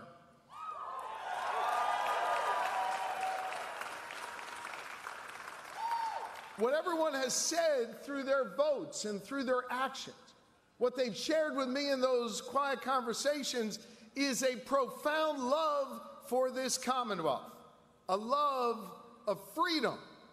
And they've shown the grit and determination and willingness to work for it every single day. I am so proud to be a Pennsylvanian. You were just listening in there, Josh Shapiro there in Pennsylvania, and Governor certainly up there by 10 or so points in that race right now as we continue to follow it very, very closely here on Live Now from Fox. The other race in Pennsylvania that I know a lot of people have their eyes on right now is a very, very close one, and that includes John Fetterman with a slight, very slight lead right now in that Senate race in the midterms over Dr. Mehmet Oz. Just a 1-point lead right there. You can see some 40,000 votes separate the two, with 82% reporting. And obviously Pennsylvania, a state that we might have to wait a few days to hear those results as they continue to count those ballots there in Pennsylvania. A very close one that could swing the balance of power as we're continuing to watch that here very closely on Live Now from Fox. We're going to continue on and shift gears to the other side of the country as Washington State has a very couple key races there that we're watching here on Live Now from Fox. I want to bring in one of our commentators here, Brandy Cruz. She's certainly a commentator, a host in Seattle of the Undivided podcast. Brandy, thank you so much for joining us here on Live Now from Fox. Obviously, we also already heard from Patty Murray tonight. Give us a little bit of breakdown of what you're watching tonight and in that key race there with Patty Murray taking it. Well, as you've been talking about, Republicans obviously had some gains nationally, but Republicans in Washington State, I'm sure, aren't too pleased with how things are going tonight. You know, right now, Tiffany Smiley's 14 points behind Patty Murray, who is a 5-term incumbent. Patty Murray got up this evening. She declared victory in that race. She thinks 14 points is enough. I know some networks have called the race as well. Tiffany Smiley also spoke to her reporters just east of Seattle this evening and said that they're not going to give up yet. She thinks that once all the votes are counted, they could turn the tide. But look, I think Tiffany Smiley will make up a little ground. I will say I'm pretty surprised by where the results are now. Polling had put Tiffany Smiley on a steady rise over the last 2 months. And just last week, Real Clear Politics called the race a toss-up. And so Republicans in Washington state, which is a very blue state, thought, oh my gosh, we have a chance at this thing. And so to see after this first drop of ballots, which was about 1.7 million ballots, a little under half of ballots to be counted here, to see Tiffany Smiley so far behind, given the consistency of polling showing her edging on Patty Murray, is a surprise. And Patty has been in that seat for quite some time. Was maybe that just the fact that she's been there so long maybe showed that Republicans maybe they got a little bit ahead of themselves a little bit in that regard? Well, I think Republicans in Washington state tend to get ahead of themselves a bit because when they have a good candidate, and I think Tiffany Smiley was a good candidate, she has a remarkable backstory. You know, she worked as a nurse. Her husband was blinded serving our country overseas. And she took on VA reform and worked with Democrats and Republicans in Washington, D.C. to try to achieve it. I mean, that's a remarkable story for a candidate to launch a Senate campaign with. And so I think Republicans just got really excited about the prospect of having someone like Tiffany Smiley, kind of a fighter. And they tend to kind of get in their echo chamber and get a little bit amped up. But, you know, Patty Murray being in the Senate for 30 years, I mean, that can work against her as well, right? And that's what Tiffany Smiley tried to say in this campaign is, hey, it's time for her to go. She's been in this job too long. Washington voters obviously don't think so.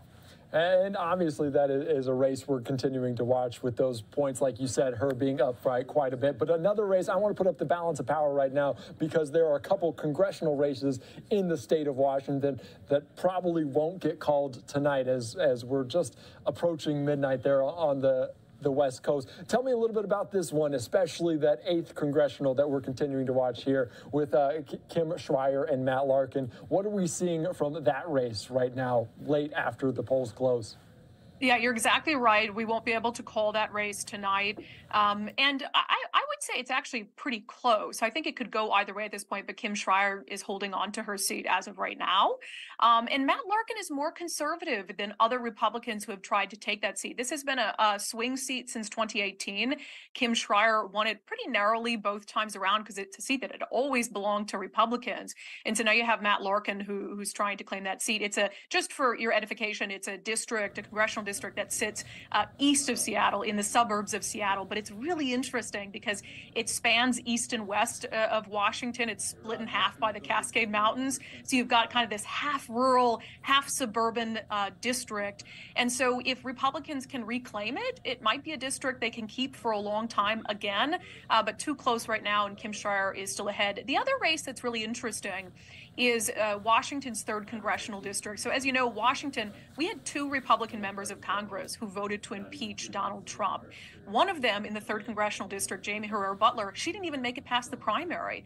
She was primaried by a pro-Trump challenger. His name is Joe Kent.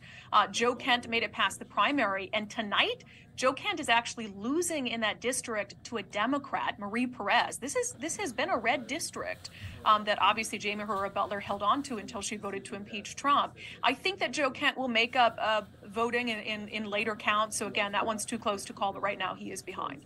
And both of those races, as we're continuing to look on the AP, about a 10,000 vote difference between those two candidates. So obviously we're still waiting. When can we expect to see something like this called? How long would it take? Into tomorrow, maybe the next day? Yeah, it's kind of fun for us in Washington to watch the rest of the states sort of get used to this mail-in voting life. We have been living this life for a long time. We've never had races that are called on election night. And so what we'll see is tomorrow afternoon another big drop of ballots. And then I would say in those closer races, probably Thursday, we'll have enough votes counted to be able to call all of our congressional races, including including those two in the 8th and the 3rd, that could very well help swing the balance of power in one direction or the other in the U.S. House. Definitely. Thank you so much, Brandy Cruz, for joining us here. Obviously a commentator and host of the Undivided podcast there out of the Seattle area. I appreciate you joining us here on Live Now from Fox.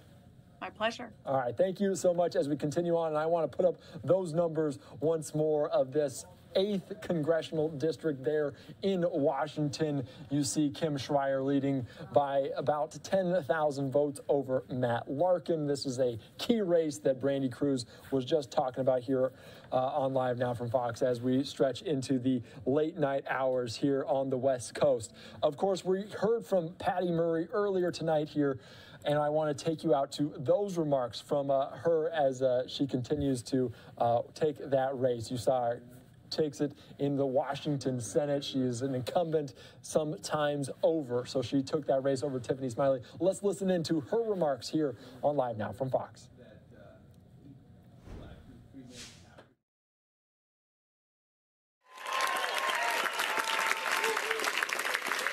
You all showed up to make sure Washington State had a voice in the Senate that would fight to codify Roe into law and make sure every woman in this country has that right. You showed up to make sure we would protect this democracy for future generations and fight so that every American's voice would be heard in the elections. You showed up to do that. You all showed up so that we could keep building an economy that works for families like every one of yours, not giant corporations and billionaires.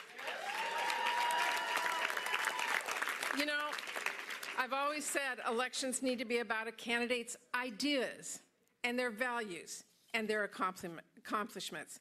Do you all think that we should finally let Medicare negotiate lower drug costs? Do you believe that climate change is real and it's time to take action? Do you believe that everyone should be able to count on Social Security? Well, you showed up for that. And let me just say, do you think Mitch McConnell should be the leader of the U.S. Senate? We are going to make sure he is not. You know, the choice really couldn't have been more clear in this election. And Washington, I think you made the right choice. Thank you. I know most of you know my story by now, that I got involved in politics because a legislator in Olympia told me that you're just a mom in tennis shoes and you can't make a difference. I would like you to look at my family behind me.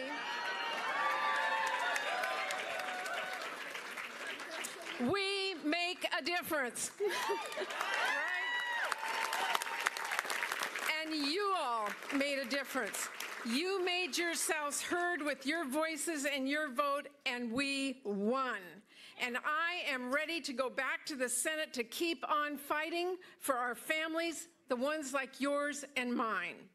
And I want to just say to all of you who don't know, I grew up in a family of 9. This is only about 1/3 of them behind me. To the rest of you that are out there, thank you for being in my heart and being a part of this. And to all of my family behind me, I couldn't be where I am without you.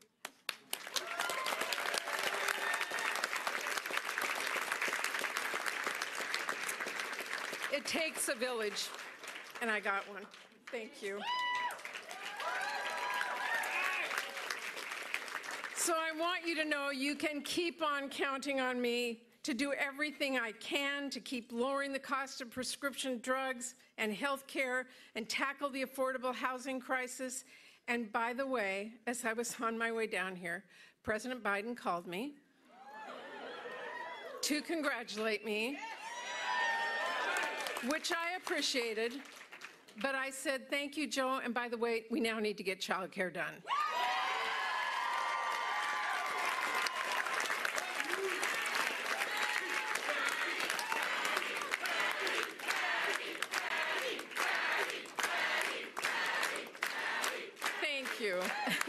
Thank you. You know, we have a lot of work to do. We need to get our children's learning back on track. We need to invest in mental health care. We need to tackle the substance use crisis. But you all gave me the ability now to go back and take your voices and be your vote and your champion in the United States Senate to get that done.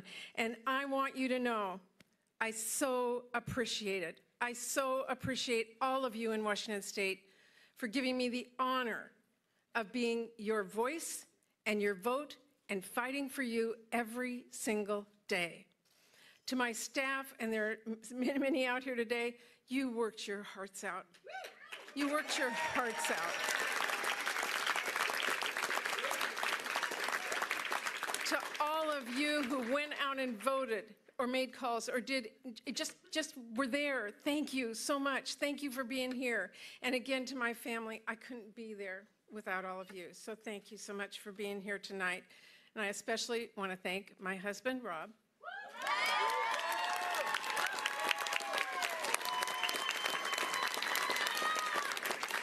Many of you may know that we did an awful lot of GOT events in every corner of the state. Rob was there for every single one of them. So we got our work to do. We need to protect reproductive rights. We need to protect this democracy. We need to take this night and go to work and keep on working for all of you. That's my pledge to all of you. And again, thank you so much. Thank you. Thank you for giving me this honor. Thank you. Okay, let's keep winning across the country so we can have 52 Democratic senators. That's my goal.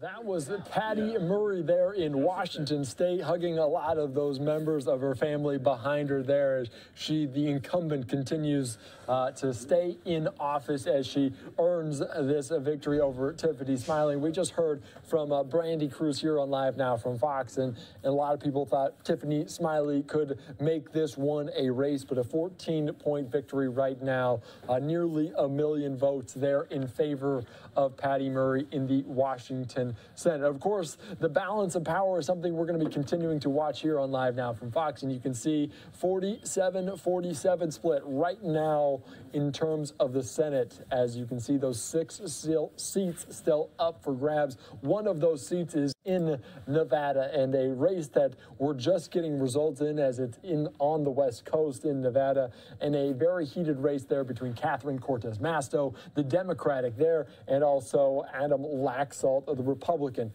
We are just hearing from these really early numbers here on Live Now from Fox, as less than 1% are already reporting, so 0% you see there reporting, so a very low number, 60% to 35%, but obviously basically the entire state still to report in Nevada. But this will be a key race we're going to watch throughout this day. Also in the governor race there, and Steve Sisolak down to Joe Lombardo. Again, very, very early numbers in Nevada that we continue on. We are hearing from the Democrats, though, in Nevada right here on Live Now from Fox. Let's take us out to Catherine Cortez Masto and Steve Sisolak on Live Now from Fox.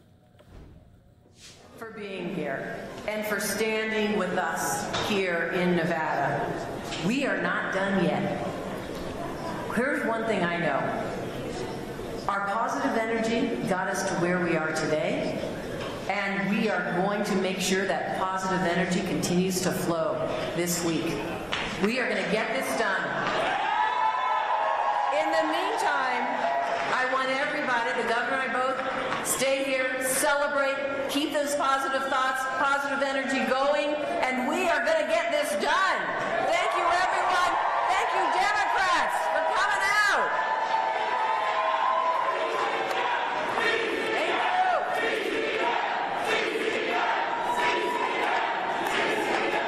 And now our incredible Governor Steve Sisolak.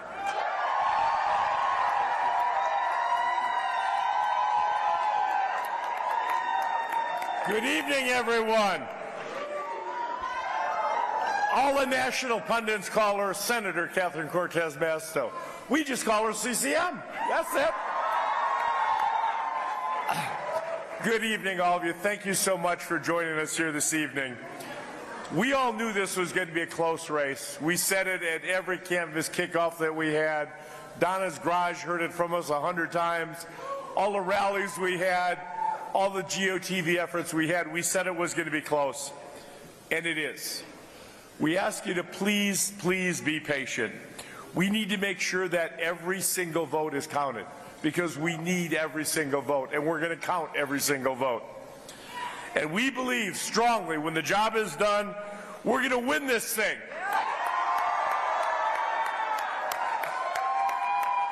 But right now, at this moment, I want to thank Nevada voters for doing their part. I want to thank each and every one of you for doing your part to help us. Making your voice heard, being a part of our democracy.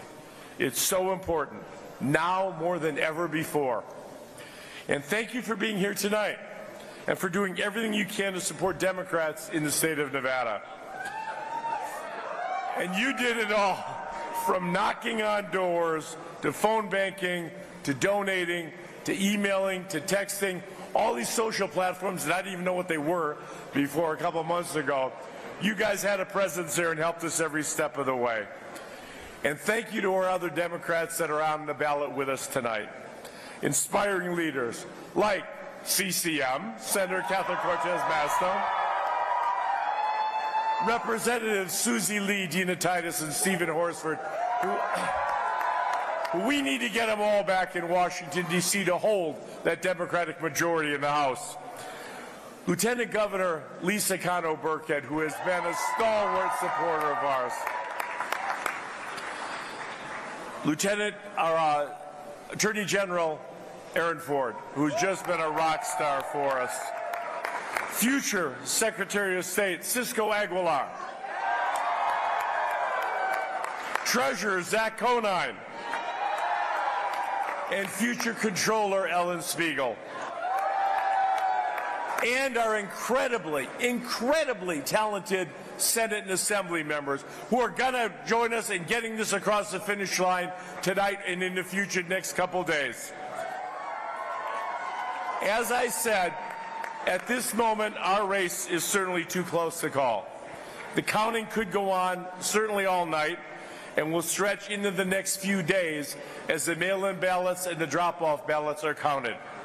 And there's a lot of mail left to count, and that's a good thing for us.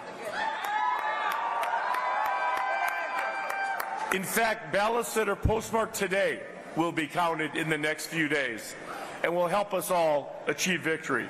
So we need to be patient. We need to be patient and make sure that everyone's voice is heard in the next few days. As we've always said, Battle-born state is a battleground state. And we knew this would go down to the wire. But we knew we had you on our side, which is the positive thing that we have in our favor. I truly believe that when we have the final count, when that is finally done, the votes will be on our side, and I'll be going back to Carson City with all my friends to represent all of you. And I know that CCM and our Congress people are going to be going back to Washington, D.C. to represent all of you. Finally, and most importantly, I want to have a special shout out to our election workers who have undergone a tremendous amount of stress, worked an incredible amount of hours, taken a lot of criticism that they were not deserving of, and kept coming to work to make it easier for us to vote and to count all of these ballots, spending hours counting and processing ballots, and thousands of mail ballots in the next few days. Thank you to each and every one of them for helping us in this process.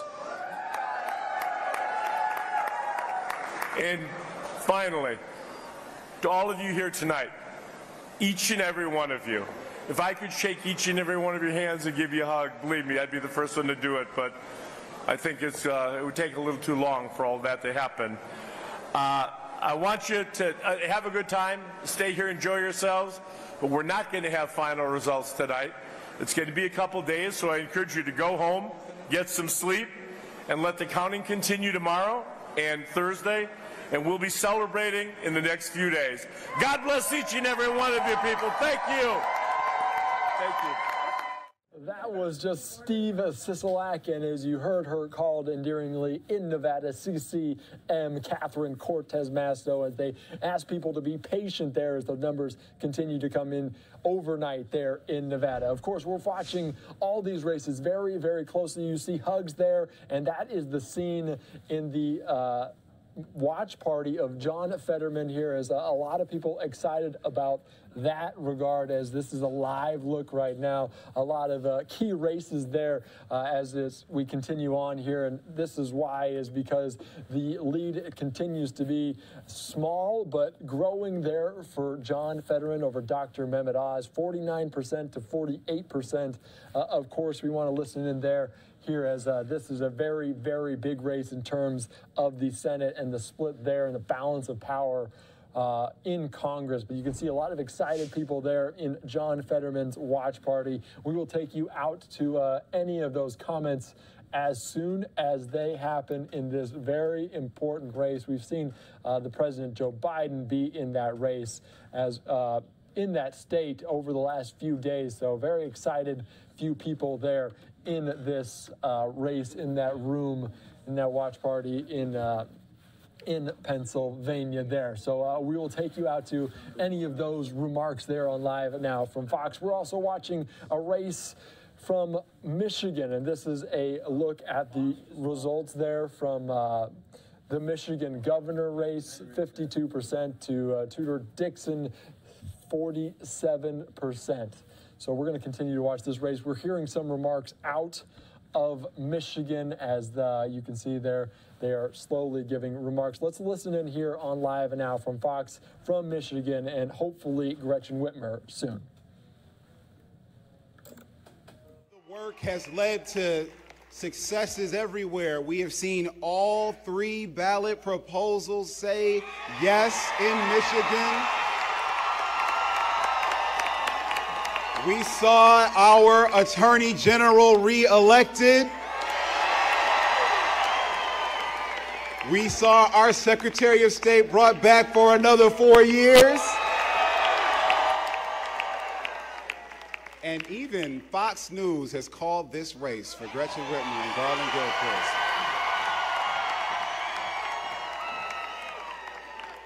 Now, we have respect for the people who do the work in our electoral process. We have respect for the people who are on the first line and the first responders for democracy. And Governor Whitmer and I want to thank them. I want to thank them for the work they're doing right now as we speak to count every vote in every county and every precinct in the state of Michigan.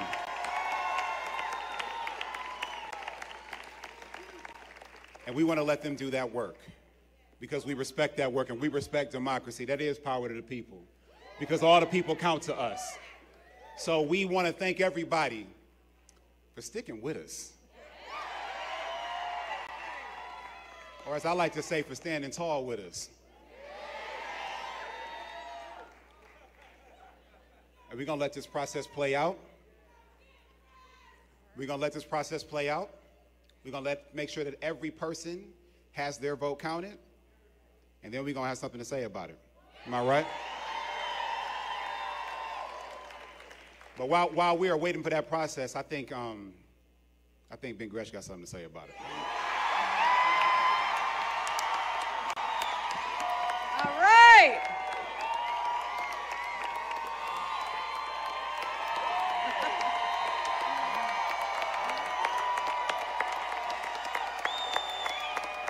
Thank you, everybody. Thank you, everybody.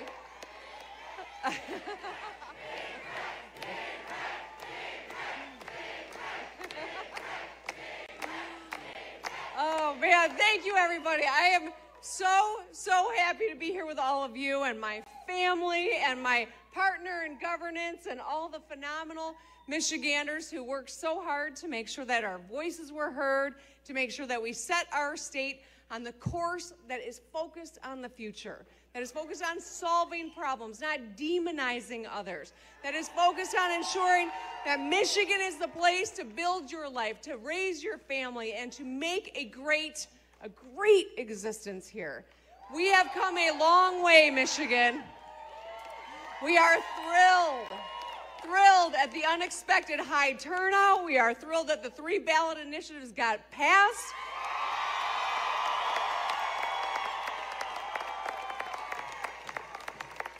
And I never thought I'd be so happy about Fox News, but I'm glad they called this election too.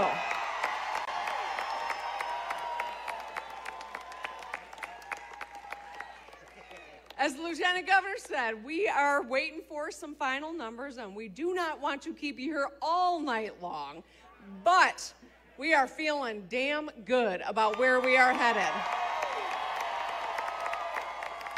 And the prospect of leading this state for 4 more years is something for which we are incredibly grateful and excited about. And regardless of who is in office, we will always work with anyone who actually wants to solve a problem, because there's nothing more important than the people of this state to us. All of the people of this state.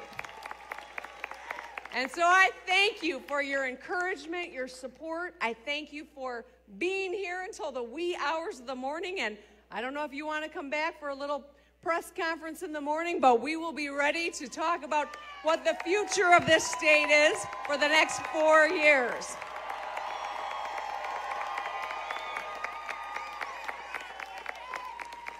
I love you all. I love my husband, my girls, and my 3 stepsons. I am so grateful to be here with every single one of you.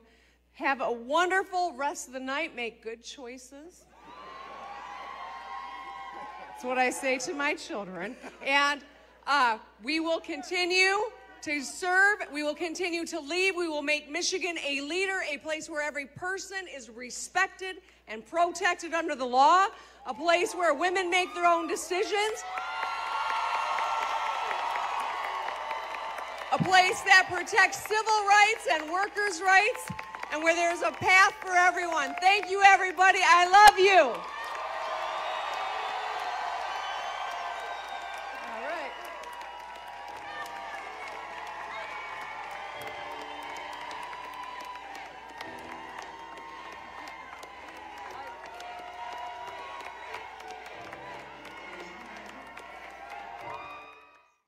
You are watching it there, Detroit, Michigan. Gretchen Whitmer giving some remarks there as we're watching this various different feeds here on Live Now from Fox. Of course, here is a live look in Arizona. Mark Kelly, the watch party going on right there, and also some happy folks in Pennsylvania at the John Fetterman watch party right now as we continue to watch this balance of power graphic, and it slowly changed here on Live Now from Fox. And here is a look at it right now. As you can see, that 48th seat put up there, this according to Fox, and this our balance of power graphic. But you can see that 48th seat would be John Fetterman's seat there in Pennsylvania, as Fox is calling it. The AP has yet to call it right now, but we're still seeing, you can see quite a few very excited people there in Pennsylvania at this watch party for John Fetterman. Very excited about the possibility of this very exciting news on the Democratic side,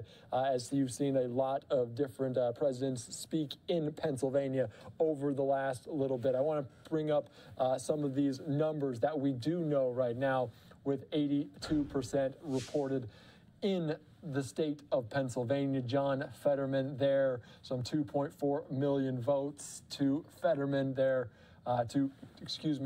Mehmet Oz, 2.3 million votes, 1 point lead in favor of that. We're expecting to hear from John Fetterman, hopefully coming up pretty soon here on Live Now from Fox. We will take it out to you in full, as this would be a very big race.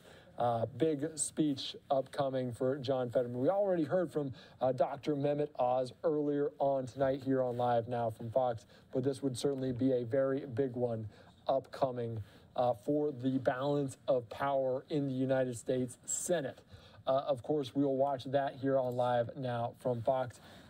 I want to see if I can find some quick remarks. Here's some quick remarks from earlier tonight from Dr. Mehmet Oz, obviously before any of this news came down. Let's listen in back to Dr. Mehmet Oz as we stick with this Pennsylvania seat that is very, very close. So let's listen in from earlier tonight in Pennsylvania. And we have a lot more ballots to go. I entered this campaign with Lisa. We pulled the family into it because we wanted to bring balance to Washington, which is exactly what we're going to do. As a heart surgeon, I spend my life focused on big problems. In my case, broken hearts. And we address them, we repair them, we heal them by uniting people together, not dividing them. It's exactly what we're going to do in Washington, right? That's what we need.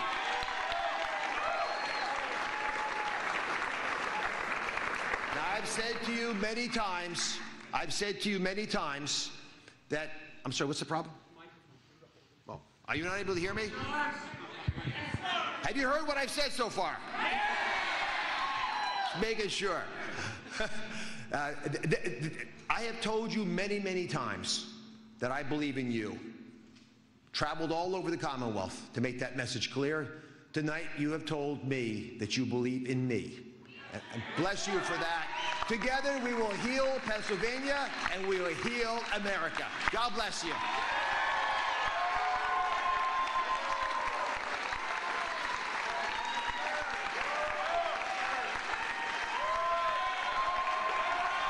God bless you.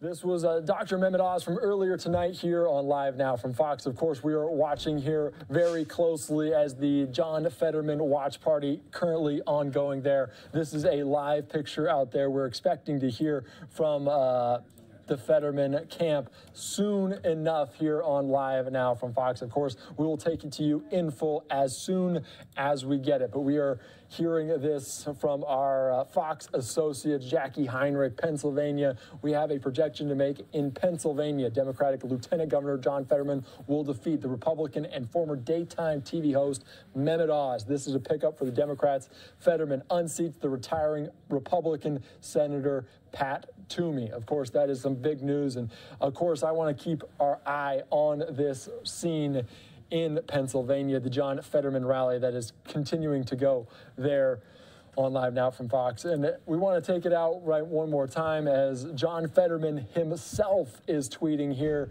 And this is the latest, what we do know. John Fetterman, it's official. I will be the next U.S. Senator from Pennsylvania. We bet on the people of Pennsylvania, and you didn't let us down, and I won't let you down. Thank you. That from John Fetterman himself as we continue to watch this scene here on Live Now from Fox. Certainly a lot of ramifications here in terms of the balance of power and different topics there from around the country. We're waiting to hear from John Fetterman here on Live Now from Fox. Of course, this is a scene in Pennsylvania that we will continue on. But I want to bring in my colleague here from Fox, Andrew Kraft, as we continue to cover this very, very closely. Andrew Kraft, thank you so much for continuing to get this coverage. What do we know about this, and how big of a swing would it be for Democrats if when we do finally officially call for John Fetterman? He already tweeted that out. But what do we know, and how big of a swing would this be for Democrats? Yeah, of course, Andy, we're going to wait for the Associated Press. A lot of outlets, including the Fox News Decisions Desk, has called it for John Fetterman. John Fetterman there tweeting out that he will become the next U.S. Senator from Pennsylvania. You mentioned the balance of power. We have the graphic.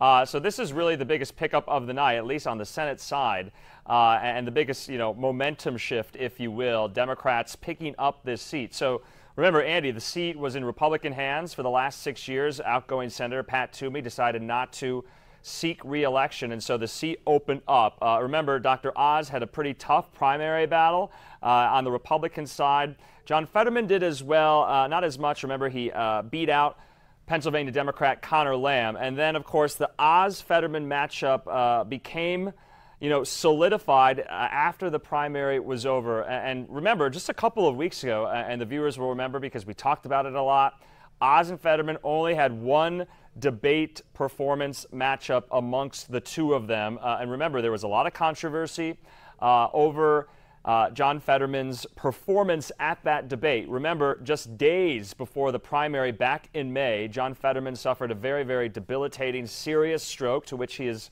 still on the mend, and that's why many Republicans, even some Democrats too, had questioned his physical and mental fitness for office after suffering that stroke. And of course, the Pennsylvania voters were not kind of, teeing up or buying into that controversy, Andy, because they have now elected him to this Senate seat. So remember, we thought that was going to be a really major factor in this. Maybe after that debate performance, some Pennsylvania voters on the fence would have gone to Oz because of that. Remember, there was closed captioning. There was some, stuttering. There was some trailing over his words and the like. So the debate performance was one that was panned really across the board, unfortunately, because he was still recovering from some of those stroke after effects and stroke symptoms. But this kind of goes to show you, Andy, that many of the people in Pennsylvania we have been speaking to in the run-up of this, we're saying essentially, how much do debates matter? How much is this debate going to matter?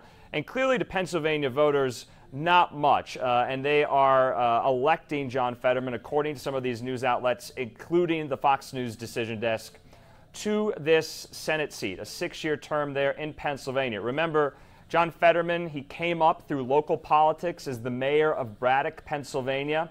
And then many have styled him as somewhat of a progressive Bernie Sanders style type character and candidate and politician. He doesn't, wear full three-piece suits like many people who, and maybe he will have to because he's going to be on the Senate floor a lot, but we saw him so many times in hoodies, gym shorts, basketball shoes on the campaign trail, even when it was snowing, in Pittsburgh and the like. So we're just waiting for John Fetterman. We have no really good sense of timing about when he's going to step up to the podium there. We showed you Dr. Oz's remarks from a little bit ago as he was just kind of checking in with his supporters. But this is quite something, the balance of the power in the Senate now changing, Fetterman picking up that Democratic seat there. And so this will be really interesting. We'll see if Republicans can either keep any seats, pick up any more seats as we get into the night here. Definitely, and thank you so much for continuing to cover this, because obviously the balance of power, certainly a big factor in a lot of things. I want to put this back up one more time as we continue to keep our eye on that John Fetterman rally. But you can see the 48th seat there in favor of the Democrats, and we still have several more to come. As you can see now, it's 48-48 in our balance of power, according to Fox News. So a Republican picked up a seat. We're all still looking for Georgia. We're still looking for Nevada. We're still looking for Utah. Different races that we're continuing to watch. But this one was a big factor in determining the balance of power. What else can we say about tonight? Because we obviously didn't think Pennsylvania, or there was a possibility that Pennsylvania wouldn't get called tonight. That was going to be a big factor for us. What can we say about that? Because a lot of people are still waiting to see that Pennsylvania, we didn't know because of their election rules and regulations that we might not see one tonight, but in this case, we might actually do. Yeah, it is surprising, I think. I think a lot of viewers and voters might have been surprised that we saw this so early in the night. Of course, Pennsylvania, at least historically in the last presidential and the last midterm, 20 and 2018, we didn't see many results the night of, but a lot of outlets, like we've been reporting, have called the race, including the Fox News decision desk. The Associated Press has not done so just yet, but according to those outlets, enough votes are in, enough votes have been counted and tabulated in Fetterman's favor. And so we await for him to take the rally stage to address his supporters on this victory tonight. To your point, though, Andy, we are still waiting for many of these Senate contests, like in Georgia, like in Arizona, and in Nevada as well. Of course, some of these other western states, the ballot drops are coming in as we speak. So hopefully we'll get a little more on that in the next hour. But this is very significant for Pennsylvania, and there was some laws on the books post-COVID, post-pandemic, about ballot counting, ballot processing, giving Pennsylvanians more time, giving ballot tabulators also more time to get those results. So this is, I personally, just having watched this race for so long, did not expect we were going to get results at least officially tonight, but some of these outlets are calling it for John Fetterman. Let's put up the tweet, too, that Fetterman put out. Very declarative, very decisive, saying there essentially he will become the next U.S. Senator from Pennsylvania. Now, Andy, we got to watch out. We got to monitor whether or not Dr. Oz will respond to that, whether or not Dr. Oz will make a phone call to John Fetterman in some type of concession. We heard from Dr. Oz, 2 hours ago. He addressed his supporters there in Bucks County, Pennsylvania, a crucial, crucial county. Really every election cycle. John Fetterman, this event in Pittsburgh, that's where he hails from. Braddock, of course, where he was mayor, right outside of Pittsburgh, PA. So this is quite something for Pittsburgh, and so we're going to wait and see whether or not John Fetterman comes out very, very soon here. We have a few Live Now looks as well from across the country we're following, I believe still in Arizona as well. Yes, there's the Arizona one. There's Mark Kelly, like you said. Obviously, we're watching. That's still an undecided seat in terms of the Senate. We have not heard it called. Mark Kelly going up against Blake Masters. We want to take you back out to John Fetterman, though. They're, again, live. And obviously, they're also watching some of the TV screens, some of the coverage from around the country. And you can see some excitement. And John Fetterman now walking out on the stage through some cheers. Live on Unfiltered. Let's listen in as he declared himself the victor. Let's see what he has to say on the stage in Pittsburgh.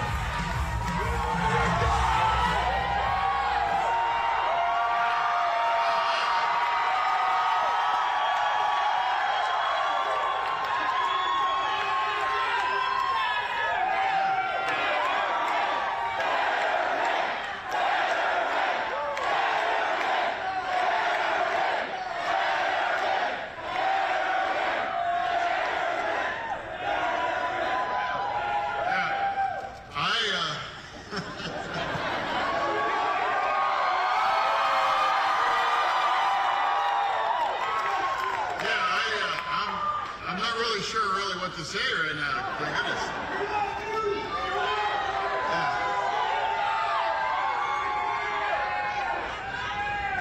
I am,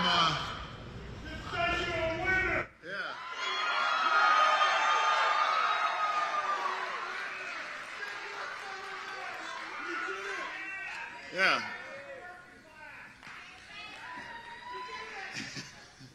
Yeah, I mean, so I'm so humbled. Thank you so much, really. Thank you. Thank you. Like what is it? It's like 1:30 in the morning and you're still here hanging in?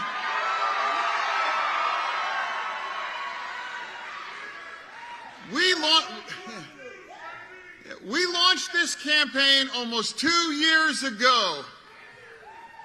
And we had our slogan. It's on every one of those signs right now. Every county, every vote. Every county, every vote. And that's exactly what happened. We jammed them up. We held the line. I never expected that we were going to turn these red counties blue. But we did what we needed to do, and we had that conversation across every one of those counties. And tonight, that's why I'll be the next U.S. Senator from Pennsylvania.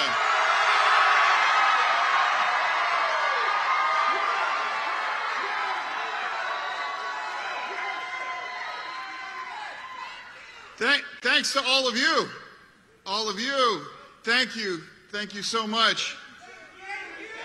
That made me this grateful right now, and I want to thank, of course, all these supporters, all across Pennsylvania, all in this room, all across the nation, everyone that chipped in $10 to help us get here. Thank you.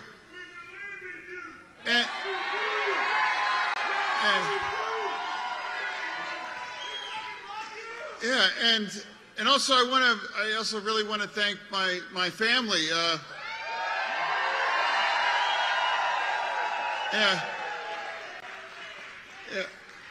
my mother, my father, Carl, Susan, my brother Greg.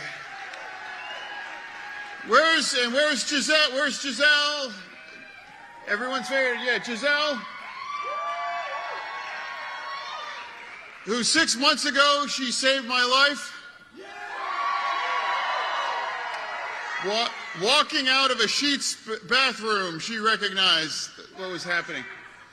And also, and my children, Carl, Grace, August, hey, hey.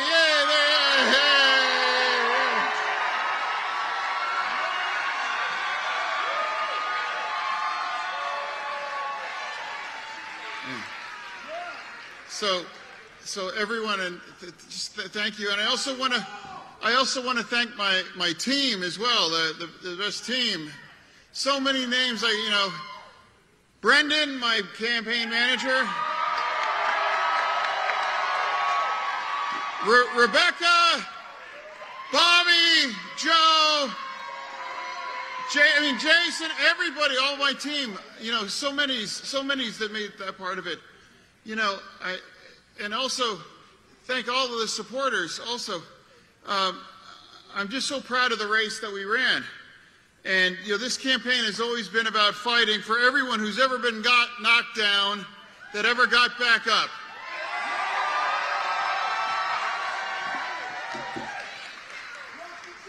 This race is for the future of every community all across Pennsylvania.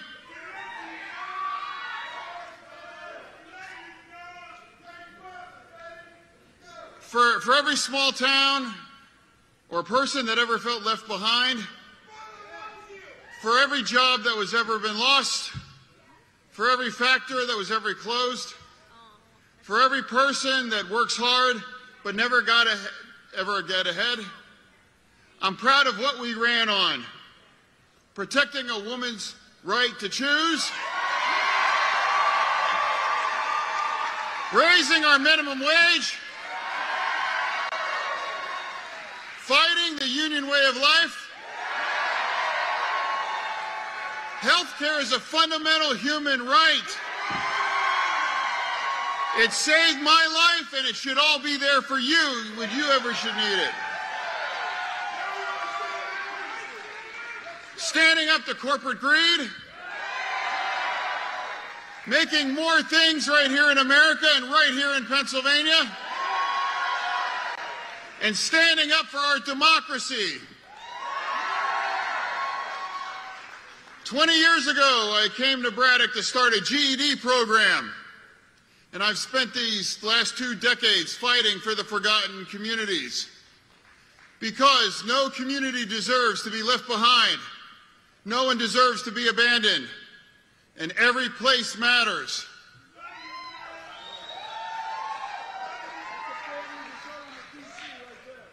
And I want to thank all of you amazing supporters, all of you, and all watching and every. We bet on the people of Pennsylvania, and you didn't let us down. And my promise to all of you is I will never let you down. Thank you, Pennsylvania. Thank you so much.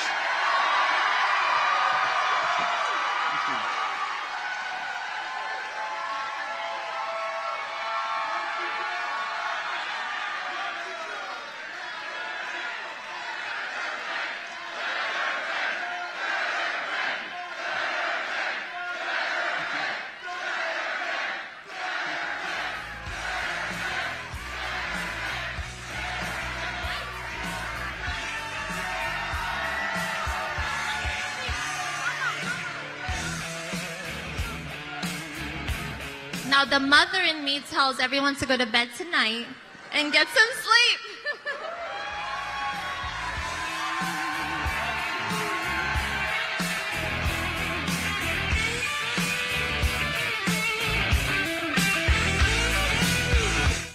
We were just just listening in there as John Fetterman now signing a couple autographs. But as you mentioned, Andrew Kraft, just maybe some of the casuality of him and making him so popular with people, especially in Pittsburgh, Pennsylvania, right there as we're watching this here on Live and Now from Fox. But certainly a very speech that is very John Fetterman there, we could say, as he said, is about people that got knocked down, but certainly got back up. So that was John Fetterman there as he was giving that speech here on Live Now from Fox. So initial takeaways, what are our thoughts as we continue to wrap up the night, but initial thoughts from that Fetterman speech, Kraft? Yeah, well, I mean, Andy, you kind of you were paraphrasing what I was going to bring up. You get knocked down, but you get back up. That's been the Fetterman line throughout the primary cycle and into the general election this summer and this fall after he had that stroke.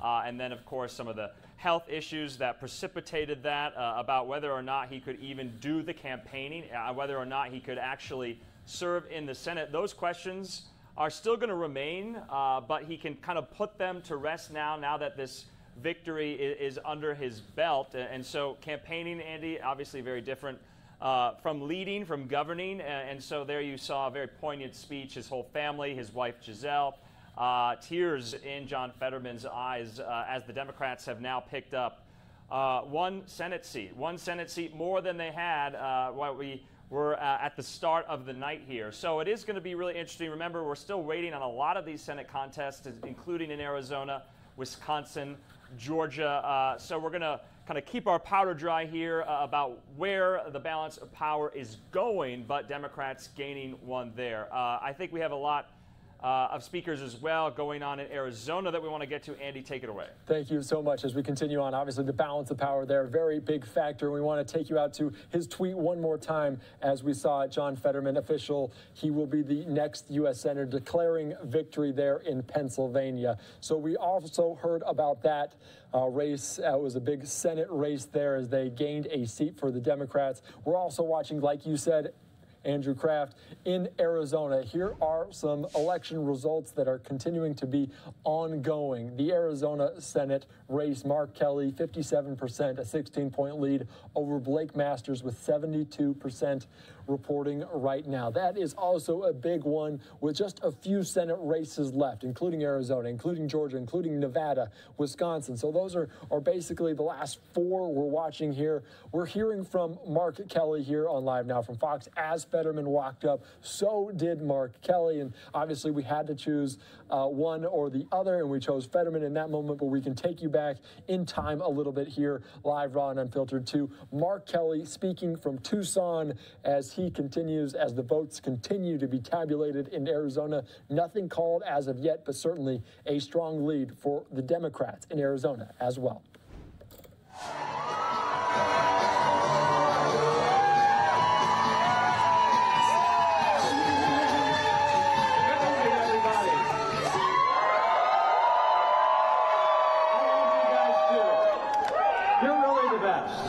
Thank you so much. Thank you so much for waiting. I know it's been a long night. And I'll tell you what, folks. I am feeling confident tonight.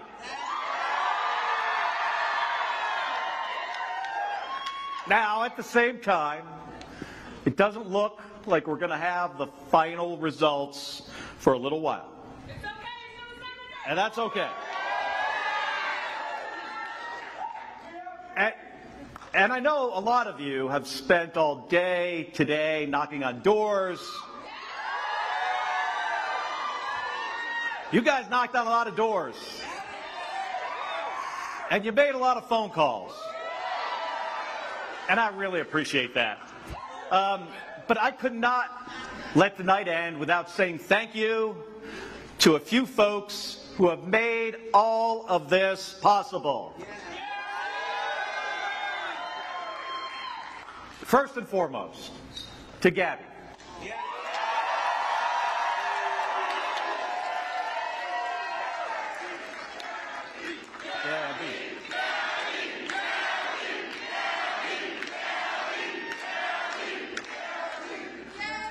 We never expected that we would end up here. But with everything life has thrown at us, we've always had each other's backs. So thanks. Gabby, thank you for having my back on this campaign and through 2 years representing Arizona in the United States Senate.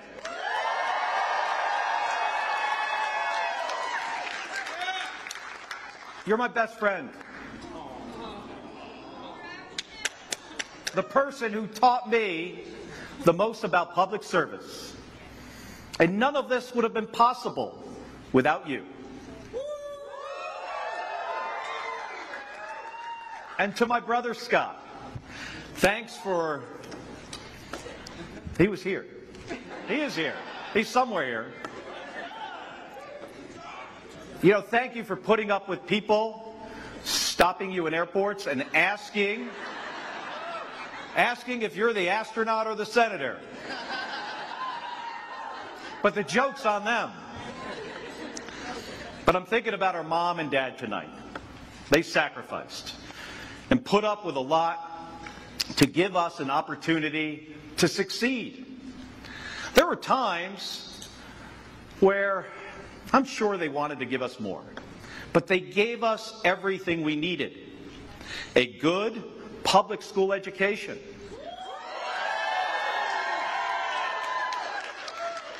An appreciation for hard work. And a regard for public service. And that opened the door for us to serve our country in the Navy and at NASA. Now, every kid should be as lucky as we were. And to my daughters, Claire and Claudia. In these few short years since we launched the first campaign, one of you has graduated from college and started a career, and the other has gotten married to a great guy and made me the proudest grandfather in the world. Through 4 trips to space, through Gabby's injury, and 2 campaigns for Senate, you have always been on my side. And I hope you know how much that means to me and how proud I am of both of you.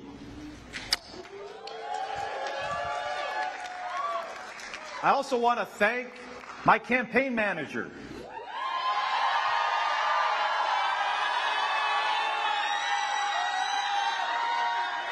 My campaign manager, Emma Brown,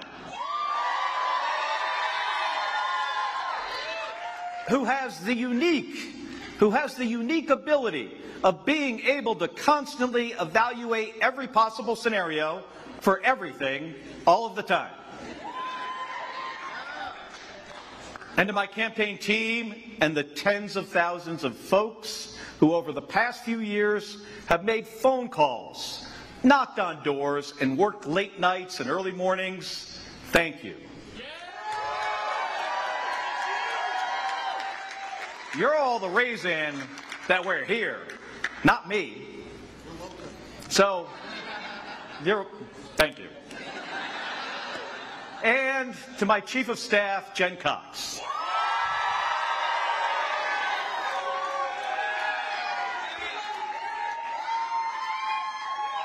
This has been a long journey.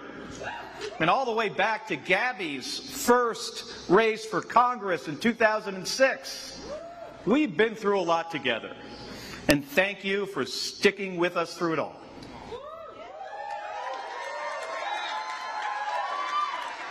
When I first decided to run for Senate, I could have never imagined how many people would take time out of their lives or chip in a few bucks to support our campaign.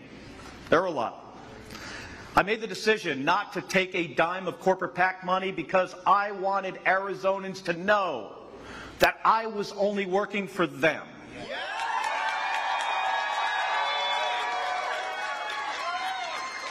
But that meant I was relying on folks to support us a few bucks at a time. And since then, we've had more than 1 million individual people donate. With most of them giving $25 or less. It's incredibly humbling. And it was important to me to run my campaign that way, because from day one, this campaign for me hasn't been, it hasn't been about name calling or dividing people. It's been about telling the truth. It's been about bringing together Republicans, Democrats, and independents in every corner of our state focused on solving problems. Yeah! This has been a tough election. No matter how the rest of the results shake out, our government will remain closely divided with a lot more work to do. That can feel daunting, but that's democracy. That's how it's supposed to work. It's our responsibility to find common ground and solve problems together. And we do have serious challenges in front of us. Arizonans are facing high costs for everything from gas and groceries to housing. Our country faces threats from an emergent China and Russia's continued aggression. And we still have a mess at our border and a broken immigration system, both of which need to be fixed. And our state and the West, we're facing a historic drought that caused a shortage on the Colorado River. And the fundamental right for a woman to make her own decision about abortion,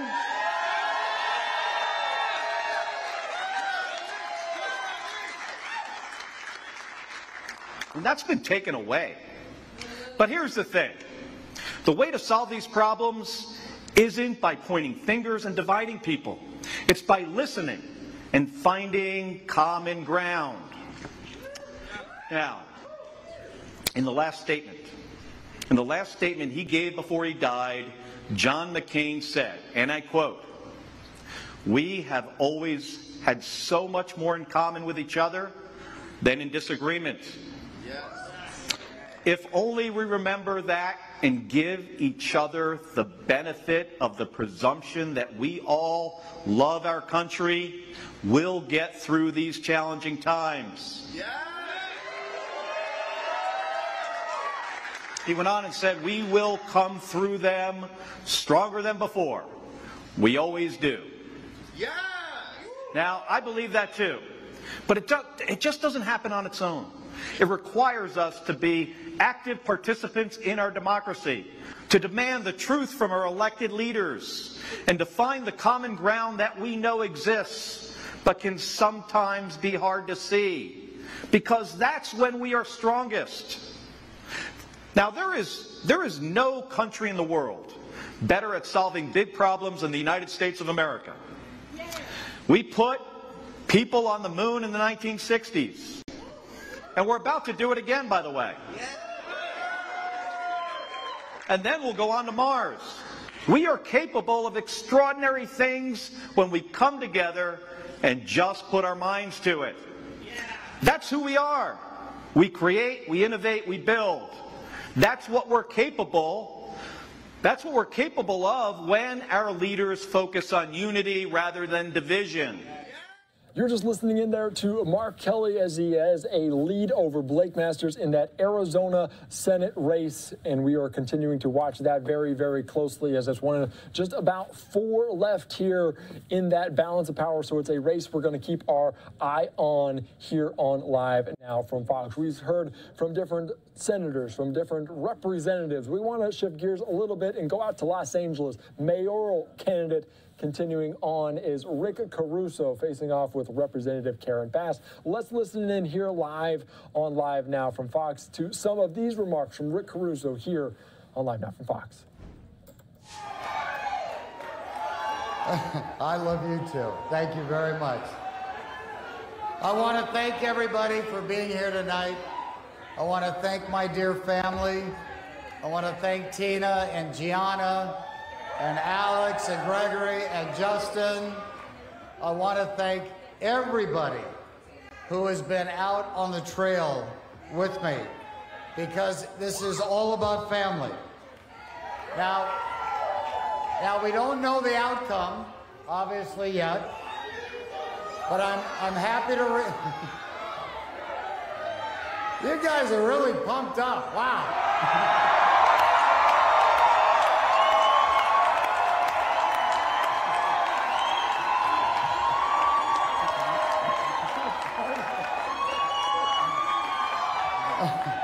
I love you guys.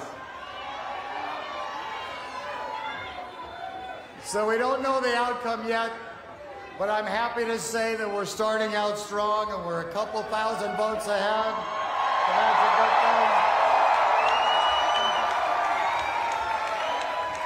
thing. Let me tell you why I feel so good. There are days in my life that I count as my happiest.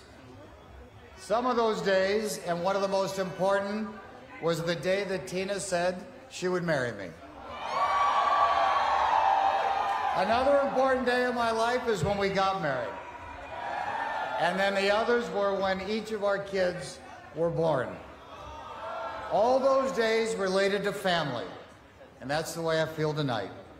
The wonderful thing I never knew as a candidate when you're running for mayor is that you develop a larger family along the way. The people that you would never have met in communities. Because we've all come together for a cause. And that's a very uplifting thing.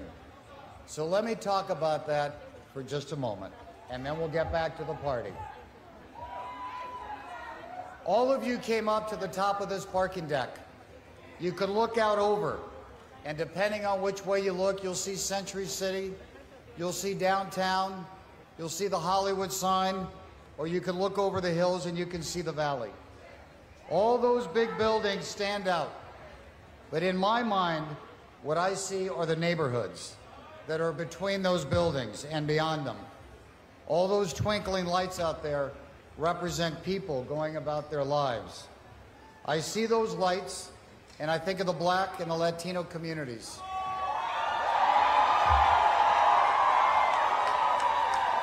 I think of the Filipino community, the Armenian community, the Persian community, the Chinese, the Korean, the Italian, the Thai.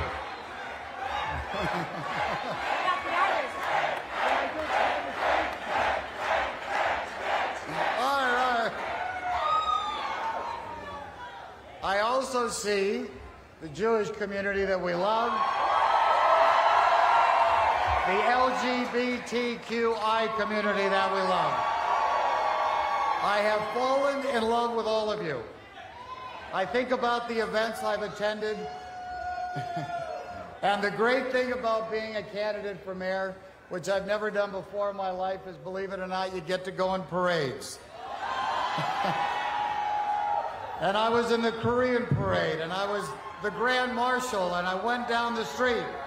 The Mexican Independence Parade. The Latino community I love too.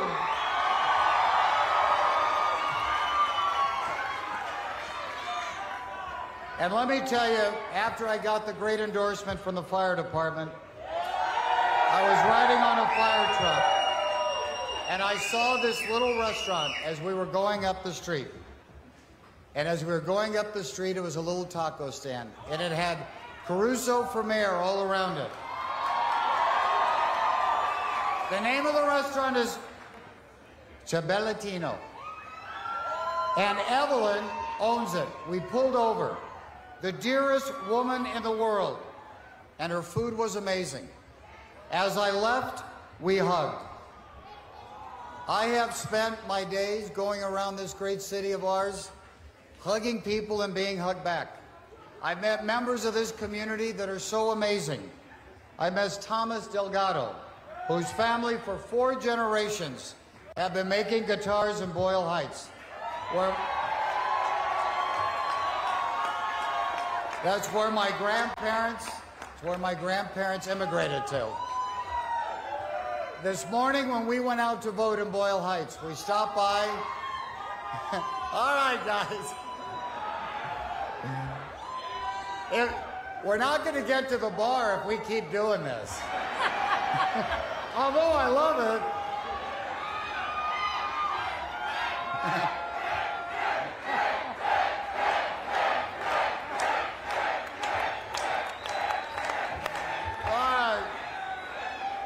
All right, just give me a minute now. Give me a minute. Give me a minute. So this morning we stopped by the house that my grandparents immigrated to. It's a little threeplex. They were in a 2-bedroom with 3 boys. We went there before we voted because we wanted to stand at a place and remind ourselves how humble our roots are. To be so grateful as a family. To be so grateful as people. And it also reminded us of who we're fighting for. There are so many lights out there. All the lights of the people living through this city, but one of those lights out there is Lawanda's home. Lawanda lost a child to gang violence. Lawanda's here tonight, and she is a light herself. She started an organization called Justice for Murdered Children. I cannot think of a more truthful, penetrating, heartbreaking name for an organization. Lawanda will tell you that she prays that there are no more members of her organization. Through Lawanda, I met mothers who have lost children who have been killed. So looking over those lights tonight, there are many things I see. We have a city full of life, which means both joy and sometimes sadness. Over the last 9 months, I have seen the greatness and the humanity of our incredible city. I have met the most kind, the most hardworking, the most inspiring people that I have ever met. They get up every morning and do the best they can do for themselves and their families. And what I was struck by, nobody ever complained. They never dwelled on the negative, they never dwelled on the difficult, and they never dwelled on their hardships. They talked about their hopes for the future. And yes, they worried about crime, they worried about the homeless living on the streets, they worried about the education their children were getting. They wondered if they could ever afford a home. And yes, at times, life scares them. But here's the thing. They believe that life can be different, that it can be better. They believe that Los Angeles is where dreams come true, just like my grandparents when they came here. And so do all of we, which is why we're here tonight. And that's why I decided to run for mayor in the first place. Everybody deserves their chance at the American dream. So we have important work to do. We have dreams of a better life to make come true for so many. And I come here tonight in full anticipation and excitement about what is to come and what we can do together. But let me tell you, and I'll wrap this up in a minute, I believe in you too. 60 years ago, I sat next to my grandfather in his gardening truck. You're just listening in there to Rick Caruso delivering remarks from Los Angeles. We want to go coast to coast now here on Live and Now from Fox as we look into the Georgia Senate race. Raphael Warnock stepping up to the podium here late past the midnight hour in Georgia. Let's listen into some of those remarks as the race still there, very close between Warnock and Herschel Walker. Who every day is going to wake up and work for all of Georgia. And that's the work I have committed myself to doing from day one. Somebody who understands that we, in the words of Dr. King, are tied in a single garment of destiny, caught up in an inescapable network of mutuality, that what affects one directly affects all indirectly. In other words, we are all in this together. And so I understand that at this late hour, you may be a little tired.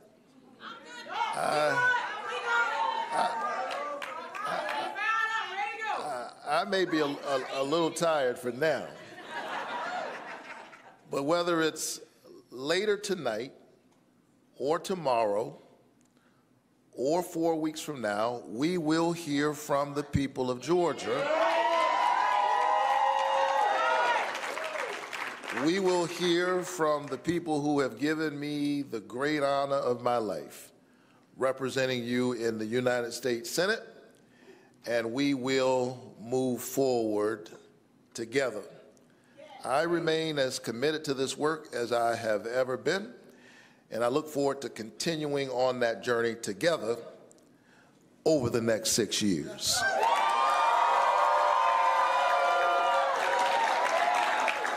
God bless each and every one of you.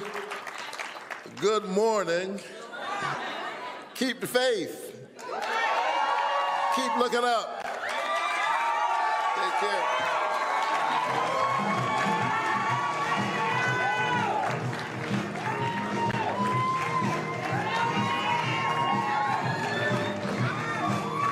Those were some quick remarks there from Raphael Warnock as we continue on here on Live Now from Fox. You can see the race with 97% reporting right now. Just a few tens of thousands of votes separate Raphael Warnock and Herschel Walker. Of course, one candidate would have to get to 50%. If neither candidate gets to 50, we're looking at a potential runoff over the next couple weeks into the next month as we, this is a very heated seat there in the Senate in Georgia, so potentially looking into more politics over the next couple months there in Georgia as these two candidates there vying to get above 50%. Raphael Warnock making some quick remarks here just after midnight there in Georgia. So that is a race we're looking at very, very closely here on Live Now from Fox, and has big ramifications in terms of the balance of power. You saw 48 to 48 in terms of those Senate races there with some 4 left: Arizona, Wisconsin,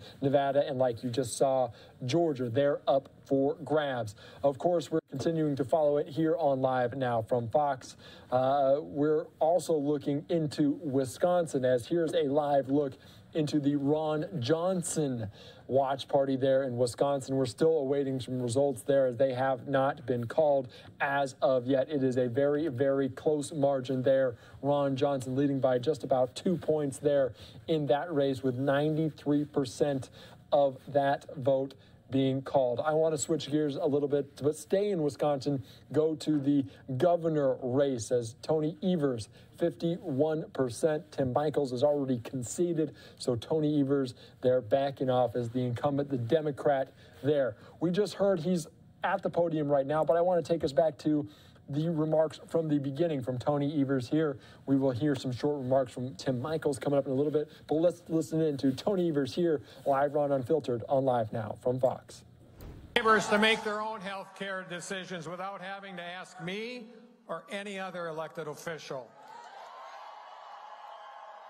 You showed up for working families who are worried about the economy and rising costs. Who's going to make sure that they can put food on the table? We are. You showed up for our kids, for our educators and staff in our public schools, because you believe, as I do, what's best for our kids is best for our state. You showed up for LGBTQ folks and trans kids who want to be safe, who they are in our state. You showed up for conservation, for clean energy,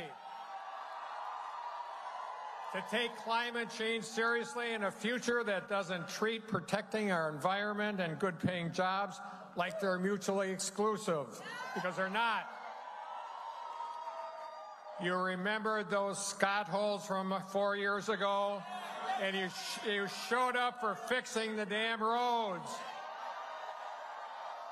expanding access to high-speed internet, and continuing to invest in our state's infrastructure. And perhaps most importantly, you showed up because you saw our democracy was on the brink of existence, and you decided to do a damn thing about it.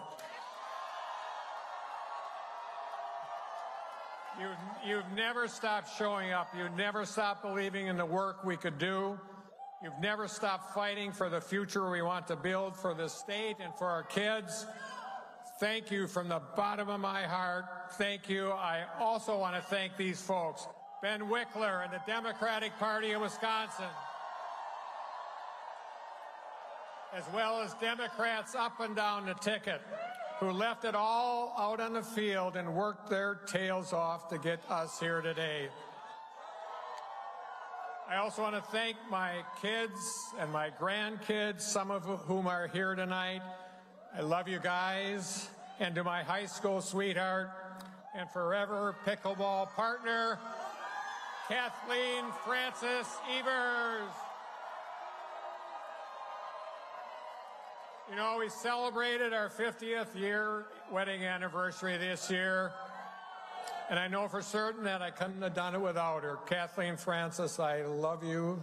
I love you. And to all my campaign staff and my office staff, my cabinet, all the folks who've worked day in and day out to bring us to this moment.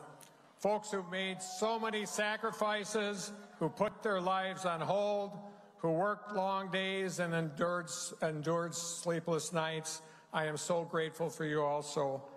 I also want to thank someone who I've gotten the privilege to know over these past few months, the next Lieutenant Governor of the state of Wisconsin, Sarah Rodriguez.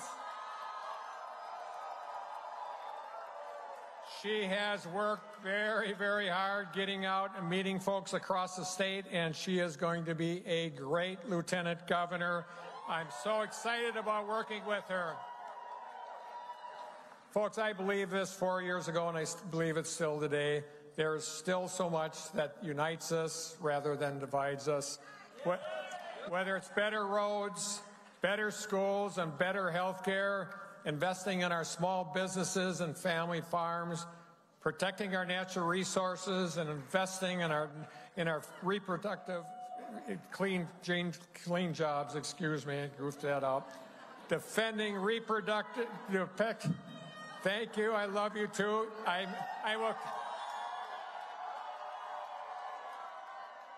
will always make mistakes when I give a speech. I promise you that. Also, defending reproductive freedom or protecting our fundamental right to cast a ballot. Tonight, we prove that there is so much we can do when we work together, when we do the right thing, and when we're willing to fight for the future that we want for our kids and our state. And we're just getting started, folks. We're gonna polka tonight and get back to work tomorrow. Thank you, Wisconsin. We love you.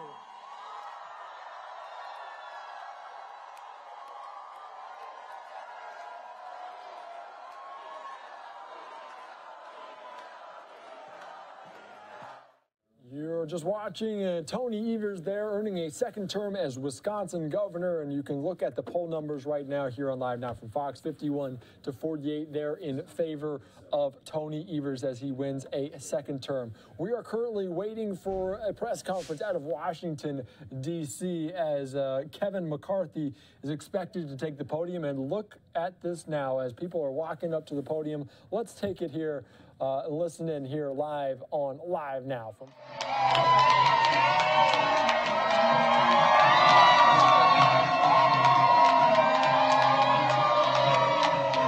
Thank you very much.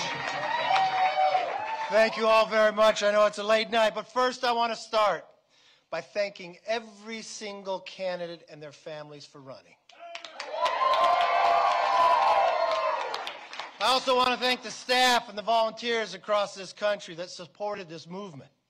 Thank you to everyone who voted Republican for the very first time.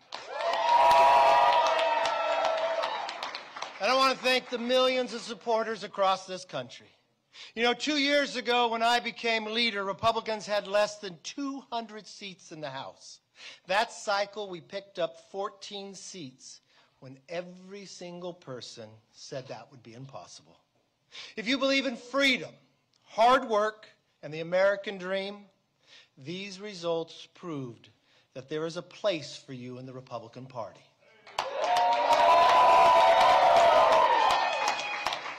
Now tonight, we built upon those gains 2 years ago, and it is clear that we are going to take the House back.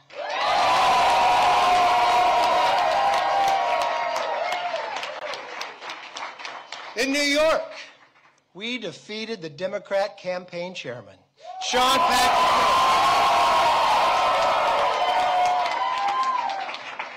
Sean Patrick Maloney, which will be the first time in over 40 years a DCCC chair lost his re-election.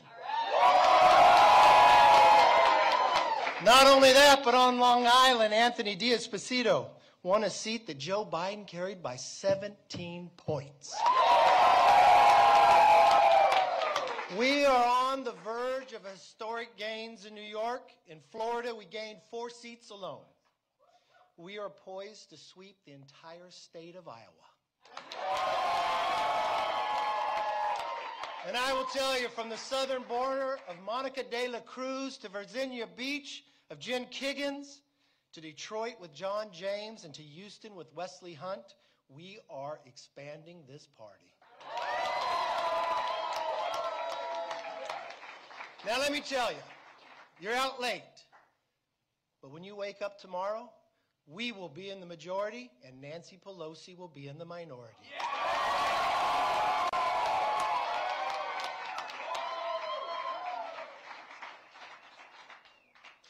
The American people are ready for a majority that will offer a new direction, that will put America back on track. Republicans are ready to deliver it. It's a new direction towards an economy that is strong, where you can fill up your tank, feed your family, where your paychecks grow and not shrink. A new direction towards a nation that is safe, where communities are protected, law enforcement is respected, and criminals are prosecuted. A new direction towards a future that's built on freedom, where children come first and are taught to dream big. And a new direction towards a government that is accountable, where government works for you instead of against you. Republicans will work with anyone who's willing to join us to deliver this new direction that Americans have demanded. But there's no time to waste. Our work begins now. Let's get America back on track. Thank you, God bless, and good night.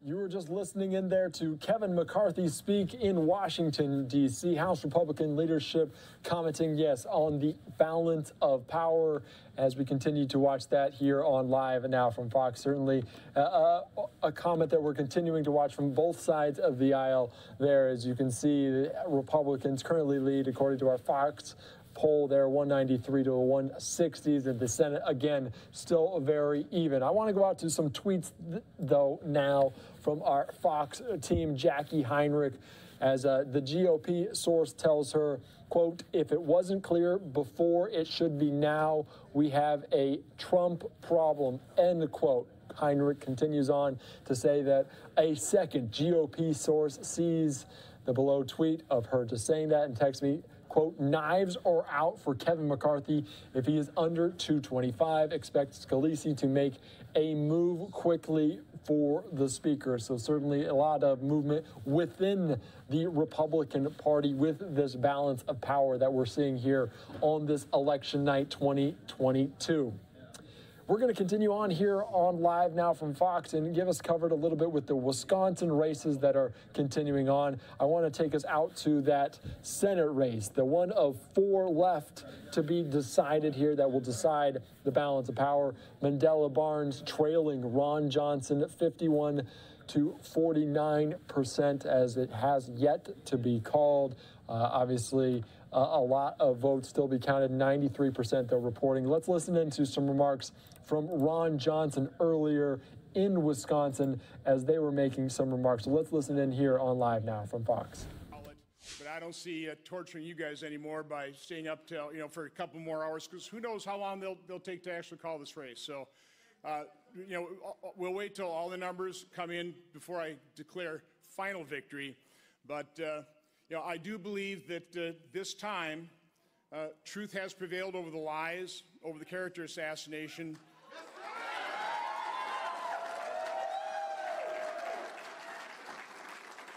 But I will say, unfortunately, it's still so close.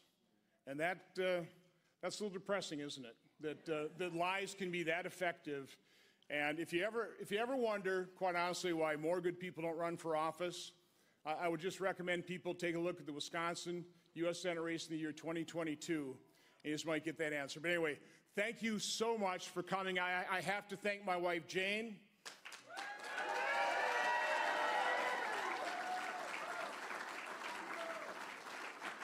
You know, I have to thank all my family who've been so supportive. I want to thank all of you, all of my supporters. I know how hard, how tirelessly you all worked. It's been, quite the campaign, and I can't tell you how much I appreciate that. I want to thank all my staff, both in my Senate office, who do a tremendous work for our constituents. I want to thank everybody in the campaign staff. And let's wait for all the numbers to come in, and then we'll declare victory tomorrow morning. Have a good evening. Thank you. Thank you all. That was Ron Johnson there in Wisconsin, certainly making a pitch to his constituents there in Wisconsin as we continue on to look at these numbers here on Live Now from Fox. Ron Johnson up 51-49, but that race is still very, very close as 93% are voting, are reporting here. We're going to take a quick break here, catch our breath, because we've been busy for the last hour or so as we just passed the 2 a.m. mark here on election morning here. So we're going to take a quick break and get into other races next.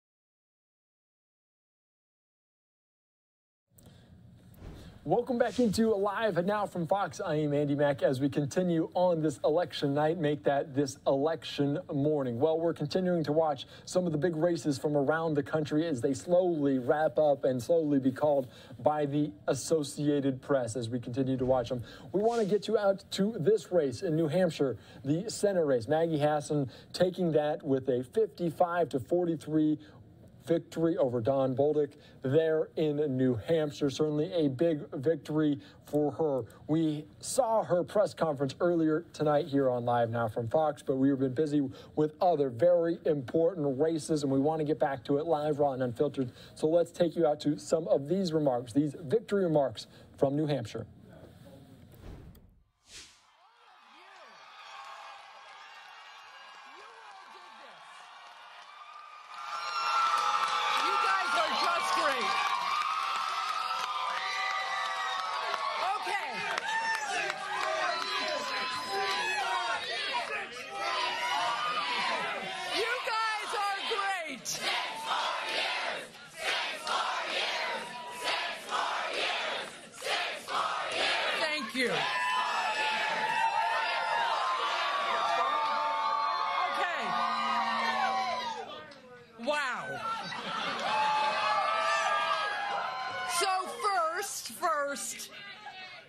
love you too. And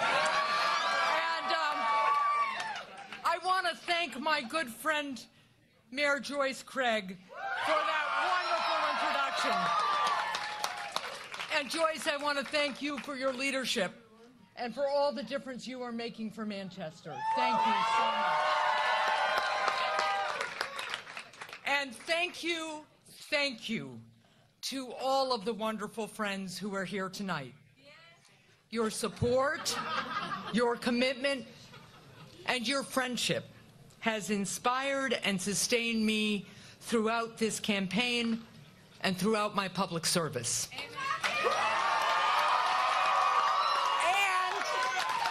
And because of your efforts, I am proud to say that I've been reelected to the United States Senate.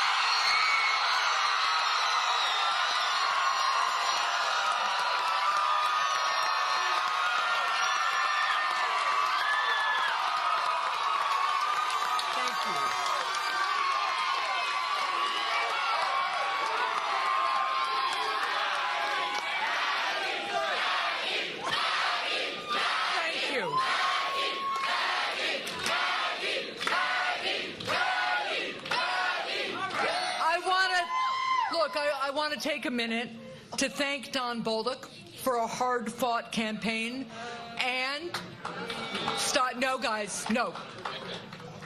And I want to thank Don Bolduc for his service to our country.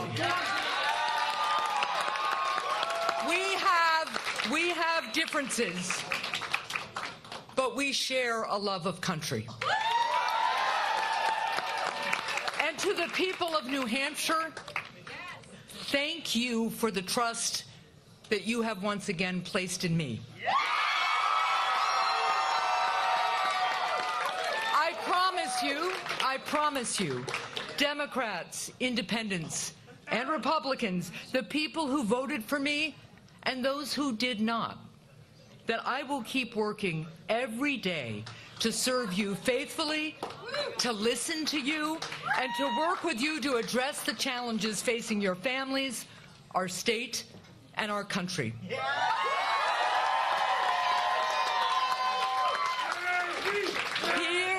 Here in New Hampshire, Granite Staters put aside partisanship, and we work together every day to solve problems. 6 years ago, I promised you that I would follow your example in Washington, and that's what I have worked to do, day in and day out, as your senator. And by following that example, we have shown what is possible when we come together to find common ground and deliver results. When Granite Staters told me their stories of receiving outrageous surprise medical bills, I got to work and partnered with a Republican to take on the entire healthcare industry and end this practice.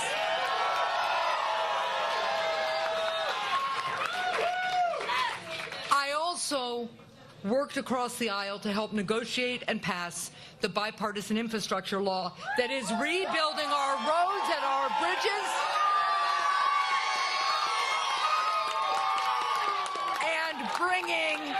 and bringing high-speed internet to communities all across New Hampshire. But folks, there is more to do to build an economy that works for everyone, to help families and small businesses with the costs that they face, to foster innovation, to invest in our workforce, and to ensure that we make more things in America.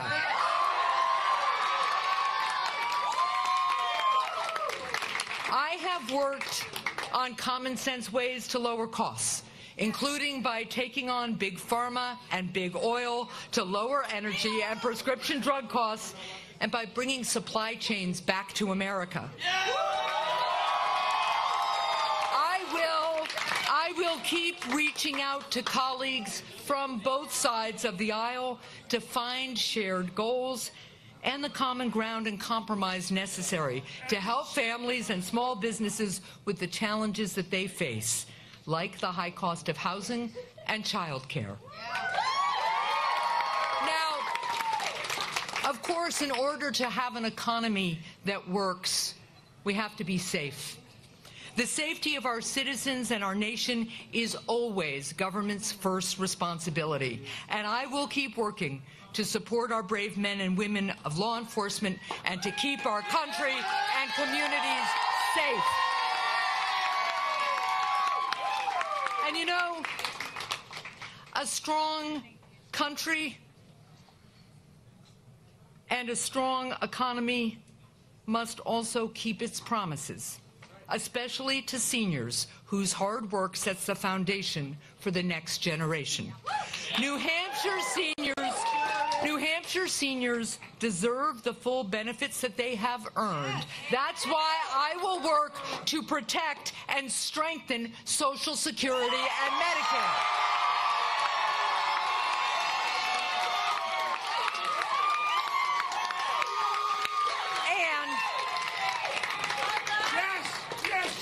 And a strong country and a prosperous economy cannot relegate women to second-class citizenship.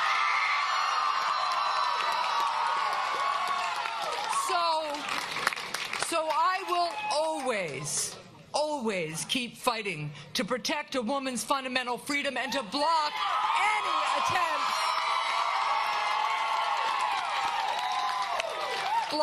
any attempts to ban abortion nationwide. Now,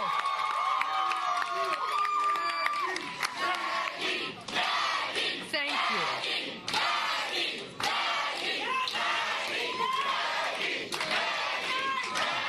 Thank you. Look, there is still so much more that we need to do to help Granite Staters and all Americans thrive. I am deeply honored to have the opportunity to continue working to do so. Now, I want to take a moment to thank my family. My wonderful husband, Tom,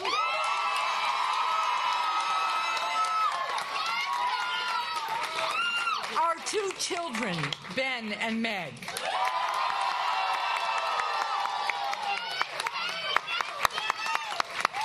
my mom, Peggy,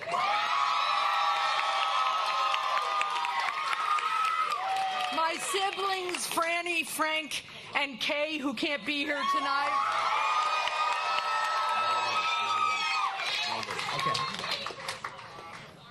And our family of the heart and stalwart, Joyce. Thank you for your support and love during my years in public service and throughout this campaign. Love you. Love you back. And to my wonderful campaign and Senate staff,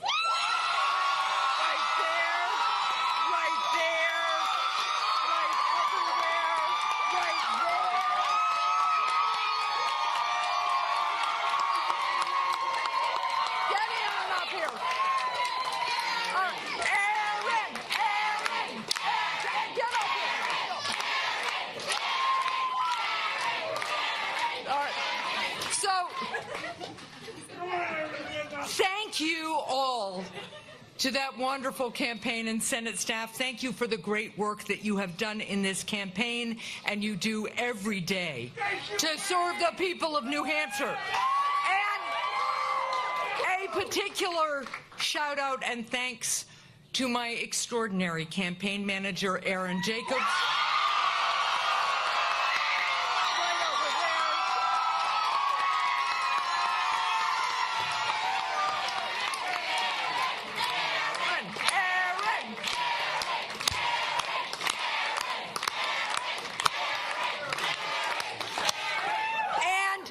To the equally extraordinary Deputy Campaign Manager, Meredith Shevitz.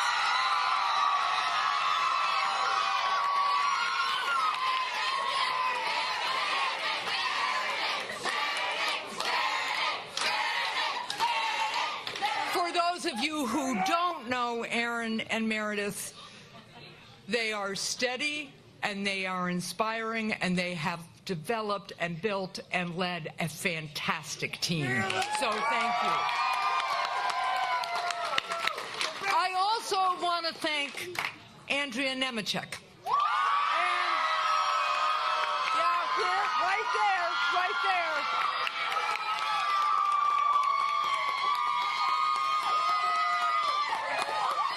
Thank you, Andrea, and the entire coordinated campaign staff who worked tirelessly.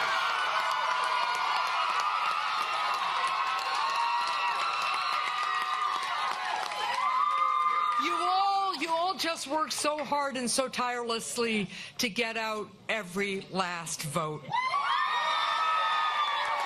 And of course, none of this happens and is possible without our great volunteers. So thank you for the doors that you knocked. The doors that you knocked, the calls that you made, the donations you gave. Tonight simply would not have been possible without your dedicated efforts. And finally, I'd like to once again thank the people of New Hampshire.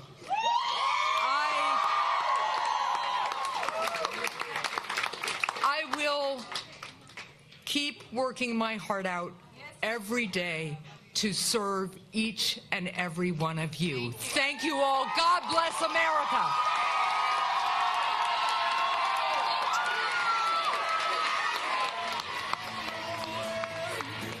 All right, remarks there from Maggie Hassan, who has just made her victory speech. Well, this was earlier tonight, and you can see there from this graphic, she won with 54% of the votes, well, with 74% reporting. We're going to take a short break here on Live Now from Fox. We'll have more on midterm election results after this.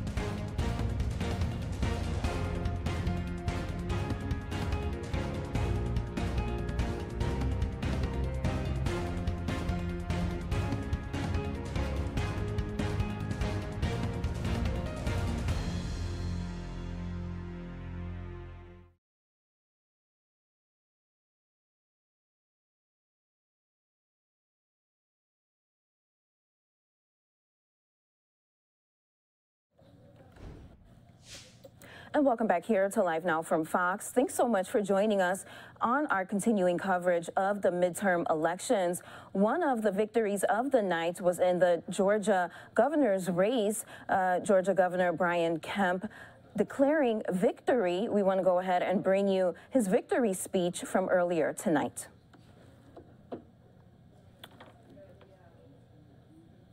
Well, that's...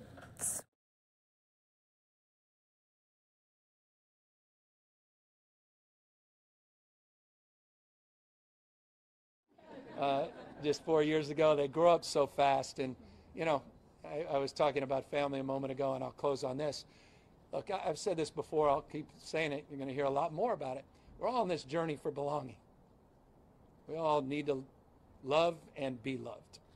And I think as we turn the page on this campaign, and I hope we turn the page on, you know, this polarization in our national discourse, once the dust settles with all of these national elections, we can all start to reconcile those differences and all start to focus on these universal values, this you know, journey for recognition, this dignity deficit that some have described this moment, where people don't feel they're being seen and don't feel they're being heard.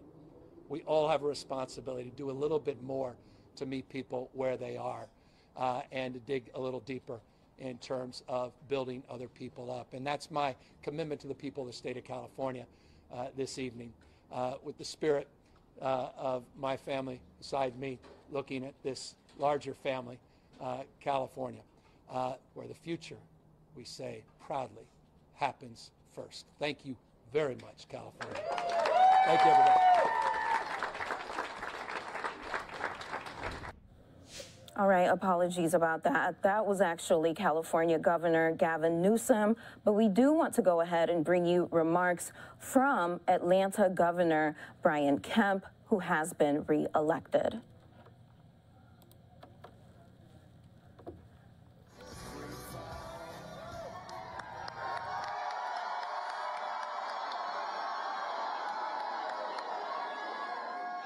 Well, how about them dogs? Well, thank y'all so much. It looks like the reports of my political death have been greatly exaggerated.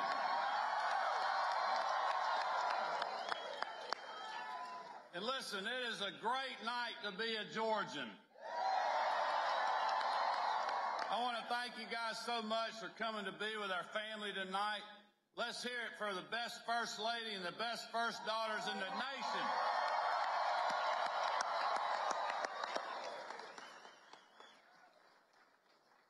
As you all know, this has been quite the team effort for us, and it wouldn't be without these four ladies that have worked so hard and supported me in everything I've ever done. So I just cannot thank them enough for their support. Listen, there are so many people to thank, many who are with us tonight. Thank you guys. But first and foremost, thank you to the Team Kemp volunteers who put up yard signs, made phone calls, knocked on doors, wrote postcards, and got their friends and families out to vote. We would not be here without you. Thank you so much, y'all.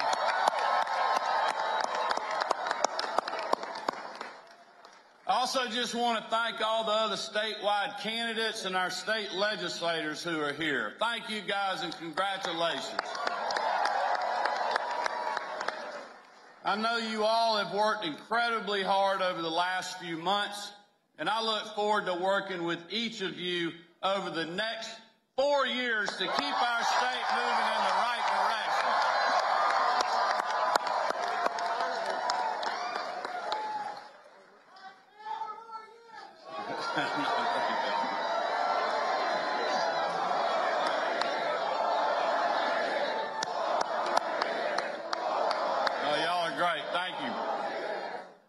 And all the hard-working Georgians across the state who came out to our bus stops, our rallies, our meet and greets, those who helped Lucy fill up our diesel fuel can. You remember at the bus stop when Lucy was holding the diesel fuel can, and we told you at those stops all across this state, we got all the money we need. It's just in your pocket. And I appreciate y'all supporting the girls with your contributions, but I also just appreciate the strong grassroots supporters that we've had literally from Claxton to Calhoun. And finally, I just want to thank the campaign staff and our official staff for all the wood that they have chopped over the last several months.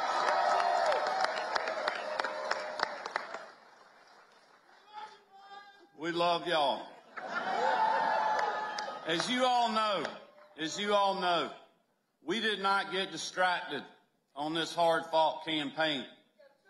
Just like we have stayed focused on putting you first throughout my first term. We woke up every single day talking about how to build a safer, stronger Georgia for you and your family and help your family fight through Joe Biden's 40-year high inflation.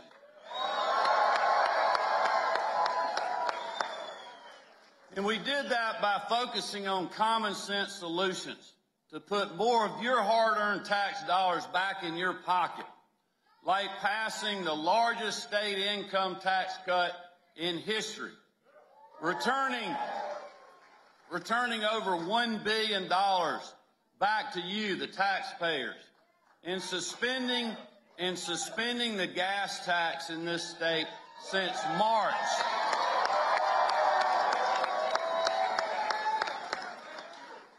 And we are not about to stop there. Come January 2023, we're going to send another $1 billion back to the taxpayers. And we're also going to give you relief on your property taxes as well.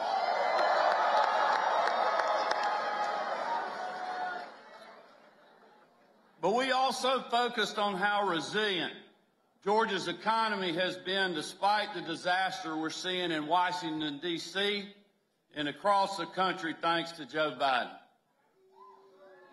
But in Georgia,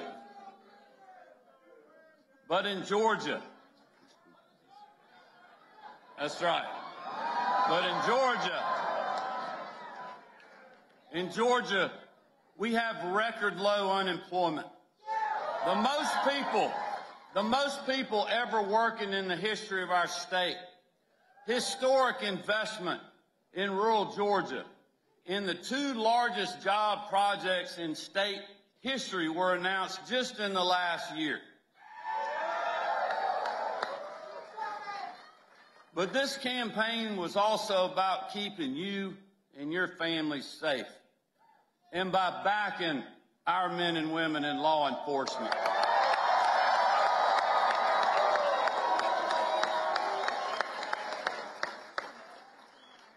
Continuing our fight against gangs and human trafficking, and standing up to the pro-criminal, anti-law enforcement policies of the far left.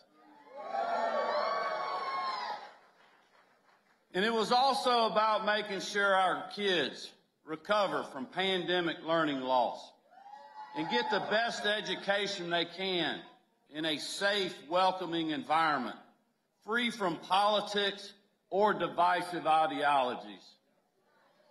As long as I'm your governor, we are going to continue to stand with our educators and put our students and our parents first.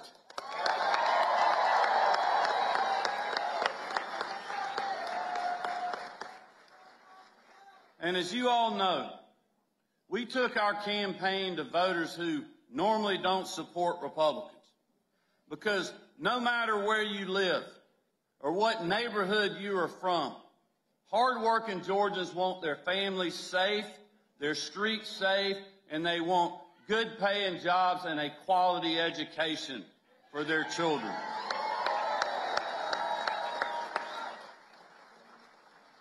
Our message to voters was about making sure they had the opportunity to achieve the American dream right here in the Peach State, no matter their zip code. Each day of this race, we talked about how Marty, the girls, and I think we live in the best state in the country to live, work, and raise our families.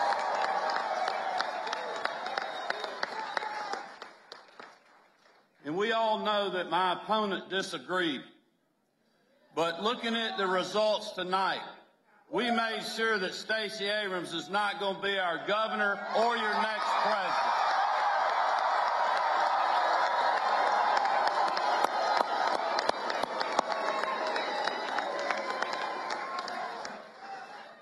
The people in this room and hardworking Georgians all across our state know these last 4 years have not been easy.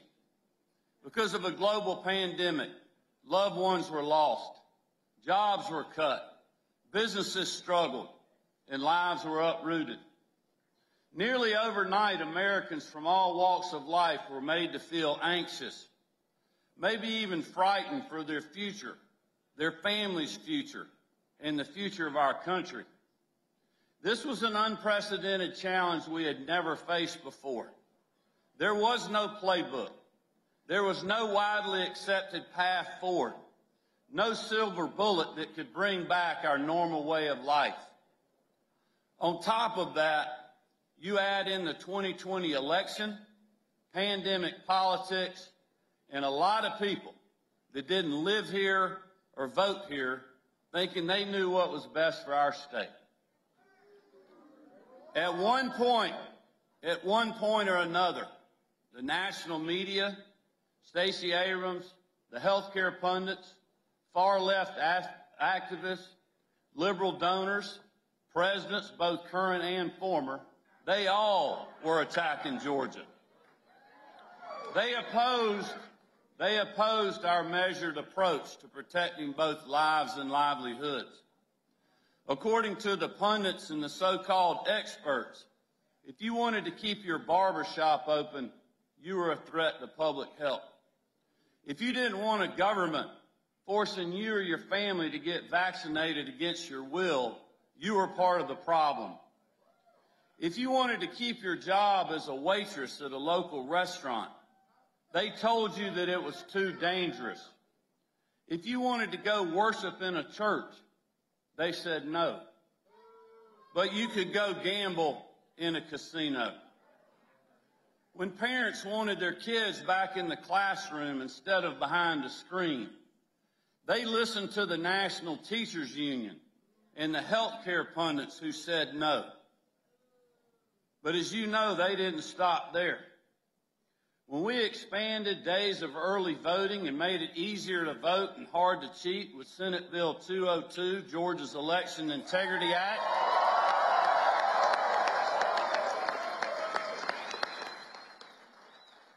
you remember? They called it Jim Crow 2.0. And Jim Crow with a suit and tie. According to the media, President Biden and their far-left allies, if you support photo ID on absentee ballots, you're a racist. If you wanted access to secure ballot drop boxes and more opportunities to vote early on the weekend, they brought in the Department of Justice. And when you wanted to go to the Major League All-Star Baseball game right here in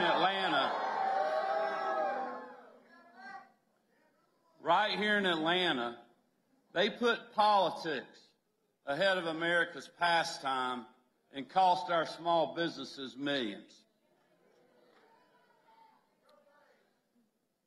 Y'all, they attacked Georgia, but I'm not sure they realized how hard we would fight back.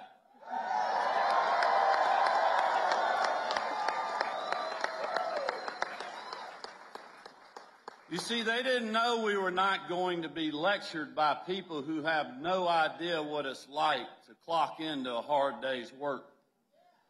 They came after us, but the truth was on our side. They attacked us because even when times were tough and decisions were hard to make, we did the right thing for hardworking Georgians and their families. We did not waver. We hunkered down. And by God, we kept chopping.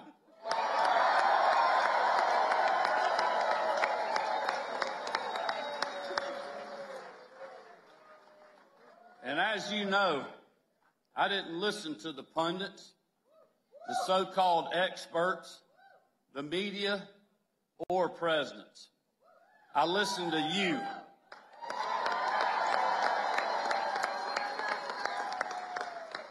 I listened to you, the hard-working people of this great state, because that's what I was elected to do. There is no doubt the challenges we faced together over the first 3 years of my term prepared Marty and the girls and I for this campaign. Just like I told you on primary night back in May, we were outspent with over 90% of my opponent's money coming from outside the state. Just like in 2018, Stacey Abrams still had the big donors, the magazine covers, and the left-wing media. She had the talk show host, Hollywood celebrities, President Biden, and President Obama.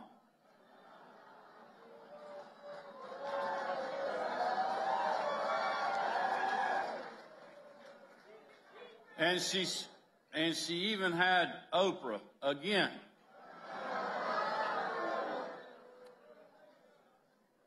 But they ran into a big problem, folks. Despite all the fanfare, the money, and the fame, they didn't have you.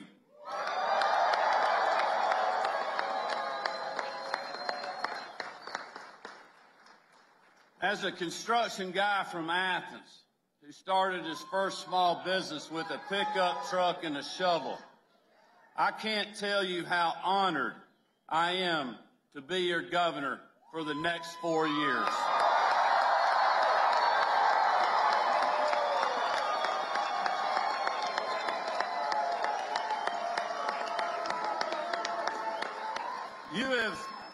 You have honored us beyond measure with your vote, with your support, with your time, and with your resources.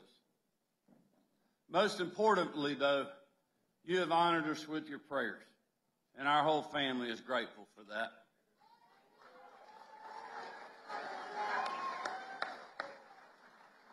But I will tell you, just like in 2018, this family and I, we are all in together.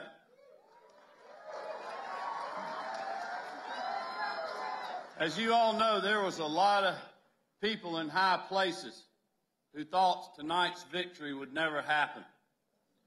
But just like so many times before, you all and Team Kemp proved them wrong.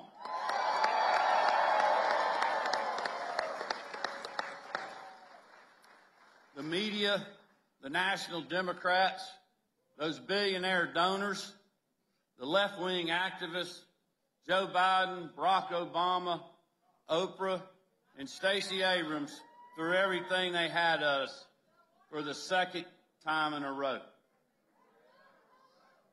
But you know what we did, y'all? We kept shopping, and tonight,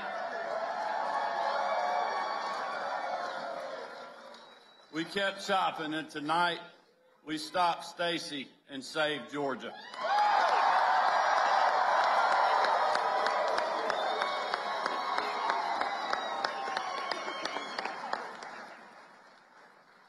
But let me also make this clear. The media here and around the world watching this race will try to make this victory tonight about a lot of things. They'll say it was about Joe Biden. They'll say it was about Stacey Abrams, Donald Trump, or even Brian Kemp. Because that makes for flashy headlines and generates a lot of website clicks. But here's the truth. This election was about you. It was about you, the people of Georgia, the people who weathered the pandemic and emerged stronger than before, the people who came together and rejected the politics of division and hate, the people who stood up for what was right when everyone was watching, because that's who we are as a state. Regardless of politics, we want to live in a state where our dreams for ourselves and our families are possible, where a good paying job when you finish high school or college isn't hundreds of miles away, it's right next door. When an entrepreneur can easily start their own business to provide for themselves and their family, where you can protect and serve your community wearing a badge, and know that your citizens have your back.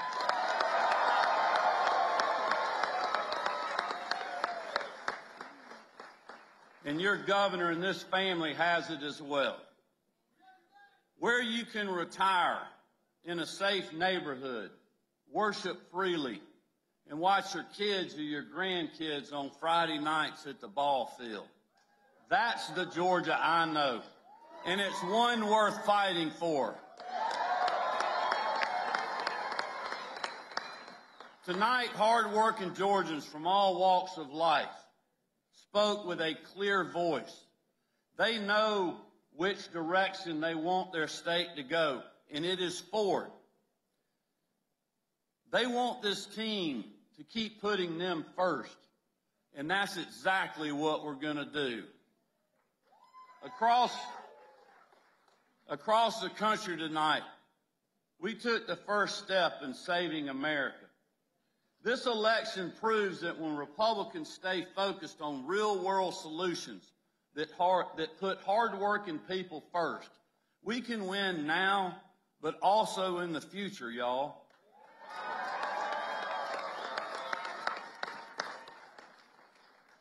So I tell you, let's celebrate this historic victory.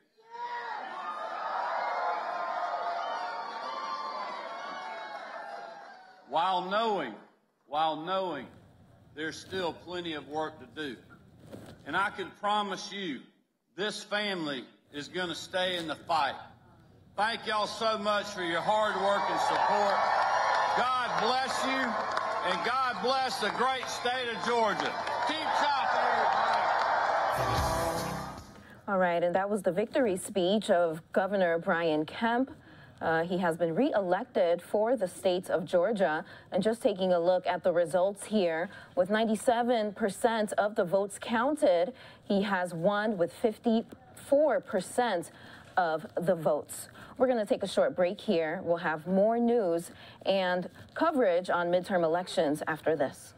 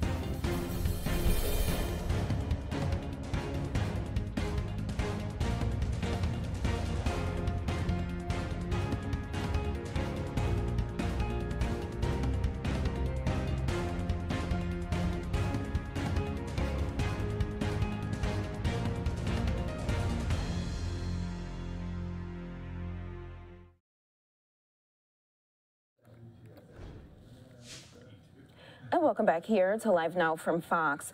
Well, Kathy Hochul has claimed victory in the New York governor's race. And just take a look here at this graphic.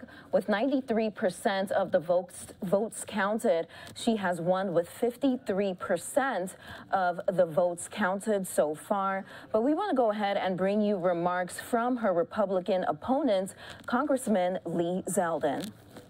Coming out, it's great to see you all, and first off, I just want to say thank you for Listen, we are now at the 19-month mark. We got in this race April 8th of 2021. And there's a piece of this story that is still to be told. There's over 1.4 million Election Day votes that are still out.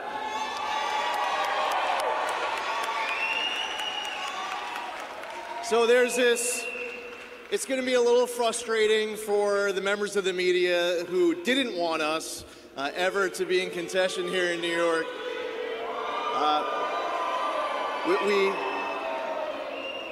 I'm sure NBC was pretty excited about trying to call this race quickly. So, at one point, yeah, the race says that we were down 30-something, and then it became 20-something, and then it's 15, and now it's under 10. We have been crushing the Election Day vote all across the entire state.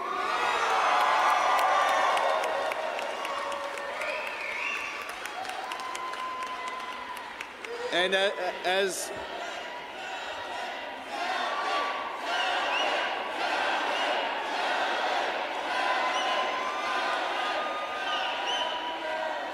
So what's going to happen is that over the course of these next couple of hours, you're going to see the race continue to get closer and closer and closer and closer. This includes, by the way, on Long Island, you're going to see a massive victory coming out of Long Island, which will also be closing the gap. You'll also see all sorts of Election Day votes coming in from all across the rest of the state in areas that we have been doing great all day. So that's a little bit of the recap of where we're at. Obviously, we'd love to be out here when all the votes had been cast, but that's where we're at. There's over 1.4 million Election Day votes. And I want to say, use this opportunity to say thank you so much to all of you. The support all along the way. I want to thank our campaign team led by our campaign manager, Eric Amadon. Eric, you did a great job. The entire campaign staff, all of our volunteers. I could say happy birthday to my mother. Today is her birthday. Happy birthday. I want to say thank you to my running mate, and she has been amazing on the trail, running to be our state's next Lieutenant Governor, Allison Esposito.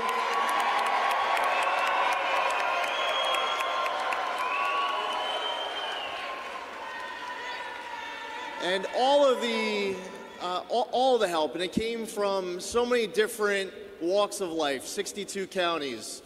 We had support coming in from Republicans and Democrats and independents. We all united as New Yorkers because we were committed to saving our state.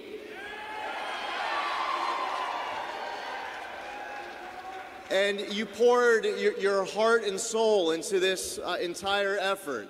You were committed with a love for New York. I mean, the reality is that New York is leading the entire nation in out-migration, and New Yorkers are hitting their breaking point. And we all understood why that was. And we want New Yorkers to have safe streets and safe subways. We shouldn't be passing pro-criminal laws like cashless bail. There are rogue district attorneys like Alvin Bragg who should be removed. We should reverse the state's ban on the safe extraction of natural gas and approve new pipeline applications. We shouldn't have seen all these COVID vaccine mandates where people are getting fired for what should be a personal decision of whether or not to get the shot. So listen, it's been a battle where we've been focused on ideals. We've been bringing our message without apology or regret. We came to this with passion to have a debate of ideas for a better direction for New York, and we're still totally committed towards seeing it through for the 1.4 million Election Day voters who have not yet had their vote cast and counted. We hope that as these results come in, that we'll be able to prevail, but we want it to come out now. While the night is still a bit young, I was able to wish a happy birthday, maybe, was it just before midnight? I was able to get the happy birthday in right around midnight. My mother's birthday was yesterday, ended 5 minutes ago. I also want to say a very heartfelt thank you to my wife, Diana, our daughters, Michaela and Ariana. It's impossible to do this without family. If you want to step up into the arena and serve, you need that support at home. And there's a lot of time that is spent away. You're traveling the entire state, and Diana was, holding it down at home and taking care of these girls. This family has been all in. This was a decision that we made together as a family to make this run, and I just want to say thank you so much to Diana and Michaela and Ariana for all of your love and support every step of the way. And thank you to all of you for everything. It's meant so much to me over the course of the last 19 months. We still have a lot of work to do. The first step is watching all these votes come in over the course of these next couple of hours, especially all over Long Island. These are Election Day votes that painted New York red. And enjoy the open bar and enjoy watching the results, because what you're about to see is that this will continue to get closer and closer and closer and closer as the night goes on. Thank you all.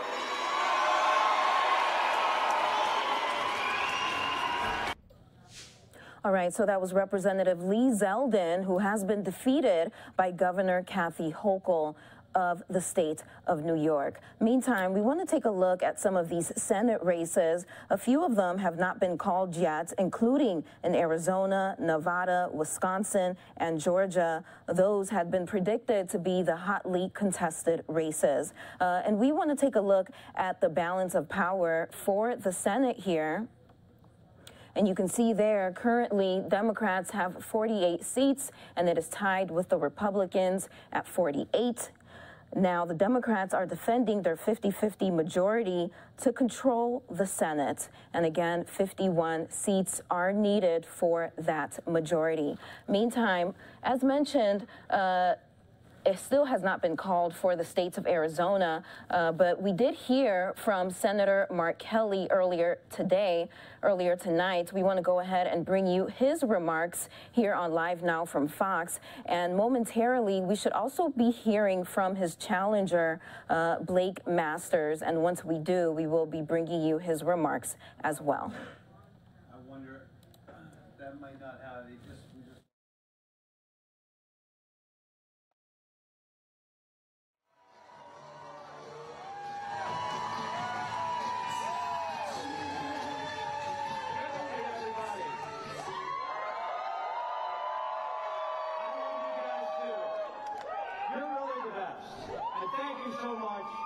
Thank you so much for waiting. I know it's been a long night.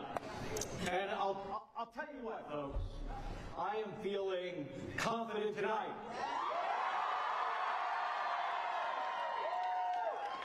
Now, at the same time, it doesn't look like we're going to have the final results for a little while. It's okay, and that's okay.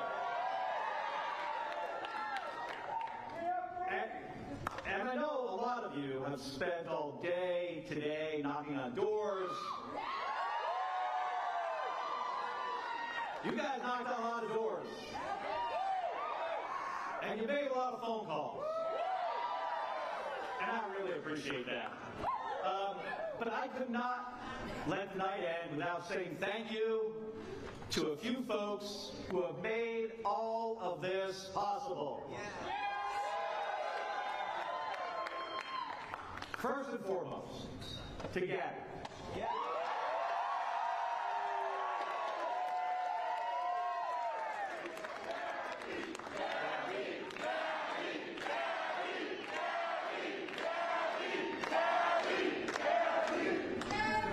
We never never expected that we would end up here.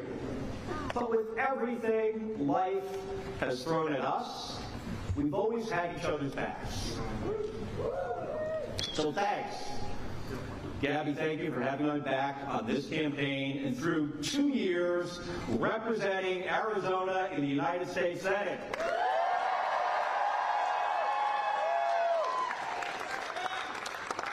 You're my best friend. The person who taught me the most about public service. And none of this would have been possible without you. And to my brother Scott, thanks for, he was here. He is here. He's somewhere here. You know, thank you for putting up with people stopping you at airports and asking if you're the astronaut or the senator. But the joke's on them. But I'm thinking about our mom and dad tonight. They sacrificed and put up with a lot to give us an opportunity to succeed.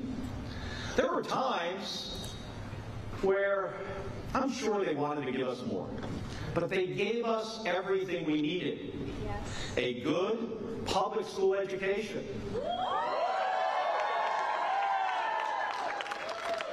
An appreciation for hard work. And a regard for public service.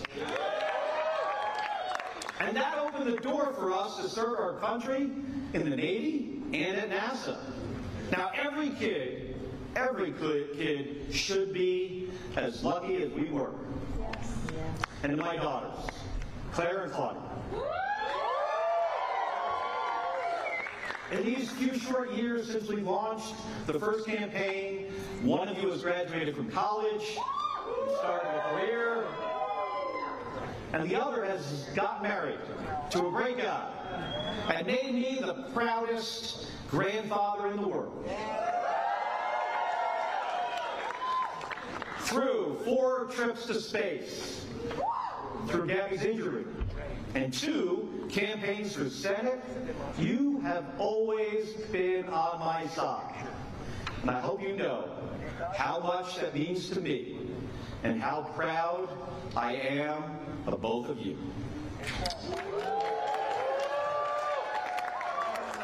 I also want to thank my campaign manager.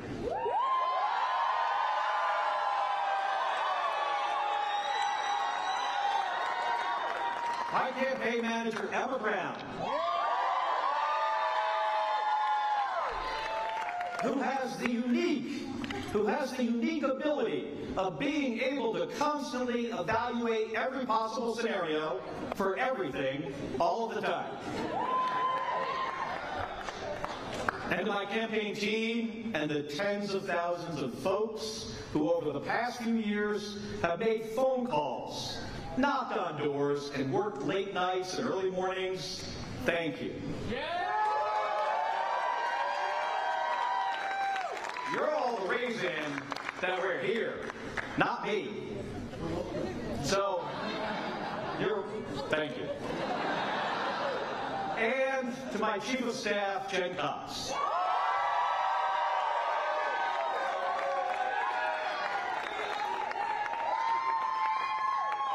This has been a long journey. And all the way back to Gabby's first race for Congress in 2006. We've been through a lot together. And thank you for sticking with us through it all.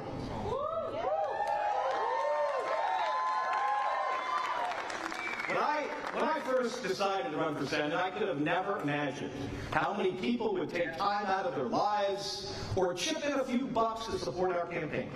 There are a lot. I made the decision not to take a dime of corporate PAC money because I wanted Arizonans to know that I was only working for them.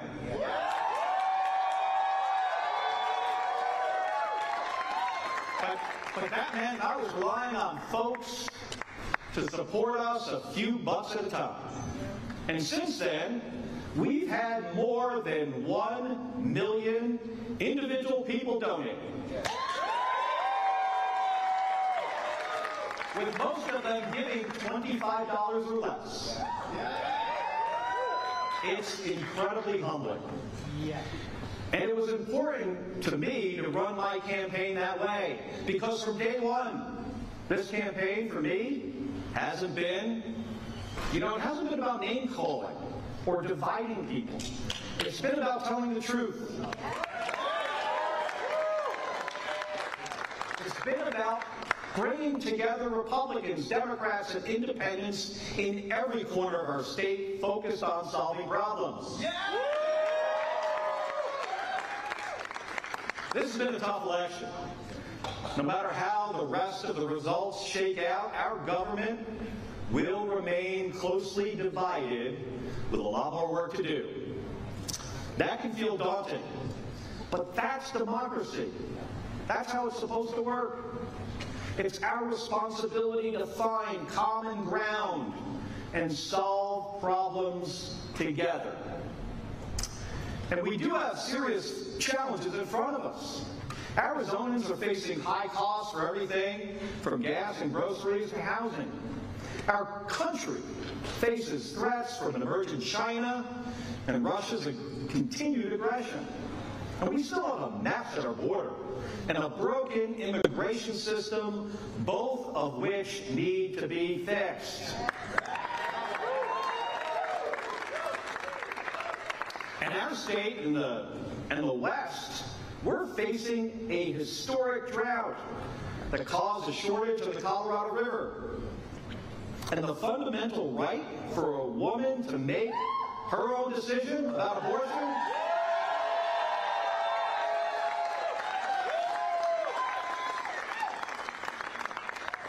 that's been taken away. But here's the thing.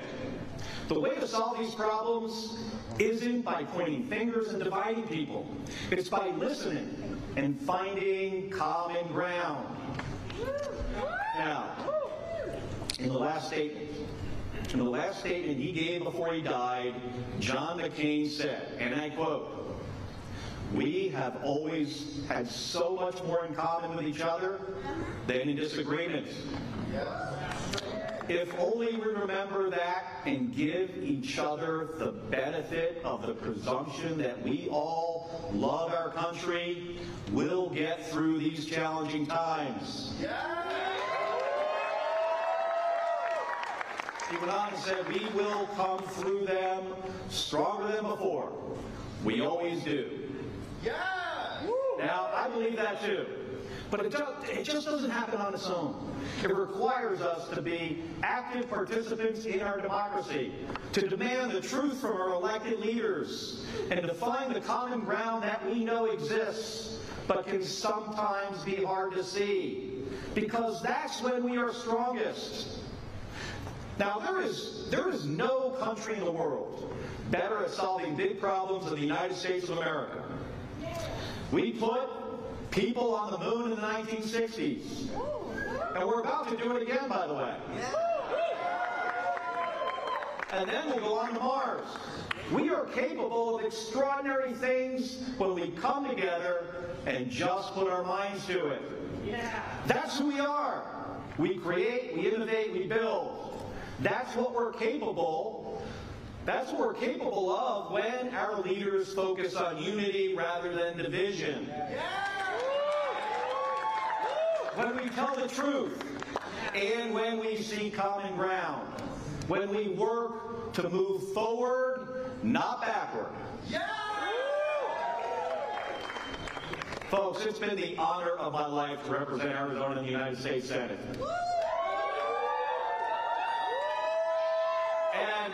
And for as long as I'm there, I'll be honest with you, I will protect our country and our democracy, and I will work with everyone. I will work with everyone to create a brighter future for our state and our country. Thank you so much, everybody. All right, remarks there from Arizona Senator Mark Kelly, who was running for re-election. Again, this race has not been called yet. So far, 84% of the votes have been tabulated.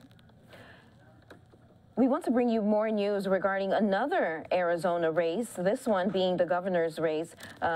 Kari Lake making remarks earlier today.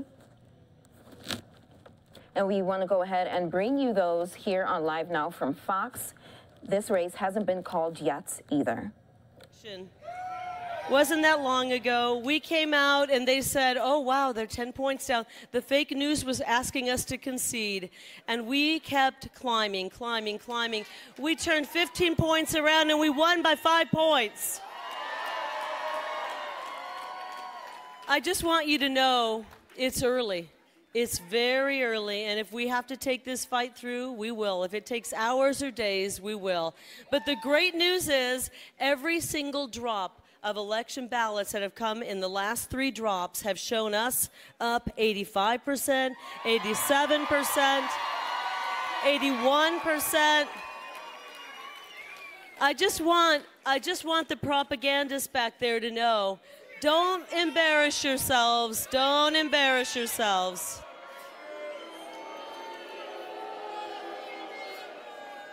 Don't do it again. You've done it too many times. But what I want you to know is that the same movement we had last night at that rally in Prescott, the same movement we had at that rally in Scottsdale, the same movement we had at the rallies we've had before with record people is the same movement we have right this second. Nothing has changed. And I want you to know we are going to monitor the ballots. We got to work in the system that we have right now. And as they continue to come in and our numbers go up, up, up like they did last time, when we win, first line of action is to restore honesty to Arizona elections.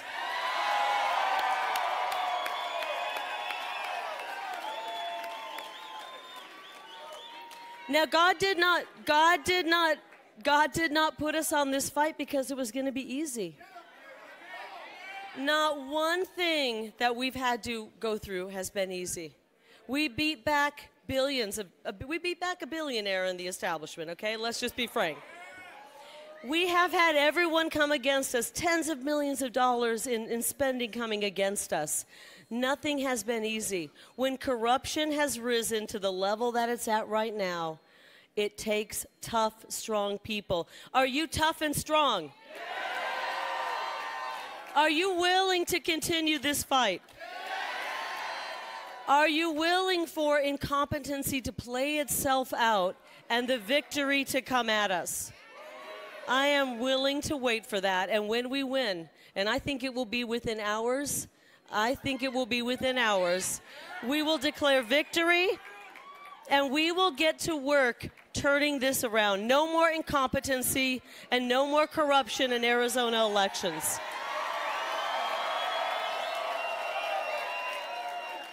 Now, I love you. I love you.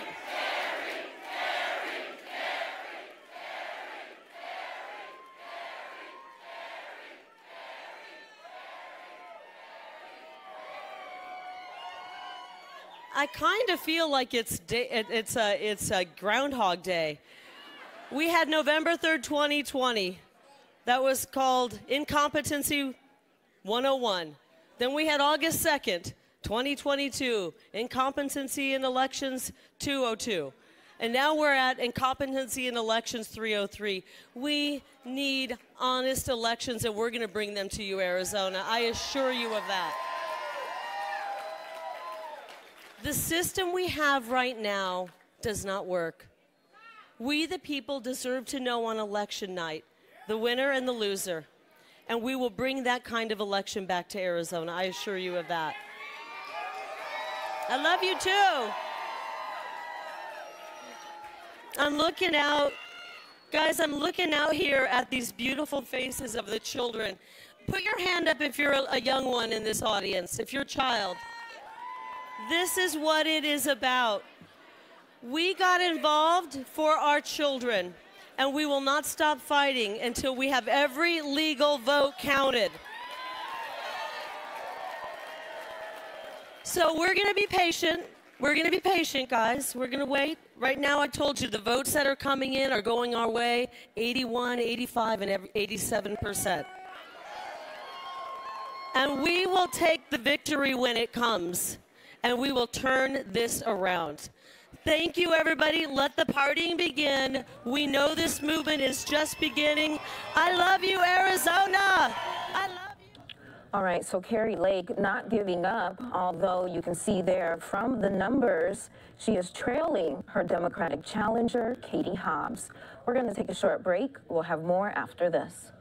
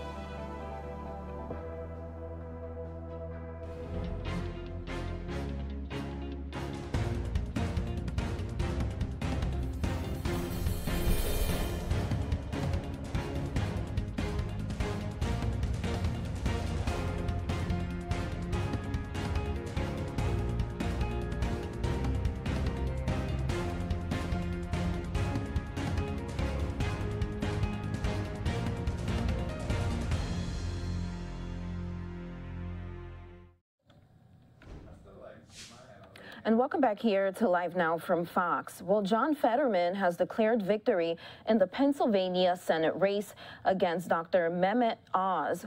We want to go ahead and bring you his remarks from earlier tonight.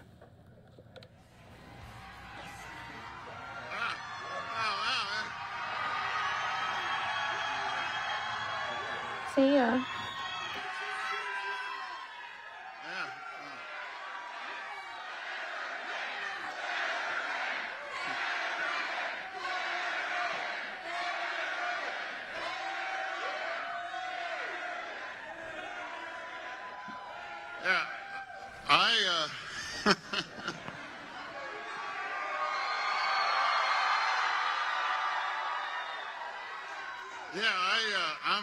I'm not really sure what to say right now. My goodness. Yeah.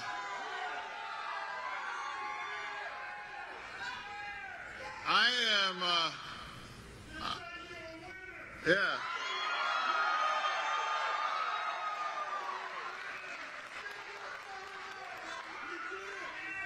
Yeah.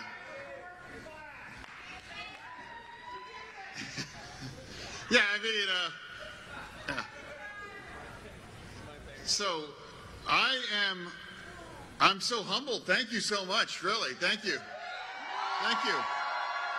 Like what is it? It's like 1:30 in the morning and you're still here hanging in?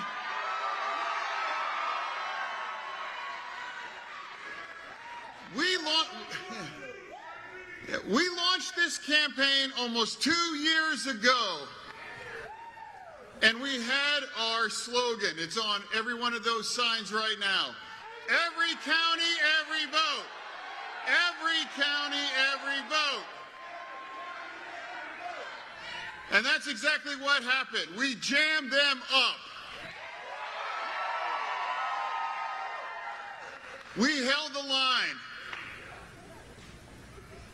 I never expected that we were going to turn these red counties blue.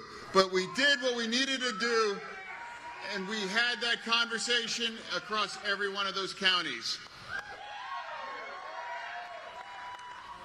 And tonight, that's why I'll be the next U.S. Senator from Pennsylvania.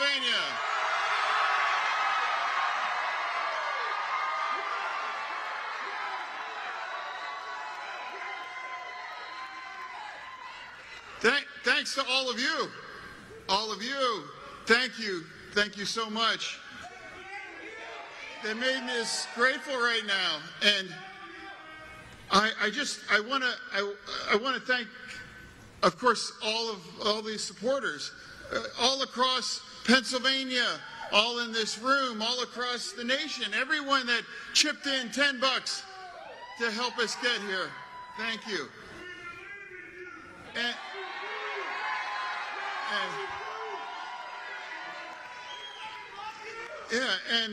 And also I also really want to thank my family.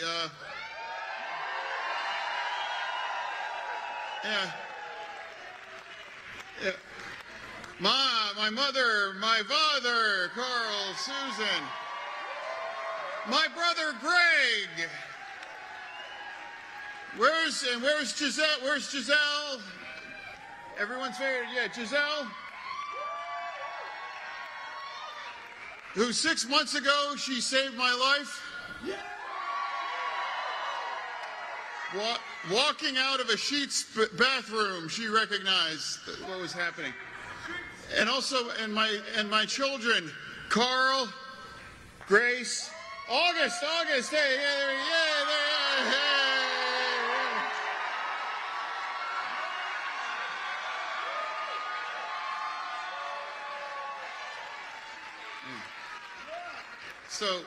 So everyone, and just thank you. And I also want to thank my team as well, the best team. So many names, Brendan, my campaign manager, Rebecca, Bobby, Joe, Jason, everybody, all my team. So many that made that part of it. And also thank all of the supporters. Also, I'm just so proud of the race that we ran. And this campaign has always been about fighting for everyone who's ever been knocked down, that ever got back up.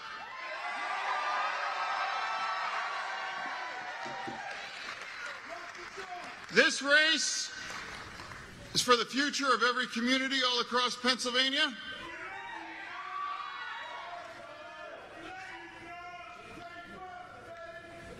For every small town or person that ever felt left behind, for every job that was ever been lost, for every factory that was ever closed, for every person that works hard but never ever get ahead. I'm proud of what we ran on. Protecting a woman's right to choose, raising our minimum wage, fighting the union way of life. Healthcare is a fundamental human right. It saved my life, and it should all be there for you when you ever should need it. Standing up to corporate greed, making more things right here in America and right here in Pennsylvania, and standing up for our democracy. 20 years ago, I came to Braddock to start a GED program, and I've spent these last 2 decades fighting for the forgotten communities, because no community deserves to be left behind. No one deserves to be abandoned, and every place matters.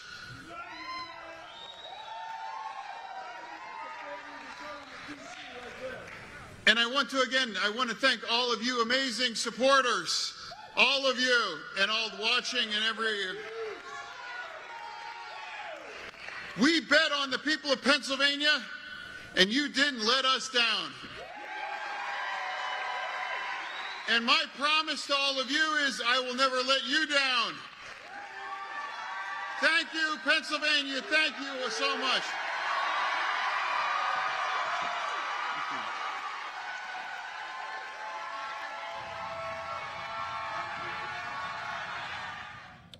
All right, so John Fetterman there declaring victory in the Pennsylvania Senate race against Mehmet Oz. Let's take a look at the numbers here with 86% of the precincts reporting, and you can see that Fetterman won with 50% of the votes. All right, let's take a look at the balance of power so far.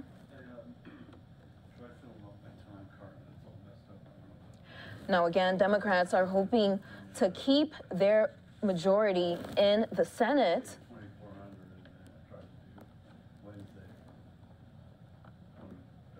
But right now, this graphic here is showing the House. But again, when it comes to the Senate,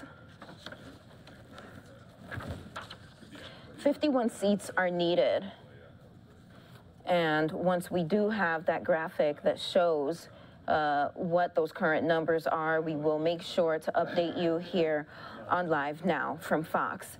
Meantime, we want to go ahead and bring you the latest remarks from Dr. Oz that he made alongside his family. Again, he was defeated by John Fetterman. We have a lot more ballots to go. I entered this campaign with Lisa, and we pulled the family into it because we wanted to bring balance to Washington, which is exactly what we're going to do. As a heart surgeon, I spend my life focused on big problems. In my case, broken hearts. And we address them, we repair them, we heal them by uniting people together, not dividing them. It's exactly what we're going to do in Washington, right? That's what we need.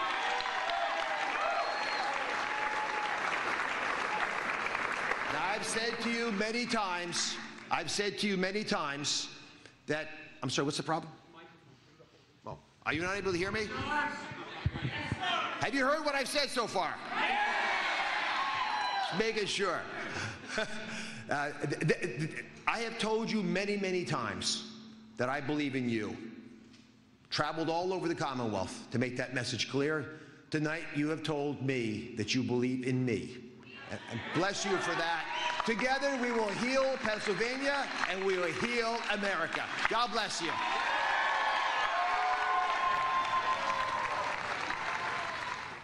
All right, very short remarks there from Dr. Oz. Again, he has been defeated by John Fetterman. We're going to take a short break here on Live Now from Fox. We'll have more results after this.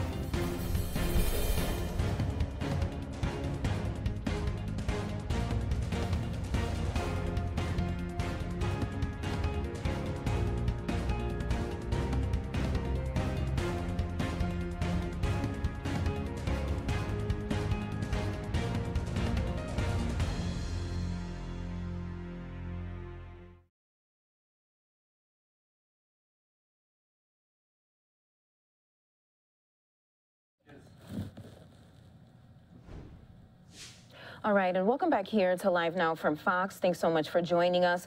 Just a quick look here at the balance of power. So far in the House, Republicans have gained 199 seats.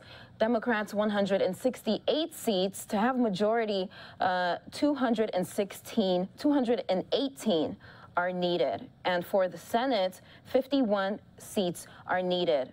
Meantime, the state of Pennsylvania is one of the most highly contested races for the Senate. And for that, we want to take you to live coverage from Fox 29 in Philadelphia. They will have more on the races there.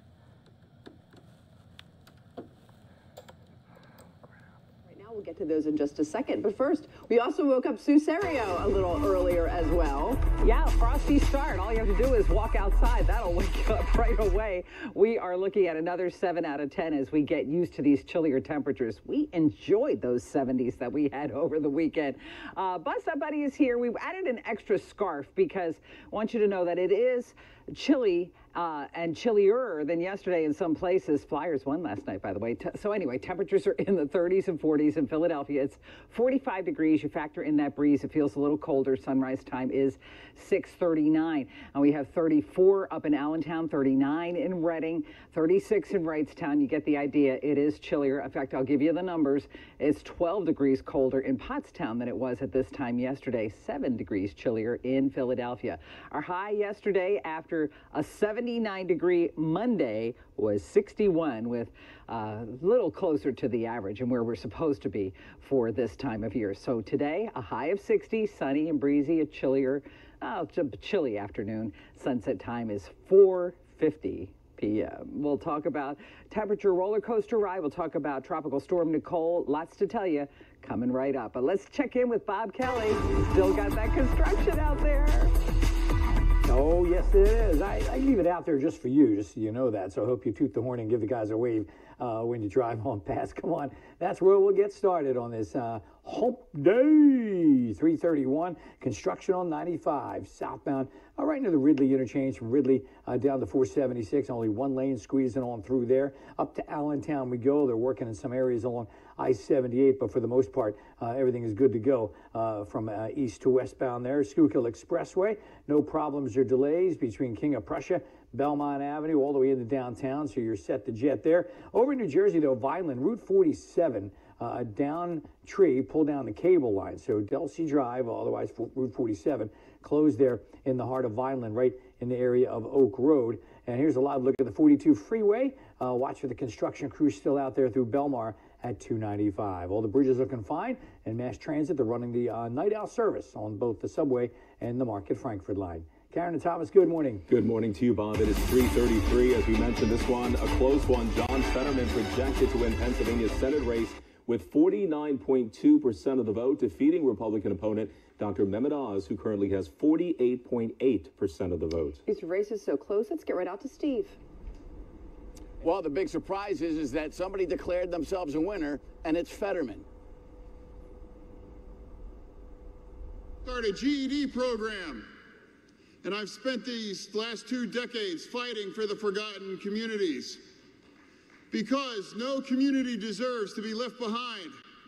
No one deserves to be abandoned, and every place matters. We bet on the people of Pennsylvania, and you didn't let us down. And my promise to all of you is I will never let you down. Thank you, Pennsylvania. Thank you so much. When all the ballots are counted, we believe we will win this race.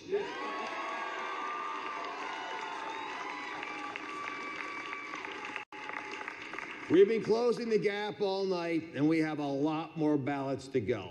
I have told you many, many times that I believe in you. Traveled all over the Commonwealth to make that message clear. Tonight, you have told me that you believe in me. And bless you for that.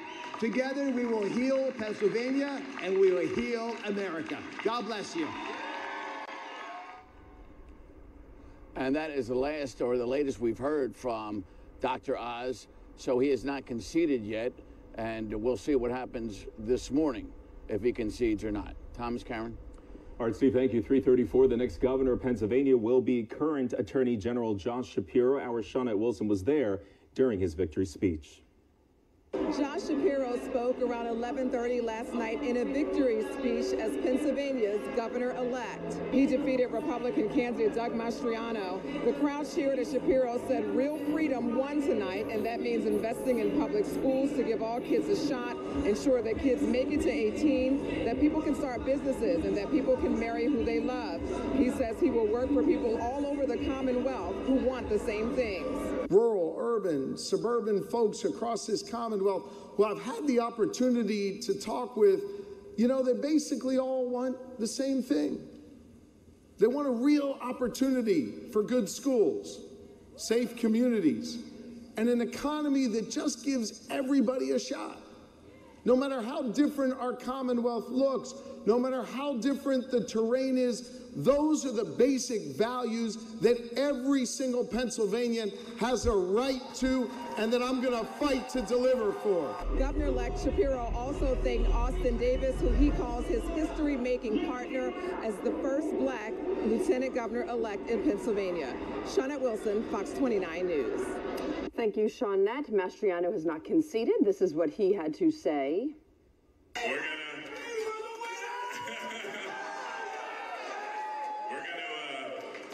We're going to, of course, we're going to have faith and have patience. We're going to wait till every vote counts, right? That's right.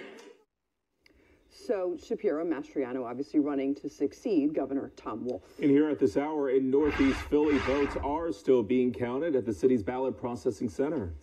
Workers up all day and into this evening and into this morning. In fact, Hank is live outside. Hi, Hank. Hey, good morning, Karen, Thomas. It could take a while, but the good news is here in the Northeast, all quiet on the election front. No demonstrations, no screaming, no hollers of fake news this hour as the ballot counting continues in Philadelphia, as it must at this citywide processing center on the north end of Roosevelt Boulevard up here in the Northeast. Karen, Thomas, you remember by state law, Philly could not begin counting its ballots, mail-in and otherwise, until the polls opened yesterday, 7 a.m. Philly District Attorney Larry Krasner yesterday said that his office had received very few calls regarding improprieties at polling stations, electioneering being the main culprit. That's folks being a little too close to polling stations politicking, but that is par for the course on Election Day. Key statewide races, as we have said, already been called. However, State Attorney General Josh Shapiro blowing out State Senator Doug Mastriano in the gubernatorial race. Lieutenant Governor John Fetterman has been announced the winner over TV Dr. Mehmet Oz in the race for the senatorial seat that Republican Pat Toomey is retiring from. Now, Karen, Thomas, city commissioners yesterday voted to reinstate a process called poll book reconciliation. They say it is a painstaking process, but what it does is reaffirm every single vote. The city being that much more careful as it has to take the time. State law requires it, as it has to take the time to count every single ballot cast in the city, and that's the process going on behind us right here off of Roosevelt Boulevard. Guys?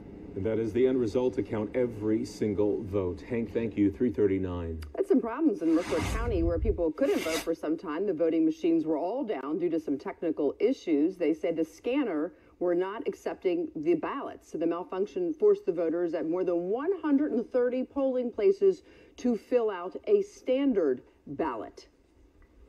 So it was determined that what we would do was remove the scanner. People would fill out their ballot just like they would do, but instead of putting it into the scanner, they put it into the basket or the box where they would have gone had the scanner worked.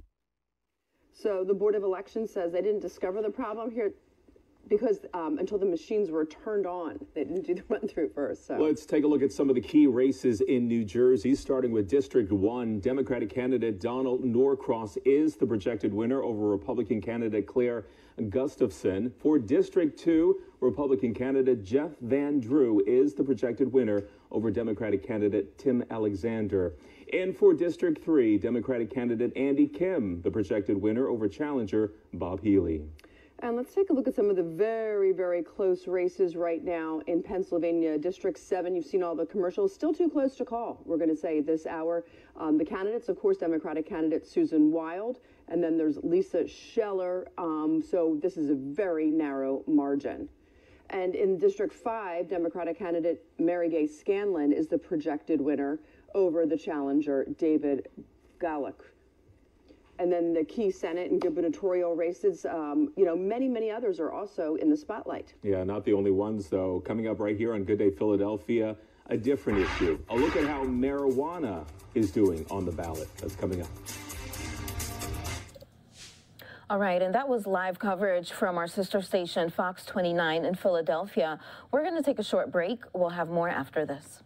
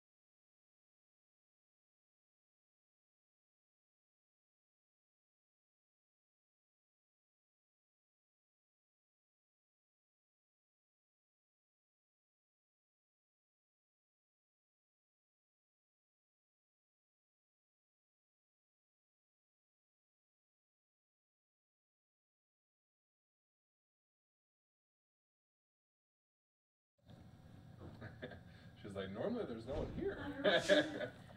All right, and you're watching Live Now from Fox. Thank you so much for joining us during our midterm election coverage. Earlier today, it was declared that Governor Ron DeSantis has been re-elected. He defeated Charlie Crist. We want to go ahead and bring you his remarks from earlier tonight. We chose facts over fear. We chose education over indoctrination. We chose law and order over rioting and disorder. Florida was a refuge of sanity when the world went mad. We stood as a citadel of freedom for people across this country and indeed across the world. We faced attacks. We took the hits. We weathered the storms, but we stood our ground. We did not back down. We had the conviction to guide us, and we had the courage to lead. We made promises.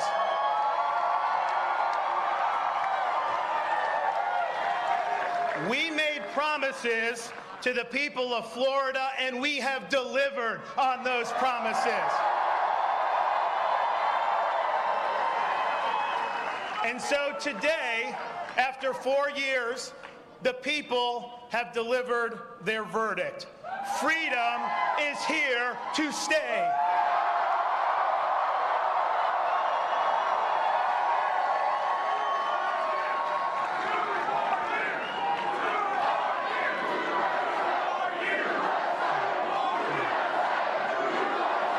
Thank you very much. Thank you. Now, thanks to the overwhelming support of the people of Florida, we not only won election, we have rewritten the political map. Thank you for honoring us with a win for the ages.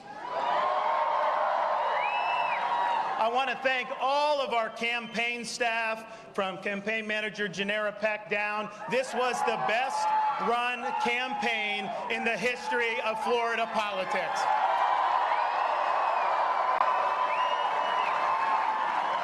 I want to thank all of our wonderful volunteers who worked so hard to get out the vote. Your support means the world to Casey and I. God bless you and thank you. Now, it's a lot easier to run a good campaign when you got a great record to run on. And I would not have been able to see the level of accomplishments that we saw unless I had outstanding personnel working in the executive office of the governor, as well as heading state agencies. These folks worked hard to implement our agenda. They believed in our agenda, and the results have been historic. Thank you for your support and work. Thank you to Miami-Dade County.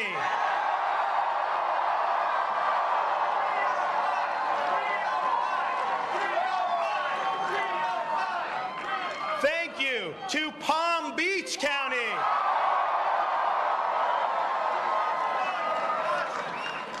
Now, we're still tallying the votes, but it's clearly apparent that this election, we will have garnered a significant number of votes from people who may not have voted for me 4 years ago. And I just want to let you know, I am honored to have earned your trust and your support over these 4 years.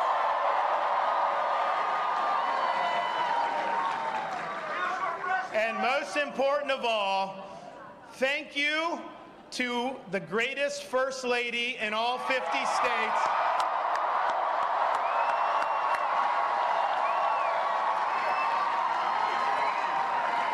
for being a great wife, giving unwavering support, being a tremendous mother to our 3 young children, and serving as an example for women throughout this state, especially going through the battle of cancer.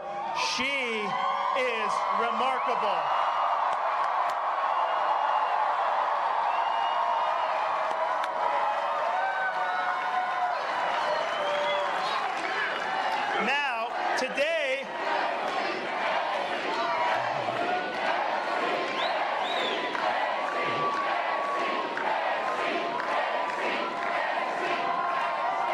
Now, today, is the culmination of the 2022 fall elections, but in reality, Americans have been voting for many years now. They've been voting with their feet, and the results of that behavior has been just as stark as our landslide victory today. States and cities governed by leftist politicians have seen crime skyrocket. They've seen their taxpayers abused. They've seen medical authoritarianism imposed, and they've seen American principles discarded. The woke agenda has caused millions of Americans to leave these jurisdictions for greener pastures. Now, this great exodus of Americans, for those folks, Florida, for so many of them, has served as the promised land. We have embraced freedom. We have maintained law and order. We have protected the rights of parents. We have respected our taxpayers, and we reject woke ideology. We fight the woke in the legislature. We fight the woke in the schools. We fight the woke in the corporations. We will never, ever surrender to the woke mob. Florida is where woke goes to die.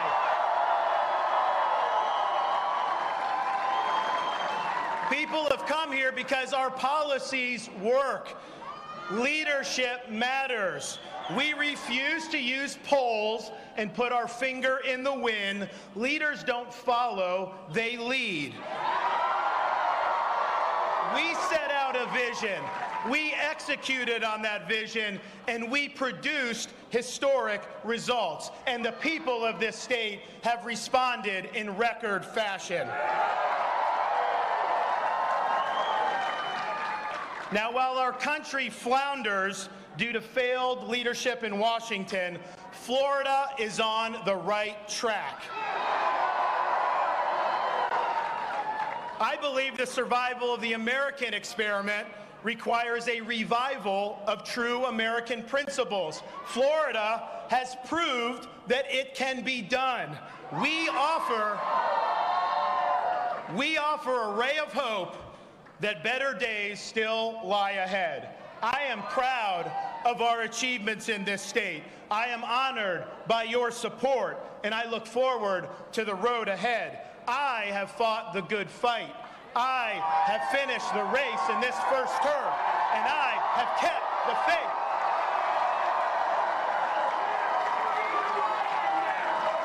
We've accomplished more than anybody thought possible 4 years ago, but we've got so much more to do, and I have only begun to fight. God bless you all. Thank you very much. Thank you for a All right, and that was the victory speech from Florida Governor Ron DeSantis, who has been re-elected. He defeated Charlie Crist. Meantime, we want to continue to bring you more from the state of Florida. Remarks from Senator Marco Rubio. He, too, was re-elected, defeating Val Demings. Here are his remarks from earlier tonight.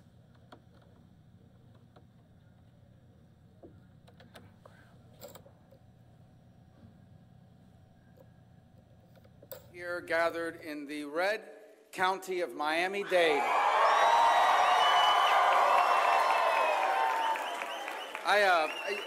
First, let me begin. There's so many people I could thank, all of you for coming tonight. I want to begin thanking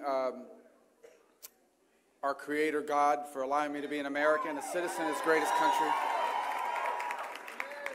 His only begotten Son, and my faith is that God became man. His name was Jesus. He walked the earth. He'll come again. And because of him, we will be able to live an eternal life. And obviously, I'm grateful for winning an election, but I'm really grateful for all the blessings I've been given, the friendships, obviously the family, this extraordinary honor to represent this extraordinary state, and the chance to be a citizen of the greatest country in the history of mankind. So I'm going to tell you right now what the media stories are going to be. They're going to be, this is amazing. The Republicans won by 13 points, 15 points. It's unbelievable. They won Miami-Dade County. They must be believing all those Cuban radio stations or whatever they come up with. Guys, you know what? Politics is really not that complicated because Americans are not all that complicated. We're a diverse people, but we're not a complicated people. What Americans basically want is what my parents wanted.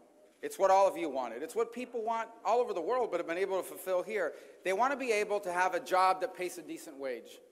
They want to be able to live in a home that they own, in a neighborhood that is safe. They want their kids to go to schools that teach truth. They want to be able to retire with dignity, and they want all four of their kids to have a life better than the life they've had. This is not complicated. This is what they want. Now, here's what happens. Sometimes people get into politics, and either they don't know this or they forget it. And so what happens is some of these people go around saying, look, I'm sorry you're paying too much money for gasoline, but you have to suck it up. Because we have a UN climate conference that John Kerry is going to be attending, and we need to impress them. And so ride your bike or take the bus and forget about how much gas costs and stop being selfish. You know what happens when you tell people that? They vote against you. They vote against you. They go around telling people, listen, don't worry, you can't be complaining about crime. We can't keep locking criminals up. We can't keep arresting criminals. We can't keep funding police officers. Because the only way we can make up for whatever it is they think we need to make up for is not to put criminals in jail. Crime soars, people feel unsafe. And you know what happens when you tell that to working people in this country? They vote against you. And then they go and tell them, forget about our border. We don't need a border. We care more about people that came from other countries. And listen, nobody's going to give this community a lesson about how bad things are in other places. But what country in the world can accept 6,000 people a day? And that's what they're asking you and everyone else to do. Meanwhile, we have veterans committing suicide, veterans who are homeless, veterans that have to fight with the VA. But no, they don't care about that. All they care about is we have to be compassionate for people coming from all over the world, 6,000 a day, and put aside the interest of the American people. When you tell that to people, you know what they do? They vote against you. And this has been going on for far too long. And then here comes election time, and they roll out all their friends, every celebrity, every actor. We don't have any actors really on our side, do we? Do we have any actors? No actors that can get another movie are going to be on our side. They roll out those crazy women on The View. They roll out Vogue magazine. They roll out all these things to tell us how we're supposed to vote. And they think they're going to fool people. And then when people vote against them, they say, oh, it's just information. You were confused. No one here is confused. The people in this country are going to vote for the people that fight for people like them. They're going to vote for people that are going to fight for people that care about being safe, that don't want drugs coming across our border, that don't want illegal immigration running rampant into our country, that don't want to have to pay $4 for gasoline, that don't want to have to pay 22% more than they used to for their groceries. So when you see the results across this country tonight, that's what it's all about. The people who make this country great have been forgotten and have been left behind. And what I'm most proud of is that this community, Miami-Dade, and this state, Florida, a diverse state. You find people in the state from everywhere. You find people in the state from every background. And they have joined this incredible new movement that isn't just going to change the country, it's going to change the Republican Party. After tonight, the Republican Party will never be the same, and that's a great thing for America and a great thing for Republicans. It'll never be the same, because this is a party made up of people from every color, every race, every ethnicity, men and women. Yes, men and women, that exists.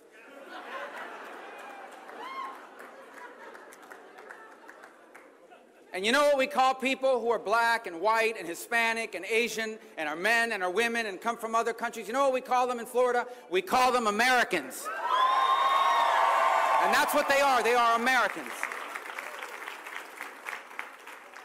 And if we're not going to fight for, listen, I care a lot about what's happening in the world. We're impacted by what happens in the world. But my job, first and foremost, is to care about what's happening in America. Because the best thing we can do for the world is make sure that America is strong and safe and prosperous. That is the greatest gift we can give our fellow men. So these campaigns, I believe, no, I'm sure, actually, I am the only statewide candidate in Florida that was outspent by my opponent. She has every right to raise all this money. They wasted a lot of money, and I'm glad they wasted it here and not in these other states that we have a chance to win. I'm the only one that raised more money against, I'm the only one that was outraised and outspent, and I'm fine with that. I'm 100% fine, because I knew that no amount of money was going to convince people that escaped Marxism and socialism that America should embrace Marxism and socialism. No amount of money was going to convince people that somehow a country blessed with oil and natural gas should be begging Saudi Arabia for oil and natural gas and begging Venezuela for oil and natural gas. But we had a tough campaign, and I owe a lot, and there's a lot of people I could thank, but my campaign manager, Mark Morgan, has done a great job. Where's Mark? Mark. Great job, Mark. Hey, listen. What did Albert Aguirre say? Un americano que va a una fiesta cubano está loco. Remember that line? The translation there is an American that goes to a Cuban party has to be out of his mind. But Mark has done a great job in an extraordinary and diverse state. We are a great state. Thank you, Mark. And one of the things I'm proudest of in the Senate, look, we've passed as many or more bills than anybody else, important bills. Every major bill in America that's taken on China, for example, in the last 4 years have been mine. The Chinese government doesn't like me. They've banned me. They sanctioned me. We had to cancel our vacation to Wuhan because they don't like me.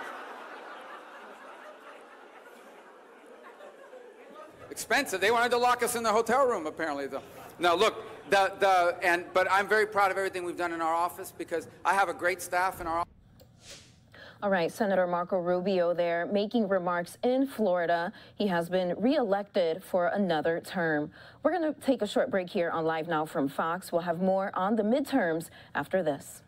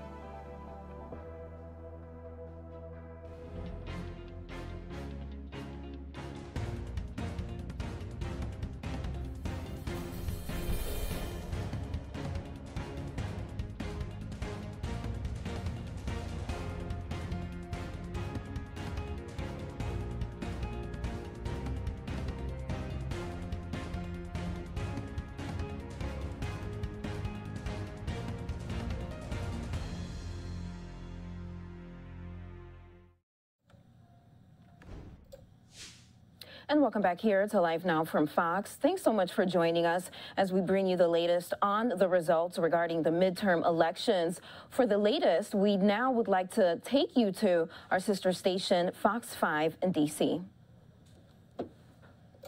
Yes, guys, it's even cooler than it was yesterday. We didn't get quite as warm as the day before, so we kind of had that heat moving in. But this morning, yes, it is cooler, below freezing out towards Cumberland. 46 degrees for Washington, mid-40s towards Quantico, 30s for Dulles and Gaithersburg. We're seeing those temperatures update in real time. So definitely a cool start. Grab the jacket out there. We will see more sunshine into this afternoon. A few clouds here and there on the satellite and radar, but overall, beautiful and clear. You can see that moon out there. So as you get the kids off to school, make sure they have a jacket. High temperatures today, pretty average in the low 60s. Traffic this morning heading out the door. Here's a look at the latest conditions. So for this morning on the traffic side, 295 southbound in D.C., there's construction that reduces the roadway to one lane between East Capitol Street and Pennsylvania Avenue. Looking at the outer loop in McLean, there's construction reduces the roadway to one lane between Claire Barton Parkway and Georgetown Pike. Guys. In Virginia's hotly contested 7th District congressional race, Democrat Abigail Spanberger has won re-election over Republican Yesli Vega. But still this morning, Vega has yet to concede the race. Fox 5's Maureen Ume in Lorton this morning with the very latest. Good morning, Mo. Good morning. This was a seat that the GOP had really fought hard to try to flip, but it appears that that will not happen. Abigail Spanberger, the Democrat, winning re-election according to the poll numbers, 51% to Yesli Vega's 48%. But as you said, Yesli Vega has yet to concede or call Abigail Spanberger. We're hearing that sometime later this morning there might be a statement released by her or her camp saying something about that. Nonetheless, Abigail Spanberger claiming victory last night after beating back that huge challenge from Yesli Vega. Spanberger had become one of the GOP's top national targets after her district was significantly redrawn, shifting from central Virginia to the northern Virginia and Fredericksburg area. And Spanberger won, even though she no longer lives in this newly drawn 7th district. She campaigned on abortion rights and her background in the intelligence field. Now, polls again showing that Spanberger won 51.9% of the vote to Vega's 48.1%. Take a listen. I look forward to serving them, and I understand that everyone had a preferred candidate in this race, and regardless of who they voted for, I serve everyone in the 7th District, and anyone who's having any challenges with a federal agency, I welcome them to be in touch with our office, and I look forward to making sure that they feel well represented or at least heard, even when they don't agree. Now, for her part, Vega, who was a Prince William County supervisor and sheriff's deputy, had raised millions and brought in high-profile GOP surrogates. She highlighted her life story as a daughter of Salvadoran immigrants and would have been Virginia's first Latina member of Congress. A Vega win would also have been a major pickup for the Republican Party, who was looking again to really hang on to control of the House by flipping this among other seats around the country. But again, here it does not appear that that's happening. Abigail Spanberger, the winner in the 7th congressional race. We'll wait to see later this morning whether Yesli Vega concedes or what her statement from her camp will say about this race. That's coming up later this morning. Back to you. Thanks, Maureen. Close race in Virginia's 10th congressional district as well. Democrat Congresswoman Jennifer Wexton giving a victory speech in her race against Republican challenger Hung Cao. Hung Cao also addressed the media last night. He was asked if he might run again in the future, and he said he's unsure. History made in Maryland as Wes Moore becomes the first black governor in the state. He's only the third black governor in U.S. history, and his running mate, Arona Miller, will be the first woman of color to be a lieutenant governor in that state. Now, here's what some of what Wes Moore had to say during his victory speech last night. You know a question I never once asked my soldiers? What's your political party? It never got brought up. That's right. We had one mission. And Maryland, you showed tonight that if we stand divided, we cannot win. But if we stand united, we cannot lose.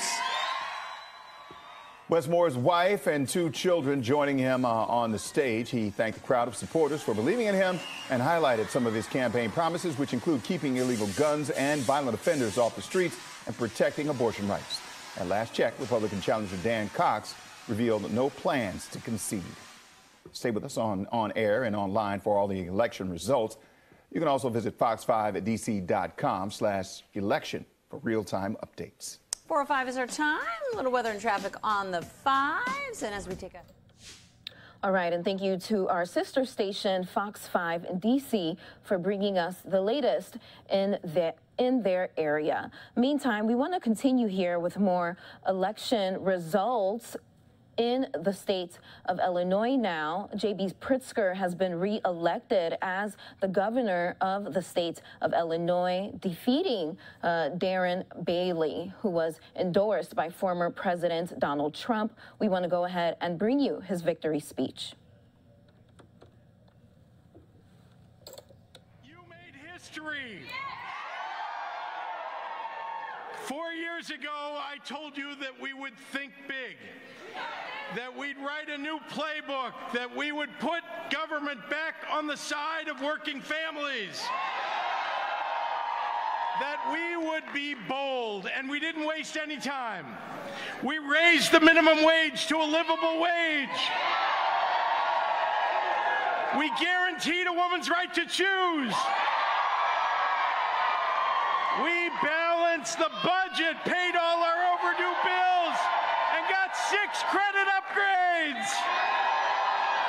We expanded health care to 500,000 more people. We increased college scholarships for 26,000 more students. And we legalized cannabis.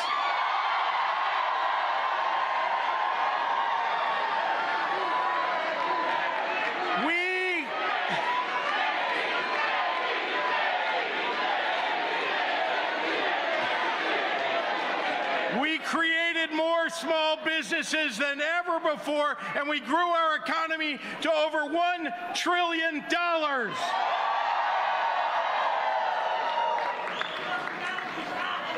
Just a few minutes ago, the news networks called this race in our favor.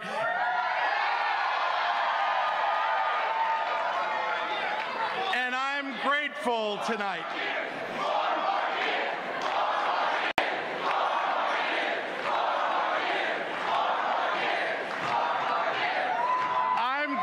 Tonight that Illinois continues a long tradition of peaceful and fair elections.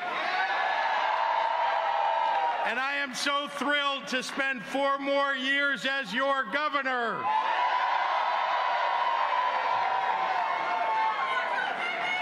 There are a few people that I want to thank this evening, starting with my wonderful wife and children.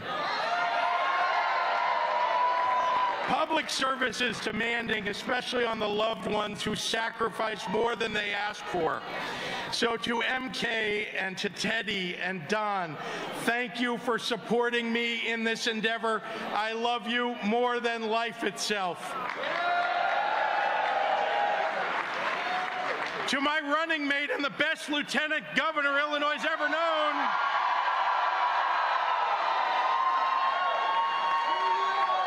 Juliana, I'm privileged every day of this wild ride to have your partnership, share in your strength, and find joy in your friendship. Thank you, thank you, thank you.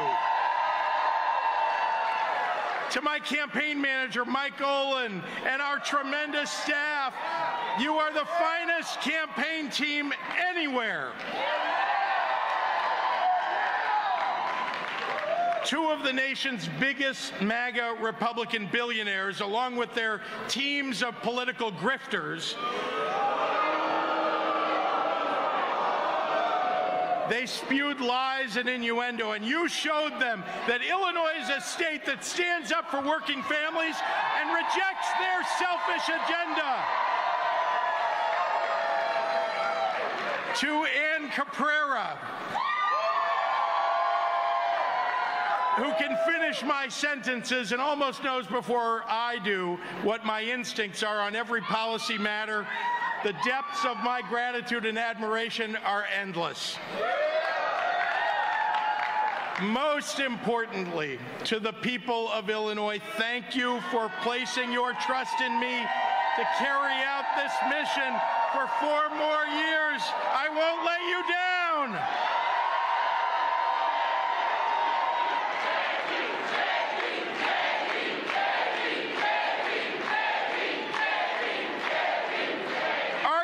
for the fight? Now, that's a question that I've ended a lot of my political speeches with during this campaign. But tonight, I begin with it.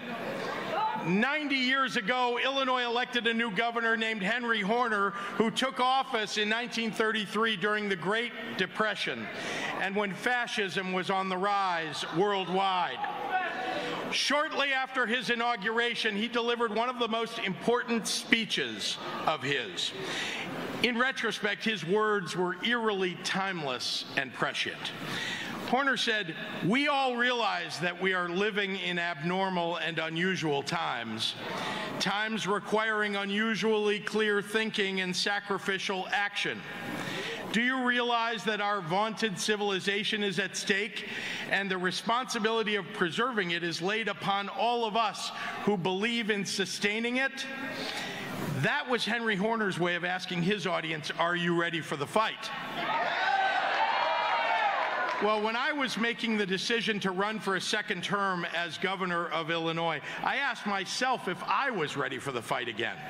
Because this is a moment requiring a steel spine for the years ahead, as our nation's fundamental ideals are under siege. I love this job, and I've never shied away from its demands.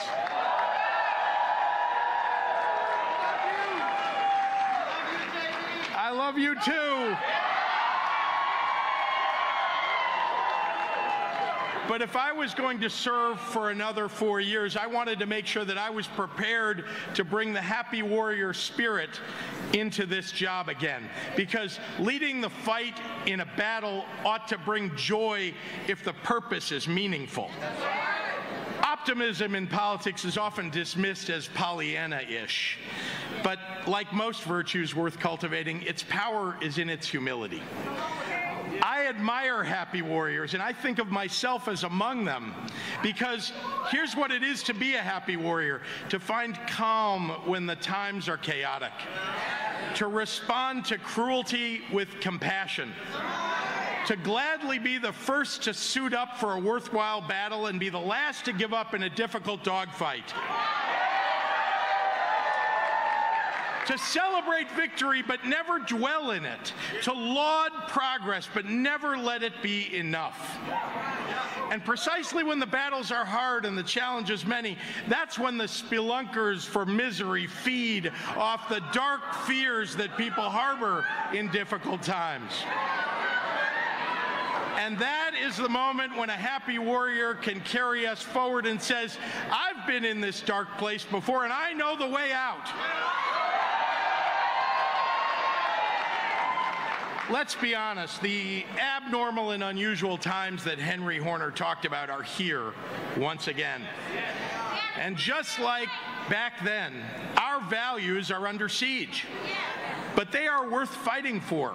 And I will not let our challenges crush the spirit that I've always brought to this job.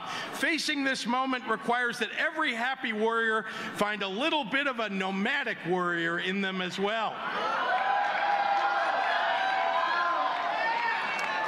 Facing this moment means fighting these battles together. Together we must be bold, and we must never shy away from our big D democratic or little d democratic values. Together with pride and dignity, today we reaffirm what we are fighting for. Jobs that lift you up, not wear you down. A quality education that's not just a prize you win for growing up in the right part of town or being born to the right set of parents. Access to health care that doesn't just keep you alive, but keeps you healthy. Better wages that fund joy and not just survival. A world that's just a little bit easier to live in, where it's not so hard to make ends meet. Climate and an environment that is made better for our children than the way we found it. Public safety that brings peace to our neighborhoods, justice to our communities, and addresses not only the aftermath of crime, but the causes of it. A world where public health policy is based on science, not fantasy. One where polio and AIDS and, yes, COVID can be eradicated by new discoveries and not just wished away by Facebook fakery. Schools where books are not banned, nor children shielded from the truth about all of our American history. Where this younger generation rising, a generation full of empathetic, courageous truth-tellers, are not robbed of the critical thinking skills that are their best armor against a world of swirling disinformation. A Supreme Court that cannot take away from a woman what they never had the constitutional or moral right to regulate in the first place.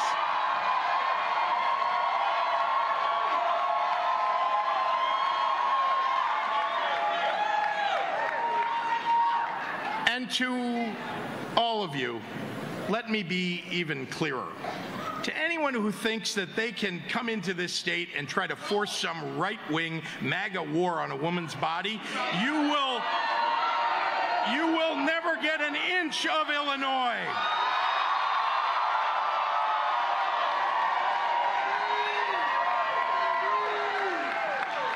And finally, here in the land of Lincoln, the home state of Barack Obama, the first state to ratify the 13th and 19th Amendments ending slavery and guaranteeing a woman's right to vote, we will never surrender in the battle against hate. Racism, sexism, homophobia, transphobia, xenophobia, anti-Semitism. We have conquered none of these obscenities. In fact, every effort to call them out has fueled the rise of a new movement devoted to their skillful repackaging, in the hopes that we will be so afraid of being called woke that we will be too exhausted to fight the next resurgence of the world's most persistent and ancient evils. You see, hate is a chronic condition. The patient can get better, but we can never stop being vigilant in preventing its return. Unfortunately, a cancer has spread through one ideological wing of this nation to infect the patient itself. They've had ample opportunity to treat the disease, and they have refused to do so at every turn. The result has been treasonous insurrectionists tearing down the doors of the U.S. Capitol. The maiming of Capitol Police. And an attack on the 82-year-old husband of the Speaker of the House with a hammer in his own home. There's no nice or easy way to say this, but until the Republican Party is ready to expel the extremists in their midst, we need to do it for them at the ballot box.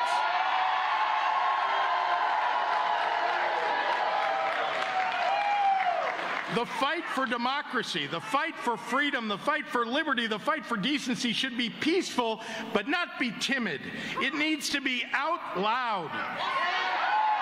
It should afford no politician a convenient rhetorical hiding place. You don't get to wave a moderate flag from your front porch while you're having a picnic in the backyard with insurrectionists. And don't claim that the Republican Party is being labeled unfairly, because here we are, 2 years into cleaning up the wreckage of Donald Trump's presidency, poised to watch this man announce his return to national politics within days.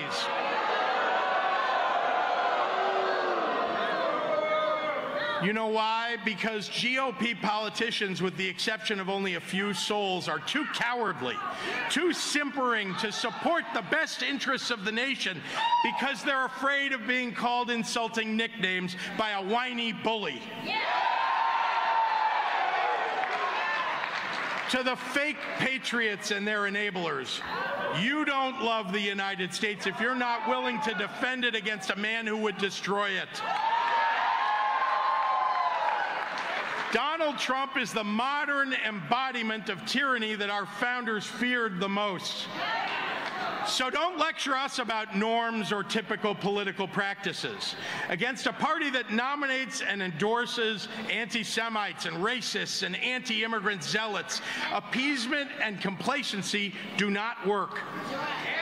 I know. My family fled that kind of tyranny, and I helped survivors build a Holocaust museum.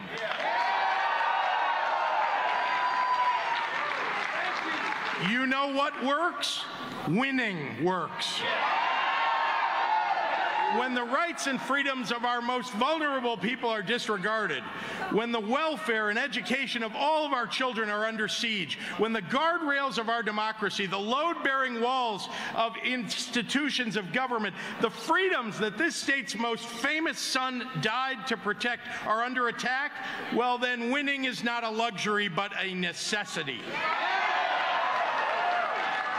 So yes, Illinois, I am here and I am ready for the fight. Are you ready for the fight too?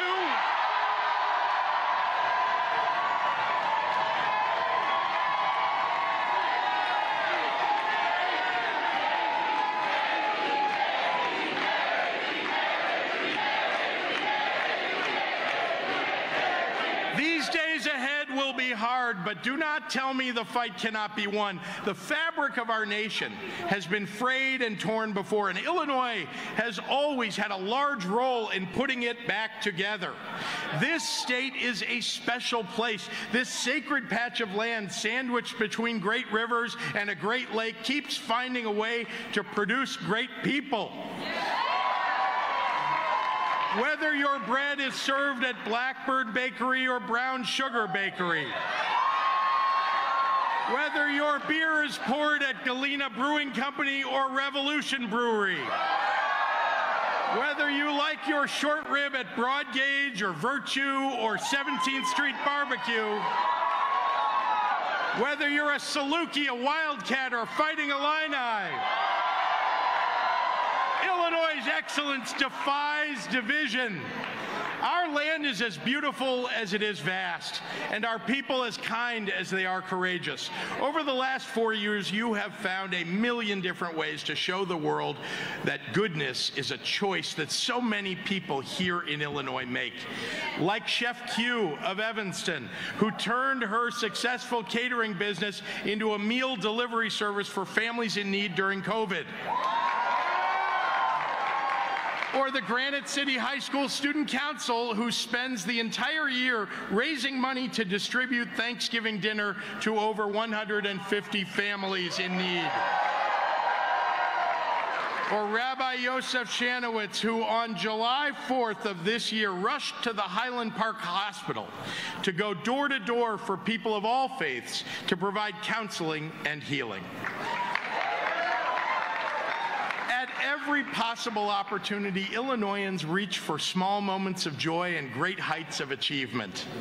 From street performer Andrew David serenading Chicago with the song Hallelujah during the early days of the pandemic, to Naperville teenager Lucy Westlake becoming the youngest American woman to summit Mount Everest, to Kimberly Adami Hasagawa putting a smile on my face during the worst days of the pandemic with her Spritzers with Pritzker Twitter account. Our people are rich in the things that make life grand. We have earned the right to take pride in this state. And I remain humbled that you've chosen me again to be your governor. 4 years ago, I told you about my mom, about the struggle that she waged with alcoholism that ultimately took her life.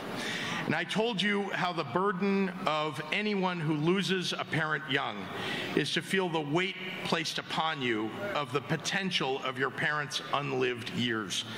Never has that responsibility seemed more important to me than right now, in the battles for choice, for justice, for freedom that my mother thought that she had won before she died.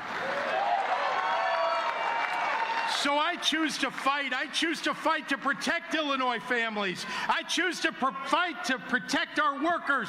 I choose to fight for women's rights, for civil rights, for voting rights.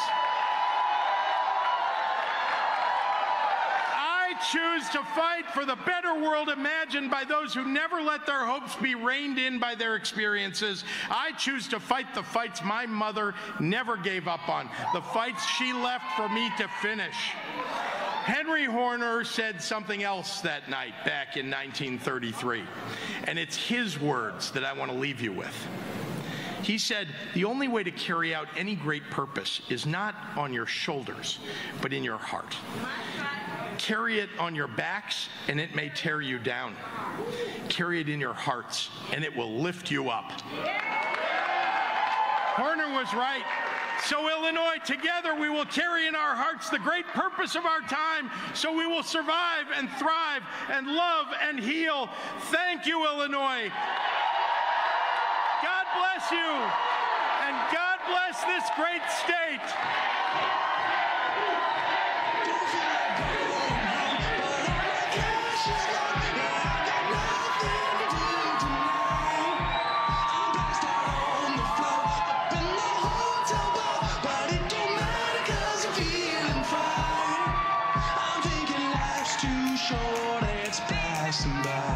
So if I'm gonna go it all, go baby, go. Go baby, go.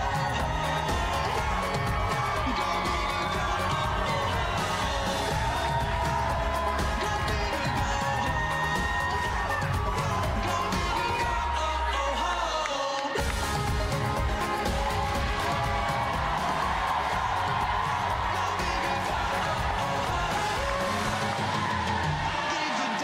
All right, so Illinois Governor J.B. Pritzker there in Illinois making his victory speech. He has just earned his second term as governor and will serve the state for another 4 years. You see him there earlier tonight with his family, also alongside the lieutenant governor of the state. We're going to take a short break here. We'll have more top stories on the midterms after this break. But before we go, we want to show you this LiveNOW look of the New York City skyline. After the break, we'll bring you the latest on elections in the state of New York.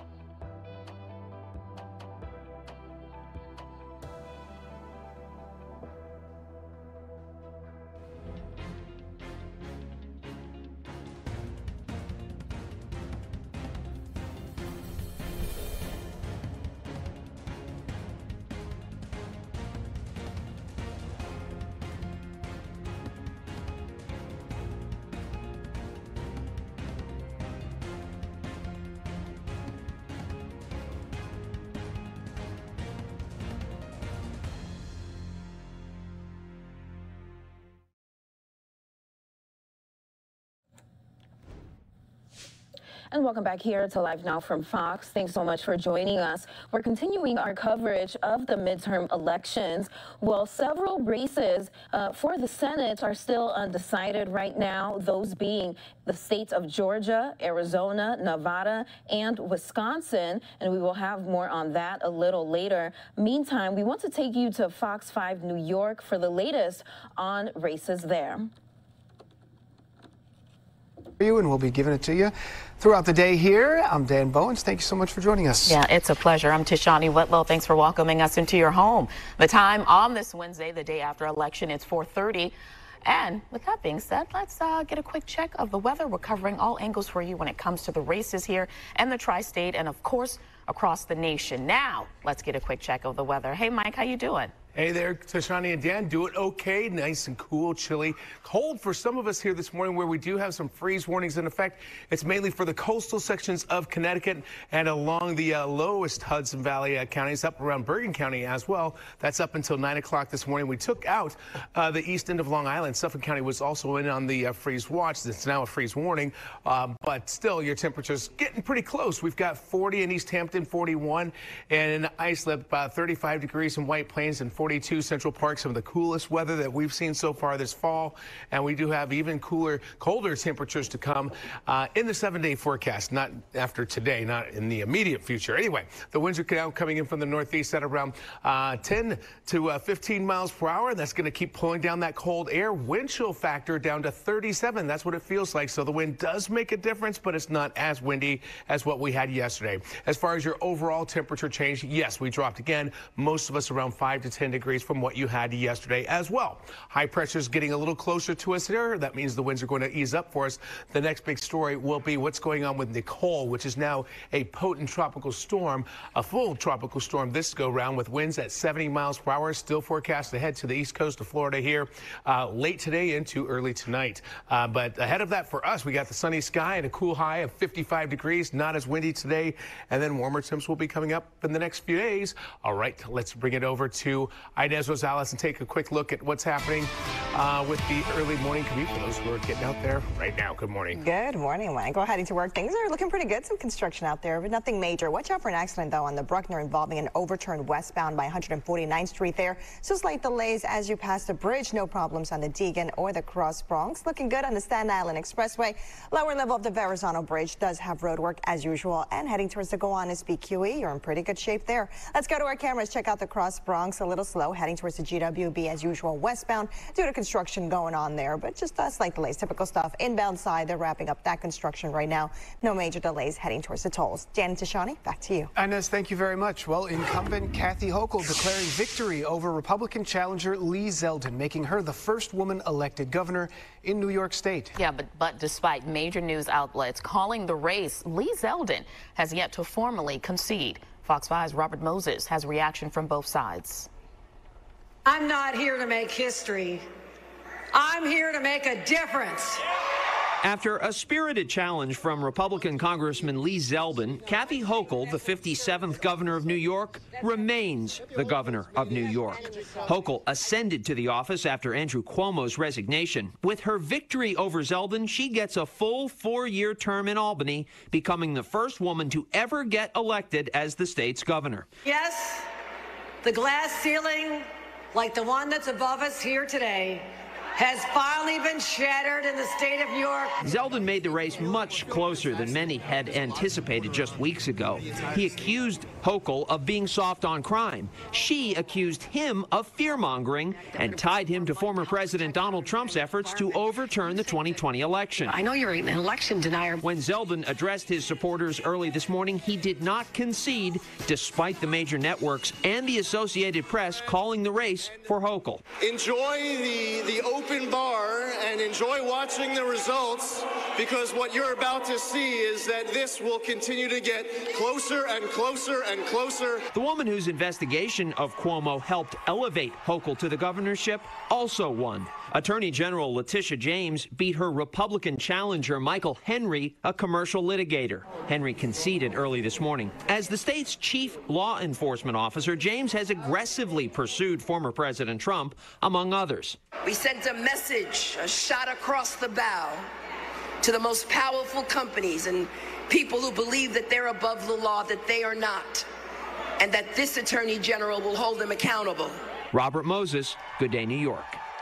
And we should note we have the results on that ticker at the bottom of your screen there. You can keep track of that just in case you miss anything throughout this newscast. We also want to take a look at some of the other gubernatorial races in play now. In Pennsylvania, Democrat Josh Shapiro will be the next governor. He beat Republican Doug Mastriano. Important to note there, Mastriano was endorsed and heavily promoted by former President Donald Trump. Looking in Connecticut, Democratic incumbent Ned Lamont was elected to a second term as governor. He won his race against Republican challenger Bob Stefanowski. President Joe Biden congratulating Lamont in a phone call last night. Heading down to Florida, and it was incumbent Republican Ron DeSantis easily winning a second term in office, beating Democratic challenger Charlie Crist. Crist has now lost in the state running as a Democrat, Republican, and independent. In his speech last night, DeSantis declared Florida is where woke comes to die. And the Peach State, Georgia, Republican Governor Brian Kemp beat Democratic challenger Stacey Abrams. After the 2020 presidential election, Donald Trump blamed Kemp for not doing enough to overturn Joe Biden's victory in Georgia. And down in Texas, Governor Greg Abbott won a third term in office. He easily defeated Beto O'Rourke in a race that saw a record spending of more than $200 million combined. In the battle for power of the Senate, all eyes on several key elections. Incumbent Senator Chuck Schumer won re-election in New York, defeating Republican challenger Joe Pinion with 81% of precincts reporting. Over in Georgia, the race between incumbent Democratic Senator Raphael Warnock and his challenger Herschel Walker is likely headed to a runoff, with neither candidate pulling more than 50% majority of the votes required. And a huge win for Democrats in Pennsylvania. Joe Fetterman defeated celebrity TV doctor Mehmet Oz, flipping that previously Republican-held Senate seat to blue. Now let's take a look at some of the 4 ballot proposals in New York. We told you all about those yesterday. All of them passed by wide margins. Take a look here. The first is ballot 1, the proposal 1. This was a statewide proposal, the Clean Air, Clean Water, and Green Jobs Bond Act. 69% voted yes and 31% voted no. Ballot proposal 2, a statement of values for city government. 72% yes, 78% no. On ballot proposal 3, to establish a racial equity office, 70% voted yes, 30% voted no. And ballot proposal number 4, the measure to truly measure the cost of living in New York City. 81% of people said yes, we want to know. 19% said no. Well, Republican Congresswoman Malliotakis defeated challenger Max Rose for Staten Island House seat, which is up for grabs. Let's get right to Fox 5's Richard Giacobis. He has a response from Rose's Staten Island headquarters. 2 years ago, Max Rose gave an emotional speech as if he was not going to run for Congress again, but he decided to take on Nicole Malliotakis for the second time, and this time he lost. It was supposed to be a slim margin, and the race was supposed to be close, but after a few minutes after the polls closed, the AP called it for Nicole Malliotakis. Let's take a look at some video of Max Rose, who is a Democrat and decorated Army veteran serving in Afghanistan. He's been vocal on issues affecting voters the most this past year: inflation, crime, especially gun violence, making sure women have the right to choose at the federal level.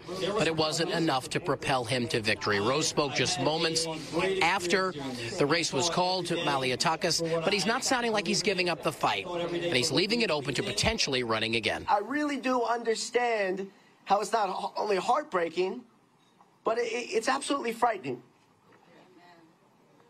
But this is not the opportunity, this is not the time to give up or to back down. One election alone does not define the trajectory of our borough, our district, our city, our state, or our country. Max Rose has been pretty outspoken when it comes to presidential elections, too, not supporting a re-election bid for President Joe Biden in 2024. He says there needs new leadership. There needs to be change, especially in his 11th congressional district. It's not going to happen. Nicole Malliotakis has defeated him for a second time. Will he run again? He left that open tonight, as you heard, in a little bit of that concession speech, saying that he's not giving up the fight. This party likes it. We are in the Silver Lake section of Staten Island. Richard Giacobis, Good Day, New York.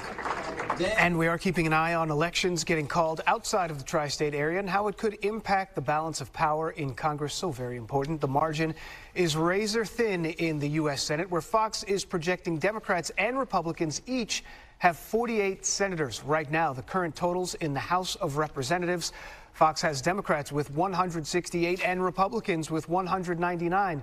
Important to note here, 218 seats are needed to take control of the House. A lot of those races still too close to call this morning, but those results should be trickling in throughout the day today. We got a lot going on, as you see here. Still ahead on Good Day Wake Up. We'll continue to follow the midterm election results.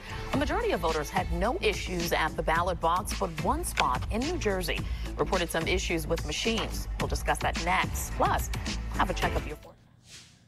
All right, and thank you to our sister station, Fox 5 DC, for that coverage. We're going to take a short break. We'll have more after this.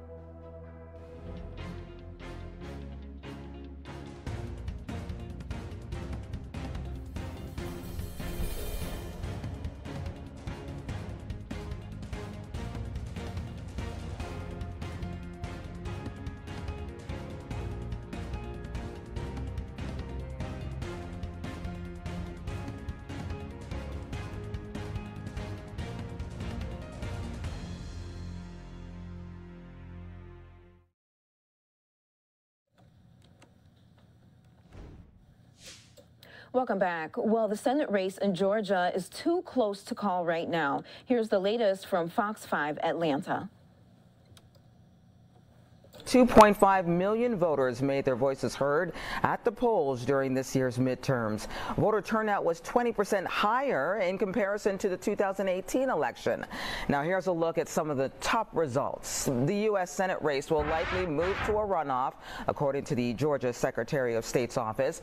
That news broke just hours ago. Right now, incumbent Democrat Raphael Warnock leads his challenger, Republican Herschel Walker, by a thin margin, but still below 50%. No surprise there. The race determined partisan control of the Senate nearly 2 years ago and could do so again this year as well.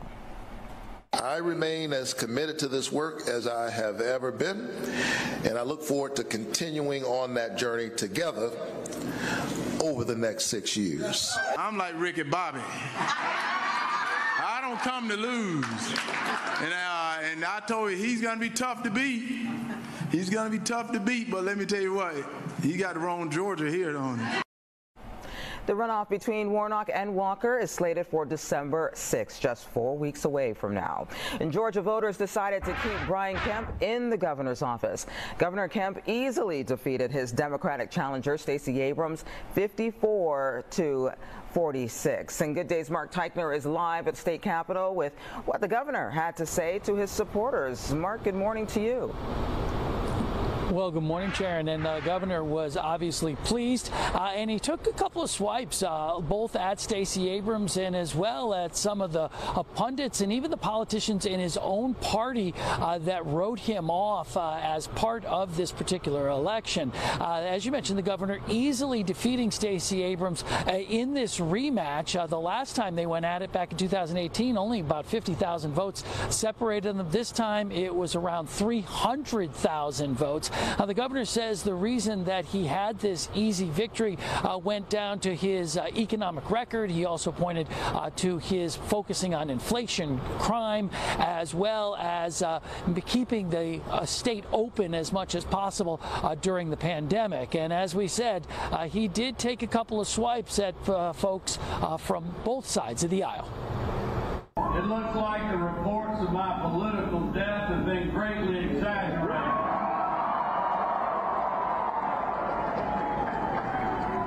And listen, it is a great night to be a Georgian. Well, unlike the last election between these two, this time Stacey Abrams did acknowledge that she lost the race. You're going to hear from her coming up at 5 o'clock. You're also going to hear more from the governor's acceptance and victory speech as well. So make sure you tune in for that. Reporting live from the state capitol, I'm Mark Teichner for Good Day Atlanta. Sharon, back to you. All right, Mark, thank you. Georgia's Libertarian candidate for governor, Shane Hazel, shared this tweet after the polls closed. It says, thanks to everyone that stood and fought. They've all gone out of their way to ignore you, the only people that stood for liberty, end quote.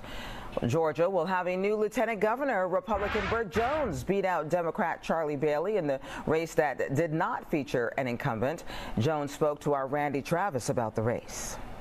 Politics is a contact sport, and you know, a lot of people want to play dirty politics. We don't like doing that. I didn't do this in this past race. I don't even think I mentioned my opponent the whole time, and I definitely didn't have a commercial attacking my opponent. And I think a lot of people in this election cycle in particular are tired of seeing a lot of all the negative ads that were going on. In the Secretary of State's race, incumbent Republican Brad Raffensperger beat out Democratic challenger Bee Nguyen. Raffensperger was elected in 2018, succeeding Brian Kemp, who won the race for governor that year. He addressed criticism surrounding the 2020 election last night and discussed ways to ease voter concerns. Well, I think it should go out and you talk to people. People had questions. They'd been fed so much misinformation, disinformation. So I went out and I just talked to them face to face. And Attorney General Chris Carr will keep his job after beating out his Democratic opponent, Jen Jordan. Carr says that Republicans saw wins across the board nationwide. It just feels really good that Georgians have looked at our kind of conservative leadership and said that's what we need in this state. We focused on the economy, we focused on crime, we focused on the rule of law. It's a good night for everybody. The midterms weren't just important in Georgia. Many races across several states could affect how things run in Washington, D.C. President Biden made calls to congratulate winners he campaigned with. He also urged voters to stay in line so their voices would be heard throughout. And we've seen record-breaking turnout for the midterm election here in Georgia. All voting was completed by 7:45 last night. 2 precincts remained open past 7 because of late starts. In Fulton County, some people in Chattahoochee Hills say they were told to vote in Marietta, which is in Cobb County and not Fulton County, where they live. I'm frustrated. I'm really livid, and you know, personally, I'm embarrassed. I'm insulted, and like we come too far to still be here. Fulton election officials say 20 affected Chattahoochee Hills voters were offered provisional ballots. The matter is still under investigation. Good Day Atlanta will continue to bring you the latest election results. Be sure to scan the QR code on your right screen right now, and that code will take you to the Fox 5 Election Hub, where you can find results from all statewide and county races. All right, and that was coverage from our sister station Fox 5 in Atlanta. And as you heard there, Governor Brian Kemp has defeated Democratic challenger Stacey Abrams for a second time. We want to go ahead and bring you his victory speech here on Live Now from Fox.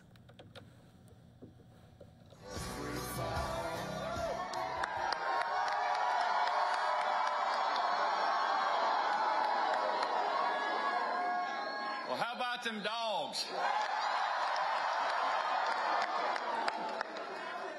Well, thank y'all so much. It looks like the reports of my political death have been greatly exaggerated.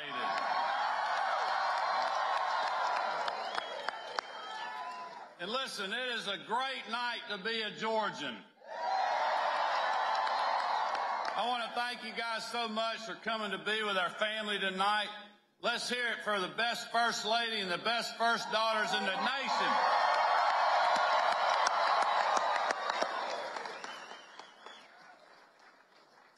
As you all know, this has been quite the team effort for us, and it wouldn't be without these four ladies that have worked so hard and supported me in everything I've ever done. So I just cannot thank them enough for their support. Listen, there are so many people to thank, many who are with us tonight. Thank you guys. But first and foremost, thank you to the Team Kemp volunteers who put up yard signs, made phone calls, knocked on doors, wrote postcards, and got their friends and families out to vote. We would not be here without you. Thank you so much, y'all.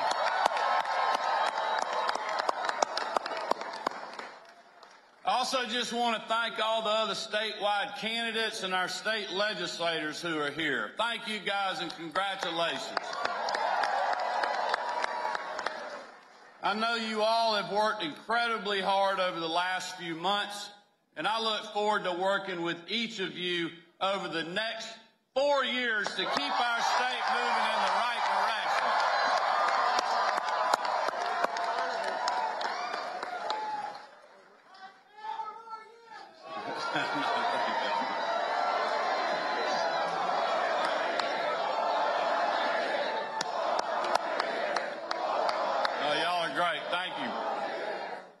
And all the hard-working Georgians across the state who came out to our bus stops, our rallies, our meet and greets, those who helped Lucy fill up our diesel fuel can. You remember at the bus stop when Lucy was holding the diesel fuel can, and we told you at those stops all across this state, we got all the money we need. It's just in your pocket. And I appreciate y'all supporting the girls with your contributions, but I also just appreciate the strong grassroots supporters that we've had literally from Claxton to Calhoun. And finally, I just want to thank the campaign staff and our official staff for all the wood that they have chopped over the last several months.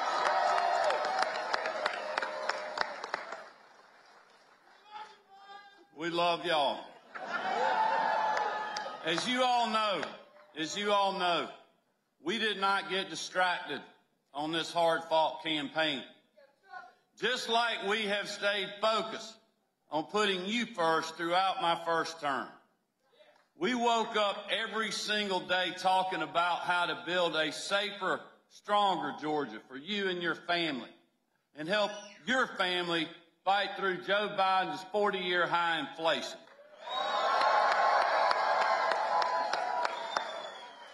And we did that by focusing on common sense solutions to put more of your hard-earned tax dollars back in your pocket, like passing the largest state income tax cut in history, returning over $1 billion back to you, the taxpayers, and suspending the gas tax in this state since March.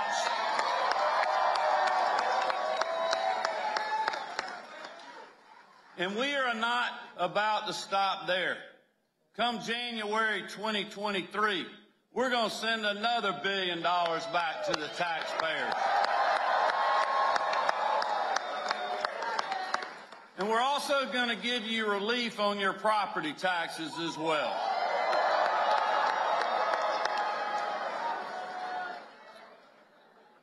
But we also focused on how resilient Georgia's economy has been despite the disaster we're seeing in Washington, D.C., and across the country thanks to Joe Biden. But in Georgia,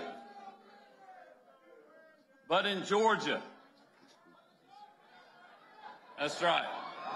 But in Georgia, we have record low unemployment. The most people ever working in the history of our state. Historic investment in rural Georgia. In the 2 largest job projects in state history were announced just in the last year. But this campaign was also about keeping you and your families safe, and by backing our men and women in law enforcement.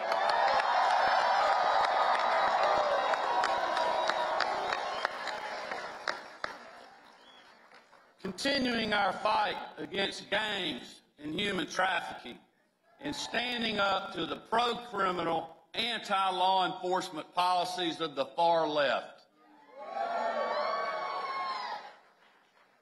And it was also about making sure our kids recover from pandemic learning loss and get the best education they can in a safe, welcoming environment, free from politics or divisive ideologies. As long as I'm your governor, we are going to continue to stand with our educators and put our students and our parents first.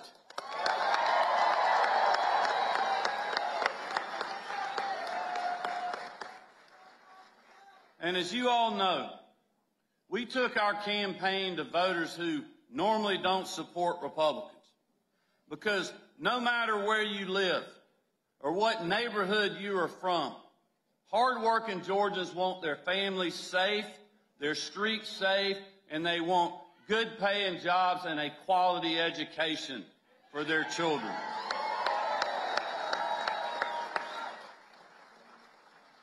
Our message to voters was about making sure they had the opportunity to achieve the American dream right here in the Peach State, no matter their zip code. Each day of this race, we talked about how Marty, the girls, and I think we live in the best state in the country to live, work, and raise our families.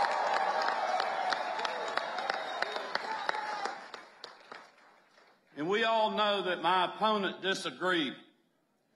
But looking at the results tonight, we made sure that Stacey Abrams is not going to be our governor or your next president.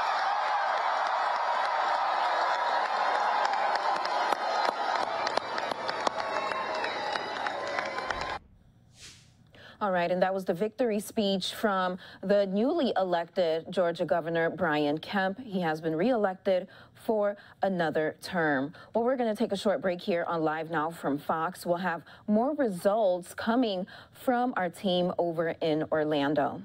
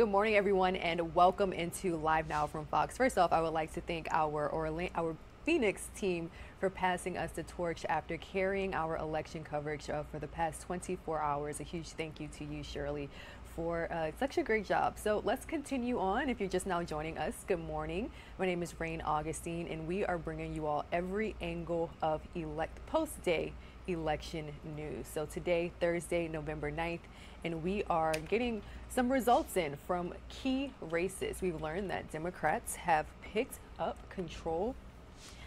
another seat, I should say, with the election of Senator John Fetterman in Pennsylvania, beating Dr. Mehmet Oz with a 50% of the vote. In Florida, we've also learned that Governor Ron DeSantis has won another term, beating out Charlie Crist. There we go. By a 60% margin. However, control of the House and Senate are still hanging in the balance. So we're still working on gathering other key races. Right now, the future of Congress is still in the hands of Americans as we continue to count those ballots as of 5 a.m. Eastern Standard Time. Let's go ahead and check in with Fox News correspondent Madeline Rivera, who's going to bring us more. I know it will be the honor of a lifetime to serve as Arkansas's 47th governor and the first female governor the state of Arkansas has ever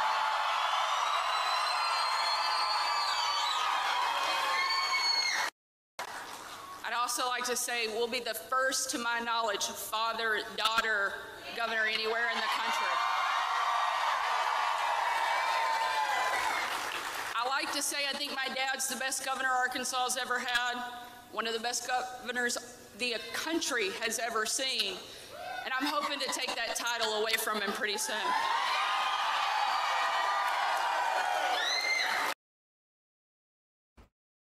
The election returns coming in overnight, closing the book on some races, but some critical contests remain too close to call.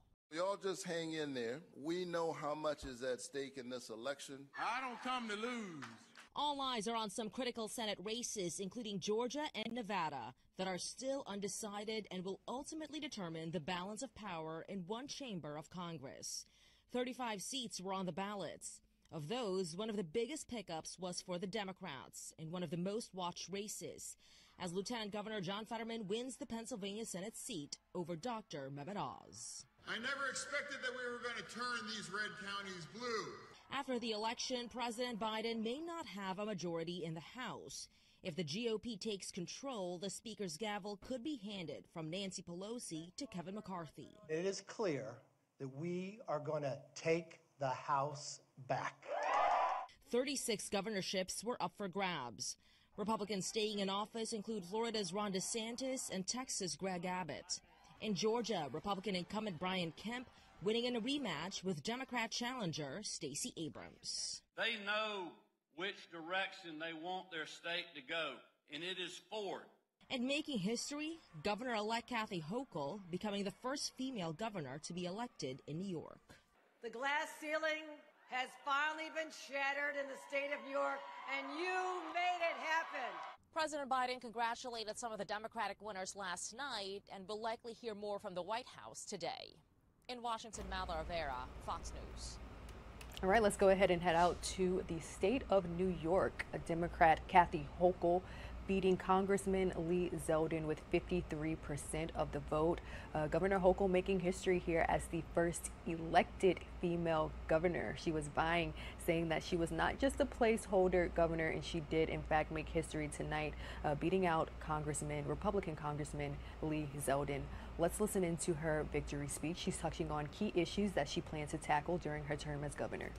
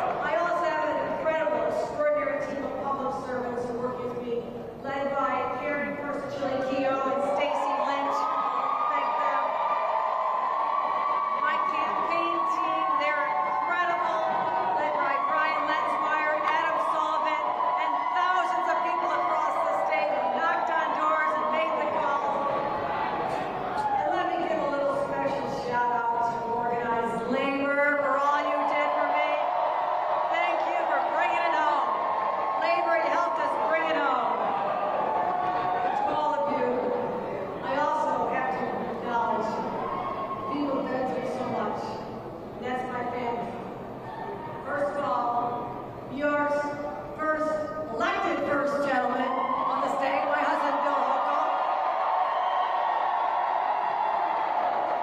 His love for 38 years has lifted me up, and I'm so grateful to him and our children, Will and Katie, and their spouses, Christine and Matt.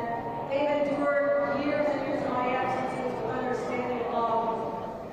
To my father, to my late mother, who inspired me to go on a path of public service, and to my siblings, my 5 siblings, and particularly my only sister Sheila, who had a special way.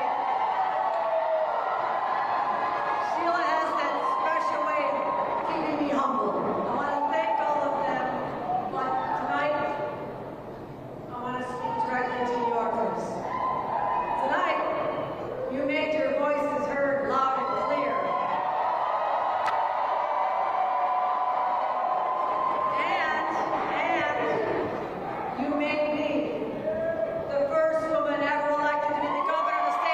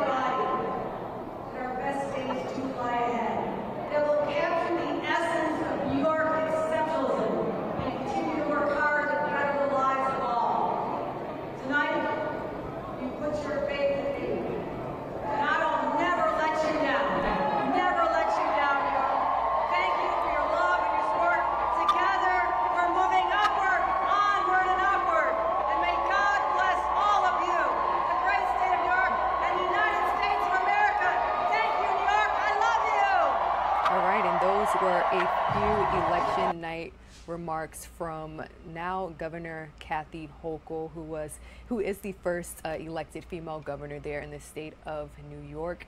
She took over office in 2021 after replacing former New York Governor Andrew Cuomo, who resigned amid scandal. So this is her night to be the first elected female governor. She did win a closer than expected race against Republican Lee Zeldin, who also delivered a few election night remarks, but he did not concede. We do have those remarks ready for you all to listen to, raw and unfiltered.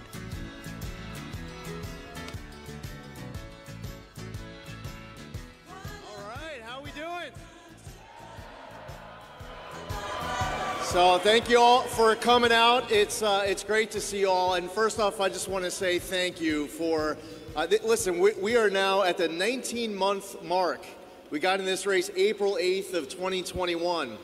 And there's a piece of this story that is still to be told. There's over 1.4 million Election Day votes that are still out.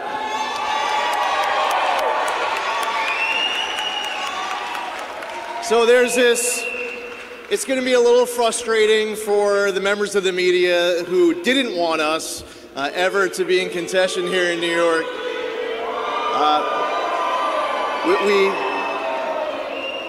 I'm sure NBC was pretty excited about trying to call this race quickly. So, at one point, yeah, the race says that we were down 30-something, and then it became 20-something, and then it's 15, and now it's under 10. We have been crushing the Election Day vote all across the entire state.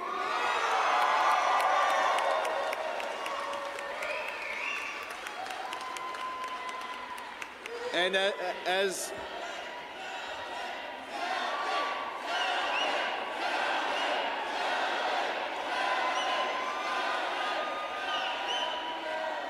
So what's going to happen is that over the course of these next couple of hours, you're going to see the race continue to get closer and closer and closer and closer. This includes, by the way, on Long Island, you're going to see a massive victory coming out of Long Island, which will also be closing the gap. You'll also see all sorts of Election Day votes coming in from all across the rest of the state in areas that we have been doing great all day. So that's a little bit of the recap of where we're at. Obviously, we'd love to be out here when all the votes had been cast, but that's where we're at. There's over 1.4 million Election Day votes. And I want to say, use this opportunity to say thank you so much to all of you. The support all along the way. I want to thank our campaign team led by our campaign manager, Eric Amadon. Eric, you did a great job. The entire campaign staff, all of our volunteers. I can say happy birthday to my mother. Today is her birthday. Happy birthday. I want to say thank you to my running mate, and she has been amazing on the trail, running to be our state's next Lieutenant Governor, Allison Esposito.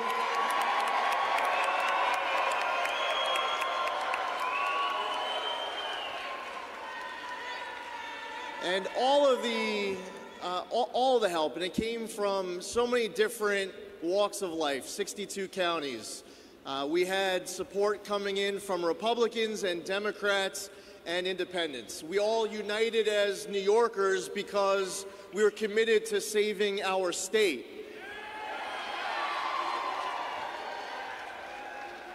And you poured your heart and soul into this entire effort. You were committed with a love for New York. I mean, the reality is that New York is leading the entire nation in out-migration, and New Yorkers are hitting their breaking point. And we all understood why that was. And we want New Yorkers to have safe streets and safe subways. We shouldn't be passing pro-criminal laws like cashless bail.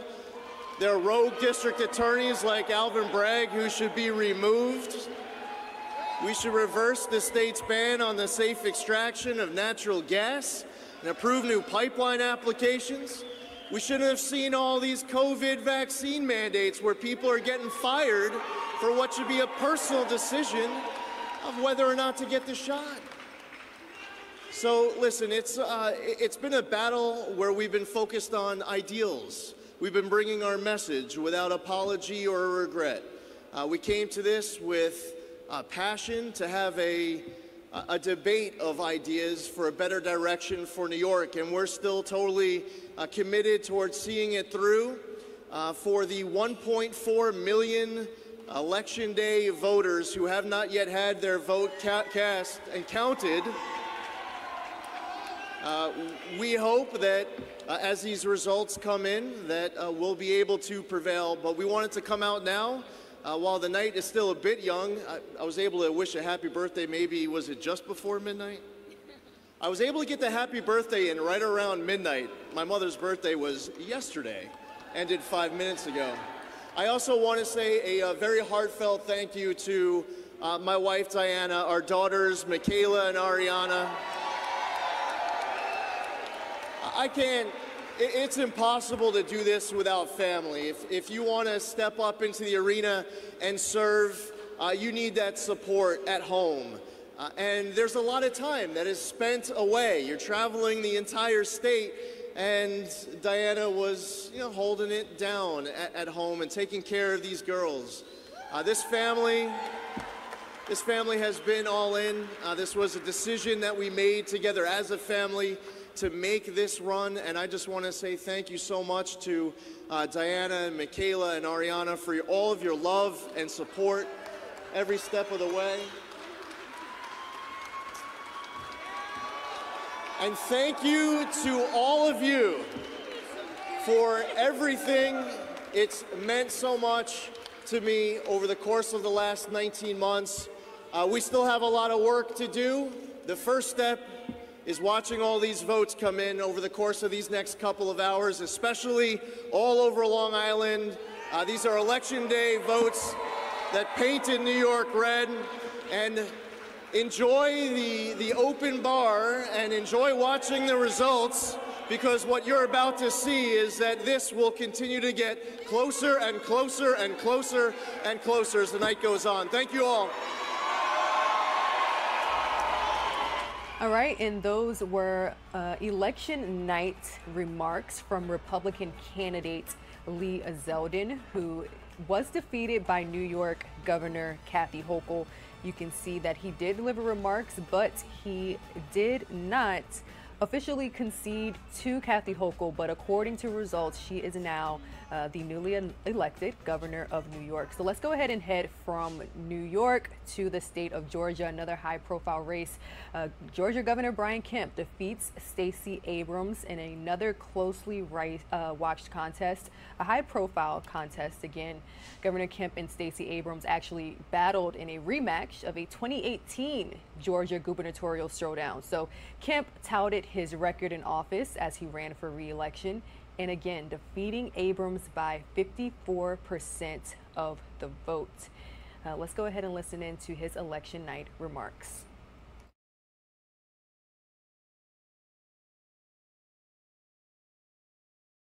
And families out to vote. We would not be here without you. Thank you so much, y'all.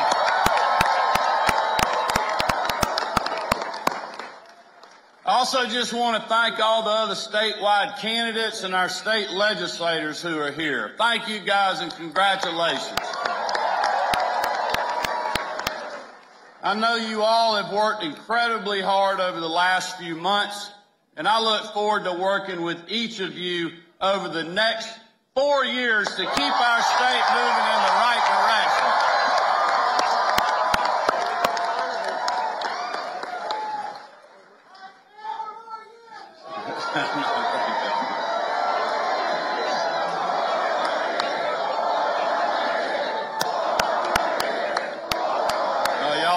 Thank you. And all the hard-working Georgians across the state who came out to our bus stops, our rallies, our meet and greets, those who helped Lucy fill up our diesel fuel can.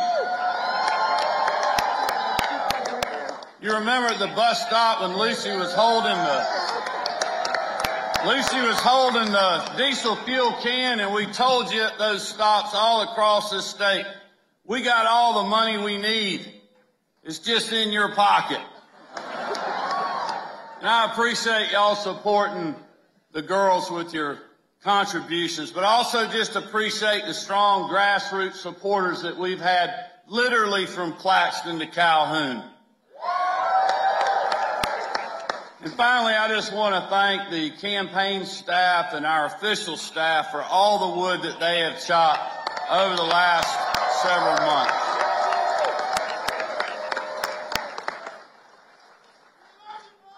We love y'all. As you all know, we did not get distracted on this hard-fought campaign. Just like we have stayed focused on putting you first throughout my first term. We woke up every single day talking about how to build a safer, stronger Georgia for you and your family, and help your family fight through Joe Biden's 40-year high inflation.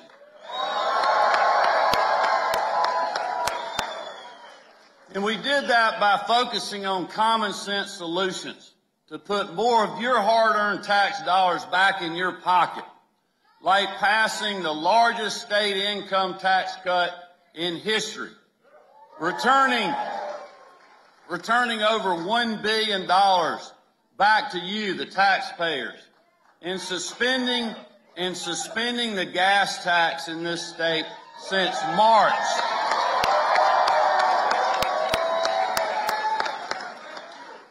And we are not about to stop there. Come January 2023, we're going to send another $1 billion back to the taxpayers. And we're also going to give you relief on your property taxes as well.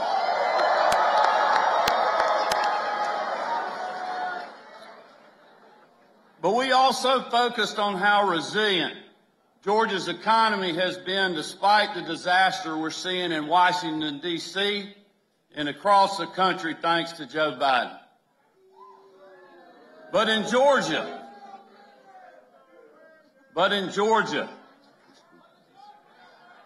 that's right. But in Georgia, we have record low unemployment. The most people ever working in the history of our state. Historic investment in rural Georgia. And the two largest job projects in state history were announced just in the last year. But this campaign was also about keeping you and your families safe, and by backing our men and women in law enforcement.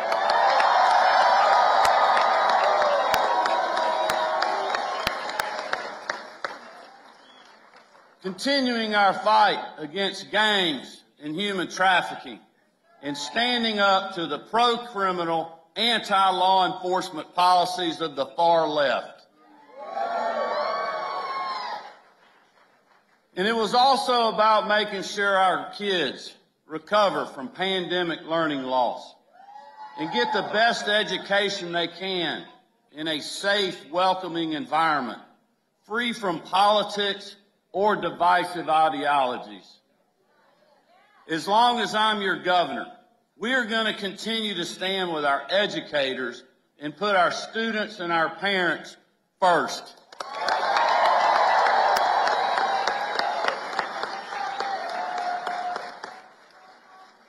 And as you all know, we took our campaign to voters who normally don't support Republicans, because no matter where you live or what neighborhood you are from, hardworking Georgians want their families safe, their streets safe, and they want good paying jobs and a quality education for their children.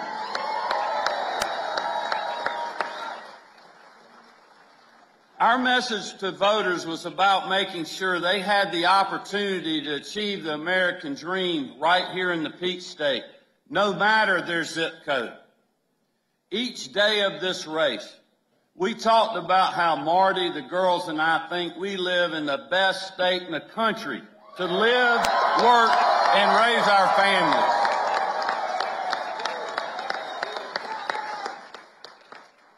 And we all know that my opponent disagreed.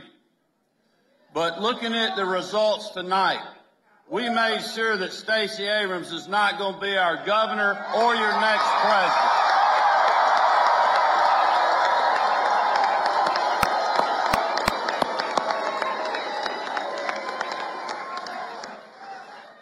The people in this room and hardworking Georgians all across our state know these last 4 years have not been easy. Because of a global pandemic, loved ones were lost, jobs were cut, businesses struggled, and lives were uprooted. Nearly overnight, Americans from all walks of life were made to feel anxious, maybe even frightened for their future, their family's future, and the future of our country. This was an unprecedented challenge we had never faced before. There was no playbook. There was no widely accepted path forward, no silver bullet that could bring back our normal way of life. On top of that, you add in the 2020 election, pandemic politics, and a lot of people that didn't live here or vote here thinking they knew what was best for our state. At one point or another, the national media, Stacey Abrams, the healthcare pundits, far-left activists, liberal donors, presidents, both current and former, they all were attacking Georgia. They opposed our measured approach to protecting both lives and livelihoods. According to the pundits and the so-called experts, if you wanted to keep your barbershop open, you were a threat to public health. If you didn't want a government forcing you or your family to get vaccinated against your will, you were part of the problem. If you wanted to keep your job as a waitress at a local restaurant, they told you that it was too dangerous. If you wanted to go worship in a church, they said no. But you could go gamble in a casino. When parents wanted their kids back in the classroom instead of behind a screen, they listened to the National Teachers Union and the healthcare pundits who said no. But as you know, they didn't stop there. When we expanded days of early voting and made it easier to vote and hard to cheat with Senate Bill 202, Georgia's Election Integrity Act,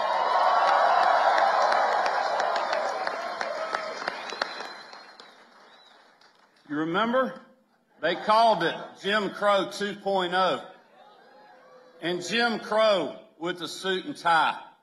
According to the media, President Biden and their far-left allies, if you support photo ID on absentee ballots, you're a racist. If you wanted access to secure ballot drop boxes and more opportunities to vote early on the weekend, they brought in the Department of Justice. And when you wanted to go to the Major League All-Star Baseball game right here in Atlanta,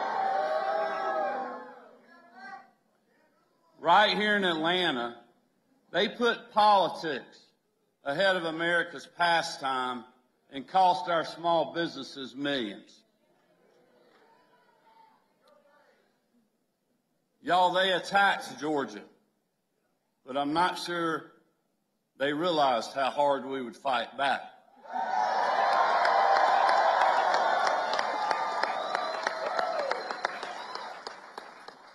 You see, they didn't know we were not going to be lectured by people who have no idea what it's like to clock into a hard day's work. They came after us, but the truth was on our side. They attacked us because even when times were tough and decisions were hard to make, we did the right thing for hardworking Georgians and their families. We did not waver. We hunkered down, and by God, we kept chopping.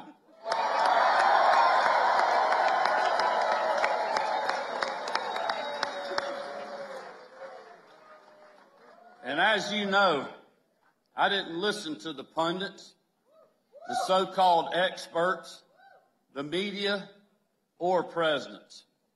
I listened to you.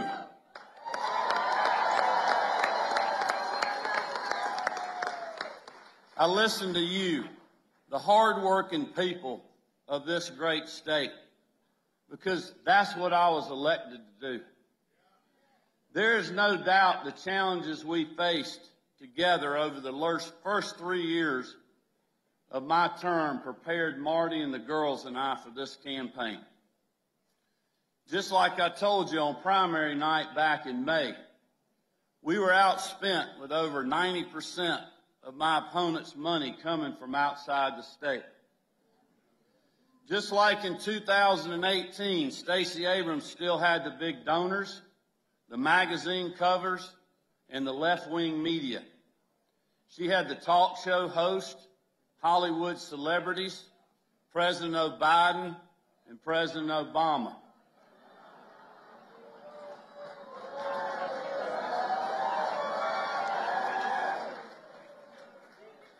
And she even had Oprah again.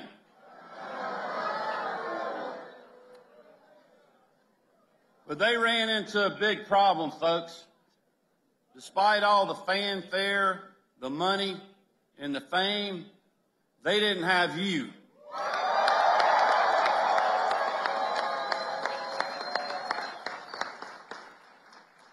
As a construction guy from Athens, who started his first small business with a pickup truck and a shovel, I can't tell you how honored I am to be your governor for the next 4 years.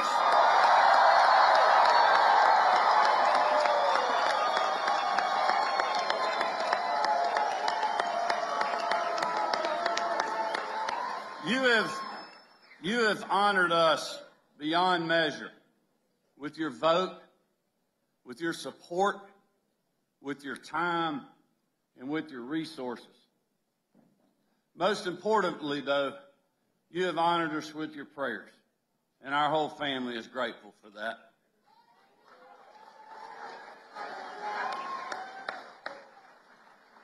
But I will tell you, just like in 2018, this family and I, we are all in together.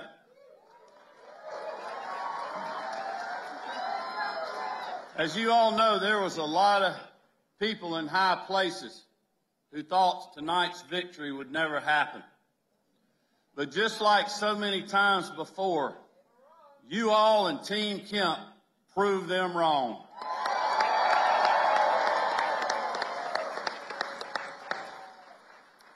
The media, the National Democrats, those billionaire donors, the left-wing activists, Joe Biden, Barack Obama, Oprah, and Stacey Abrams threw everything they had at us for the second time in a row. But you know what we did, y'all? We kept shopping, and tonight, we stopped Stacey and saved Georgia.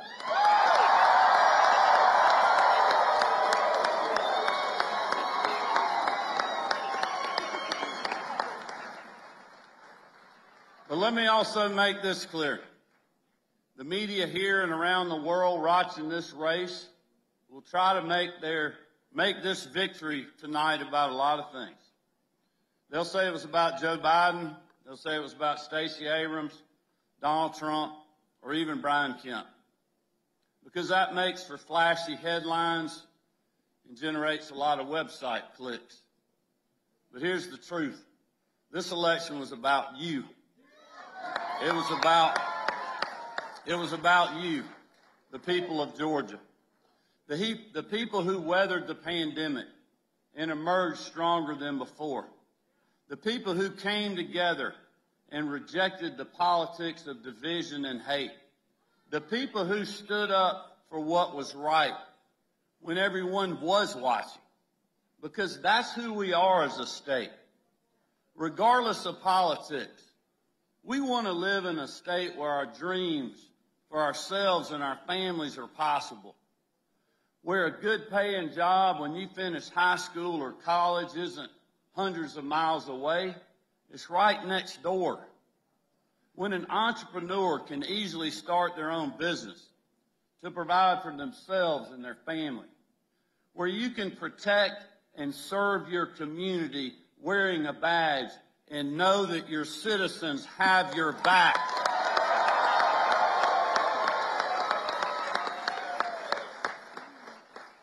And your governor and this family has it as well. Where you can retire in a safe neighborhood, worship freely, and watch your kids or your grandkids on Friday nights at the ball field. That's the Georgia I know, and it's one worth fighting for. Tonight, hard-working Georgians from all walks of life spoke with a clear voice. They know which direction they want their state to go, and it is forward. They want this team to keep putting them first, and that's exactly what we're going to do. Across the country tonight, we took the first step in saving America. This election proves that when Republicans stay focused on real-world solutions that put hard-working people first, we can win now, but also in the future, y'all.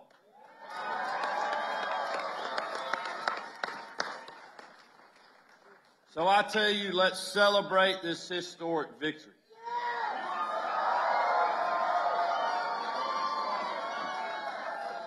While knowing there's still plenty of work to do. And I can promise you, this family is going to stay in the fight. Thank y'all so much for your hard work and support. God bless you, and God bless the great state of Georgia. Keep chopping, everybody. All right, and those were the election night remarks from Governor Brian Kemp in Georgia. He has won re-election, defeating Democrat Stacey Abrams in that very high-profile contest. Governor Brian Kemp and Stacey Abrams battled in a rematch of the 2018 Georgia gubernatorial race. And as we witnessed throughout the campaign trail, Brian Kemp touted his record in office as he ran for re-election, and he was successful, defeating Abrams by 54% of the votes. And he says, quote, "I have a lot of promises over the last 3.5 years, and I plan to continue those." Now, Stacey Abrams is also a very high-profile candidate, most notably registering over 800,000 new voters in the state of Georgia in 2020 alone with that very successful voter registration initiative. However, again, Brian Kemp winning the vote by 54%, his second term as Georgia's governor. Now, Stacey did concede to Abrams in last night's speech. Let's revisit a few of her remarks.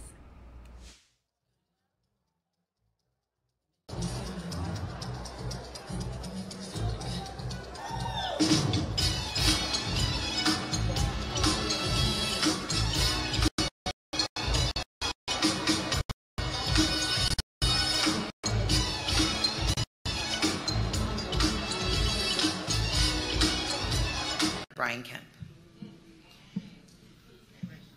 Our state has experienced one soul-crushing crisis after another over the past few years. But even during these trying times, the fighting spirit of Georgia has prevailed. We've seen what's possible when we stand up for our neighbors and protect each other. We've made sacrifices. We've pitched in. We've seen each other's fights as our own, and we've done things we never thought we could. It is in the spirit of that endurance and that persistence that I decided again to run for governor. But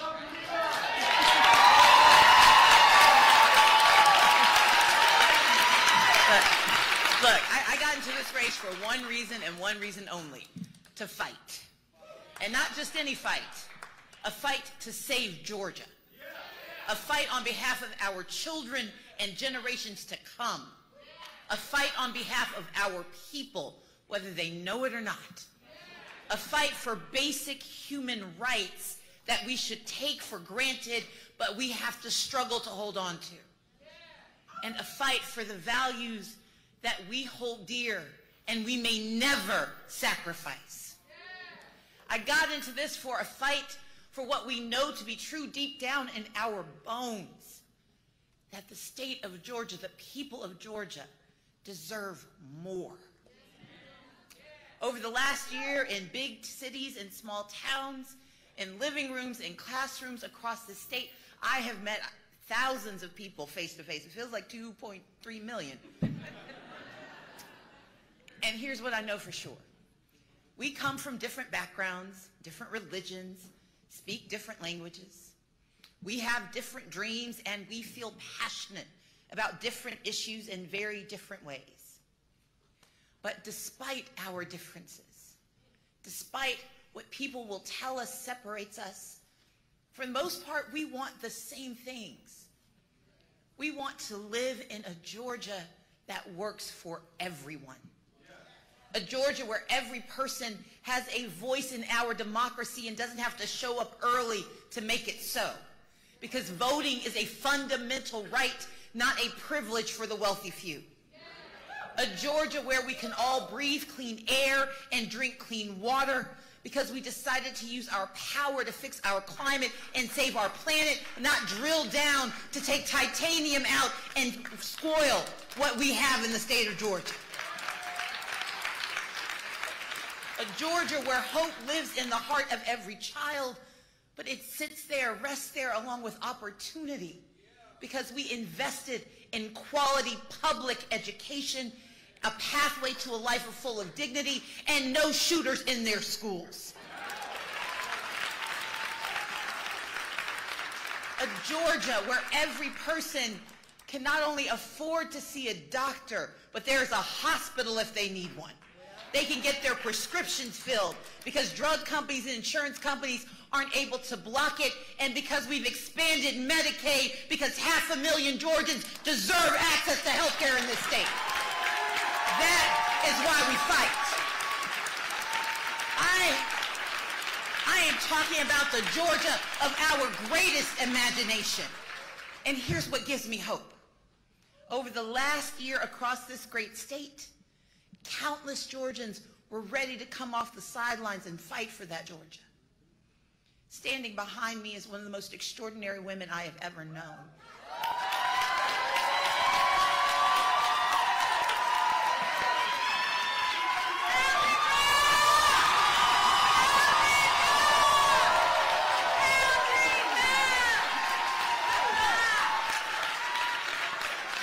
From the moment I got into politics, I have always promised to level with the people of Georgia. And I'm here to tell you that what we have architected in this state does not end today. And this woman is one of the reasons why. Lauren Growargo is our champion. She is our friend, and she deserves our praise and our thanks, because this is the Georgia she's helping us build.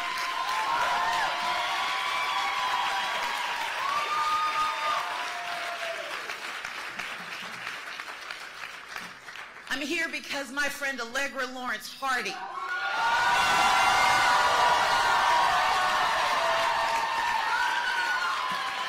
is one of the fiercest attorneys you will ever meet. And she has poured her heart and her soul and her time and her treasure to defending our rights and our democracy, and she will never be demeaned for doing for us what we can't do on our own. Thank you, Allegra Lawrence Hardy.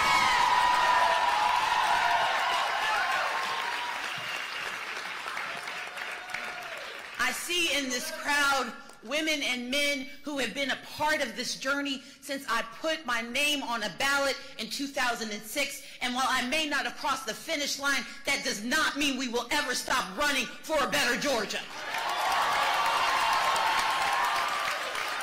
We will never stop running for the truth that we know to be true, for the people we know need to see us, for the ones who don't know they deserve to stand, let alone run.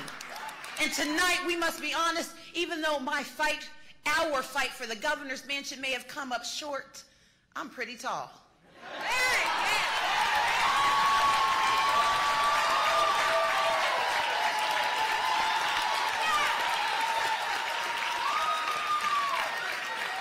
And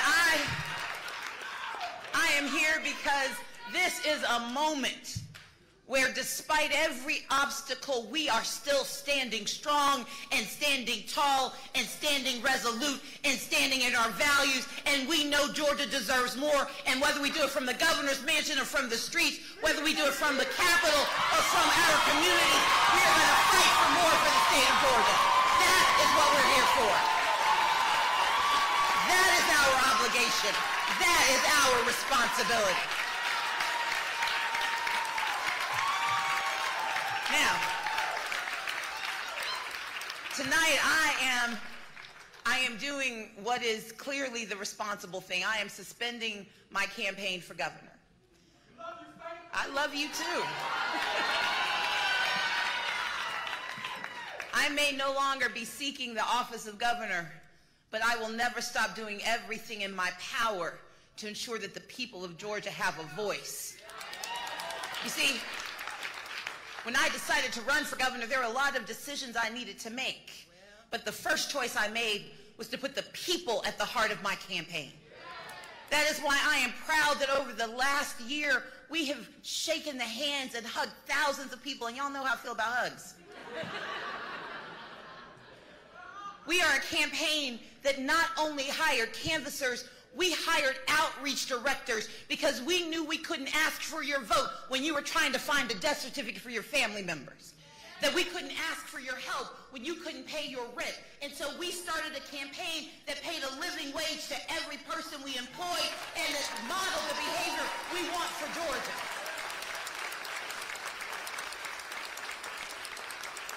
Together, we rejected the doubts of the insiders and the cynics and the naysayers, and we chose to run this race for the people. And we didn't just make our case to Democrats. Because of your support, I've talked with Georgians of all ages, of all backgrounds, from red to blue to purple, and they are all ready for change. And while they may not have chosen change tonight, they had to think about it. Because together we have planted yet another seed in the soil for our democracy, for a better tomorrow, and that matters. And so to every volunteer, every organizer, every door knocker, every phone baker, every texter, every prayer warrior, every donor, every labor organizer, every person who lifted your hands and lifted your voices, I thank you from the bottom of my heart.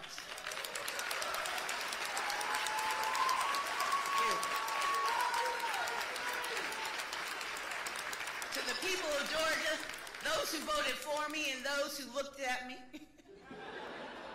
thank you for believing in me, and thank you for taking a chance on me. God bless you too. And while I'm thanking everyone, I have to take a moment and thank my family.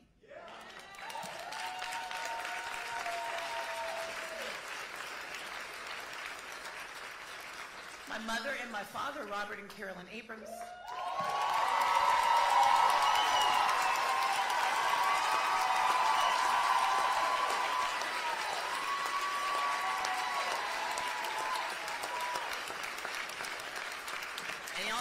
I come from a big family. My sister Andrea Abrams, my brother Richard Abrams, my brother-in-law Brandon McLean, my brother-in-law Jimmy Gardner, my niece Faith, my nephew Jordan, my niece Erin, my niece Ryan, my nephew Cameron, my nephew Devin, my cousin Alex, and my sister Audrey Deneen Abrams McLean.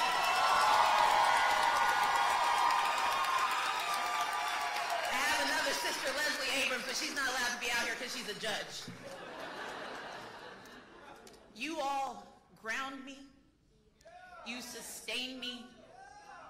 In times of triumph, you support me, and you bolster me in times of difficulty. I am reminded in the tradition of my friends Carolyn Hughley and Al Williams and Lisa Borders, and because I come by it honestly because my parents are Reverend and Reverend Abrams, I am too reminded of what Scripture tells us. 2 Corinthians 4:8 says this: we are troubled on every side, yet not distressed. We are perplexed, but not in despair. Persecuted, but not forsaken. Cast down, but not destroyed. I know the results are what we hope for tonight, and I understand that you are hurting and you are disappointed. I am too.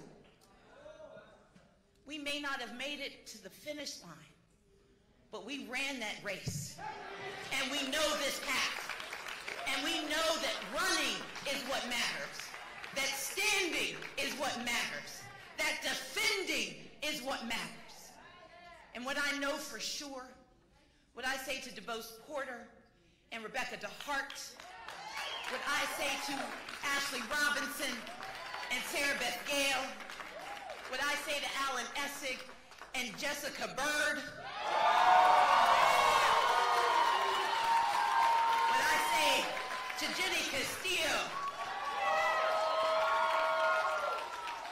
and to the whole host of those who stand and fight and run and believe, I say that our vision and our values are never clouded, that our intention is righteous, that our future is bright, and while we may not write the story today, there will always be another chapter, and together we will get it done. Thank you so much.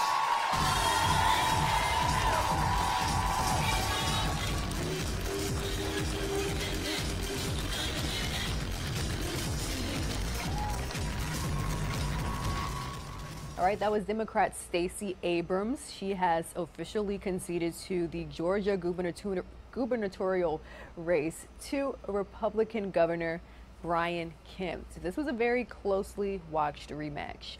The time is now 5:56 a.m. We'll have more victory speeches and results in key races in 2 minutes.